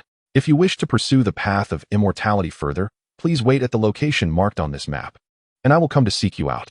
Feng Yun examined the map, noting a market encircled on it, and inhaled sharply, the realm of the demonic path. The market's location was not far from Yin family fort, and had recently been seized by the Ghost Spirit sect, one of the 6 factions of the demonic path. For a Qi refinement disciple to slip past the gaze of the demonic path and enter there would be perilous in the extreme. A venture completely at odds with his cultivation principles. In the past, he would have never considered such an act. Han Song smiled. What I seek are those with an insatiable yearning for the path of longevity. Should you find this course unwise, feel free to disregard it, and consider today's encounter as if it never occurred. However, if you still harbor aspirations for longevity, you may go there. In 2 months, I shall come to escort you. Of course, should you meet your demise along the way, it would merely signify that you are not destined for the path. I offer you a choice. The decision rests solely with you. I trust that, with your caution, you shall navigate the dangers and arrive safely. With that, Han Song took his leave. Without awaiting Feng Yun's response, he unsheathed his rainbow sword and leapt skyward, soaring out the door and into the heavens. By the time Feng Yun emerged, Han Song had vanished without a trace. At that moment, he was already en route to his homeland, having decided, on a whim, to return. With the sect beginning to flourish, it was an opportune time to recruit new talent. Should any individuals with spiritual roots emerge from the Han family, Han Song would be more than willing to bring them into the sect. This return was swifter than his previous visit. The last journey from Qingyou Town to Tainan took a whole month, yet this time, the trip from Fengjiabao to Qingyou Town was accomplished in merely 8 or 9 days. Perhaps it was the anticipation of returning to his homeland that filled Han Song with an indescribable joy. Everything along the way appeared radiant through his eyes. The cool breeze greeted him. The autumn sky was high and refreshing. The clouds at the horizon gathered in clusters, while the vast, azure sky stretched infinitely above, allowing him to soar alongside the birds, chasing the moon on the wind, a spirit of carefree freedom emerging from within. The Han family had undergone significant changes over the past decade. Upon his departure, Han Song had left behind a considerable amount of silver, and Han Li's arrangements had ensured that the people within the 7 mysterious sect treated his third uncle with exceptional care. Consequently, in just a short span of years, the Han family's residence had expanded, the ancestral hall magnificently rebuilt, and numerous distant relatives had congregated in Erligu. The local populace had begun to refer to this place as Han Family Village increasingly. Han Song extended his consciousness over Han Family Village, searching for familiar faces. Today was a momentous occasion. His younger sister's third son was celebrating his first month. Aunts and uncles were bustling about, and the entire family had moved to Han Family Village, living together in harmony. It did not take long for Han Song to locate his parents. Despite the passage of over a decade, the elixirs he had previously left behind had preserved their appearances, though their hair had grayed slightly. Their health remained robust. To his surprise, Han Song discovered a child of around 10 years who bore a striking resemblance to him as a boy. Listening to the conversation between his father and the child, Han Song realized that this was his own biological younger brother. As he observed the delighted smiles on his parents' faces and the child's incessant laughter, Han Song felt a wave of relief wash over him. Initially, he had intended to spend time with his parents, but he reconsidered. The thought of his unexpected return forcing them to confront the eventual separation was disheartening. He could not bear to witness their sorrow. Han Song exhaled deeply. Remembering his purpose for returning, to seek out relatives with spiritual roots, he began to assess each family member. To his astonishment, his elder brother Han Zhu possessed a spiritual root, albeit a modest one with 5 attributes. Now a married man with 2 sons, Han Zhu and his wife appeared to share a harmonious bond, and Han Song could not bring himself to disrupt this happy family by inviting his brother into the sect.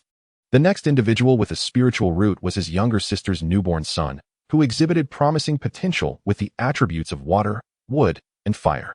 The rest of the family were mere mortals without spiritual roots. Recalling that his sister had married a man with the surname Li, Han Song soon found him. The man appeared honest and kind, currently serving his wife red sugar water as she recuperated from childbirth, his face radiating the happiness of fatherhood. Meanwhile, the Han family was busily engaged in their activities, yet in a nearby house, a dozen children sat at a long table, reading aloud from a book under the watchful gaze of a scholarly elder in gray robes, who appeared to be the private tutor hired by the Han family. Among the children, several bore a striking resemblance to Han Zhu, his second brother, and his younger sister, likely his nephews and nieces. One child, in particular, seemed familiar. Han Song focused his consciousness on him, recognizing the cherubic figure as his third uncle's son. His third uncle, dressed as impeccably as ever, stood beside a woman in her 30s, possessing delicate features, fair skin, and a slender frame, exuding an aura of scholarly grace. This child must be the son of his third uncle. Witnessing the flourishing scene of Han Family Village, Han Song resolved to meet no one apart from his younger sister. The current moment was not conducive for reunions. Many relatives surrounded his sister's bedside, making it unsuitable for him to approach. He decided to wait until evening when the elders returned to their homes to see her. At present, his sister had not fully recovered from childbirth, appearing somewhat plump, likely due to her prolonged confinement to bed. Perhaps the family's improving fortunes allowed her to avoid strenuous labor, preserving her appearance, though she had aged slightly. Despite being older than his sister, Han Song appeared even younger due to his cultivation, his skin fairer than hers. After a day filled with activity, everyone returned home, reluctant to part ways, leaving behind an atmosphere of celebration. As night fell, the moonlight flowed like water, imbued with autumn's coolness, casting a chill across the land. In the distance, the lights in the mountain village flickered out one by one until only darkness remained.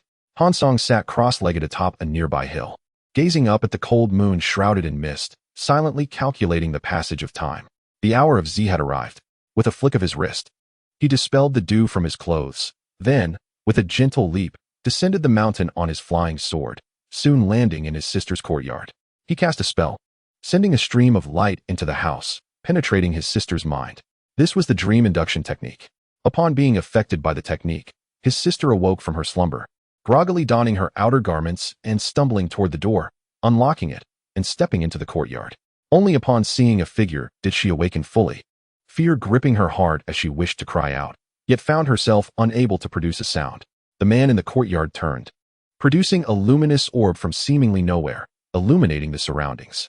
He then performed a spell, enveloping himself in a halo of light, transforming his previously cold body into one of warmth. A celestial being? Upon seeing her, the man smiled warmly, devoid of any hostility, and softly said, "You do not recognize me, little sister?" As she scrutinized him, his visage gradually aligned with her childhood memories. "You are fourth brother," she exclaimed, her voice returning, filled with excitement. "Where have you been? Why did you return alone? Where is third brother?" She bombarded him with countless questions, leaving Han Song unsure of where to begin. He produced a medicinal pill, offering it to her. "You are still somewhat weak.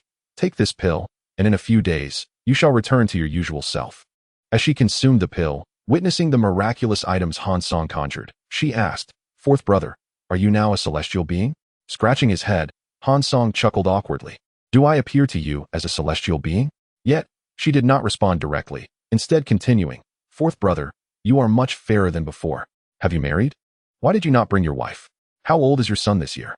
Realizing that due to the dream induction technique, his sister was still within a dream, Han Song understood that he had manifested in her dream. Thus, her questions flowed with a disordered logic. However, once she awoke, all that transpired within the dream would be etched in her memory, never to be forgotten, albeit she could not control herself while dreaming. Han Song approached his younger sister, gently stroking her head, and said, "Little sister, what I am about to tell you is of utmost importance. You must not share this with anyone else. It should remain solely between us."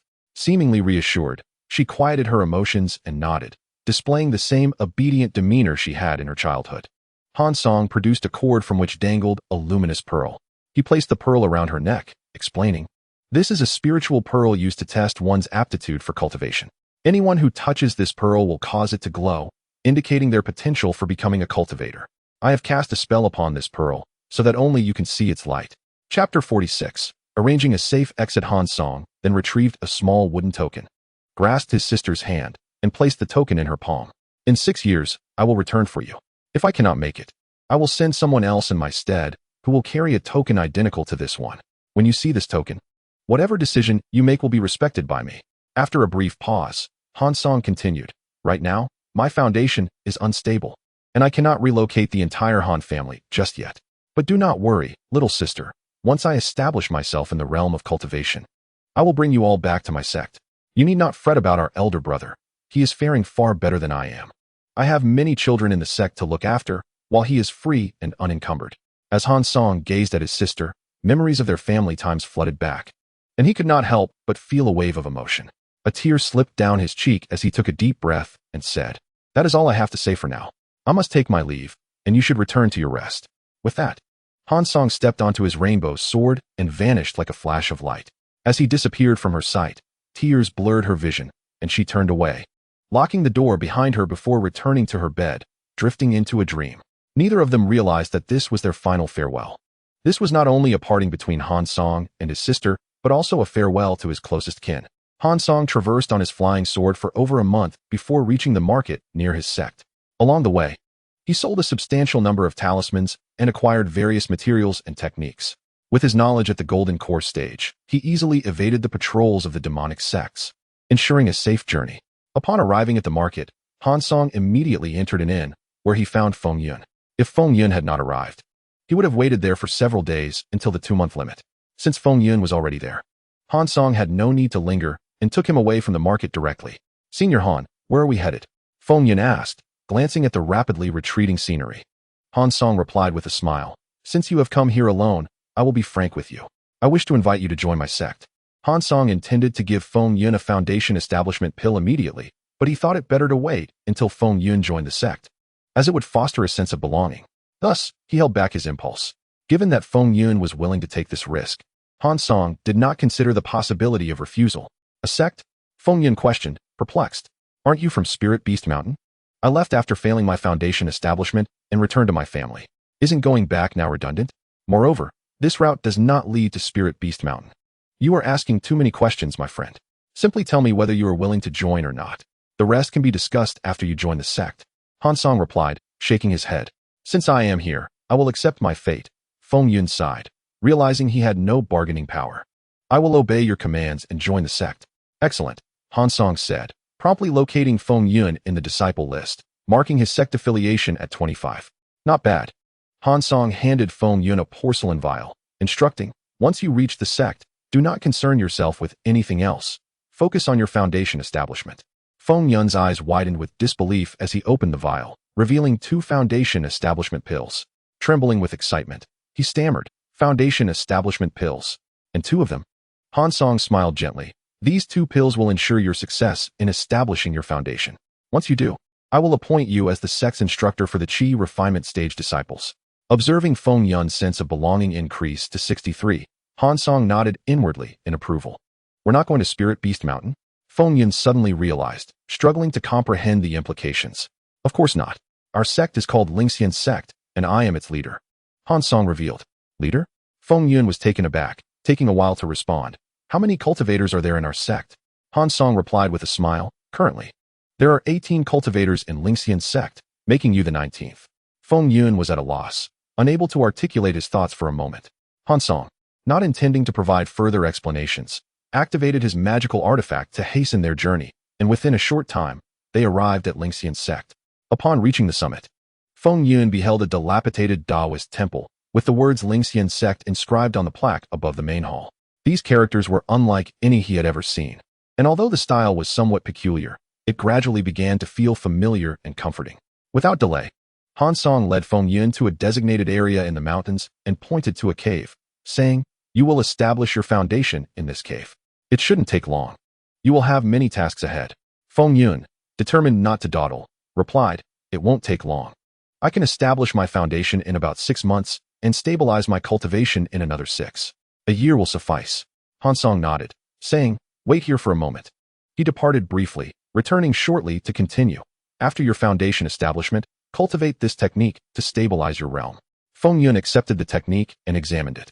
It was a balanced method that offered both offensive and defensive capabilities, with decent speed of cultivation. However, Feng Yun understood that it was merely an average technique. The selection of techniques was not Han Song's doing. It was arranged by the system. Many techniques would have been more suitable for Feng Yun, but he could not cultivate those that Han Song did not possess. The resources available could not support a more advanced path, making the Changhong sword technique a fitting choice for his cultivation during the early development of the sect. After a moment of hesitation, Feng Yun gathered his courage and asked, "Leader, may I exchange this technique for another?" Unacceptable, Han Song firmly rejected him. Yet, to soften the blow after the refusal, he added, "If you master this technique, I assure you will reach the false core stage. The path beyond that will depend on your own fortune." Hearing that he could reach the false core stage, Feng Yun no longer hesitated. Overjoyed, he realized how many cultivators could hope to advance to that level.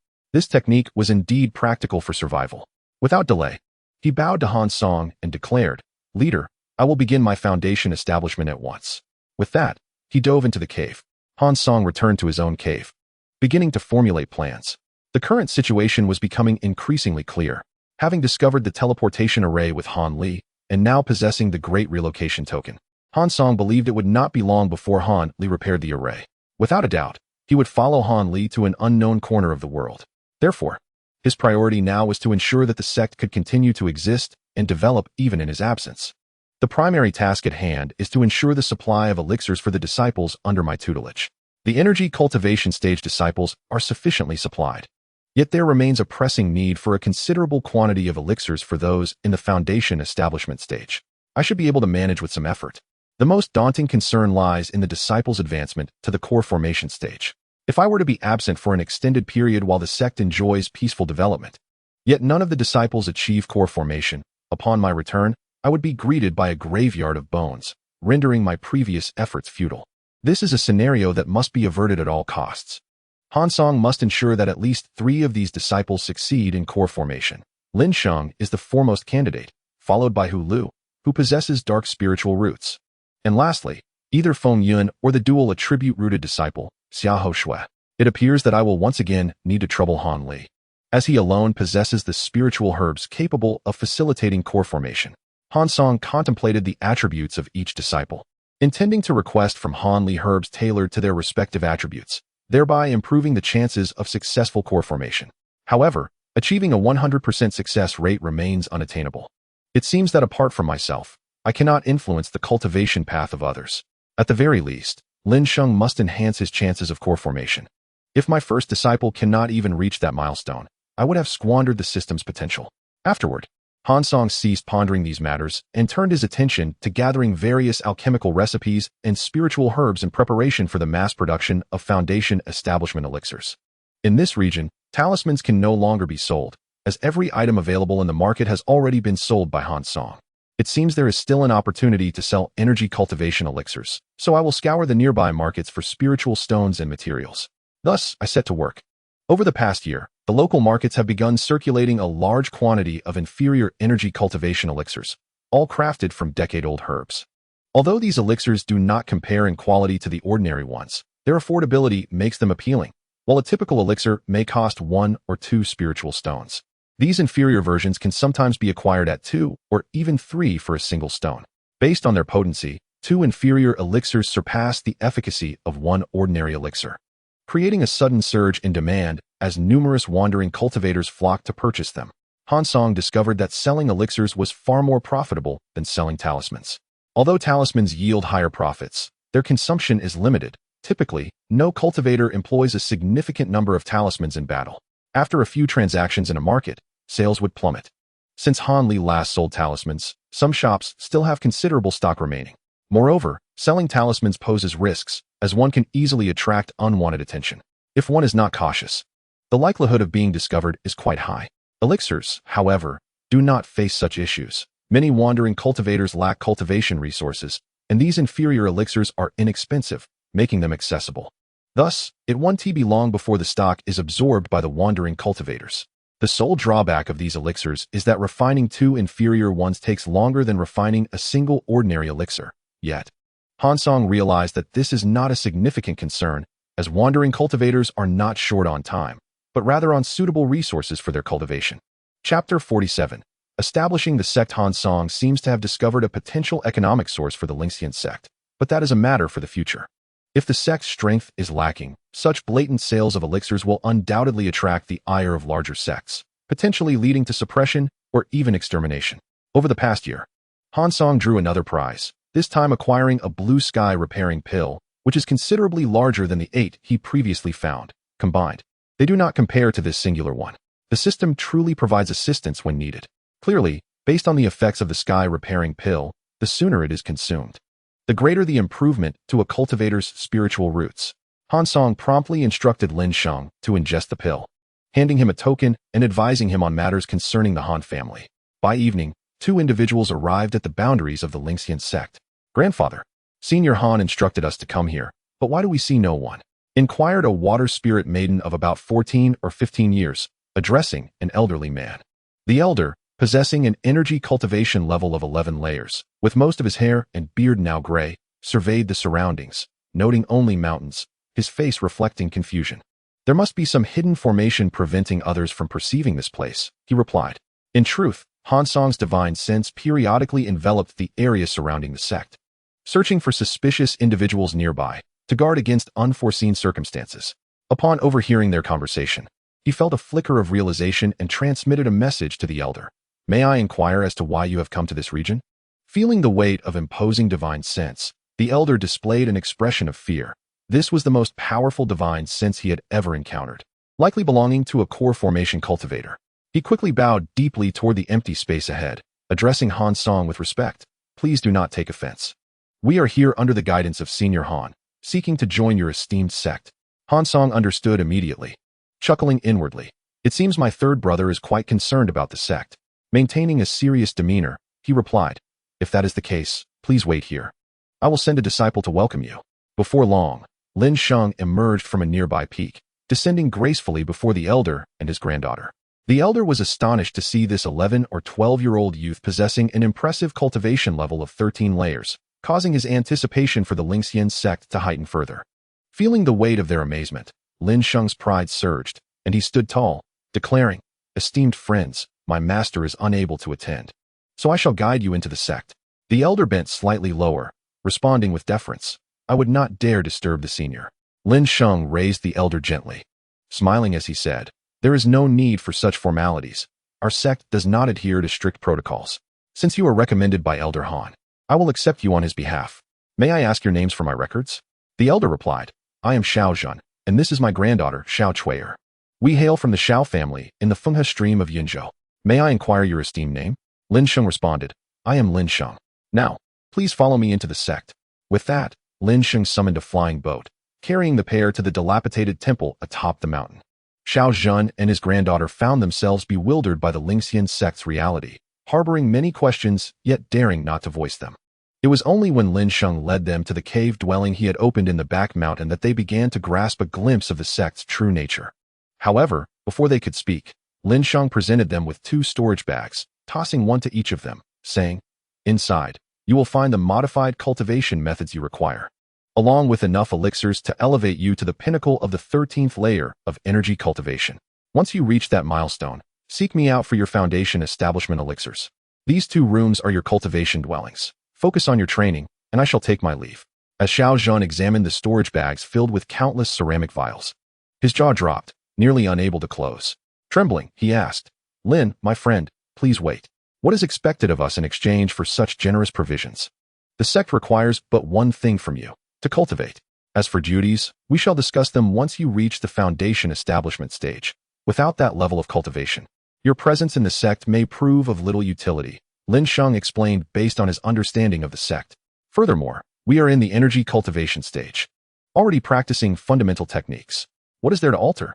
Xiao Zhen had countless questions, but could only voice the most pressing one at that moment. Lin Xingdao remarked, you 2 need only follow my instructions. This is all part of the Master-S arrangement. I do not fully comprehend it myself, but it surely benefits you. Do not question further. Focus on your cultivation. There are matters I ought not to divulge, yet keeping them bottled up weighs heavily on my heart. I do not fear that Daoist Xiao will accuse me of impoliteness. The truth is, you have squandered far too much precious time in your lives.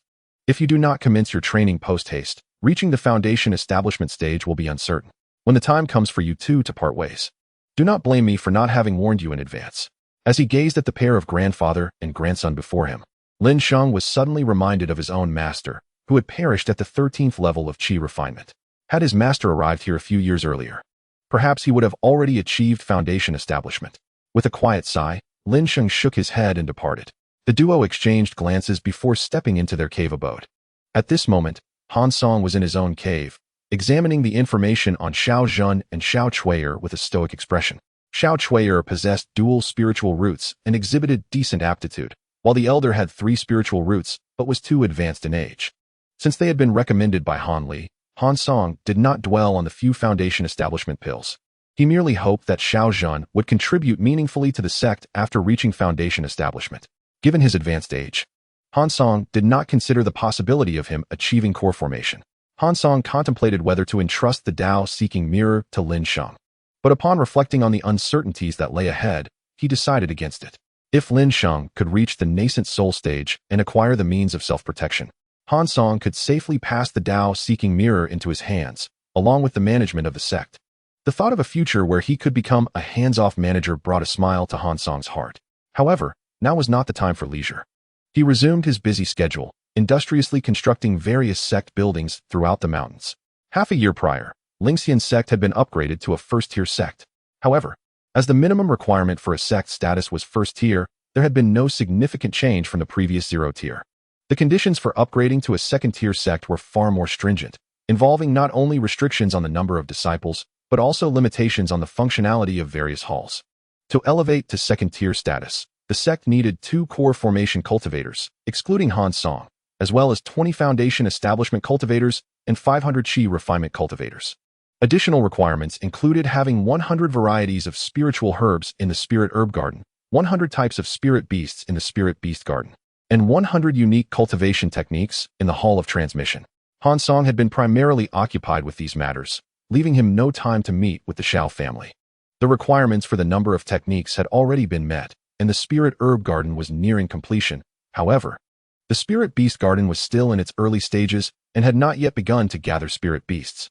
Among the constructed buildings, the Spirit Herb Garden had yielded no tangible items for Han Song, merely altering the soil's quality, which seemed to improve gradually. Han Song had begun to sense that the herbs planted within the garden were growing at a slightly accelerated rate. Yet the time frame was still too short to make a definitive comparison, leaving him to await future assessments to quantify the difference. The Spirit Beast Garden had granted Han Song 9 sets of golden rings, totaling 81. Each set consisted of 9 rings. The ring's effect was that, as long as the beast's cultivation was lower than Han Song's, he could use the rings to bind the spirit beast's various body parts and transport them to the Spirit Beast Garden for nurturing. Throughout this nurturing process, the spirit beast's memories would gradually fade, resetting them to a blank slate, facilitating their subjugation by the sect's disciples. After the task hall was completed, a large stone emerged at its center, towering 4 to 5 zhang high. Han Song attempted to activate it, but received little response, save for a jade slip that flew forth. Clearly, the stone was immovable, and Han Song did not waste time on it. Instead, he probed the jade slip with his spiritual sense, discovering it contained a method for crafting a magical artifact called the Qingyun ring. This ring, while lacking in other functions, was specifically designed to communicate with the stone in the sect's hall. By wearing it, one could receive various sect tasks from the stone, with the rarity of the sect's items determining the level of tasks available. Han Song quickly deduced the origin of the rare items. Their collection would fall upon his shoulders. Once acquired, the sect could distribute tasks to the disciples, leading to rewards. With a sigh, Han Song mused about the impending workload. However, he anticipated that, once the sect was firmly on its feet, the circulation of items between the disciples and the sect would increase in volume and speed, eventually achieving a balance. Yet, Han Song remained unaware of the nature of the tasks to be distributed, leaving him no choice but to create the Qingyun ring and conduct experiments. Observing that the materials for crafting the Qingyun ring were not particularly rare, Han Song estimated that he would soon gather enough. However, his expression froze momentarily at the sight of the primary material, Qingtian stone. This substance was abundant in the southern valley. If he could retrieve the 2 large stone lions from the Shao residence, he could potentially forge millions of rings. Nevertheless, the Lingxian sect clearly did not require such a quantity. Han Song had secretly ventured to the previous spirit stone mine, where the demonic forces had yet to excavate the spirit stones, and he found no demonic personnel stationed there.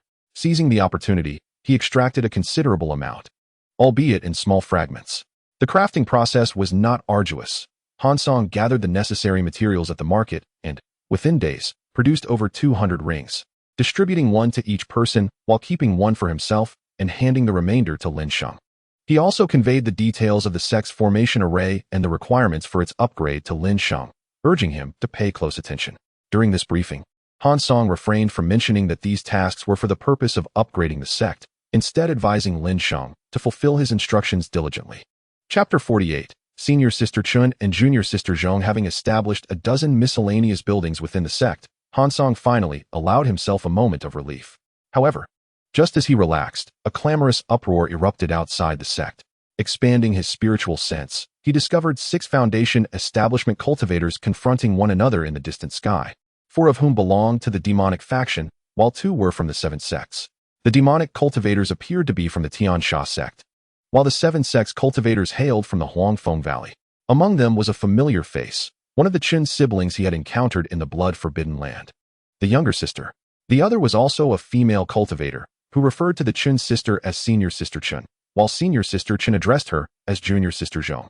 It was unclear why the Huangfeng Valley cultivators had ventured here. The nearest location was the Spirit Beast Mountain, and it would take at least 1 to 2 months to reach this place.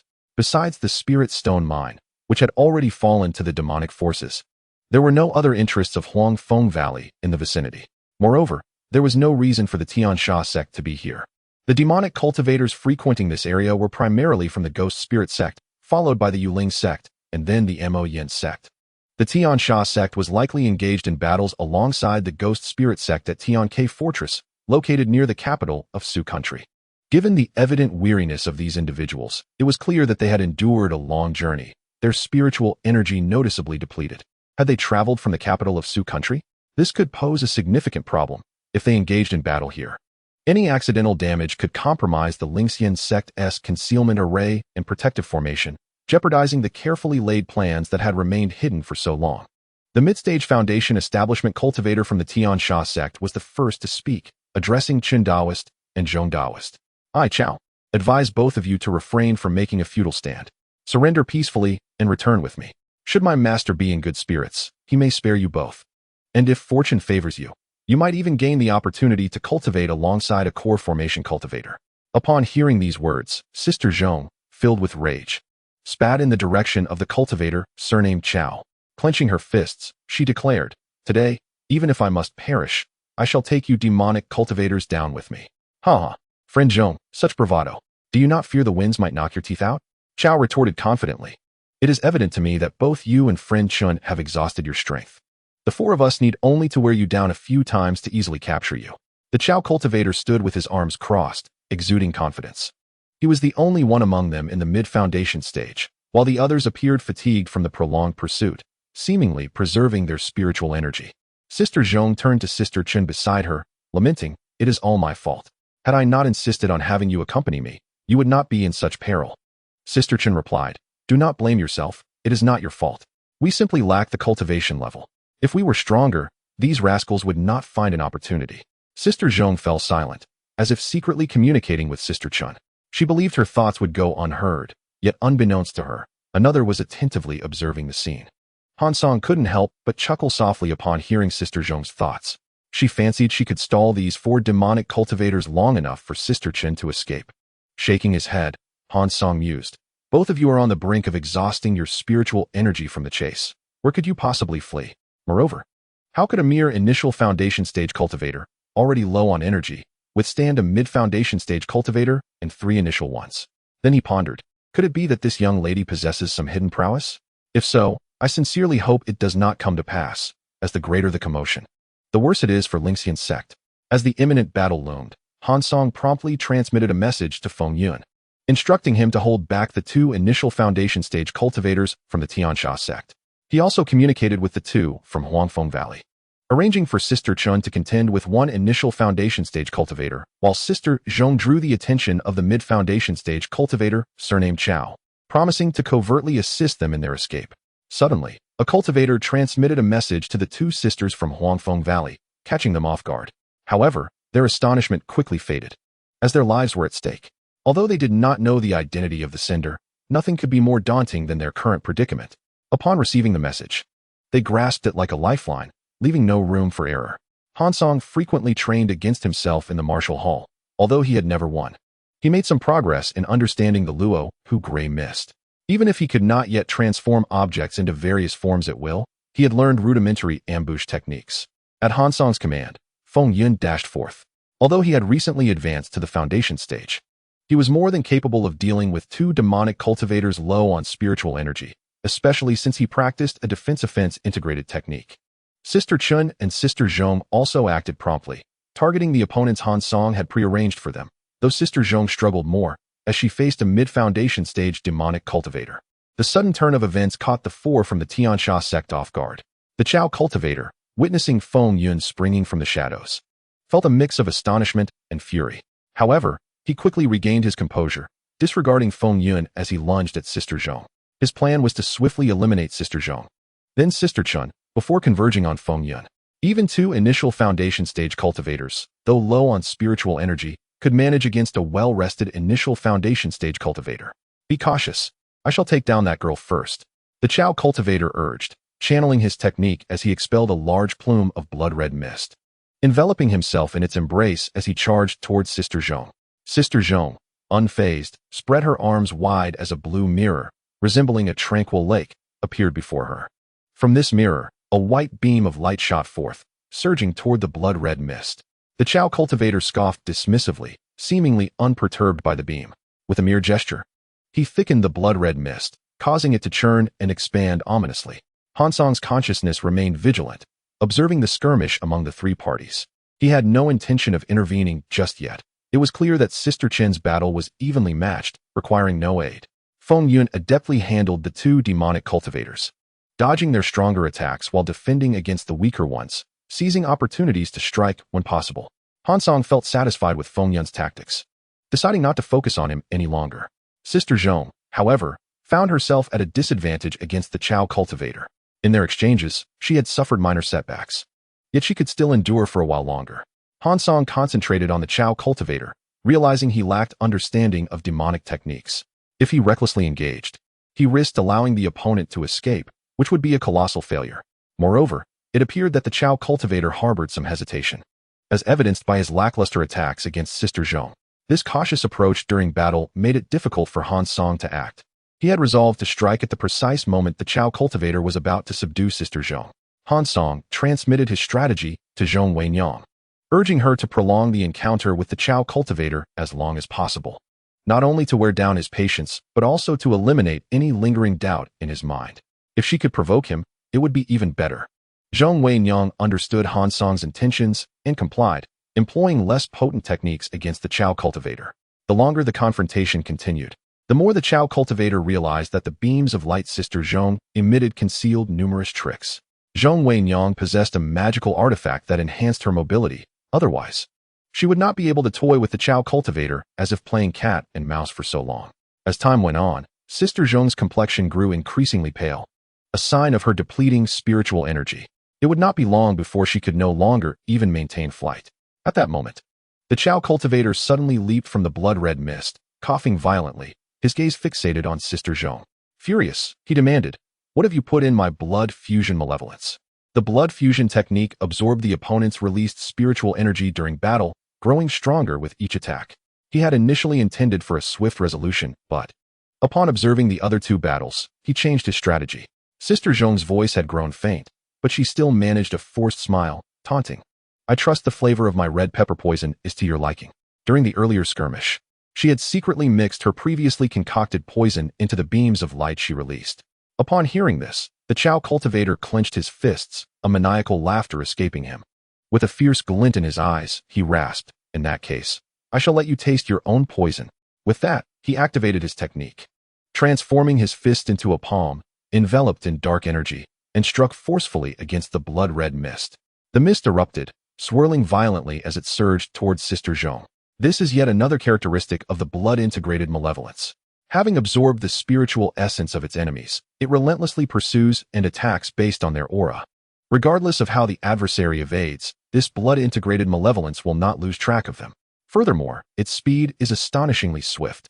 If the enemy's movement is not sufficiently rapid, they will be endlessly pursued and ensnared by the blood-integrated malevolence. Unable to withstand the erosion of this malevolence, they ultimately dissolve into blood, becoming part of it. Chapter 49. The visitor Han Song would naturally not allow such a fate to unfold. Just as the crimson mist was about to catch up with Sister Zhong, Han Song surged upward from below at an astonishing speed. The Rahu gray mist coalesced in his right hand, suddenly transforming into a long whip that extended like a serpent emerging from its lair, spiraling and expanding its reach. The demon cultivator of the Chao surname was taken aback by this unforeseen turn of events. Although he had remained cautious to guard against unfavorable occurrences, he was unable to discern the cultivation level of this new entrant. Moreover, this individual possessed an exceptionally powerful consciousness that could shield his own search. Could it be a late-stage Foundation establishment cultivator? He dared not underestimate the situation and hastily summoned back the blood-integrated malevolence, rushing towards it. He thought that if he could re-enter the malevolence, he could still contend with a late-stage cultivator, albeit while enduring some of the effects of the red pepper poison barrier. He believed he could manage it. Han Song, however, had no intention of granting him such a wish. He vigorously urged the Rahu gray mist, which now moved even faster than before. The gray mist circled around the Chao surname cultivator, tightening its grip. Regrettably, it was too late, allowing the demon cultivator to retreat into the blood-integrated malevolence. The opposing gray mist appeared formidable. The Chao surname cultivator was compelled to invest more spiritual power, causing the light of the blood-integrated malevolence to surge. He seemed to intend to withstand the gray mist's assault with his own blood-integrated malevolence, gradually consuming the opposing mist for his own use, filled with confidence. Yet, was the Rahu gray mist truly something he could confront? The moment the Rahu gray mist made contact with the blood-integrated malevolence, the expression of the Chao surname cultivator changed to one of shock and fear as he hoarsely exclaimed, "Pure, ghostly energy. Senior, please refrain from attacking. I am a disciple of Elder Ji from the Tiansha sect." Han Song had no desire to listen to his ramblings. The moment this group of demon cultivators entered the realm of the Lingxian sect, the outcome was already foretold. The Rahu gray mist indeed proved to be the nemesis of spiritual energy, as the crimson mist dissipated upon contact with the gray mist. The Chao surname cultivator, now bound of spiritual power, lost control and began to plummet from the sky. Han Song seized the opportunity, summoning forth dozens of magical artifacts simultaneously. The Chao surname cultivator did not even have time to scream before being reduced to mere fragments. Han Song collected the demon cultivator's storage bag and proceeded to assist Feng Yun. The two early-stage Foundation establishment demon cultivators were already at their limits and stood no chance against Han Song's multitude of magical attacks, leading to their swift annihilation. The last demon cultivator met his end not at Han Song's hands, but rather at the joint effort of Feng Yun and Sister Chun, who dispatched him. Han Song intended to claim the storage bag, which Feng Yun promptly handed over to him. The rapid reversal of the battle left Sister Zhong in shock. As the lives of the four demon cultivators came to an abrupt end, Sister Chun stepped forward first, bowing respectfully and saying, "I am Chun Xiaoqian from Huangfeng Valley, and I am deeply grateful for your life-saving intervention, Senior." Sister Zhong, no longer in a daze, quickly approached Chun Xiaoqian's side and bowed as well, saying, "I am Zhong Wenyang from Huangfeng Valley, and I offer my heartfelt thanks for your assistance, Senior." Han Song nodded, without a desire for further conversation. He simply stated, "Since you two fellow cultivators are unharmed, it would be prudent to leave swiftly. However, I implore you to keep today's events to yourselves. I have no wish to attract the attention of the demonic path." Chun Xiaoqian and Zhong Wenyang exchanged glances, both recognizing the helplessness reflected in each other's eyes. Boldly, Chun Xiaoqian stepped forward and beseeched, "Senior, our remaining spiritual energy is scarce, and we find ourselves in the territory of the demonic path. Even if we leave at this moment, we risk encountering demon cultivators. I humbly request that you allow us to rest here for a time to regain some spiritual energy." Recognizing that the one who saved them did not intend to attack, and wishing to avoid the peril of leaving, Chun Xiaoqian perceived that remaining here for a while would provide them with a greater chance of survival. Han Song pondered for a moment, relayed a message to Feng Yun, and then departed on his own, having no time to delay with them. Feng Yun, receiving the command, addressed the two women, "Fellow cultivators, please follow me." Leading them to a room within the dilapidated Taoist temple above the Lingxian sect, Feng Yun remarked, "You may rest here. But please remember to stay within the confines of this temple. Should anything untoward occur, do not blame me for not warning you in advance." Upon hearing this, the two women hurriedly acknowledged, after which Feng Yun returned to his own cave for cultivation. He was aware that Han Song despised any of his disciples wasting time, and thus, unless absolutely necessary, they would immerse themselves in arduous training. Of course, practicing combat at the training hall was also permissible. Contemplating the training hall, Feng Yun shuddered. He could not recall how many times he had entered before he was able to defeat Han Song during the Qi refinement stage. Now, facing Han Song at the Foundation establishment stage, he felt utterly helpless. Even managing to last half a cup of tea's time was considered rapid progress. Chun Xiaoqian surveyed her surroundings, recalling the plaque hanging outside the hall. "Lingxian sect? Sister, have you heard of this sect?" Zhong Wenyang, in a considerably worse state than Chun Xiaoqian, entered the room and immediately consumed a recovery pill, sitting cross-legged on the bed to recuperate. Nevertheless, she was still able to respond, slowly saying, "I have not heard of it. It must be a hidden sect." Chun Xiaoqian shook her head, seemingly disagreeing with Zhong Wenyang's opinion, stating, "I feel I have seen that senior somewhere before." Zhong Wenyang was taken aback by this statement, opening her eyes in surprise. "You have seen him? Where was it?" Chun Xiaoqian recalled for a long while before finally remembering, exclaiming joyfully, "Oh, I know who that senior is, Sister Zhong. It's the name of a fellow cultivator." "What? Zhong Wenyang paused her recovery, puzzled. Sister Chen, you must be mistaken. Chen Xiaoqian laughed. How could that be? Surely you have heard of this fellow cultivator's name as well. I know. Zhong Wenyang's eyes reflected even more confusion. Chen Xiaoqian nodded. Han Song. Does Sister Zhong recall? Han Song. Zhong Wenyang rummaged through her mind for this familiar name, silently muttering. Han Song. Han Song, oh? Is he the one from the blood-forbidden land? The one from Spirit Beast Mountain? Just as Chen Xiaoqian was about to continue her response, a voice transmission interrupted. It seems you two are quite spirited. It appears you have rested well. If so, you should hurry down the mountain and leave. Han Song's voice came through, somewhat impatient. Chen Xiaoqian stuck out her tongue at Zhong Wenyang and replied, Fellow cultivator Han, please do not take offense. We were merely curious. I also wish to thank you for sparing my brother and me previously, and now you have saved us sisters once more. I truly do not know how to repay you.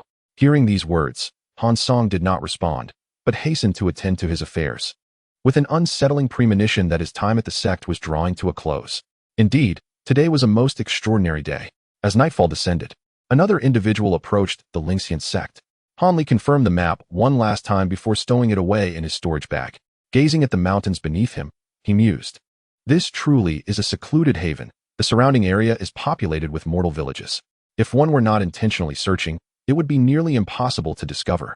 Upon arriving here, Han Li immediately released a sound transmission talisman. Shortly thereafter, a child of around 11 or 12 years emerged. He was none other than Lin Sheng. He hurriedly approached, kneeling on the ground, and bowed, saying, Uncle Master, the Master has sent me to escort you.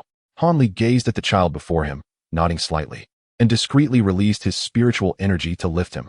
Nephew, at such a tender age, your cultivation is indeed impressive. Your future holds boundless potential. This is a little trinket crafted by your granduncle, a gift for you to enjoy.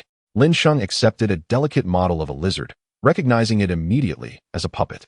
He thought to himself that his master was indeed right. His granduncle possessed remarkable treasures. Eagerly, he attempted to bow several times in gratitude, but was halted by Han Li. Observing Lin Sheng's demeanor, Han Li was at a loss whether to laugh or weep. I haven't made many of these yet.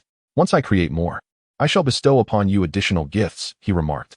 Lin Sheng felt no disappointment and cheerfully replied, Thank you, uncle. Please accompany me back to the sect. Upon arriving at the broken Dao temple, Han Li felt perplexed. He pondered, how did Senior Sister Chun and Senior Sister Zhong end up here? The two female cultivators from Huangfeng Valley had also noticed Han Li and paused their meditation, greeting him in unison. Junior brother Han, what brings you here?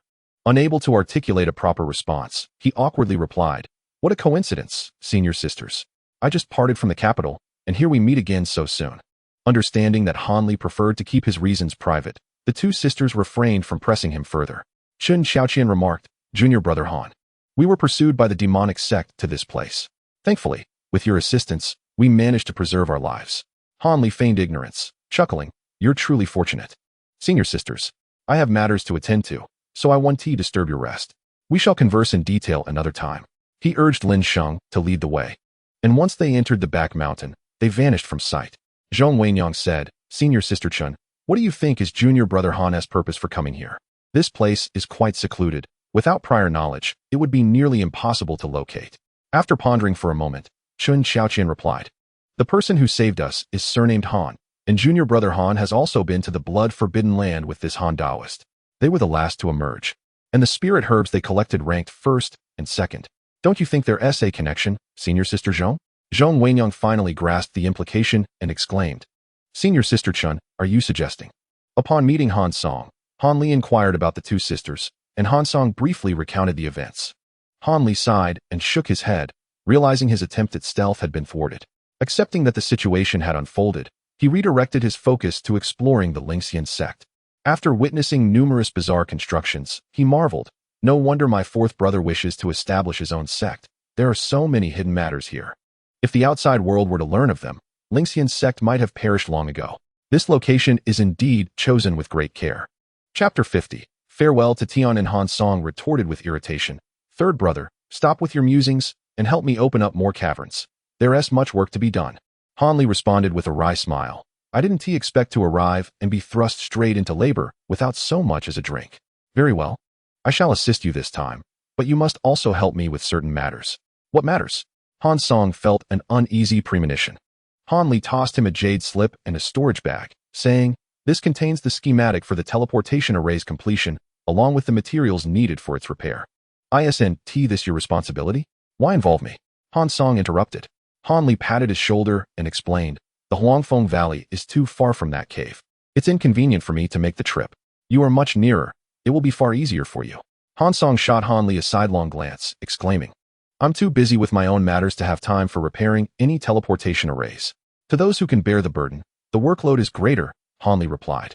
And I want to take advantage of you without recompense.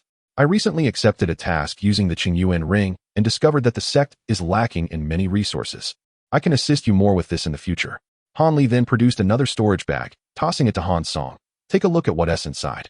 Although Han Song had anticipated something, he was still taken aback by the sight within the bag, exclaiming, so large. The storage bag contained a piece of soul-nurturing wood, thick enough to be embraced by a person. With this, your spiritual consciousness will enhance at a faster rate, Han Li declared triumphantly. Han Song accepted the item and sighed in resignation. Alas, I suppose I'm destined for a life of toil. Subsequently, the two brothers set to work. During their labor, Han Song relayed the conditions for upgrading to a second-tier sect, noting that Han Li need not worry about the construction aspects, primarily focusing on the matters concerning the two core formation cultivators. Han Li, sensing Han Song's intentions to take advantage of him, shook his head helplessly and tossed him around 20 jade boxes. Each box contained spirit herbs of various elemental properties, including one of the dark attribute. Han Song realized that Han Li had indeed put in considerable thought behind the scenes, feeling a silent gratitude within. With these spirit herbs, at least 2 of the dozen or so disciples should be able to advance to core formation, alleviating a weight from his heart. After only a brief stay of a few days, Han Li, Chen Xiaoqian, and Zhong Wenyang prepared to depart. As they left, Han Song urged Chen Xiaoqian and Zhong Wenyang to keep this matter confidential, as he owed them his life. The two swore an oath against their inner demons to never divulge the information, and Han Song nodded in approval as he saw the 3 off. In the days that followed, Han Song busied himself with the affairs of the sect while also traveling to a cave not far from the Spirit Stone mine, meticulously repairing the teleportation array according to the schematic. The task of restoring the teleportation array was incredibly labor-intensive, compounded by many other issues that required resolution. Few possessed the patience that Han Song exhibited. Approximately 6 months passed before he finally completed the basic repairs of the teleportation array, leaving only a few critical materials to be gathered. Han Li had informed him that he would reconvene with Han Song once those materials were collected. At that moment, Han Song lay exhausted on the ground beside the teleportation array, massaging his throbbing head, his expression one of torment. The intricacies of the array were indeed beyond the grasp of a novice like him. After muttering to himself, he turned and retrieved a jade slip. This slip contained a body-refining technique acquired from a demonic cultivator surnamed Chao of the Tiansha sect, which Han Song had modified slightly in the Hall of Transmission. Aside from this technique and a pill named the Stabilizing Facial Pill, nothing else in the storage bag had piqued Han Song's interest. Originally, this technique comprised 7 levels, but after modifications in the Hall of Transmission, it had been expanded to 13 levels. Han Song had previously checked and found himself currently aligned with the 2nd level written within. Having been preoccupied with sect matters and the teleportation array, he had not thoroughly studied this technique.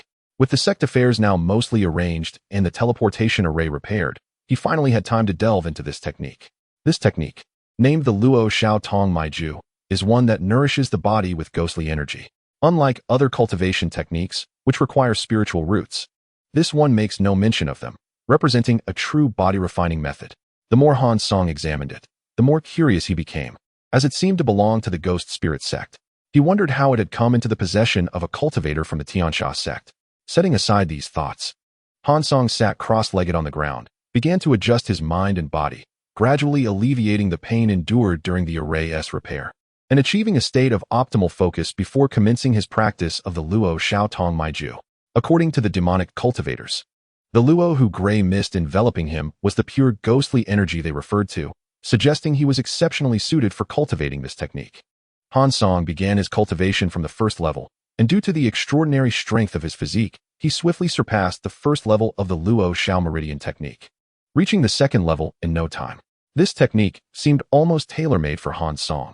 As he practiced it, not only did his physical strength gradually enhance, but the refinement speed of the Luo Ho true blood also doubled. Moreover, this true blood was subtly merging with his own blood, and it seemed that, in due time, His blood would transform into a hybrid with the Luo Ho true blood.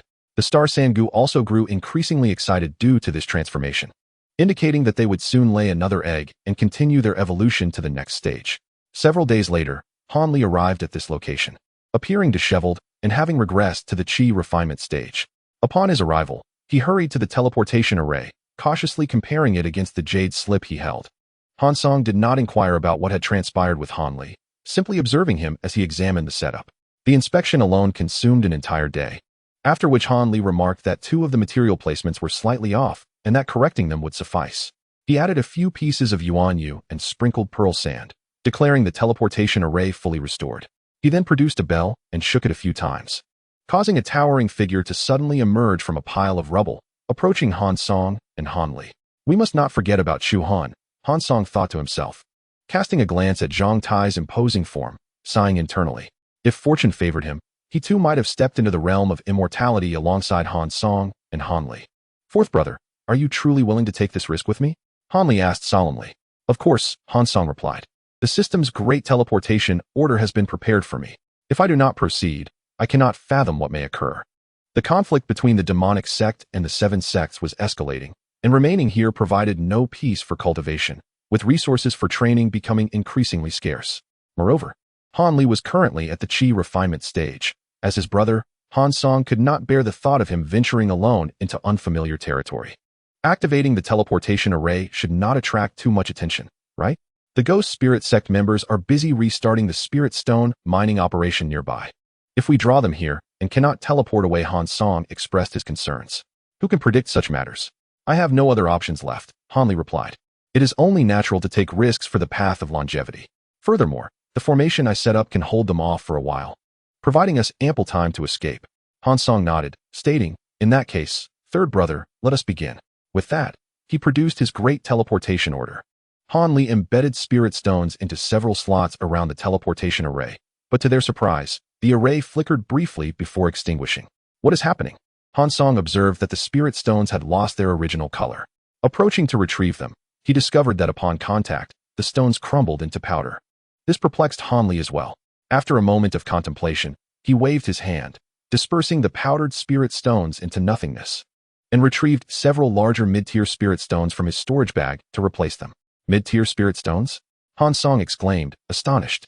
He too possessed a couple of mid-tier stones, spoils from defeating Xin Lu, but he had not anticipated Han Li bringing forth so many. Fourth brother, be alert. Han Li cautioned as he placed the last mid-tier spirit stone into the final slot. Meanwhile, not far away at the mining site, a group of Ghost Spirit Sect cultivators worked diligently.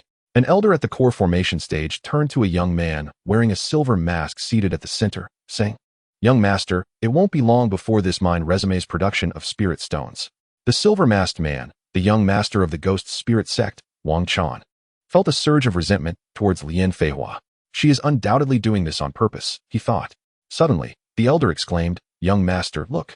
What is that? He pointed towards a pillar of light shooting into the sky from 20 miles away. Anyone with sight could not miss such an anomaly. Wang Chan sprang to his feet, immediately releasing his magical artifact and flying towards the pillar of light. Soon, the group arrived above the cavern, and Wang Chan shouted, Blast this mountain open. His command was obeyed without hesitation, and in an instant, dozens of colorful magical artifacts began relentlessly assaulting the mountainside, revealing a cave before them. An ancient teleportation array.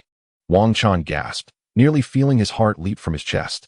But upon seeing 3 figures standing atop the array, his shock turned to fury as he bellowed. It's you two. Quickly, kill them. Do not let them escape. This time, even the 2 core formation cultivators behind Wang Chan unleashed their treasures, directing their attacks at the figures on the teleportation array. Fortunately, the protective formation absorbed the assaults, preventing the initial impact on Han Song and Han Li. But it was evident that the array's defenses were on the verge of collapse under such a barrage, which included attacks from 2 core formation cultivators. We don't have time. Third brother, hurry and teleport, Han Song urged, seeing the protective barrier begin to shatter. Resolutely, he unleashed all the Luo Ho gray mist he possessed, watching as the incoming magical artifacts fell to the ground. Teleport now, he shouted, sweeping his hand to collect the fallen artifacts into his possession. Chapter 51. The 7-star sea domain in a pitch-black abyss where visibility was 0 and a myriad of decaying scents permeated the air. Han Song's hands encountered thick layers of dust, mingled with greasy substances. Had it not been for the occasional cries of seabirds from outside, one might easily mistake this place for something otherworldly. Upon arriving, there had been a glimmer of light, but fearing the ghost spirit sect cultivators would follow him through the teleportation, Han Song took out a small sword and etched a fine line in a corner of the teleportation array. Once the array was damaged, the light it emitted transformed into shimmering specks and vanished. At the moment of teleportation, countless spatial forces tore at Han Song's body. Thankfully, the protection of the Great Teleportation Order prevented his body from being shredded, albeit at the cost of his spiritual energy being voraciously drained. The process of teleportation nearly made Han Song retch. Sensing his consciousness was in distress, the system forcibly withdrew it into a safe space, leaving Han Li unconscious on the ground while Han Song remained unharmed, aside from his dwindling spiritual energy. Indeed, the long-distance teleportation depleted his energy reserves, even exhausting the spiritual energy stored within the 5 elements heaven cycle technique. Now, Han Song had no choice but to retrieve a pill from his storage bag, feeding one to Han Li while swallowing another himself, settling down to meditate and gradually restore his energy. After regaining some strength, Han Song stood up to explore his surroundings. It appeared he was in a cavern. As he wandered about, he arrived at a set of green stone steps. This must be the way up, he mused. Ascending the steps, he climbed for roughly 100 stairs until he finally spotted a faint light seeping through a crack in the stone wall. Without hesitation, he drew the demon ape hammer and smashed the stone door to pieces. Sunlight flooded in, accompanied by a damp, salty sea breeze, allowing Han Song to take deep breaths of fresh air at last. Standing halfway up the mountain, he gazed at the waves crashing against the cliffs below, a realization dawning upon him as he consulted the heavenly mechanism diagram. So this is where I am. Had I known I could arrive here so swiftly, I would never have established a sect in Tiannan. Although the resources for cultivation here are not as abundant as those in Tiannan, this place is indeed the most suitable for establishing a sect. The wealth of resources in Tiannan is monopolized by major sects, leaving ordinary cultivators with no opportunity to claim them.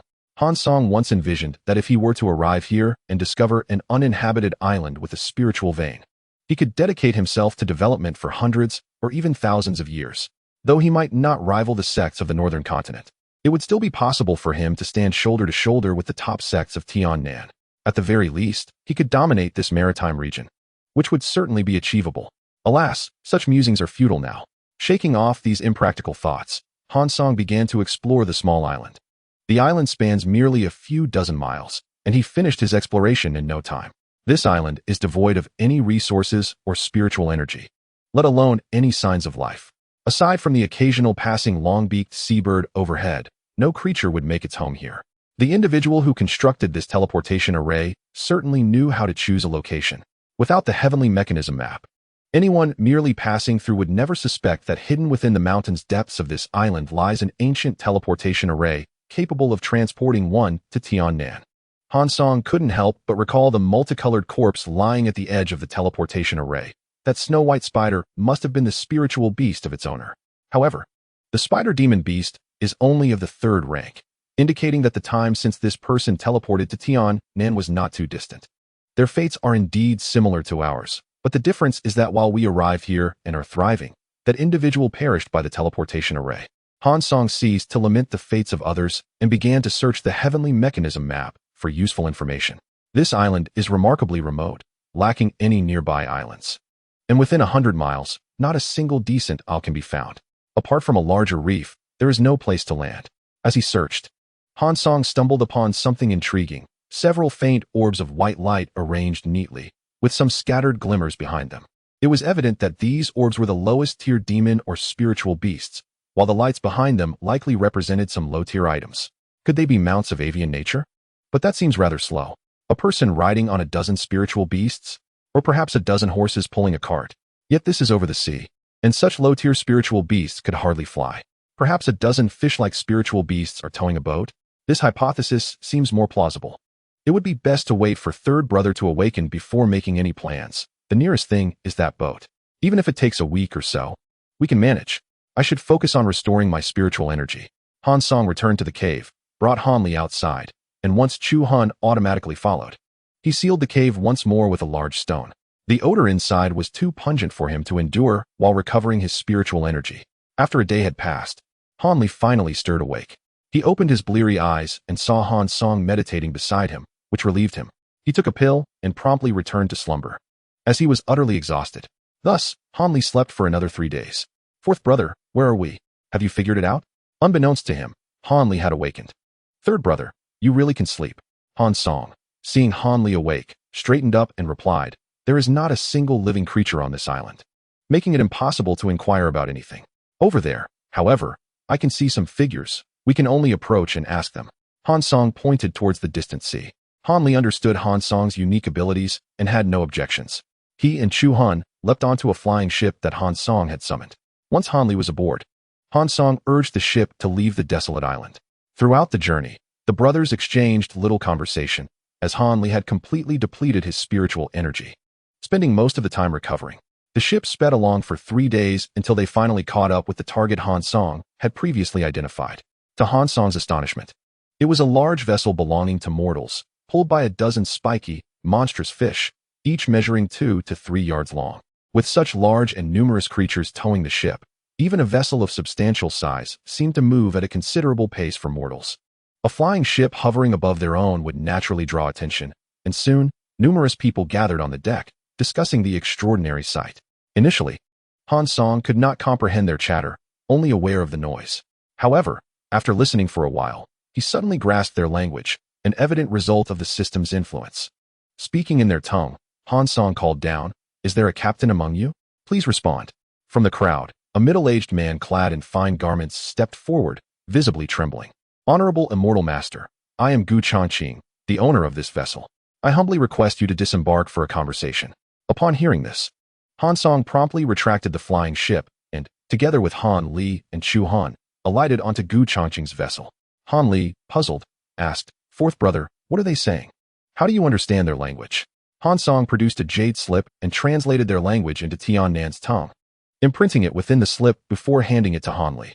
Although translating languages was quite a task, it was a trivial matter for the system. Han Song merely needed to summarize the rules and translate some common terms. After a brief glance, Han Li quickly grasped the intricacies of their language. Han Song addressed Gu Changqing candidly. Gu Dongjia, do you possess any local compendiums of geography and customs? My brother and I are wandering cultivators from overseas, newly arrived in your land, and seek to gain a better understanding. Upon hearing they were wandering cultivators from overseas, Gu Changqing's face brightened with surprise. Honorable Immortal Master, we have a few such compendiums aboard, though they are scarce and may not meet your needs. If you would accompany me to Kuaishing Island, I will ensure you receive more comprehensive materials for your review. Han Song did not engage further and simply stated, are there any available rooms? We each require one. And please bring those compendiums to me. Yes, yes. Gu Changqing replied repeatedly, although he found it odd that there were clearly 3 individuals. Yet the Immortal Master only mentioned 2. However, he dared not question it directly. Gu Changqing led Han Song and Han Li to the uppermost deck of the ship. These 2 rooms are the finest aboard. Honorable Immortal Master may reside here. Very well, I thank you, Gu Dongjia, Han Song remarked while surveying the luxurious cabin. Please rest here, and I shall arrange for the compendiums to be delivered to your room, Gu Changqing said before discreetly departing. Third brother, you may rest and meditate. I will handle the other matters. Han Li nodded and entered one of the rooms, closing the door to cultivate. Han Song followed into the adjacent room, intrigued by the furnishings within. Most of the items in the room differed significantly from those in Tian Nan. For instance, a flower placed in the corner was something Han Song had never encountered in Tian Nan. The flora here appeared to thrive on islands, contrasting with the mainland vegetation of Tian Nan. The plants in Tian Nan are characterized by slender branches, thick trunks, and relatively small leaves, with muted colors. In contrast, the flora here featured stout trunks and thick branches, boasting lush foliage and vibrant blossoms. The greens here were more vivid than those in Tian Nan, while the reds appeared almost sanguine. The wood used for the table also differed. It was coated in a slick, oily substance as if it had been exuded from the wooden surface. Han Song speculated that this lipid substance was specifically designed to prevent moisture, akin to the effects of waxing. Chapter 52. The 3 great disasters. The colossal ship had been traversing the vast ocean for over a fortnight, and Han Song had begun to acquire a new understanding of this maritime expanse. This region was known as the Seven-Star Sea, part of the inner sea of the Star Palace, which housed 3 significant islands, Kuaishing Island, Songqing Island, and Weishing Island, each governing numerous smaller islets beneath them.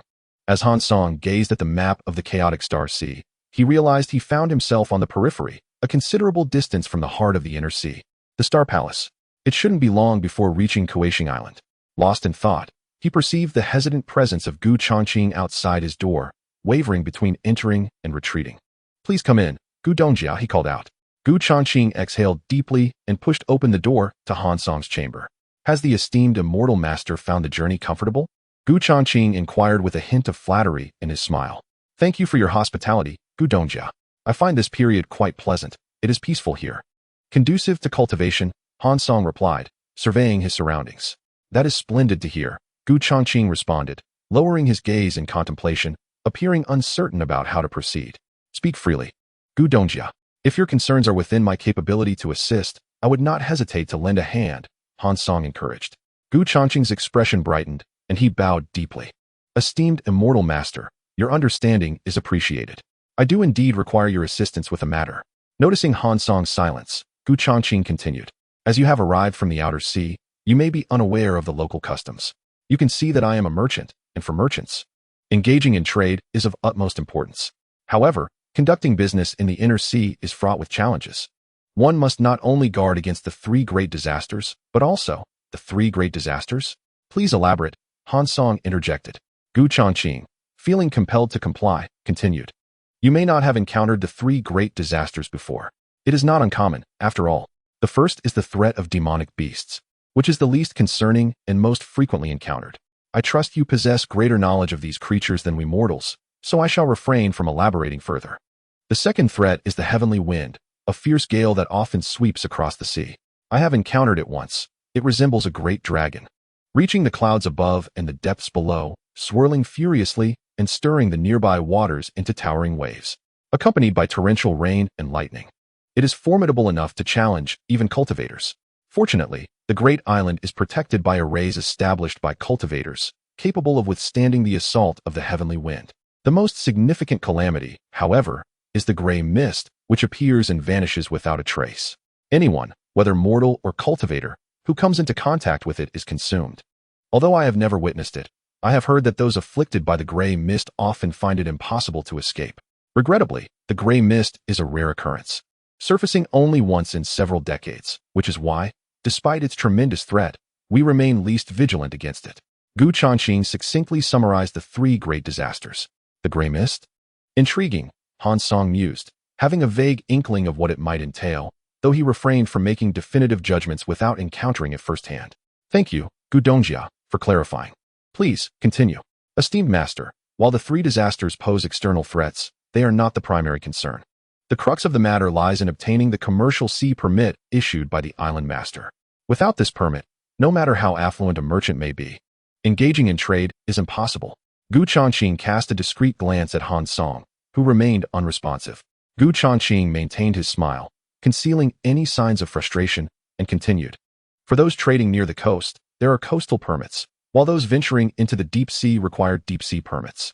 Moreover, every decade, these permits are reallocated, which ties directly into my request for your assistance. My commercial permit is set to expire soon, and if I lose my eligibility upon returning to Kuaishing Island, I will no longer be able to continue my business." Han Song finally responded, "I understand your intentions, Gu Dongjia. You wish for my assistance in securing a commercial permit. However, you must also recognize that as newcomers to this place, we are most wary of incurring enmity. If assisting you leads to animosity with those powerful families, it would not bode well for us." The room fell silent as Han Song's meaning became unmistakable. He would not intervene if it meant creating enemies. Yet, how could one navigate matters of interest without ruffling feathers? Gu Chongqing, however, was not unprepared. After a moment of contemplation, he posed an unrelated question. "May I inquire what plans you have upon reaching Kuaishing Island?" "Naturally, I intend to rest and cultivate on the island for a while," Han Song replied calmly. "Should the esteemed master wish to ascend the island, it is not without its challenges," Gu Chongqing remarked. "Are we not allowed to ascend as cultivators?" Han Song replied, casting a sidelong glance at him. Gu Chongqing swallowed hard and explained, "It is not that, esteemed master. Cultivators are indeed permitted to ascend, but those without proper credentials may find it quite difficult." "Without credentials? What do you mean, Gu Dongjia?" Han Song's voice turned cold as he narrowed his eyes. Gu Chongqing trembled and hurriedly clarified, "Please do not misunderstand, esteemed master. Credentials refer to identity verification. If you hail from a nearby island, credentials are unnecessary. However, if you come from the outer sea, you cannot remain on the island without them. Can you procure credentials, Gudonja? Hansong inquired. To him, credentials were of little importance, and he was not particularly keen on visiting Kuaishing Island. His heart was already restless, itching to delve into the mysteries of the celestial map. This inner sea held no allure for him. The outer sea was his true domain. However, Han Li's situation was different. As he was still in the qi refining stage, it was imperative for him to locate a tranquil place to restore his cultivation. If credentials hindered his ability to remain on the island, it would pose a significant obstacle. Do not worry, esteemed master. I possess some influence on the island. My family can vouch for you, and with a modest sum of spirit stones, we can facilitate the acquisition of credentials. The predicament lies in the fact that if I lose my deep sea permit upon returning, I will have no choice but to shift to the nearby isles for coastal trade. If my change in status complicates your credentials, I would feel profoundly remorseful. Gu Changqing delicately articulated his request. Speak plainly, Gu Dongjia. I prefer straightforwardness over circumlocution, Han Song retorted with a cold snort. Gu Changqing's heart soared. Despite the unfavorable tone, he recognized that half the battle was won. Seizing the moment, he quickly added, it is nothing too daunting. As long as the esteemed master secures a top 10 position in the commercial permit conference on Kuaishing Island, everything will be manageable. What is the cultivation level of those participating in the commercial permit conference? Han Song inquired. If the competitors are too formidable, I may be unable to assist. Please do not find it amusing, esteemed master. We mortals cannot afford high-tier cultivators. Those attending the commercial permit conference are all in the qi refining stage, Gu Changqing replied. The qi refining stage? Han Song stroked his chin thoughtfully, then discreetly communicated with Han Li, who was recuperating in the adjacent room. Third brother, have you recovered sufficiently? Though Han Li was focused on restoring his cultivation, he was also attentive to the happenings in Han Song's chamber. Upon receiving the transmission, he quickly replied, rest assured. Fourth brother, I will handle this matter. Han Song nodded inwardly and addressed Gu Changqing. In that case, please relay the details of the commercial permit conference to my senior brother next door. I shall leave this matter in his capable hands. Upon hearing Gu Changqing, he promptly expressed his excitement with a respectful bow and then departed for Han Li's chamber. Han Song observed the neighboring room for a while, realizing that there was no imminent danger. Although Han Li was at the qi refinement stage, his spiritual energy had merely diminished. His abilities remained intact. Thus, encountering an adversary of the same cultivation level would pose no challenge for him. Redirecting his attention, Han Song gazed at the Tianshu map, focusing on the location of Kuaishing Island. There was only one core formation cultivator on this island, and based on Han Song's understanding of the chaotic Qinghai Sea, this core formation cultivator was likely the island's master. The central spiritual vein of the island was commendable, a mid-tier meridian, suggesting that if his third brother practiced here, it would not take long for his cultivation to be restored to its former glory. Han Song's gaze shifted to a smaller island adjacent to Kuaishing Island, which, according to the map he possessed, was called Xiaohuan Island. What piqued Han Song's interest was not the spiritual vein of this island, modest and even somewhat inferior. It merely housed a minor spiritual vein, but rather the glimmers of deep blue light hidden within this diminutive vein. This was indeed peculiar. The Tianshu map indicated that the small island was uninhabited, implying that these deep blue lights had gone unnoticed, existing as unclaimed treasures.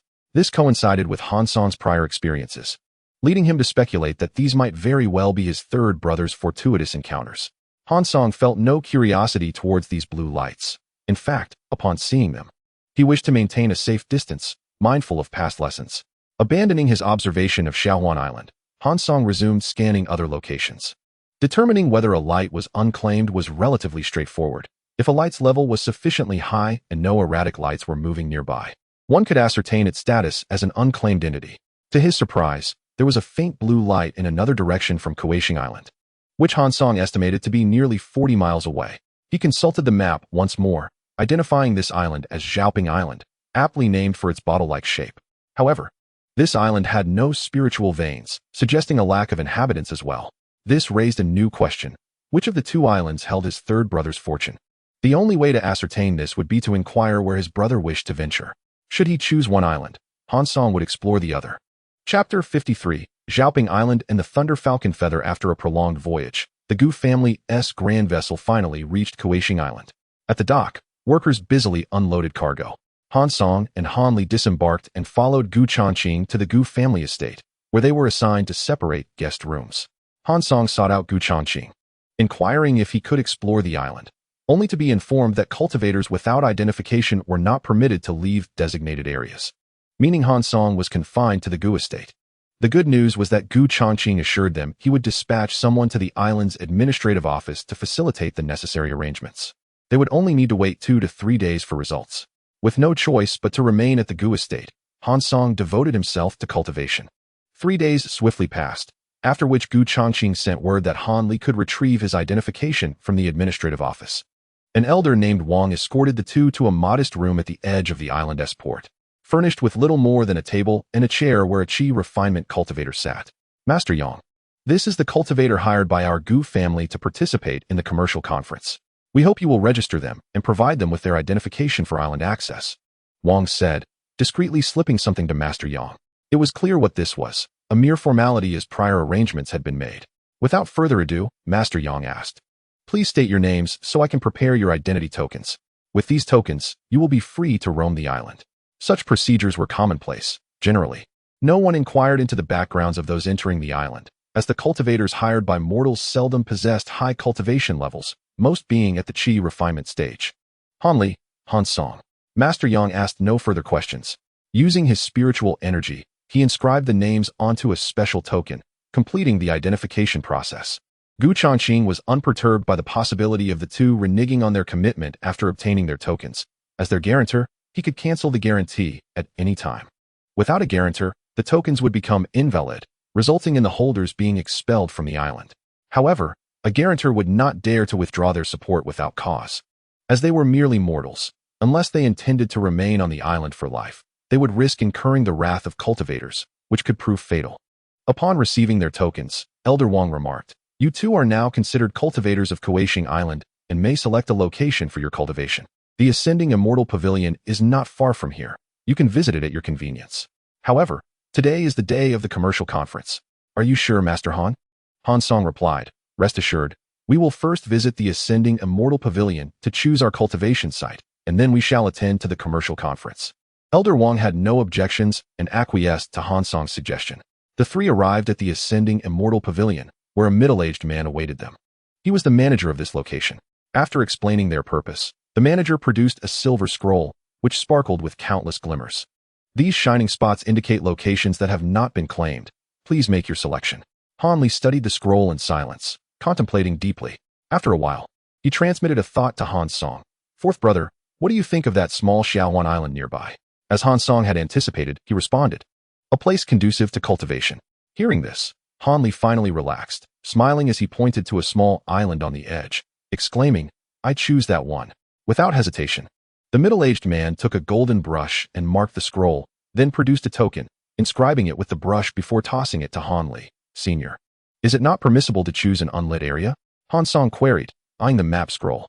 Although the middle-aged man was at the foundation establishment stage, Han Song was confident that his formidable spiritual sense and the subtlety of his Qi gathering technique rendered him undetectable to the man's perception. Frowning, the middle-aged man replied, was my previous explanation unclear? Unlit areas are already occupied. Han Song pointed to a more remote spot, asking, is this island also claimed?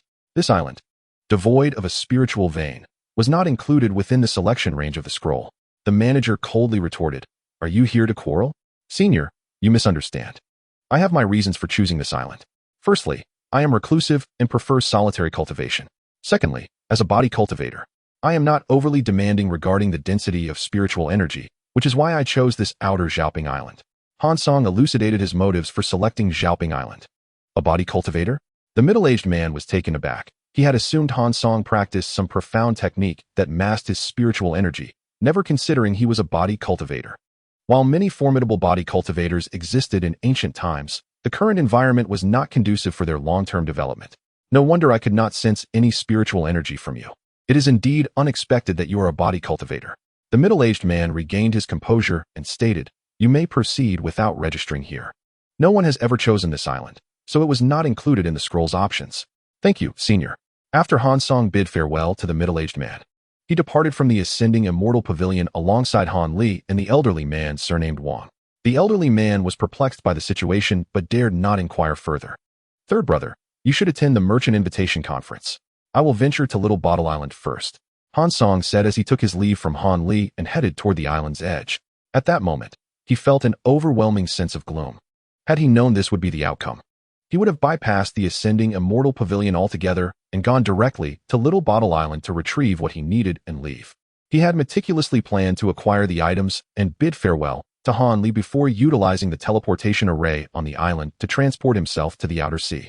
Han Li intended to remain on Little Huan Island to restore his cultivation, which would undoubtedly take a considerable amount of time, rendering Han Song's presence on Kuaishing Island unnecessary.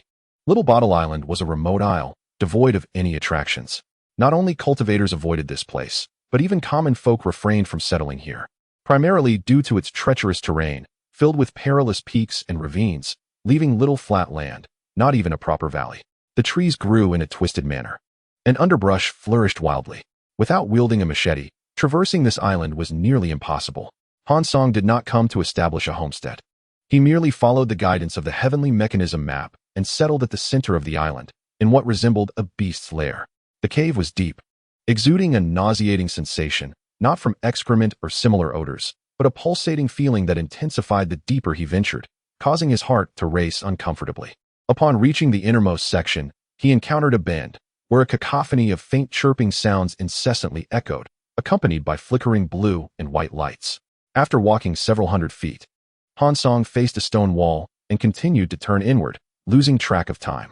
Suddenly, a luminous orb, radiating a sense of danger, came into view. His heart raced even faster, a reaction to the pulsating sounds of the blue and white lightning combined with the cave's echoes, resembling the cries of countless hungry chicks.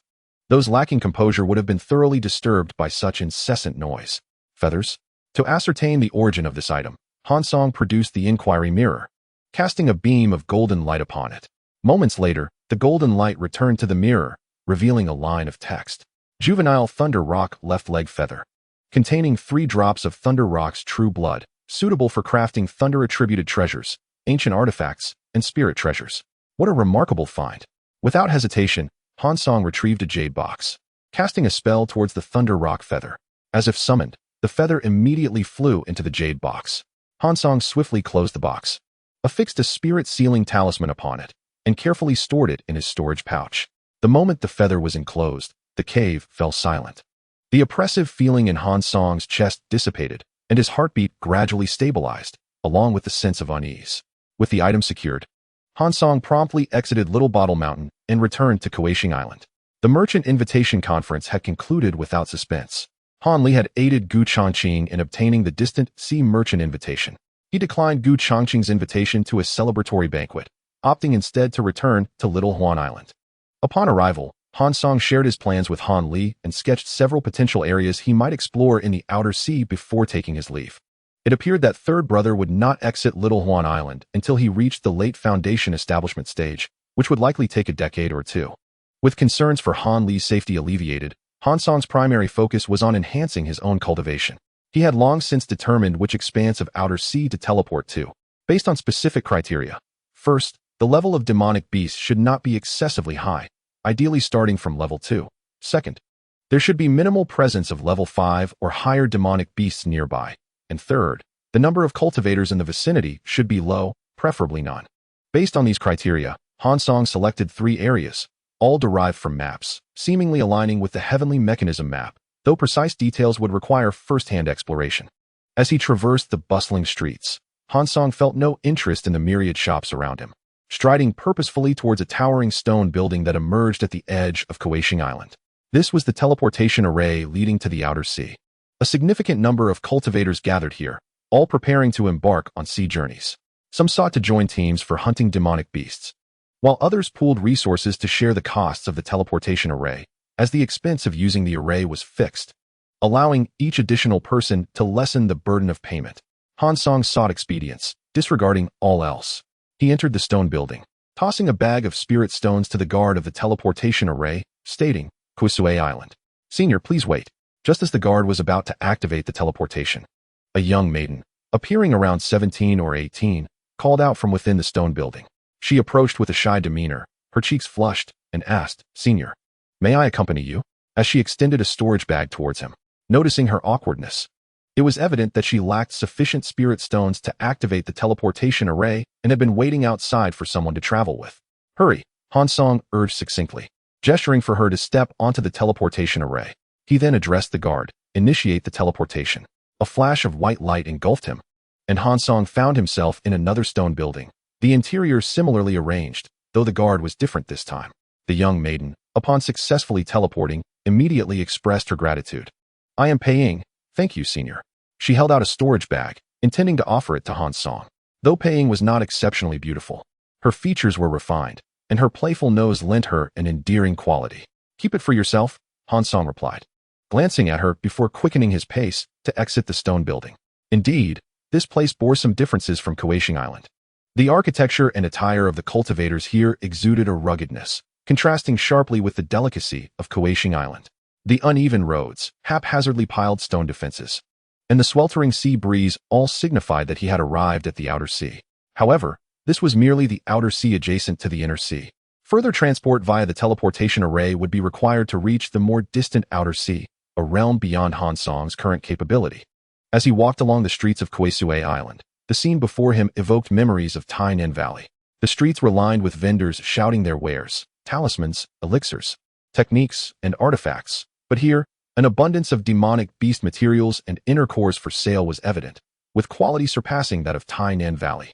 Upon inquiring about the prices of demonic beast inner cores, he found that a second-level inner core cost merely 10 spirit stones, an astonishingly low price. To avoid drawing attention, Han Song made small purchases at various stalls, quickly amassing several hundred inner cores, predominantly from second-level beasts, with a few from third-level ones. After concluding his shopping, he departed the marketplace, heading toward the island's exterior, with his first destination set on Wuho Island, several thousand miles southwest of Kuaishing Island. Wuho Island, as its name suggests, was teeming with monkeys, and aside from a few significant islands with special names, most were named after the demonic beasts inhabiting them. As Han Song had just exited the aquatic city and was about to unleash the rainbow sword to depart from the island, he suddenly halted, his expression darkening as he turned to address the figure trailing him. Fellow cultivator, you have followed me all this way. If there is no compelling reason, do not blame me for my lack of courtesy. The one following him was Pei, and to be candid, had she not been in the chi refinement stage, posing no threat to him, he would have dealt with her long ago. Pei emerged from behind a tree, her eyes glistening with unshed tears as she implored, might I inquire where the esteemed senior is headed? This seems to be of no concern to you. Han Song disregarded her pitiful demeanor, his countenance growing even colder. Can you save my parents? Pei suddenly knelt, bowing her head to Han Song. Yet, there was no response. When she lifted her gaze, she found that Han Song had vanished. Despairing, she collapsed onto the ground, trembling with anguish. At that moment, Han Song had already taken flight on the rainbow sword. Having unleashed his magical artifact the instant Pei knelt. Save your parents? Who are you? Do I even know you? The spirit stones you sent me were merely my kindness, he thought, momentarily vexed before dismissing the matter from his mind. The celestial map indicated that there were no formidable beasts along this route. Otherwise, Han Song would not have dared to traverse the sea so boldly. As for why he chose Wu Monkey Island as his first destination, it was entirely related to his training in the body refinement technique, the Luo Shao Tong Mai Ju. This technique allowed for two methods of enhancement, meditation and combat, with a preference for physical confrontations. Wu Monkey Island was predominantly inhabited by second-level Wu Monkey beasts, with only a few third-level ones, making it an ideal locale for his practice. The efficacy of battling while consuming the beast's inner cores was notably heightened, which is why Han Song had procured numerous inner cores in Aquatic City. Originally, the Luo Shao Tong Mai Ju offered two methods for augmenting physical prowess. One involved meditation, while the other entailed refining the blood of other cultivators to integrate into one's own body. However, after system modifications, the blood refining aspect was removed, replaced by the method of strengthening through combat, with the added option of consuming the inner cores of magical beasts. Han Song found this rather surprising. He had never heard of a cultivation technique requiring the consumption of inner cores. Nonetheless, since it was a system-altered technique, he surmised it would yield results equal to, if not superior to, the original. Unbeknownst to him, Wu Monkey Island loomed larger, and ultimately, Han Song located a spot devoid of Wu Monkey beasts and leapt down. He counted over 200 Wu Monkey beasts on the island, sufficient for an extended period of training. The trees here were indeed dense, perfectly suited for monkeys. Yet Han Song pondered the possibility of them escaping mid-battle. he would surely struggle to match their agility in climbing and leaping. After exploring the island's perimeter, he stumbled upon a clearing and promptly decided to establish his battleground there, ensuring that the monkeys had no trees nearby to flee to. Without delay, Han Song concealed his presence, observing a Wu monkey beast, which was slightly larger than an ordinary monkey and stood taller than even the golden light of the upper realm when upright. Suddenly, Han Song unleashed a mid-grade flying sword towards the Wu monkey beast. This attack was hardly a stealthy ambush. Rather, it was rather brazen. The intent was not to kill the beast, but to have it serve as his sparring partner. The Wu monkey beast sensed the assault, glancing towards the assailant with fury, screeching loudly before charging at Han Song. The creature exhibited a lack of intelligence typical of second-level beasts. Han Song, contemplating the situation, sprinted towards the clearing by the sea. He deliberately slowed his pace, allowing the monkey to closely pursue him. Upon reaching the open space, he abruptly halted, facing the oncoming Wu monkey beast. Seemingly provoked by Han Song's demeanor, the beast leaped from the foliage, claws raised to strike. Han Song swallowed hard, calming his mind, not out of fear of the impending attack, but in preparation to consume the inner core of the beast. With a gulp, he swallowed an inner core, finding it lacked any immediate adverse effects, save for a slight metallic taste. With no significant harm done, Han Song activated the Luo Xiao Tong Mai Ju, gearing up for an intense battle with the Wu monkey beast. However, as he initiated the technique, the inner core within him erupted, unleashing a torrent of violent energy that rampaged through his body, jostling his organs and meridians. Were it not for his physical body having reached the second level, he might have been torn apart by the energy. Given the current predicament, engaging the monkey was no longer feasible. He struck the Wu monkey beast with a palm, summoning a cloud of gray mist that enveloped the creature, binding its spiritual energy. While second-level beasts possess limited intelligence, they are still acutely aware of the threat of death. Thus, fear flickered in its eyes, its mouth agape in terror. But Han Song was resolute, and a black hammer suddenly materialized, crashing down upon the beast's skull. The Wu monkey beast was unable to retaliate, its head exploding under the force of the blow. Disregarding the fallen creature, Han Song forcefully expelled the inner core he had just ingested. Finally, relief washed over him as the discomfort in his abdomen subsided. Observing the inner core in his hand, he gasped. The energy contained within is so overwhelming. Initially, he believed that consuming the inner cores would be a more palatable method than blood sacrifice. Yet he found himself suffering. It appeared that to cultivate the Luo Xiao Tong Mai Ju, someone must endure pain, either others or oneself, and in this instance, the system had chosen his own discomfort. This was not merely a flaw of the system. Rather, blood sacrifice for body refinement comes with significant limitations. As one strives for higher realms, the range of sacrifice expands, necessitating increasingly powerful cultivators. More alarmingly, opting for blood sacrifice might lead to ascension not to the spirit realm, but to the demon realm. Of course, Han Song remained blissfully unaware of these implications. Sighing, he resolved to be resolute in his pursuit of power and decided to try once more. Gritting his teeth, he swallowed the inner core again and activated the Luo Xiao Tong Mai Ju. Once more, a wave of brutal energy surged through his organs and meridians. Yet he bore it stoically. Understanding that the inner core would better enhance his physique during combat, he refrained from fighting the beasts. Instead, he began practicing empty-handed techniques on the open ground by the sea. The unrelenting agony within him was hardly conducive to combat, at least until he acclimated to the experience. He practiced this set of empty-handed techniques for 3 days and nights before the torturous sensation gradually dissipated, signifying that the inner core had been fully refined. This method of cultivation proved effective not only for body refinement, but also yielded slight improvements in his spiritual energy cultivation, making the ordeal worthwhile. However, there was a downside. The process was exceedingly messy. Han Song's body was enveloped in a thick layer of greasy residue, a byproduct of the inner core's energy being absorbed while impurities expelled from his body, accompanied by a foul odor. Chapter 55. An unintentional rescue with the vast sea nearby. Cleansing himself became quite convenient. After washing away the greasy residue, Han Song employed the cleansing technique to eliminate the lingering stench. Once bitten, twice shy. Han Song swallowed another demon beast's inner core and began to practice the Luo Xiao Tong Mai Ju. Since his body had already undergone a baptism of energy from the inner cores of demon beasts, the sensation this time was less agonizing than the last. However, it still significantly affected his combat abilities, forcing Han Song to resort to a series of empty punches. Remarkably, he did not slay a single beast on Wu Monkey Island. spending an entire year honing his skills instead, something he never anticipated. Over 100 inner cores were thus consumed, leaving him without even a single third-level core. This situation was both frustrating and somewhat comical. With no other option, Han Song returned to Kuei Shui Island, intent on procuring a substantial supply of demon beast inner cores, specifically third-level ones, ignoring the second-level ones altogether. He purchased over 400 third-level inner cores, depleting the cheaper stalls, and had to resort to shops where prices were slightly elevated.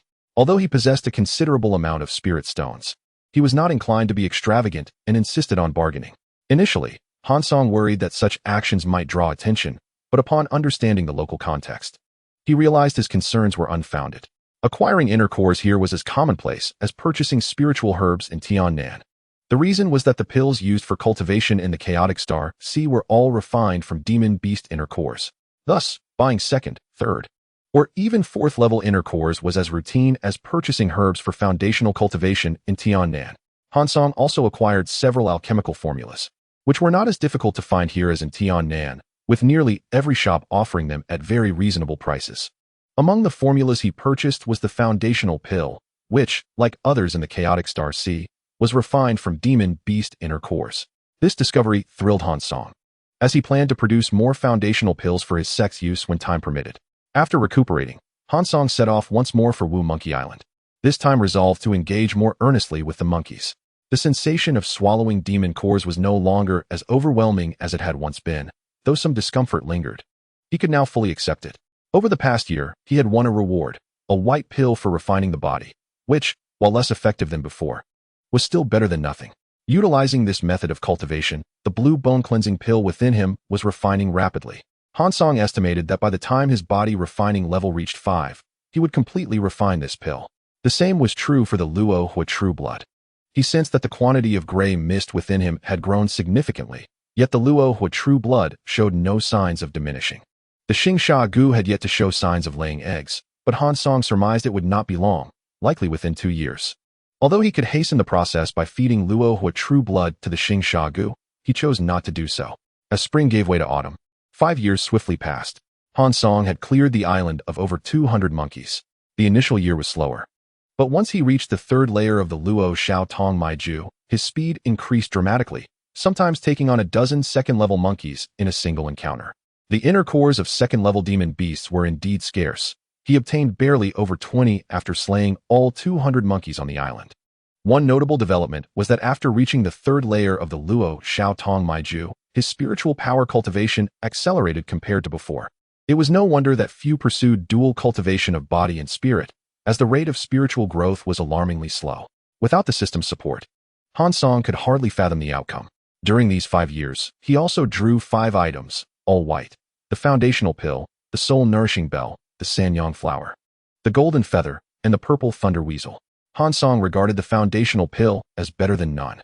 The soul-nourishing bell unlocked an alternative option for spiritual roots, the artifact's spiritual root, and it also had the benefit of quickly calming the heart, serving a soothing effect.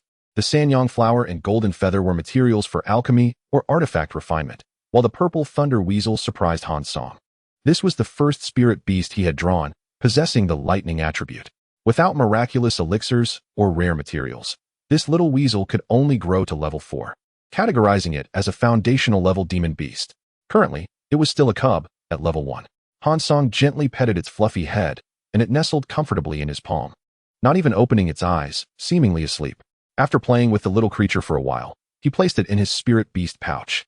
Although he was about to leave Wu Monkey Island, there was one more matter to address, something he discovered after eliminating all the monkeys. Hidden within a crevice of a mountain peak on the island were 2 Qi refinement stage cultivators. Han Song's spiritual sense had grown remarkably strong, nearing the mid-stage of Golden Core, and he had initially overlooked these 2 cultivators. It was only when no other spiritual energy fluctuations were present that their concealed presence became apparent. Flying to the stone wall, Han Song called out, "Greetings, esteemed friends." Finally, a rustling sound emerged from within the crevice, and a man and a woman cautiously stepped out. The male cultivator, a youth clad in gray, appeared to be in his 20s. Upon releasing his spiritual sense to probe, he found he could not perceive any spiritual energy fluctuations emanating from Han Song. "Senior, please save my wife and me." The man immediately bowed alongside the woman upon seeing Han Song. Han Song lifted them with his spiritual energy, asking, "What brings you two here?" The man recounted their tale. His name was Pei Chungyao, and his wife's name was Yin Wanshu. 6 years prior, they had been pursued and, in a desperate situation, had fled to this small island. As the saying goes, it is easy to enter but difficult to exit. They were blocked from leaving by the second-level demon beasts, known as womb monkeys. With over 200 second-level beasts and a few third-level ones on the island, escaping was tantamount to courting death for them at their chi refinement stage. They had to resort to using a family secret technique to feign death, concealing all their presence, and waited in the stone wall for their daughter to find someone from their sect for rescue. Unfortunately, they had been waiting for 6 long years. Pei Qingyao lamented, "Our food is nearly depleted. If you had come a bit later, my wife and I would likely have starved to death here." Han Song found their plight somewhat perplexing. Yet he could not help but admire their patience. If he were in their position, he doubted he could remain still for 6 years. "In that case, you should leave this place quickly," he advised, preparing to depart. "Senior, wait. With so many second-level demon beasts here, how can my wife and I escape?" Pei Chungyao urgently called after him. However, Han Song paid them no mind and flew straight towards Kuei Shui Island. Along the way, he consulted his map and planned his next cultivation location. Upon reaching Kuei Shui City, Han Song acquired another batch of demon beast inner cores, both 3rd and 4th level. After completing his acquisitions, he proceeded to the teleportation array. As fate would have it, while Pei Qingyao and his wife had hidden in the mountains for 6 years, their daughter Pei Ying had been in Kuei Shui City for the same duration. Upon arriving at the stone house, Han Song found Pei Ying waiting in an open space outside. When he first encountered Pei Ying, her cultivation was at the 11th layer of chi refinement. After 6 years, she had finally progressed to the 13th layer, transforming from a girl into a pure young woman of about 23 or 24. Han Song observed Pei Ying's state of mind, which appeared exceedingly weary. He shook his head inwardly. Whenever a senior cultivator passed by, she would, just as she had in the past, beseech them in tears to save her parents, yet to no avail. "Senior, please help my parents," she implored, blocking the path of another cultivator. Upon realizing it was Han Song before her, she froze momentarily. Her agitation was palpable as she exclaimed, "Senior, I beg you. I will do anything you ask if you can help me. Miss Pei, I am quite curious. How have you managed to stop so many cultivators while preserving your own life?" Han Song remarked, noting her grip on his arm with a hint of exasperation. She wiped her tears and explained, "Ever since I was injured outside the city, I have not dared to leave. I have only sought help here, though it might not be entirely appropriate to say so."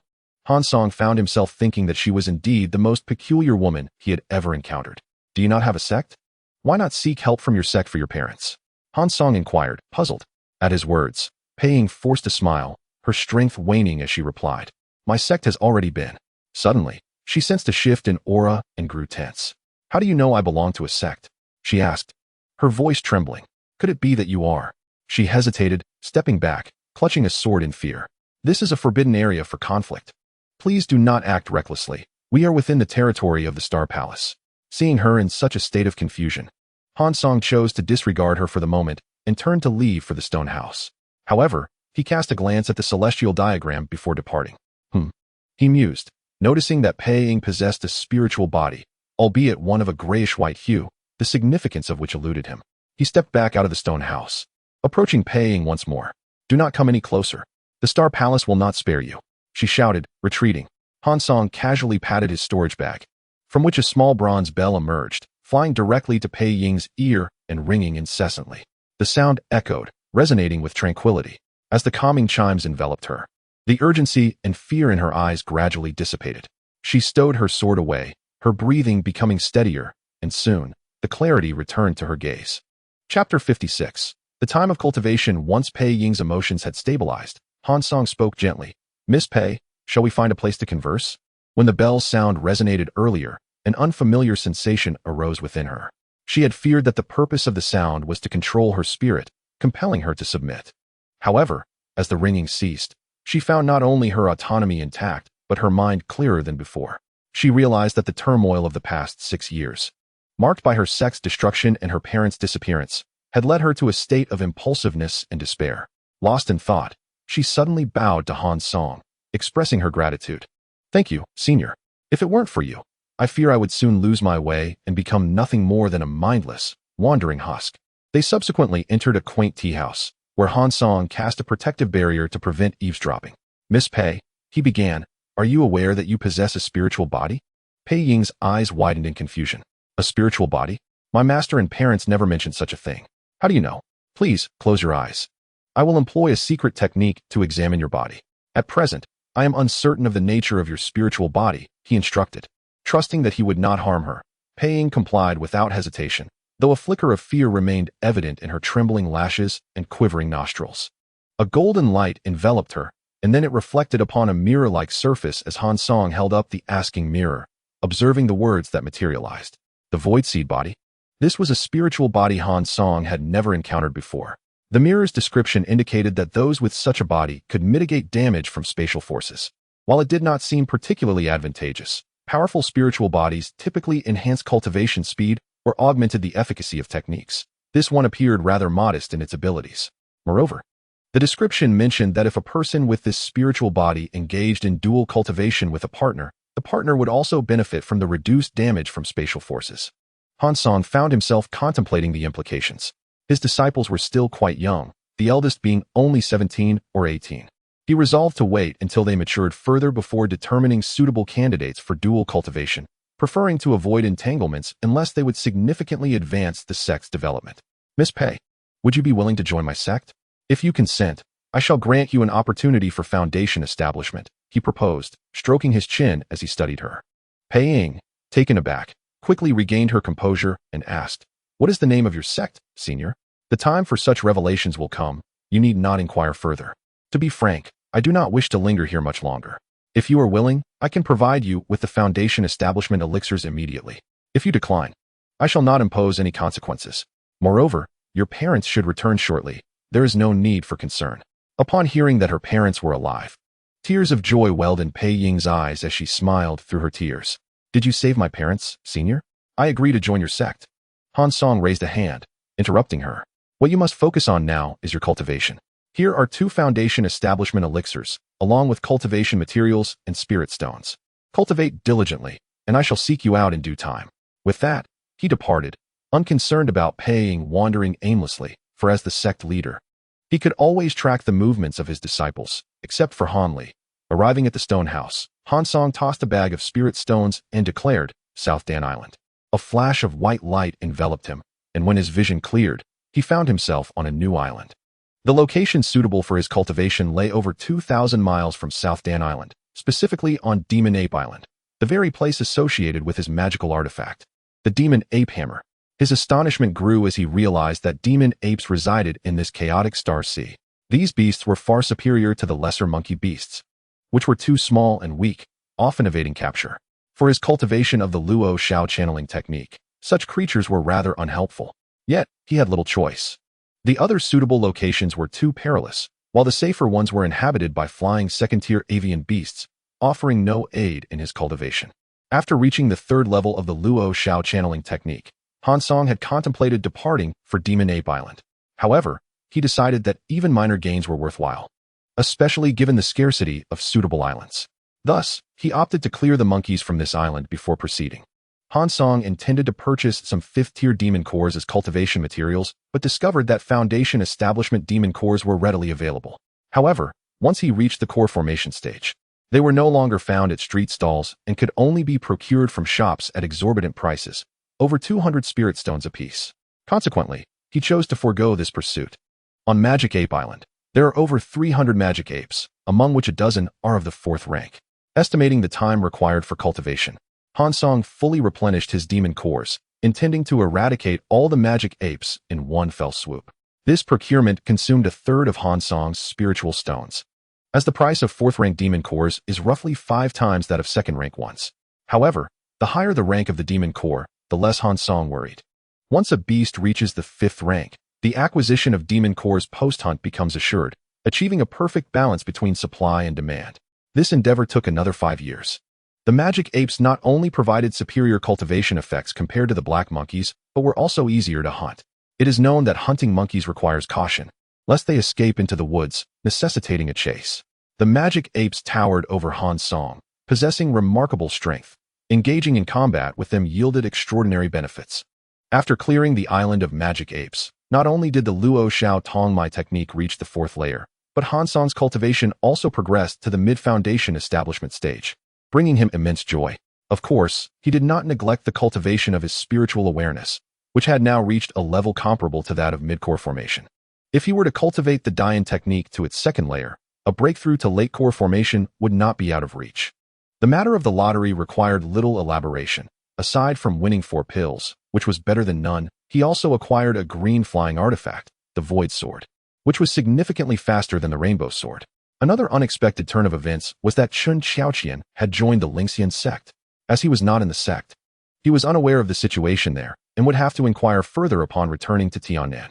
Observing the list of disciples in the sect revealed a plethora of Qi training disciples, predominantly surnamed Feng, followed by those named Chun, indicating that members of the Feng Yun family and Chun Xiaoqian's family were among the first batch of disciples recruited by Han Li, all of whom had now reached foundation establishment, which did not surprise Han Song, as they were entirely destined for such progress. He pondered whether his sister's son had arrived. For at that time, the child had just been born and had yet to be named. Han Song only knew that his brother-in-law's surname was Li. Yet there were 3 or 4 individuals with that surname in the sect, leaving him uncertain as to which one it might be. Exhaling deeply, he reflected on the flourishing development of the sect, feeling a surge of ambition. He must not allow his disciples to surpass his own cultivation. The clouds danced in the sky while leaves fell and grew on the ground. Unbeknownst to him, another 20 years slipped by. With the elevation of Han Song's Luo Xiaotong Mai technique, his island-clearing endeavors accelerated. In those 20 years, he had eradicated all the beasts from 6 islands. And the technique had reached its peak at the 4th layer, just a step away from the 5th, while his cultivation approached the late foundation establishment stage. It was not that Han Song was reluctant to continue his cultivation, but his spiritual stones were nearly depleted, unable to withstand the demands of further training. His cessation of cultivation was solely to acquire more spiritual stones. Without a substantial supply, he could not sustain his massive resource consumption. Upon teleporting to Kuei Shui Island, he flew in a specific direction, intending to bring Pei Ying with him. At that moment, Pei Ying was entangled with a 4th-rank fish demon beast, and she turned to address her parents, saying, "Father, Mother, I will hold off this colorful-tailed carp. You must leave quickly." Pei Qingyao and Yinwan's faces reflected deep concern, and they showed no inclination to depart. They were at a loss. If they left and their daughter perished, they would bear the guilt for a lifetime. However, facing a 4th-rank colorful-tailed carp, they could offer no assistance and would only hinder their daughter. After much deliberation, they steeled themselves and turned to leave, lamenting their misfortune. They had anticipated a fruitful excursion to the sea, only to encounter a 4th-rank demon beast upon their return. Yet, what choice did they have but to flee? Perhaps their daughter would soon extricate herself. The Pei couple fled for a day and a night, but soon noticed a streak of light racing toward them from the direction of Kuei Shui Island. They scarcely caught a glimpse of the figure before it soared overhead, vanishing in the blink of an eye into the horizon where sea met sky. Pei Ying's spiritual energy waned, while the colorful-tailed carp showed no signs of depleting its own energy, as if the cultivator above were merely its plaything. This exemplified the advantage of sea beasts in combat. The ocean served as their source of spiritual power. If the beast were not swiftly defeated, its energy would continuously replenish, ultimately exhausting human cultivators. Whoosh! Another massive water arrow erupted from the demon beast's mouth, aimed at Pei Ying, who lacked the strength to counter this attack. Despairing, she closed her eyes, seemingly resigned to her fate. Chapter 57. Tianqing City. A thunderous crash resounded. The anticipated demise did not come. Pei Ying opened her eyes slightly to find a dark shield standing before her, the water arrow having vanished. To her astonishment, she was still alive. Turning to her savior, she found a man clad in gray, his expression filled with joy. "Senior," he exclaimed, "this artifact is yours to use." Han Song displayed no emotion of joy or sorrow, simply pointing a finger to transform the dark shield back into an artifact that flew into Pei Ying's hands. He summoned his spiritual energy and swiftly drew Pei Ying towards him, placing her upon his void sword. The sword resonated with a profound sound and shot off toward Kuei Shui Island. Although dispatching the colorful-tailed carp was a simple task for Han Song, he had no intention of wasting time there. Due to his foundation establishment, 20 years had not etched many signs of age upon Pei Ying's face. She gazed at the man steering the flying sword before her, cheerfully asking, "How did you know I was here, senior? Did my parents inform you?" Han Song did not respond. Instead, he asked coolly, "Do you have any other matters to attend to? If not, accompany me to Tianqing City." Tianqing City? Pei Ying had never been there since her birth, having only heard it spoken of as the location of the Star Palace, the very center of the entire sea region. Can my parents come along? She inquired tentatively. Han Song pondered the possibility of opening a small shop in Tianqing City, realizing he would need some assistance, and thus replied, "Observe them." Upon arriving at Kuei Shui Island and locating Pei Ying's parents, they expressed their willingness to accompany Han Song to Tianqing City, and the group prepared for long-distance teleportation. As Kuei Shui Island was situated on the periphery, the distance to gather starlight was considerable, requiring the use of teleportation arrays multiple times to reach Tianqing City. Gazing at the towering mountain city in the distance, Han Song could not help but marvel. If his sect were established atop such a grand mountain, it would be utterly magnificent. The gates of Tianqing City were unimaginably grand, and from below, Han Song appeared as small as an ant. Approaching the city gates, a disciple from the Star Palace was performing registration duties. Han Song led Pei Ying's family to the registration table. The disciple inquired, "Is your stay long-term or short-term?" "Long-term," Han Song replied. 800 spiritual stones per person. Without hesitation, Han Song tossed a bag of spiritual stones. The disciple merely scanned it with his spiritual awareness, confirming the quantity, before producing 4 red spiritual rings, stating, "Simply drop your blood essence on these, and you may move freely within the city." After they complied, they entered the gates of the Star Palace. The streets within the city were exceptionally wide, bustling with cultivators moving to and fro on their magical artifacts. This was the most prosperous city Han Song had ever seen. He intended to follow suit by releasing his artifact, but a voice called out from behind, "Senior, please wait." A cultivator of only the 4th or 5th layer of Qi training halted him. "Why have you called me, fellow cultivator?" Han Song furrowed his brow and inquired. The disciple in the Qi refinement stage replied, "Senior, this is your first visit to Tianqing City, isn't it? I am Qiao San, specially appointed to guide seniors like you who have just arrived. Please feel free to ask me any questions you may have." "Surely, this service isn't free?" Han Song queried. Qiao San chuckled, "Senior is joking. As a low-ranking Qi refinement disciple, I rely on this job to earn a few spirit stones each month. I hope you understand." "Lead the way," Han Song commanded, tossing him 5 spirit stones. Upon seeing the generous offering, Qiao San's face lit up with delight as he expressed, "Thank you, Senior. I will do my utmost to serve you." True to his reputation as a local expert, Qiao San guided Han Song through the city, eloquently discussing the customs, cost of living, and various administrative locations within the Star Palace, as well as introducing several prominent shops. Given this, "Take me to the area where shops are bought and sold," Han Song instructed. "Are you looking to purchase a shop, Senior?" Qiao San inquired, astonished. "What?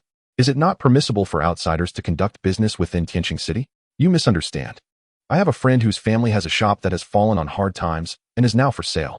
If you are interested, I can take you there immediately," Qiao San said cautiously. Han Song nodded in agreement. They soon arrived at a shop.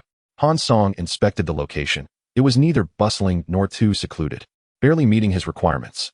After confirming the price, which was in line with market rates, Han Song completed the transaction, receiving the deed while Qiao San removed his mark from it, and Han Song inscribed his own.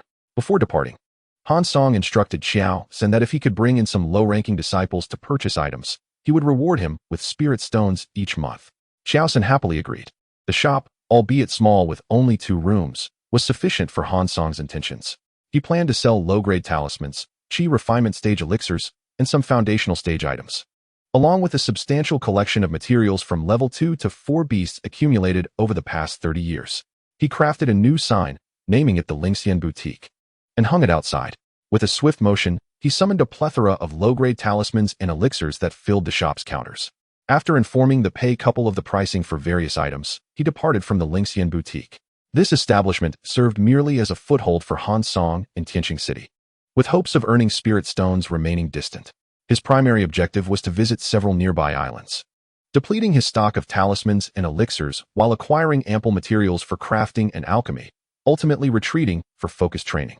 Han Song possessed over 100 unique recipes, each with diverse effects, some enhancing cultivation, others nurturing beasts, beautifying appearances, or purging toxins. Among them, he stumbled upon a recipe for a body-refining elixir, which astonished him. Given that such practices had long been abandoned in the current cultivation realm, it is time to enter seclusion for alchemy.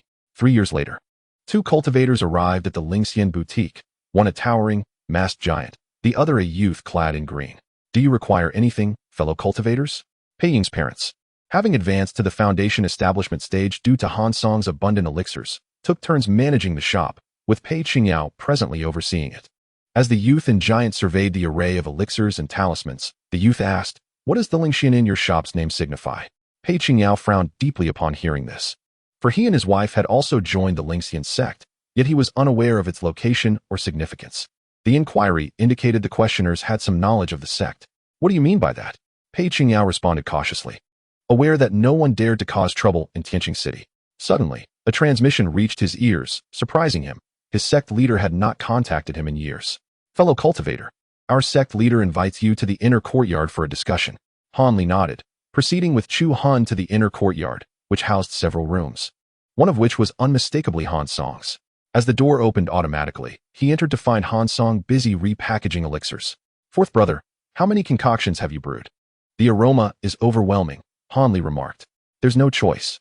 I am terribly impoverished. If not for the depleting spirit stones, I would still be training in the outer sea." Han Song replied while tidying the room. Once the room was cleared of the pungent odor, he produced a storage bag and offered it to Han Li. "Would you care for some?" Han Li waved his hand. "No, thank you. I have prepared ample materials for my own alchemy and wouldn't want to take credit for your hard work." "Are you planning to enter seclusion?" "Indeed. I intend to refine pills this time." Han Li shared his plans with Han Song. "Then I shall preemptively congratulate you on your successful pill refinement, third brother. I must leave the inner sea to pursue my training in the outer sea. I've longed to explore beyond these confines." Han Song responded cheerfully. "Then let us reunite after both achieving our goals." Not long after Han Li departed, Han Song discreetly left Tianqing City as well. He gazed at a location marked on the celestial map, densely dotted with white lights. This nameless island was his destination. His purpose for visiting this island was not solely for cultivation. It was to investigate a matter concerning Pei Ying's sect. The sect, belonging to Pei Ying's master, was a renowned force in the chaotic star sea known as the Extreme Yin Island. One day, the infamous master of Extreme Yin unexpectedly struck against Pei Ying's master. But fortunately, she had been prepared and managed to escape. The last message left by her master was a map leading to this island. When Han Song inquired about the cultivation level of Pei Ying's master, she revealed it to be at the core formation stage. He pondered why such a powerful cultivator would take a chi refinement disciple like Pei Ying. The answer lay in the fact that Pei Ying's parents had saved her master when she was gravely injured, prompting her to take Pei Ying under her wing as a gesture of gratitude. However, Extreme Yin Island eventually discovered her whereabouts and sent people to pursue her. To protect Pei Ying's family, her master left only a map and fled, the outcome of which remained unknown to Pei Ying. Han Song's journey to this nameless island was thus driven by Pei Ying's request to ascertain the situation. Chapter 58. Nameless Island. This island was no longer close to the inner sea. It truly belonged to the outer sea, even unmarked on maps. Without the celestial chart, Han Song would have been unable to find it. Upon reaching the island's edge, Han Song stowed away his flying artifact and stepped onto a stretch of sandy beach. Lacking any information about the island, he began to trek inward on foot. The celestial map indicated the presence of numerous level 4 and 5 beasts. In terms of area, this island was several times larger than the one where he previously trained, with complex terrain and dense vegetation, most trees thick enough to be embraced by several people. Their leaves overhead so dense that only a few rays of sunlight managed to penetrate through. Han Song extended his spiritual awareness and discovered that most of the monsters on the island were long-tusked, black-skinned wild boars. These creatures possessed robust limbs and coarse skin, adorned with bristle-like hairs resembling steel needles. Such wild boars seemed particularly suitable for cultivating the Luo Shao Meridian technique. After exploring several islands, Han Song gained valuable insights. He realized that the tougher and stronger the monsters were, the faster his physical training progressed. At present, it would be imprudent to recklessly venture into the island. Instead, it would be wise to use this location as the first stop on his new journey of cultivation. Over the past 3 years, Han Song had been consuming the tiger bone pills meant for refining the body. Unlike the occasional consumption during his lottery draws, he now took them continuously. This regimen allowed his Luo Shao Meridian technique to reach the pinnacle of the 4th level. He merely needed to engage in a few more battles to break through the bottleneck and reach the 5th level. On this island, there were approximately 200 4th level monsters and over 200 5th level monsters. Once he eliminated these creatures, even if he did not reach the 6th level of the Luo Shao Meridian technique, he would be quite close. And his spiritual power would also likely reach the late stage of foundation establishment. To eradicate all these 5th level monsters using the method of body refinement would take no less than 8 years. This method entailed direct confrontation with the monsters. gradually wearing them down until they could no longer retaliate, allowing him to crush them with a single blow. Typically, Han Song required 4 to 5 years to clear an island, while a normal cultivator could finish the task in about a month. Taking a deep breath, Han Song calmed his mind, took out a 4th-level monster core, a tiger bone pill, and a foundation establishment pill, swallowing them simultaneously before approaching a black-skinned wild boar. This method of cultivation was exceedingly tedious and tested one's patience. It was akin to two combatants engaging in a fight, where one could knock the other down but refrain from pursuing the advantage, instead allowing the fallen opponent to rise again for another round until they could no longer stand, at which point they could be eliminated. After slaying merely 4 pig demons, Han Song's physical refinement level ascended to the 5th level. He then found a secure location, retrieving a jade slip from his storage bag. This jade slip contained a body technique manual entitled Miao Lei Ling Dian, which he had drawn during the lottery over the past 3 years, along with 3 top-tier magical artifacts, which proved of little use to him. The Miao Lei Ling Dian could only be cultivated after reaching the 5th level of body refinement. Once mastered, it could significantly enhance his speed and provide powerful offensive techniques. Comparatively, it resembled the martial arts techniques of mortals, akin to the star step and cloud leaping techniques he had practiced before. While the Miao Lei Ling Dian could technically be learned by mortals, it was evident that no ordinary person could possess such a formidable physique. Even if they could execute the techniques, the speed at which they were activated would be beyond the control of any mortal, capable of tearing flesh and causing bloodshed. With this manual, he would no longer fear enemies fleeing or pursuing him due to speed advantages, though it was preferable that they be of the same cultivation level. When encountering cultivators of a higher realm who excelled in speed, escape would likely be impossible. Evaluating his current strength, Han Song calculated that he was in the mid-stage of foundation establishment based on his spiritual power, in the early stage of core formation based on his physical refinement level, and in the late stage of core formation based on his spiritual awareness. Such cultivation was more than sufficient for survival in Tiannan, provided he did not encounter any formidable yuaning masters. After nearly a month, Han Song successfully cultivated the Miao Lei Ling Dian to an introductory level and began testing his skills against the wild boars on the island. The techniques within the manual were straightforward, categorized into 2 types: Miao style for offensive, defensive, and evasive maneuvers, and Lei style for pursuit and escape techniques. At the 5th level of body refinement, he could only learn the first techniques of both styles, with more advanced techniques available only at higher refinement levels. Clearly, the 4th level pig demons could hardly withstand the onslaught of the Miao Lei attacks. Only the 5th level pig demons could endure for a more extended period. Remarkably, Han Song managed to cleanse the island of wild boars in just 7 years, elevating his cultivation from mid-stage foundation establishment to late stage. The dual cultivation of law and body indeed progressed at an astonishingly slow pace, despite Han Song's continuous intake of pills and monster cores, coupled with the rapid cultivation speed afforded by his dual pseudo-spiritual roots. These resources could have nurtured several late-stage foundation establishment cultivators in other sects, and even a few core formation cultivators were not beyond the realm of possibility. Dismissing his frustrations, Han Song began searching for clues left by Pei Ying's master. After nearly exhausting the white points indicated on the heavenly mechanism map, he finally discovered a skeleton within a cave, estimated to have died over a decade prior. Beside the skeleton lay a jade slip, which Han Song examined with his spiritual awareness, confirming the identity of the deceased as Dao Zhan, a mid-stage core formation cultivator. In the jade slip, Dao Zhan instructed Pei Ying that if she found his remains, she should immediately take the storage bag to Tianxing City and refrain from returning to the outer seas until she reached the late stage of core formation. Only then could she retrieve the items from the marked location. If advancement in this life proved impossible, she should find a talented disciple to whom she could bequeath this jade slip and her teachings. Han Song was indifferent to these matters. He picked up the storage bag beside the skeleton, which contained a plethora of foundation establishment and chi refinement pills, presumably intended for Pei Ying. However, they were no longer needed, as Han Song had already provided her with far more valuable pills. Among them was a pill he recognized at a glance, the dust-settling pill, which could enhance the chances of core formation. The rest comprised Dao Zhan's cultivation manuals, all of which were of a malevolent nature, requiring revision by the transmission hall. Some body refinement secrets, however, piqued Han Song's interest for further study. Finally, only a map remained. Han Song gazed at the locations marked on the map, shaking his head in resignation. The monsters in that ocean region were all at least 6th level, with 7th level creatures being commonplace, and there were even several 8th level beasts. It was far beyond his current capabilities to tread there. After collecting all his findings into the storage bag and incinerating Dao Jun's remains, Han Song departed from the Nameless Island, seeking his next cultivation site. 3 days after his departure, 6 or 7 core formation cultivators were headed towards the Nameless Island. "Is this the place?" inquired an elder clad in blue, addressing one of his companions. "It should be, though we cannot be certain. If not for the recent soul-searching incident with a wandering cultivator who claimed to have seen a practitioner enter this island over 20 years ago, we would not have known that the traitor had fled so far," replied the companion. "This island is inhabited by 4th and 5th level monsters, easily manageable. We will all enter to search, and it won't be long before we find clues," another added. After about 1 to 2 hours, the group finally reached the Nameless Island.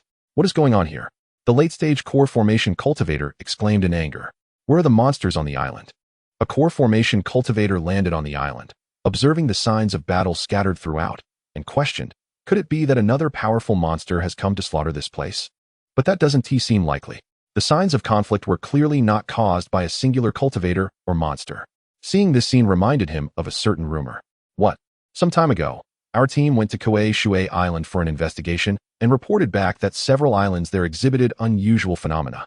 All the demon beasts within the island had vanished, and the bloodstains suggested they were brutally killed, seemingly dragged out one by one. At the time, everyone was preoccupied with other matters and did not pay this incident much mind. Now, upon further reflection, I find myself harboring some suspicions," remarked an elder dressed in yellow while stroking his beard.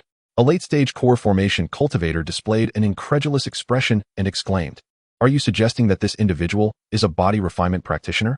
The elder in yellow chuckled. "It merely resembles that scene. It may not necessarily be a body refinement practitioner, as other explanations could account for the current state of affairs." The late-stage cultivator concurred, expressing his relief. "That seems unlikely, given the current state of spiritual energy. It is impossible for a body refinement practitioner to emerge." Another core formation cultivator queried, "Could it be related to this person's spirit beast?" The late-stage cultivator shot a glance at him and replied, "Do you think a cultivator would waste decades merely to train a spirit beast in this manner?" "Indeed, it does seem a bit implausible," responded a young cultivator, scratching his nose with a hint of unease. The bloodstains were evidently left several days prior, indicating that the individual had not wandered far. "We should split up and search the nearby islands. Regardless of the cause, we must locate this person," stated the late-stage cultivator with an authoritative tone. The young cultivator added, "If this person is indeed a body refinement practitioner, he must at least be equivalent to a late-stage core formation cultivator. I fear encountering him alone. It is well known that body refinement practitioners are exceptionally formidable among cultivators of the same rank, unless one possesses particularly unique techniques or secret arts to counteract them. The only option is to flee." The 3 early-stage core formation cultivators, hearing this, felt a sense of danger in the undertaking. However, under the strong insistence of the late-stage cultivator, none dared to voice their objections, and they transformed into streaks of light, scattering in different directions.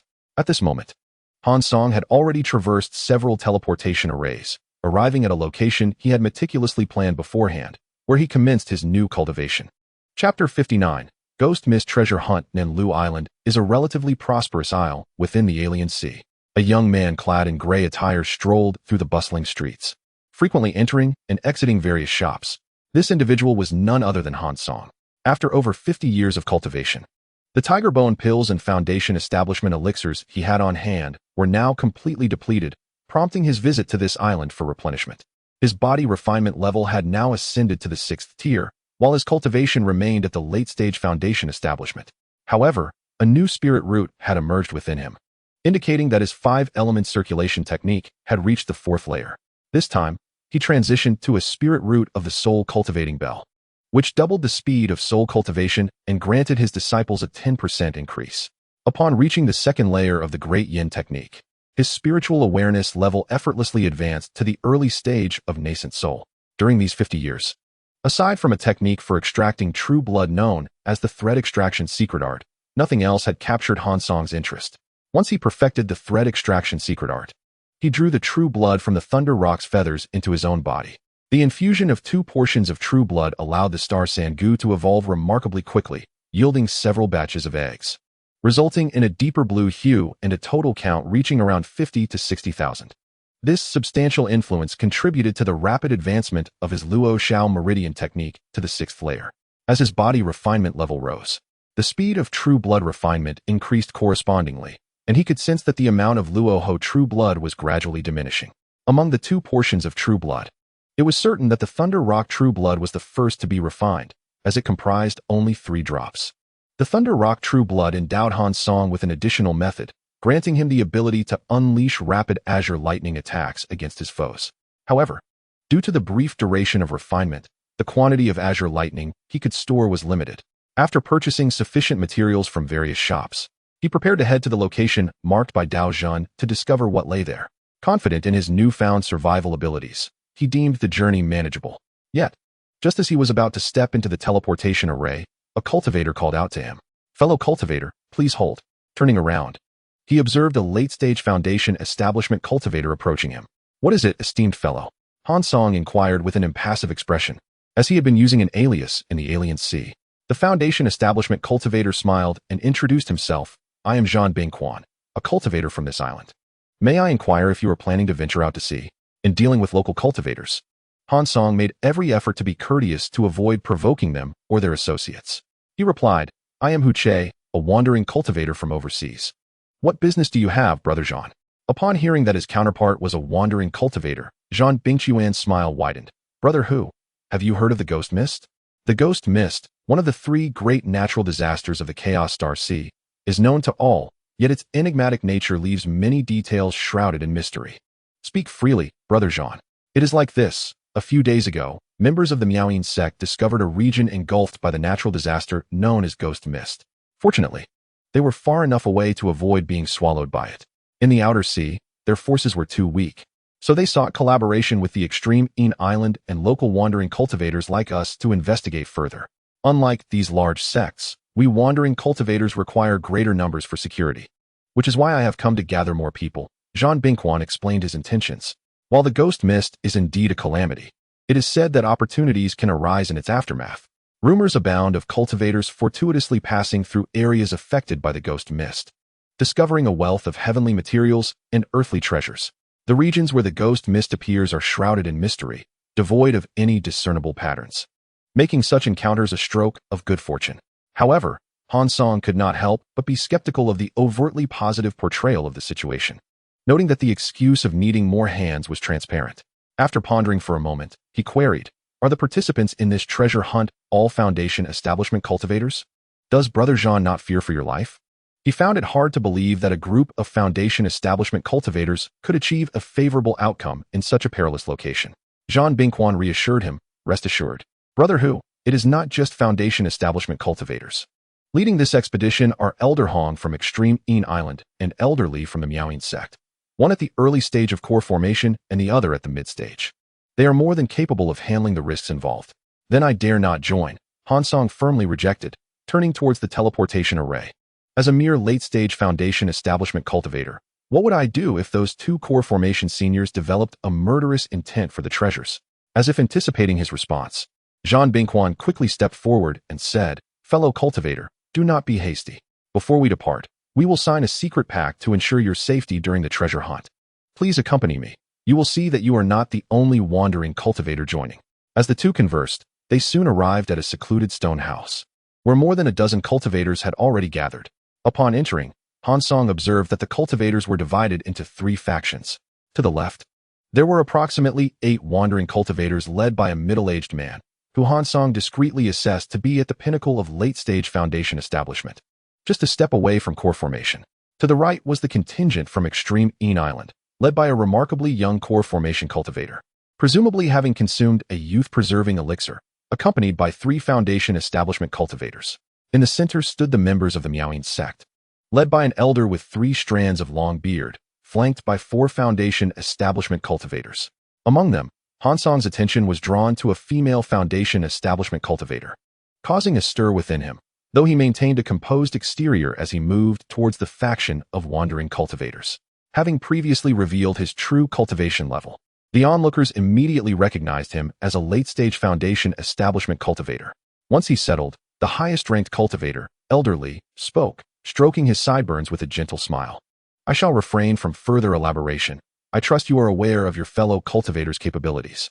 To avoid attracting undue attention during this treasure expedition, We shall sign a soul-binding contract and set out immediately. Upon signing this contract, any violation of its stipulations will result in immediate possession by an otherworldly fiend.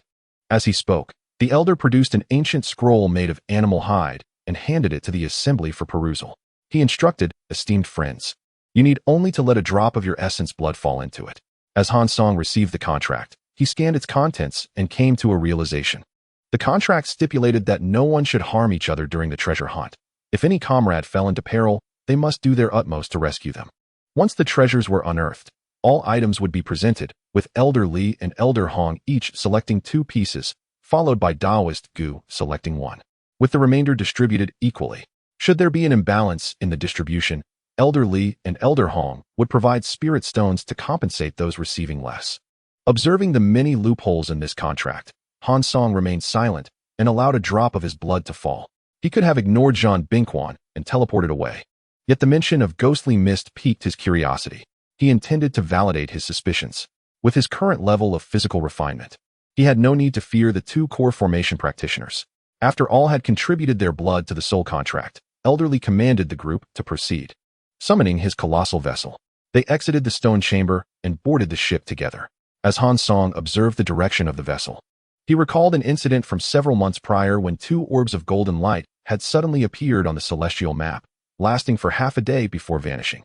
In the vicinity of that golden light, the original luminescence had faded, replaced by numerous new orbs, primarily blue in hue. Uncertain of the situation, Han Song had refrained from taking risks alone. Should their journey lead them to that very area, it would fulfill his desire, as it was also a necessary route to the location designated by Dao Zhan. Within the ship, Taoist Gu cautioned the others about potential unforeseen circumstances, urging unity among them. To this end, he produced a defensive formation, which was notably simple. As long as practitioners stood in designated positions and channeled their spiritual energy in a specific manner, they could establish a formation capable of repelling core formation practitioners. The formation was most potent when 10 individuals participated. For each person absent, its power diminished accordingly. Each was instructed to replicate it and meditate on it in their respective quarters. Despite Han Song's ignorance of formations, he managed to grasp the basics within an hour, indicating the simplicity of the array. It was likely a simplified version of a more complex original, the nature of which he did not know. After spending 10 days aboard the vessel, they finally arrived at a sea area shrouded in ghostly mist, which wafted throughout. Elderly from Yaoyin's sect warned, "Be cautious of the gray mist. Contact will ensnare your spiritual energy. It would be prudent to pair up and look out for one another." With that, he transmitted a few words to a female practitioner behind him and transformed into a beam of light, plunging into the sea. Not to be outdone, the practitioner from the Hong surname summoned his spiritual energy, enveloped himself in a cloud of black mist, and similarly descended into the depths. If any endeavor was Han Song's forte, it was treasure hunting. He would not concede the top 10 spots to anyone else. Originally, Taoist Gu had organized the group into teams of 3 and 4, but before the scattered practitioners could prepare, Han Song dove into the water without even retrieving his artifact, leaving the others astonished. Furrowing his brow, Taoist Gu reorganized the teams, and they all entered the sea.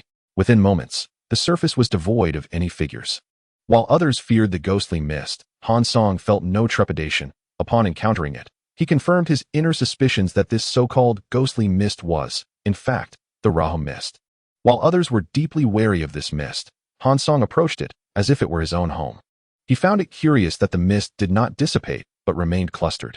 He released his own gray mist to test it and discovered that the Rahu mist truly congregated in the area he had released it, not blending into the seawater. Uncertain of the reasons behind this phenomenon, he deemed it inconsequential and continued his descent, leaving a barrier of Rahu mist in his wake to impede others. Naturally, he sought the area where the largest light orb resided. As Rahu had not long departed, there were few beasts in the vicinity. However, for ordinary practitioners, encountering the Rahu mist would ensnare their spiritual energy, and with ill fortune, they might end up in the belly of a beast. In such a vast sea, without numerous practitioners searching together, discovering treasures would prove exceedingly difficult.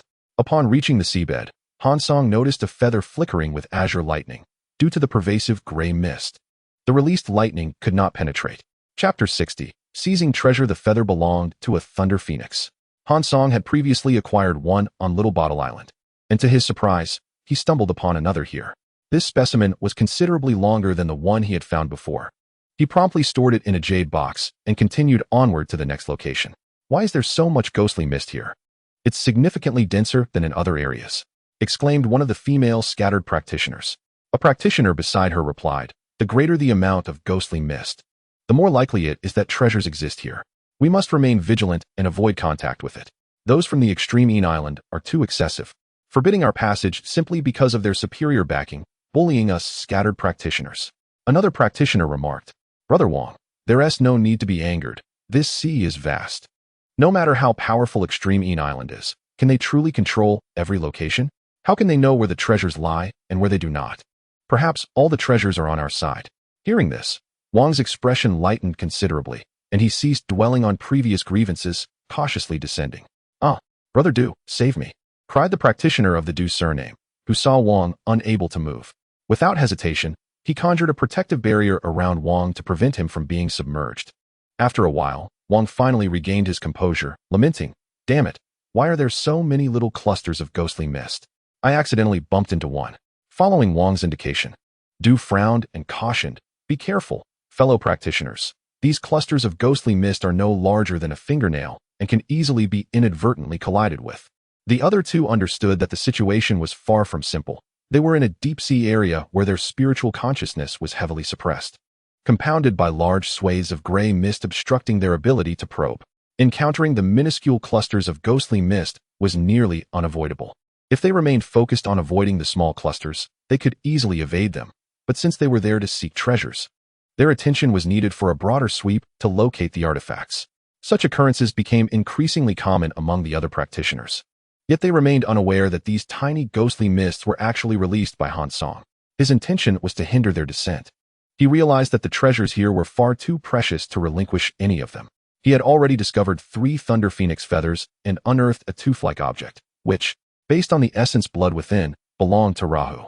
He also collected dozens of blood drops resting on the seabed, some belonging to Rahu and others to the thunder phoenix. During this time, Han Song also encountered the female practitioner from Yaoyin's sect, whose presence sent ripples through his heart. The mirror of inquiry consistently alerted him.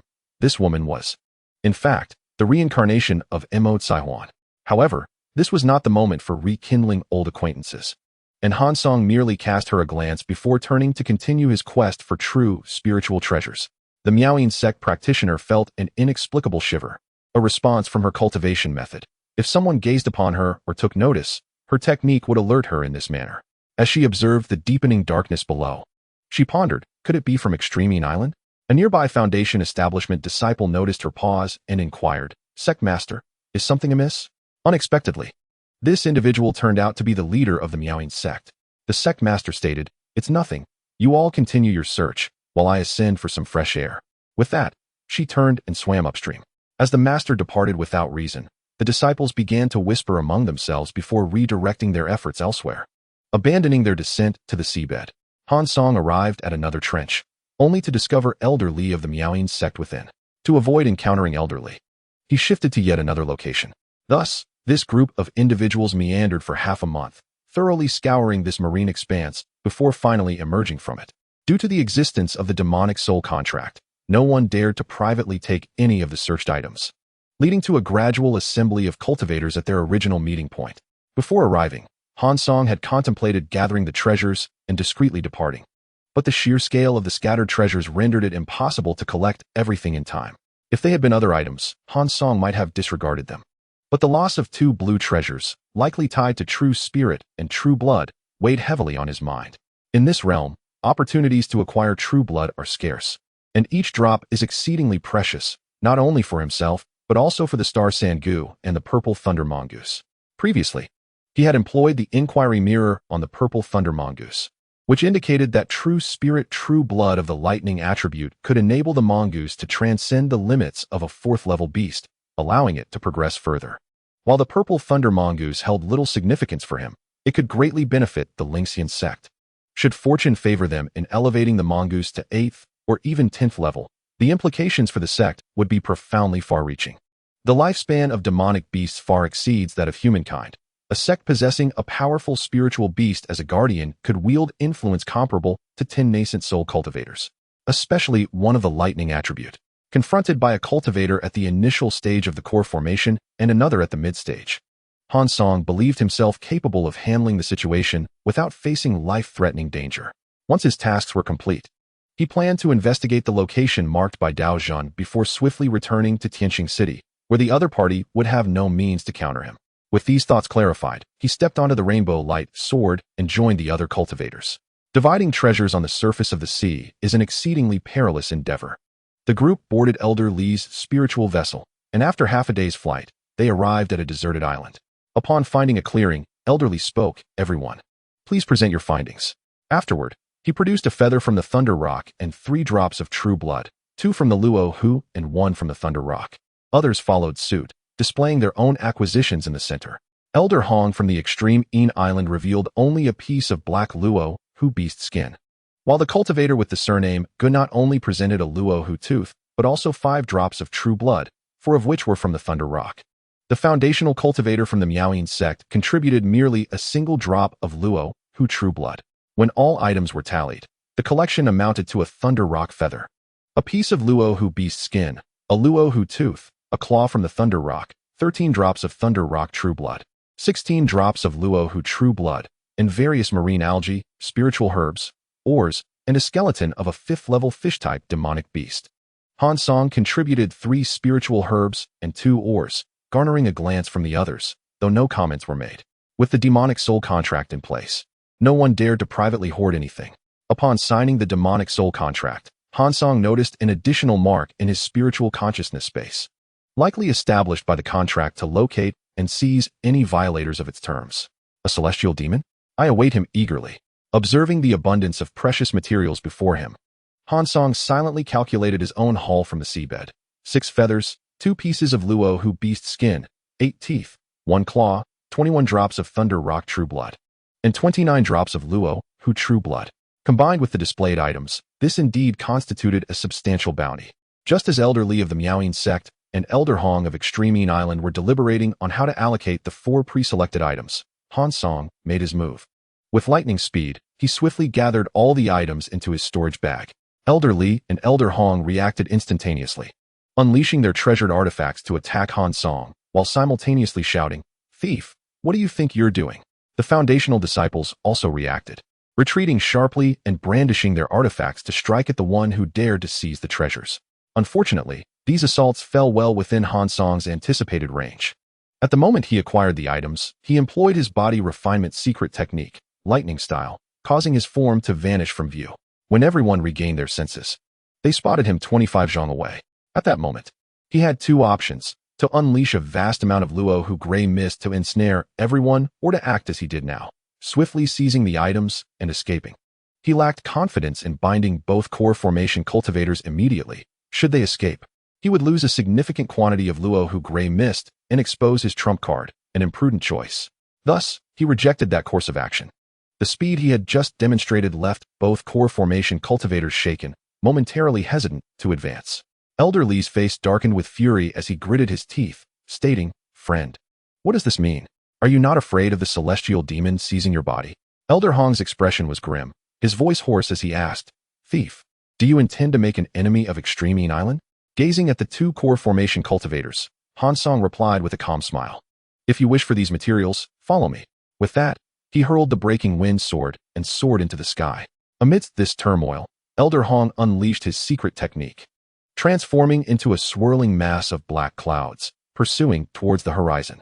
Elder Li, not to be outdone, stood upon a lotus leaf and followed suit.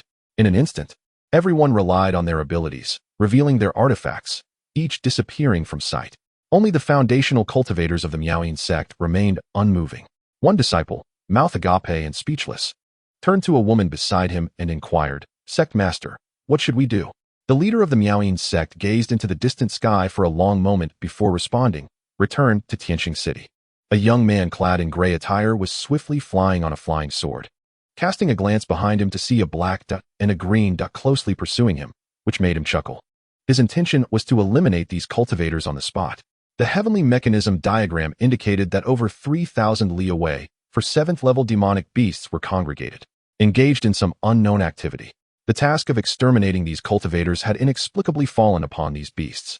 The most significant difference between 7th-level demonic beasts and their lower-tier counterparts lies in their possession of human-like intellect. Some can even articulate speech and exhibit tactical flexibility in combat, maintaining a decisive advantage against core formation cultivators. Han Song harbored no doubts that neither a cultivator at the initial stage of core formation nor one at the mid-stage would emerge unscathed from an encounter with 7th-level demonic beasts. Chapter 61. 7th-level demonic beasts. After flying for half a day, he finally entered the territory of the 7th-level demonic beasts. The four beasts, upon sensing an intrusion into their domain, surged from the depths of the sea without hesitation, launching a barrage of spells at the intruder. A fish-type demonic beast with red skin and black spots swung its massive tail, causing a towering wave to surge forth, crashing violently against the surface. Han Song faced the incoming attack with composure, deftly maneuvering the breaking wind sword to evade, then executed a swift retreat in the direction he had come. The four sea demons were not inclined to let him escape. One launched a spell to obstruct his path, another pursued him with full force, while the remaining two flanked him from the left and right, encircling him. A creature with fleshy whiskers protruding from its mouth, known as the fishhead monster, gazed into the distance as two core formation cultivators approached. It communicated with the other demonic beasts, saying, "Brother Jiao, Brother Wei, you two handle that mid-stage human cultivator, while I, Brother Luan, will take care of the early stage one. The human ahead possesses impressive escape speed. You are well suited for this task." The other demonic beasts, upon hearing this, deemed it appropriate and temporarily abandoned their encirclement, each heading towards their designated targets. Meanwhile, Elderly, having pursued for half a day, was elated to see the treasure thieves approaching his direction. However, as if sensing something amiss, his expression shifted, and he turned to flee without a backward glance. Elder Hong, noticing Li's sudden retreat, questioned, "Brother Li, why have you ceased your pursuit?" Regrettably, Elderly offered no response, his countenance dark as he brushed past without pausing for a moment. Elder Hong halted, perplexed, when suddenly his face blanched, and he summoned all his strength to propel himself forward with an even swifter pace than before. Turning back, Han Song noticed a green demonic beast gliding close to the surface of the sea, steadily closing the gap between them. Unexpectedly, another beast adept at escape was pursuing him, which posed a considerable challenge. The pursuing creature bore traces of the Qingwan bloodline, a hybrid descendant of the Qingwan and a certain aquatic beast. Although it had regressed and lost its wings, its speed surpassed that of ordinary demonic beasts. Luan Xuan observed the human ahead with suspicion. The three of them had been summoned because their kin needed assistance in gathering materials for resisting future tribulations while they secluded themselves for cultivation. It appeared that Brother Su's preparations for the impending tribulations had attracted the attention of the humans. He could not believe that the human before him had merely stumbled upon this place. Upon reaching the edge of the sea, casting a talisman and fleeing clearly indicated prior knowledge of the gathering of demonic beasts. He resolved that this human must not be allowed to relay information back to their kind. With this thought, the beast accelerated its pursuit. Han Song was bewildered by the sudden increase in speed from the beast behind him, appearing quite agitated. After all, he had merely summoned them for assistance in eliminating a few individuals. Was such a relentless pursuit truly necessary? Or perhaps the mindset of demonic beasts was so distinct that entering their territory warranted an unending chase. The nearest human island, Nanlu Island, was still at least half a month's journey away. At the current pace, he feared he would be caught within 5 or 6 hours. Thus, he activated the thunder technique once more, widening the distance between him and the beast. This explosive burst of speed could only be executed twice a day, and further exertion would severely harm his body. He could only hope that the two core formation elders would delay the other demonic beasts long enough for him to find a refuge and confront the pursuing creature, convincing it to retreat. If he reached the core formation stage, he might be able to slay the beast, but for now, he lacked the power to inflict any lethal damage unless it inadvertently fell victim to the Lehao mist. Facing a beast skilled in escape, he doubted the efficacy of such a strategy. He maintained a distance of at least 100 feet from the creature, using the thunder technique to create space whenever it dwindled. In a state of great anxiety, Luan Xuan observed the human's peculiar cultivation method ahead, which allowed for significant movement and could be employed twice a day. He, too, possessed a divine inheritance that permitted movement over 30 feet. But it could only be used once a day and was subject to limitations, as each use consumed a portion of his innate energy. Should this energy be depleted, he would no longer be able to pursue. Infuriatingly, this chase ultimately concluded with Han Song conceding first. The reason being, His spiritual energy could no longer sustain the high-intensity activation of the breaking wind sword. Even though his spiritual sea had expanded at the peak of the Foundation establishment stage, he still felt inadequate against the pursuit of a 7th-level beast. Left with no choice, he sought refuge on an island. Upon landing, Luan Xuan observed the human ascend the island. And rather than feeling elated, he was filled with hesitation. As an amphibious beast, he could thrive both on land and at sea. But his magical attacks were most effective over water. On land, he lost the advantage of manipulating the ocean. Humans refrained from battling sea demons in the water because the latter could recover more swiftly and wield the ocean's power, resulting in a formidable advantage. After careful consideration, Luan Xuan decided to descend upon the small island. This island was primarily inhabited by 2nd and 3rd-level avian beasts, and the sudden appearance of a 7th-level demon caused a flurry of feathers to take flight. Only then did Han Song finally discern the true appearance of his pursuer. The beast stood 2 to 3 meters tall, resembling a gigantic green lizard on its hind legs, yet its head resembled that of a bird, with 2 pairs of fish fins unfurled behind it like wings. One of its forelimbs grasped a half-meter-wide oval turtle shell, while the other wielded a nearly 3-meter-long white-gray bone spike. It hunched down, assuming a combat stance, exuding an imposing aura. "Hold on, my demonic brethren. You should be able to understand my words." Han Song gestured for the beast to pause while cautiously retreating. "I merely wish for you to assist me in eliminating those 2 core formation cultivators. Such a trivial matter should be a mere flick of the wrist for you. Why pursue me so relentlessly?" His words, however, ignited Luan Xuan's fury. With a wide-open mouth, he unleashed a torrent of wind blades towards the human. "Have you lost your mind?" Han Song evaded several strikes, retrieving a defensive artifact to shield himself. Yet, these artifacts proved inadequate against the wind blades, which severed them effortlessly. Fortunately, he had prepared an ample supply, and after the 5th artifact was destroyed, the wind blades finally dissipated. Unfamiliar with the customs of demonic beasts, Han Song remained oblivious to their taboos.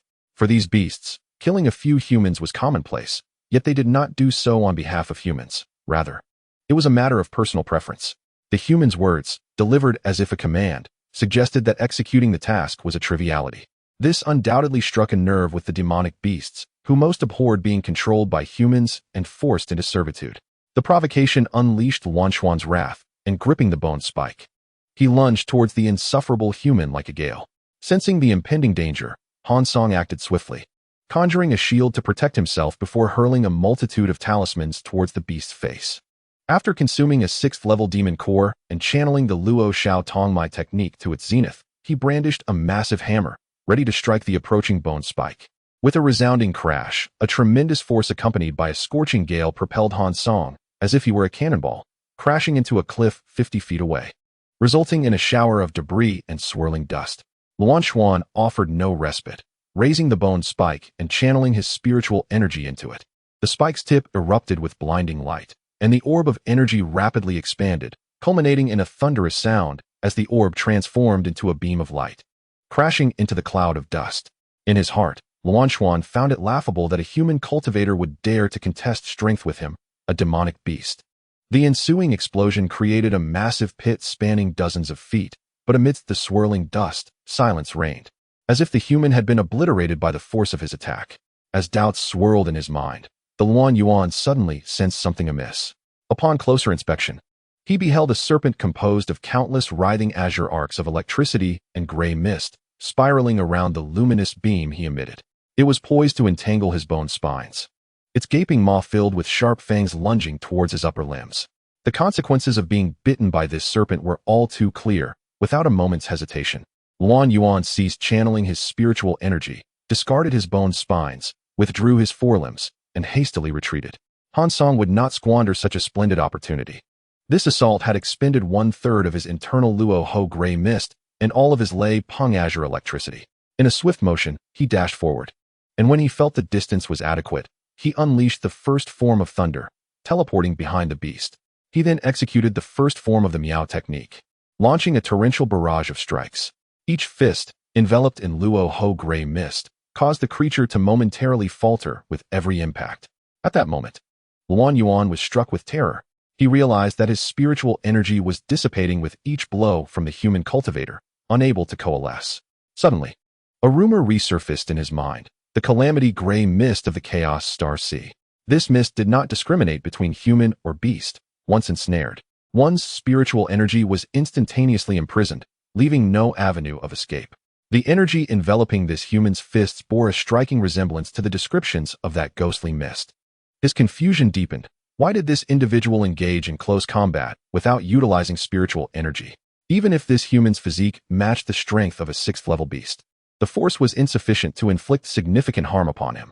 Yet, as the relentless fists rained down like a tempest, he began to hear the faint sounds of explosions within his body. Initially subtle, these vibrations intensified with each consecutive blow, culminating in a cacophony that threatened to overwhelm him. The internal organs within him began to tremble, and if he did not halt this predicament, he would undoubtedly meet a catastrophic end. Cursing inwardly, Luan Yuan recognized that he could indeed retaliate. The Luo Ho gray mist merely confined his spiritual power, not his physical autonomy. Yet, he was ensnared by a common folly. Han Song had long adapted to this method of combat. For beings endowed with spiritual energy, be they human or beast, most actions, attack, defense, movement, were typically driven by that energy. When suddenly deprived of it, performing these actions became exceedingly uncomfortable. Han Song, in his pursuit of mastering the Luo Shao Meridian technique, had deliberately refrained from using spiritual power, relying solely on his physical prowess against the beast. For Luan Yuan to fight without spiritual energy for even a brief period was beyond his immediate capability. Though his spiritual energy was still present, its intermittent flow was a source of his mounting frustration. In the midst of his hesitation, Han Song landed dozens more punches upon him. If he did not devise a strategy swiftly, another 100 strikes would surely result in the explosion of his internal organs. As he had already spat blood, in a desperate bid to alter his passive situation, he unleashed all of his primal energy, creating a protective azure shield that sent Han Song hurtling away. Slamming against a mountain wall, Han Song finally coughed up a considerable amount of blood. Clutching his chest, he struggled to rise, observing the beast shielded by its protective barrier. He comprehended that this energy, akin to the gray mist and azure lightning, was a form of innate inheritance. As the beast retrieved a bone spine from the ground and lunged once more, Han Song realized he could not continue the battle. His trump cards were nearly exhausted. Although some Luo Ho gray mist remained at his disposal, the creature's barrier made it evident that he had no opportunity to execute the same attack strategy again. Reluctantly, he unleashed the breaking wind sword, mounted it, and fled the island, heading south. Luan Yuan, unwilling to relent, pursued him relentlessly. However, as time passed and his primal energy for teleportation dwindled, the distance between him and Han Song gradually widened until he ultimately abandoned the chase. Feeling the beast relinquish its pursuit, Han Song was filled with elation, not merely for escaping death, but for having unleashed over 180 punches in succession. Previously encountered beasts could not withstand such a barrage and would perish. The physical fortitude of a 7th-level beast was formidable, and conventional means could hardly breach its defenses. Only upon reaching the Golden Core stage, armed with one's own magical artifacts, could such an endeavor be feasible, yet he remained in the late Foundation establishment stage. This urgency to attain the Golden Core stage propelled Han Song's resolve. He intended to prepare for it upon his return. Before that, he needed to visit the designated island of Daozhun to ascertain whether the 7th-level beast had indeed not pursued him. He veered off course, continuing his flight towards the Outer Star Sea. His previous flight towards the southern island had merely been a ruse to make it seem as though he were returning to the human settlements. After a month of traversing the sea, Han Song arrived at an island nearly 100,000 miles from the southern isle. This island, too, was desolate, devoid of beasts, allowing him to easily enter a valley at its center. Following the guidance of the celestial mechanism map, he discovered a concealed cave within the valley and entered. One must commend Daozhun for his adeptness at concealing treasures. This barren island lacked both spiritual veins and beasts, rendering it an unlikely destination for cultivators. Among a pile of stones, he unearthed a storage bag buried by Daozhun. Inside, he found only a single item, a tattered silk handkerchief, embroidered with vague outlines resembling a map or palace. What could this be? Why such caution from Daozhun? Answers awaited him upon his return to inquire with Pei Ying. He tucked the handkerchief back into the storage bag and meticulously plotted a safe route before deploying his flying artifact to exit the desolate island. 2 months later, Han Song reappeared in Tianqing City. His first order of business was to head to Tianqing Mountain, where the abundant spiritual energy was ideal for cultivation. At the foot of Tianqing Mountain stood an opulent and grand hall of affairs. Upon entering, he was greeted by a white-robed elder. "Are you seeking to rent a residence?" Or, the elder inquired with a smile as warm as spring sunshine. A cave dwelling suitable for cultivation and alchemy will suffice, Han Song stated plainly. Please hold on. I will check for suitable accommodations, the elder replied, retrieving a circular artifact and closing his eyes as his fingers danced upon it. After a while, the elder suddenly raised an eyebrow, opened his eyes, and smiled. There are 5 cave dwellings that meet your requirements. 1 on the 27th floor, 1 on the 35th floor, 2 on the 42nd floor, and 1 on the 50th floor. Han Song knew that only those from the Star Palace could reside above the 50th floor. He blurted out, "How much for the 50th floor?" The elder appeared taken aback, responding, "For 1,500 spirit stones for every 100 years. What about 20 years? Han Song inquired, confident that he could reach the Golden Core stage within 15 years. Previously, he had checked the disciple list and discovered that his chances of reaching the Golden Core were now 100%, with recommendations for enhancing those odds now absent.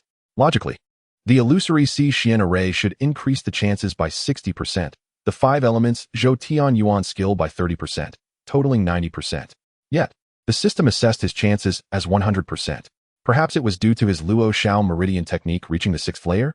To be prudent, Han Song resolved to consume the dust-settling pill left by Dao Zhan when he reached the Golden Core stage. Even if it did not enhance his chances, it could hasten the process.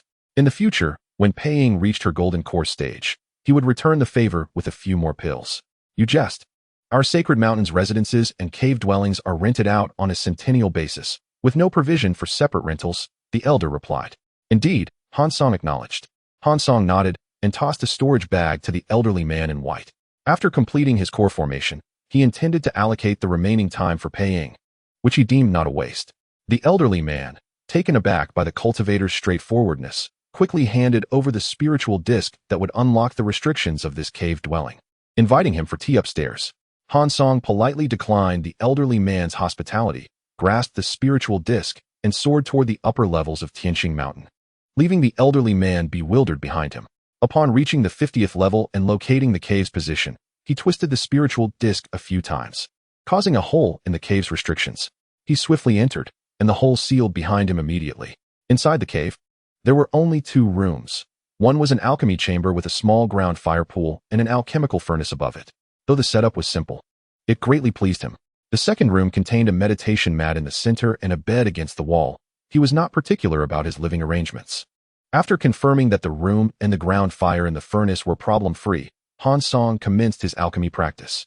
Having never previously utilized ground fire and a furnace for alchemy, he was well aware of the principles involved, though he did not claim to rival a master.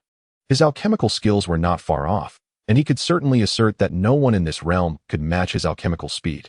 He tossed all the alchemical materials into the furnace, gradually adapting to the techniques relayed by the system. Within a month, he had completely mastered the method, achieving a 100% success rate in refining foundational period elixirs. He experimented with various other elixirs and, after 6 months, depleted all his alchemical materials. With preparations complete, he began his cultivation.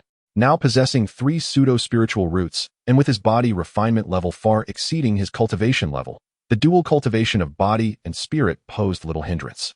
Additionally, with an endless supply of elixirs and the significantly higher spiritual energy concentration in the cave, after consuming a dust-settling pill and benefiting from various enhancements, he reached the moment he had long anticipated within a decade. Suddenly, spiritual clouds surged above the cave, and thunder rumbled within. As all surrounding spiritual energy converged toward his cave, the clouds in the sky expanded to a massive size. Just as this mass of spiritual clouds was about to envelop the entire peak, it abruptly shrank rapidly, vanishing into a nearby cave in an instant. Someone has formed their core. Another has formed their core. In that moment, lower-tier disciples at the foot of the mountain gazed in awe at a certain spot on Tianqing Mountain. We are indeed fortunate. Merely a few years since the establishment of Tianqing City, and we have already witnessed 2 cultivators form their cores. Is core formation so frequent among the cultivators of Tianqing City? Truly, it is the foremost power of the chaotic star sea, they murmured among themselves. However, Han Song was oblivious to the outside chatter. He felt a tremendous surge of spiritual energy entering his body, reaching his spiritual sea. In an instant, this vast energy coalesced into a golden core, suspended at the center of his spiritual sea. Han Song exhaled deeply, preparing to express his joy, only to notice something peculiar. Within the spiritual energy absorbed by his 5 elements celestial technique, There were wisps of white gas mingling with the golden and red spiritual energies. What could this mean? Having completed the earth, water, and wood spiritual roots, he still lacked the gold and fire roots, so the golden and red energies were naturally absorbed to fulfill those roots. But what was this white energy? He had never encountered anything like it. These matters would have to be explored later. He did not believe the system would engage in futile endeavors. After tidying up the cave, he promptly exited, noticing numerous sound transmission talismans left outside. With no time to examine them, he gathered them all and flew toward the Lynxian shop. Leaving the cave vacant was unwise. It would be better to invite Pei Ying to cultivate there, as the spiritual energy was far denser than in the shop. Upon arriving at the Lynxian shop, Pei Ying's father, Pei Chengyao, was taken aback at Han Song's entrance. Having not seen him for decades, he now noticed a stark difference in the aura surrounding him. Previously, he could not discern Han Song's exact cultivation level, but sensed he was a cultivator. Now, however, that aura had completely vanished, replaced by the presence of an ordinary mortal. Master? Pei Chengyao hesitated to approach. Han Song smiled. Why not employ some qi refining stage assistants to help manage the shop? You must realize your age is advancing. If you do not strive now, the path to the Tao will only grow distant. Pei Chengyao, still in disbelief, stammered. So it is you, Master. Who has formed your core? Hush, this matter must not be made public. Han Song entered the shop's backyard, leaving Pei Chengyao in a state of shock. In his room, he sent a sound transmission to summon Pei Ying, handing her the spiritual disc and inquiring about the damaged silk handkerchief. Regrettably, she had no knowledge of its significance. So Han Song stored it away and instructed her to cultivate in the cave before examining the sound transmission talismans left for him. Most were congratulatory messages on his core formation, requests for acquaintance, or invitations to hunt beasts at sea together, all of which he chose to ignore. Except for one that caught his attention. Miaoying Sect? Han Song regarded the sound transmission talisman in silence. The message invited him to gather at the Miaoying Sect's outpost in Tianqing City, both to apologize and to discuss business matters. In the past, he would have dismissed such an invitation, but the Miaoying Sect held individuals he needed to find. Regardless of the business at hand, he had to attend the meeting. Following the guidance of the talisman, he arrived at a tavern named Miaoying Tower. True to its name, upon entering, he was greeted by the melodious sounds of feminine voices, accompanied by the ethereal melodies of string instruments. A woman clad in sheer fabric approached him with a graceful demeanor, leaning against him and wrapping her arms around his neck. Her voice as delicate as a whisper. What brings you here, esteemed senior? Han Song turned to appraise her features, utilizing his spiritual sense. He observed that most of the women here possessed spiritual bodies, their hues a vivid pink. If his assumptions were correct, these spiritual bodies resulted from practicing a rather unsavory technique. Each woman with a spiritual body was of celestial beauty, captivating to the core, which left him with an uncanny sensation. Feeling the cool, smooth skin of the woman beside him, he composed himself and replied, "Lead the way." The woman smiled enchantingly, gently taking Han Song's hand and lifting her gossamer skirt as she gracefully floated toward a private room on the third floor. Opening the door, he found an array of exquisite delicacies already arranged within. She guided him to a seat, using her delicate hands to gently press on his shoulders, indicating for him to sit, then poured a cup of wine and brought it to his lips. Han Song felt a stirring within, a broad smile spreading across his face. Dragon gallbladder wine. I have sought this for quite a while. He drank it down in one gulp, exclaiming, "Excellent wine. Fill it up." The woman maintained a charming smile as she continued to pour wine, and Han Song welcomed each offering, eventually desiring more, substituting a teacup for the wine cup. Before long, the table was cleared of wine, yet Han Song's expression darkened. Glancing at the woman beside him, he commanded, "Continue pouring the wine." Finally, the woman ceased her smiles, revealing a look of astonishment. "Is this how your esteemed sect treats its honored guests?" His voice suddenly turned cold. The woman dared not speak, standing frozen beside him, no longer daring to lean against him.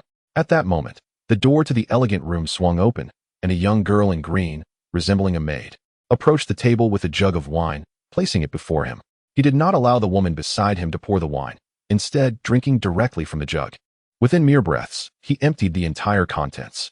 He continued to request more, taking as much as was available. Han Song's cheeks had begun to flush with the effects of the wine. Just then, a woman clad in white entered from outside, smiling wryly as she remarked, "Senior has quite the capacity for wine.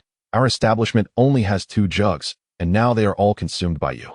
Han Song shook his head regretfully, expressing his desire. "If only there were another barrel. Do you happen to have the recipe for this wine to sell to me?" The woman in white replied. This wine is not brewed, but rather collected from the dew that drips from the fruit of the gentian tree, gathered drop by drop. As for the gentian tree itself, aside from those who harvest this wine, none have laid eyes upon it. Our establishment only purchased 2 jugs due to its peculiarity. Is that so? What a pity. Do you know who possesses this gentian tree? Han Song continued to inquire. The woman in white answered, I obtained this wine from the 6th linked hall. If the senior truly wishes to acquire more, you may inquire there. 6th linked hall? Han Song recalled reading about it in various texts. Noting that its leader was a formidable cultivator of the nascent soul stage, the 6 paths, old demon. He chose not to pursue the topic further, stating, You do not intend to merely treat me to some wine as an apology, do you? He emphasized the word apology. The woman's face turned pale immediately, and she bowed, saying, Please, senior, quell your anger. I was unaware of your remarkable capabilities. Otherwise, I wouldn't dare to act so boldly. Han Song waved his hand dismissively, saying, I will let bygones be bygones. I have come today to ask a favor of your esteemed sect. Whatever you require, senior. Just say it. I will certainly assist you in any way within my power, the woman declared with unwavering conviction. Han Song presented her with a jade slip, within which was a replica of a young woman's likeness, asking, Do you know where this young lady is currently located? The woman in white examined the jade slip, her expression shifting between uncertainty and contemplation. After a moment, she asked, What business do you have with her, senior? Han Song cast her a sidelong glance, causing her to promptly cease her questioning. He stood and walked towards the door, turning back to say, Investigate her whereabouts and deliver the findings to me. You know where to send it. Fortunately, his spirit was considerably stronger now. Otherwise, he would not have been able to suppress the effects of the gentian wine. He had already resolved to leave this place and return to properly digest the wine. Please, senior, wait. I have another matter I wish to discuss with you. The woman in white called out as she hurried after him. I have heard that you possess many talismans and elixirs. Our sect wishes to purchase all of them and will certainly offer you a fair price. Her demeanor shifted, her eyes sparkling with allure, and her flattery was evident. Hearing this, Han Song chuckled. I do not wish to boast, but even if you offered me the entire Miaoying sect, I would not be interested. Speak quickly, and do not waste my time. Finally, the woman revealed her true intention. I kindly request that you become a guest elder of our Miaoying sect. With elderly deceased, there are few remaining Golden Core elders in our sect, and we seek a new Golden Core senior for protection. You dispatched Elder Li of the mid-Golden Core stage and Elder Hong of the early stage with ease. Now that you have successfully formed your Golden Core, I believe you can contend with nascent soul cultivators. Please, join us as a guest elder, and I shall offer you substantial rewards. Substantial rewards? I hope what you present will be to my liking, Han Song replied, his expression stoic as he awaited her to unveil her so-called treasures. If they were indeed items he desired, he might consider the position of guest elder. Given the current situation, the intelligence operations of the Miaoying sect appeared to be quite proficient. Should any matters arise in the future, he could delegate investigations to them, saving his own time. While he pondered, the woman in white produced a porcelain vial, presenting it before him. I have heard that you have a keen interest in the blood of rare demon beasts. This vial contains blood I have painstakingly collected, specifically for you. Han Song accepted the vial and opened it, a foul odor wafting into his nostrils. Inside, there was indeed a trace of true spiritual energy, though he could not discern what kind of true spirit it belonged to. The woman in white added, This blood is the essence of a rare demon beast, extracted from a 7th-tier wind sandrat. It took considerable effort for me to procure it. Furrowing his brow, Han Song contemplated for a long moment, unable to recall any type of true spirit that belonged to the rodent family. He would need to refine this blood further and examine it with the inquiry mirror. He immediately cast a spell, utilizing the thread drawing mystical art. The blood within the vial began to bubble and churn, and from it, a fine crimson thread was drawn into his palm. After several breaths, the boiling blood settled, ceasing to emit any more crimson threads. He gazed at the blood for a moment, then stored it in his own vial, returning the porcelain vial to the woman in white. She received it, her heart pounding with astonishment. She had believed the essence she gathered from an entire wind sand rat to be exceedingly rare. Yet this young man had managed to refine even a minuscule droplet from the already processed blood. The aura within that droplet made her uneasy, as if it contained the power to obliterate the world. Han Song sighed, expressing his dissatisfaction. It's still too little. However, you have shown some initiative. You may sell this, but do not sell it within Tianqing City. As he spoke, he tossed over several storage pouches. The woman in white examined the contents of the pouches and was further astonished to find neatly stacked talismans within. Even though she had practically taken control of the Miaoying sect, she was still shocked by their quantity. After taking several deep breaths to steady herself, she finally said, "What you say is indeed true. We cannot afford such a large quantity of talismans. But rest assured, once sold, I will ensure that you receive every spirit stone without any deductions." Han Song smiled at her response. "That will not be necessary. Just give me 95% immediately, and consider the remainder as your commission." "Thank you for your understanding, Senior," the woman in white replied, her heart brimming with joy. Even with just this small portion, it would amount to a significant sum of spirit stones. Chapter 64. The Reincarnation of the Ink Color Ring. Without further ado, quickly gather the whereabouts of that young lady. You know where to send the information, Han Song instructed before exiting the Miaoying sect's tavern and returning to the Lingxian boutique. Upon returning to his room, he mused. The Miaoying sect is indeed impressive. If I were to bring their techniques back to Tiannan and establish a sect akin to the Miaoying sect, creating a new enterprise and proliferating this business model throughout Tiannan, would spirit stones not flow in abundance? The women within the Miaoying sect, to put it kindly, were practitioners of the brothel, and to say it bluntly, mere alchemical furnaces. Han Song held no compassion. If he could enhance the supply of spirit stones to the Lingxian sect, he would not care how they conducted their business. After all, this enterprise is a long-term endeavor, and he would not remain in this realm for too long. If he wished for the Lingxian sect to become a grand sect lasting over 10,000 years, a continuous supply of spirit stones was essential. He did not have the time to undertake this matter himself. He needed to find suitable disciples. Suddenly, he recalled the young woman named Dong Xiner, a cultivator from Huangfeng Valley, who had accompanied Han Li during his last visit to the Yin family fortress. Uncertain whether she has attained the golden core, he lamented that if he were to return to Tiannan, she would have long since perished, a sentiment steeped in regret. Dispelling such thoughts, he extracted a minuscule amount of true spirit blood he had recently gathered and directed the golden light of the inquiry mirror upon it. Heavenly Rat? The name of this true spirit was unfamiliar to him. The varieties of true spirits were numerous, and he was unperturbed by the name, swallowing the drop of true blood without hesitation. At this juncture, his foremost concern was the crafting of a magical artifact. The illusory mysterious array contained records of a set of life-bound array flags, a matter he had pondered for some time, but struggled to find suitable materials for their creation. Soul-nurturing wood was undoubtedly essential, as the array's ultimate technique was an illusionary formation, and the wood would surely enhance its effectiveness. Thunderhawk feathers could serve as auxiliary materials, yet they were inadequate as primary components. The total number of array flags amounted to 108, while he possessed only 7 Thunderhawk feathers, far from sufficient. The only solution lay in amalgamating Rahu skin, Rahu teeth, soul-nurturing wood, Thunderhawk feathers, and nails into a novel material, from which he could then fashion 108 array flags. This was the finest material he currently had at his disposal. However, he lacked a suitable flagpole. Thus, he resolved to seek out his third brother. After achieving the golden core, Han Li had left him a sound transmission talisman at the Spirit Immortal shop, informing him of his present location, on the opposite side of Tianqing City, where it seemed he had opened a talisman shop. Having contemplated this, Han Song promptly departed for the northern side of Tianqing City. Now, Han Li had transformed into an elderly man with a head of graying hair. Were it not for the faint remnants of youth still visible, he would have been difficult to recognize. This was merely a guise. Upon arriving at the shop, Han Song approached him directly.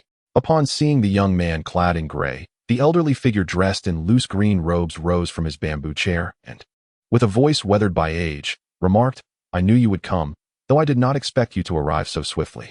He chuckled heartily, instructing the shop attendant to keep watch over the store, and led Han Song to a room in the back courtyard. "How have you been, third brother?" Han Song inquired with a light-hearted smile. The elder waved his long sleeves, and in an instant, his appearance transformed, the wrinkles on his face fading away until he resembled a familiar young man. He produced a storage bag and tossed it to Han Song, saying, "This is a rare treasure for crafting magical artifacts." "What is this?" Han Song exclaimed, his eyes widening in surprise. "Heavenly Thunder Gold Thunder Bamboo." He had come seeking materials related to spirit gathering, envisioning that using spirit gathering items as flagpoles would allow his formation to achieve an effective immortality, provided he did not personally dismantle it. Moreover, it would enhance his cultivation speed wherever he went. With this golden thunder bamboo, the spirit gathering effect was lost. Yet the power of the illusionary formation was significantly amplified. Which effect was superior remained a matter of personal interpretation. Han Song's envisioned illusionary formation prioritized endurance, and the current plan, though a bit bolder, was acceptable regardless of the outcome. He tossed Han Li a storage bag containing 2 Rahu teeth, 2 Thunderhawk feathers, and the formula for tiger bone pills. Han Li examined the contents, recognizing their extraordinary nature but unable to identify them. He inquired, "Where did you acquire these?" "Found them," Han Song replied, grinning as he recounted the tale of his acquisition. Upon hearing this, Han Li finally relaxed his furrowed brow, saying, "So they were left behind after a battle between 2 true spirits. However, according to your account, this was a conflict between the Thunderhawk and Rahu. I have heard that Rahu is a nemesis of the Utian Kuenping. Is it possible that the Utian Kuenping is the Thunderhawk?" About that, Han Song scratched his head, uncertain how to respond. The name Thunderhawk had been provided by the Inquiry Mirror, and he was oblivious to whether the Utian Kuenping and Thunderhawk were indeed the same true spirit. "I cannot answer that. To me, any material derived from true spirit suffices." He shifted the conversation, recalling another matter. He tossed Han Li a jade slip, asking, "Does third brother recognize the woman depicted in this slip?" Han Li accepted it, his consciousness delving into the image within, and he frowned, asking, "Who is this person? Why should I know her?"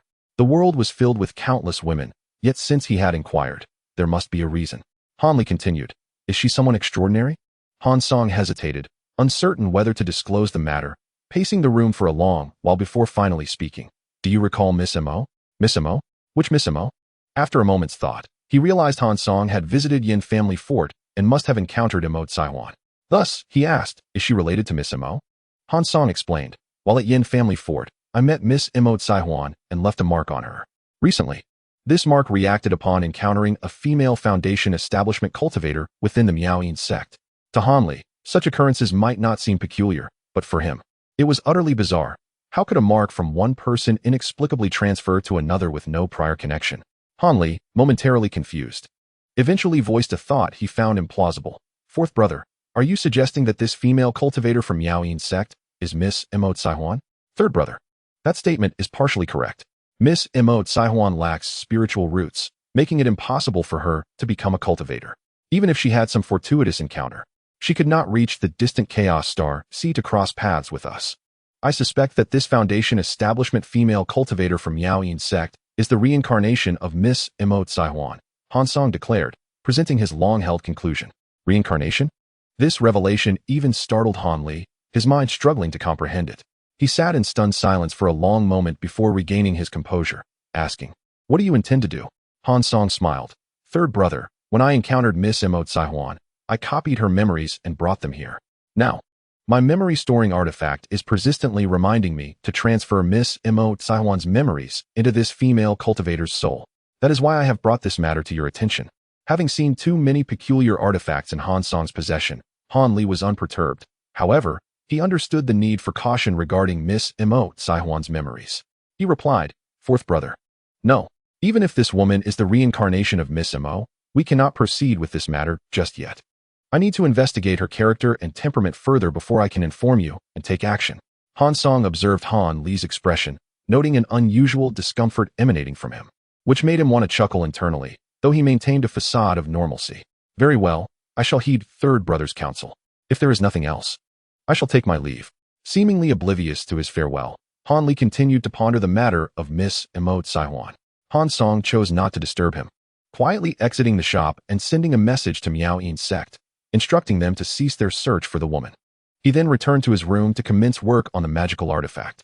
Meanwhile, within the Miaoyin sect's tavern in Tianqing City, a woman held a jade slip, her delicate brows furrowing in worry.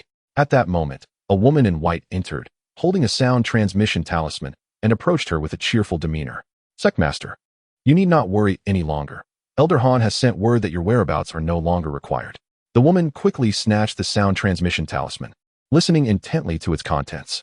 However, rather than alleviating her inner turmoil, her frown deepened. Concealing her unease, she spoke in a calm tone, "Aunt Fan, what do you suppose his intentions are in seeking me? Could it be that he has discerned my true identity? This woman clad in white is Fan Jingmei, the left protector of the Miaoyin sect, commonly referred to as Fan Zhuoshe by those within the sect. Besides the sect master, she holds the highest position within the organization, as the sect master seldom concerns herself with the internal affairs of the sect. The myriad matters, both great and small, are under the purview of Fan Zhuoshe." Upon hearing the sect master's words, she inwardly scoffed, contemplating who the sect master is in comparison to Elder Han. Would the latter truly care about the identity of a mere sect master from Miaoying? It is evident that the individual must have discovered something of significance about her. Nevertheless, as the left protector, she possesses keen insight into the affairs of the sect, and she is well aware of any treasures that the sect master might possess. Reflecting on the display of Elder Han regarding the essence of a 7th-level demon beast he had gifted her, she promptly dismissed any covetous thoughts regarding the sect master's possessions.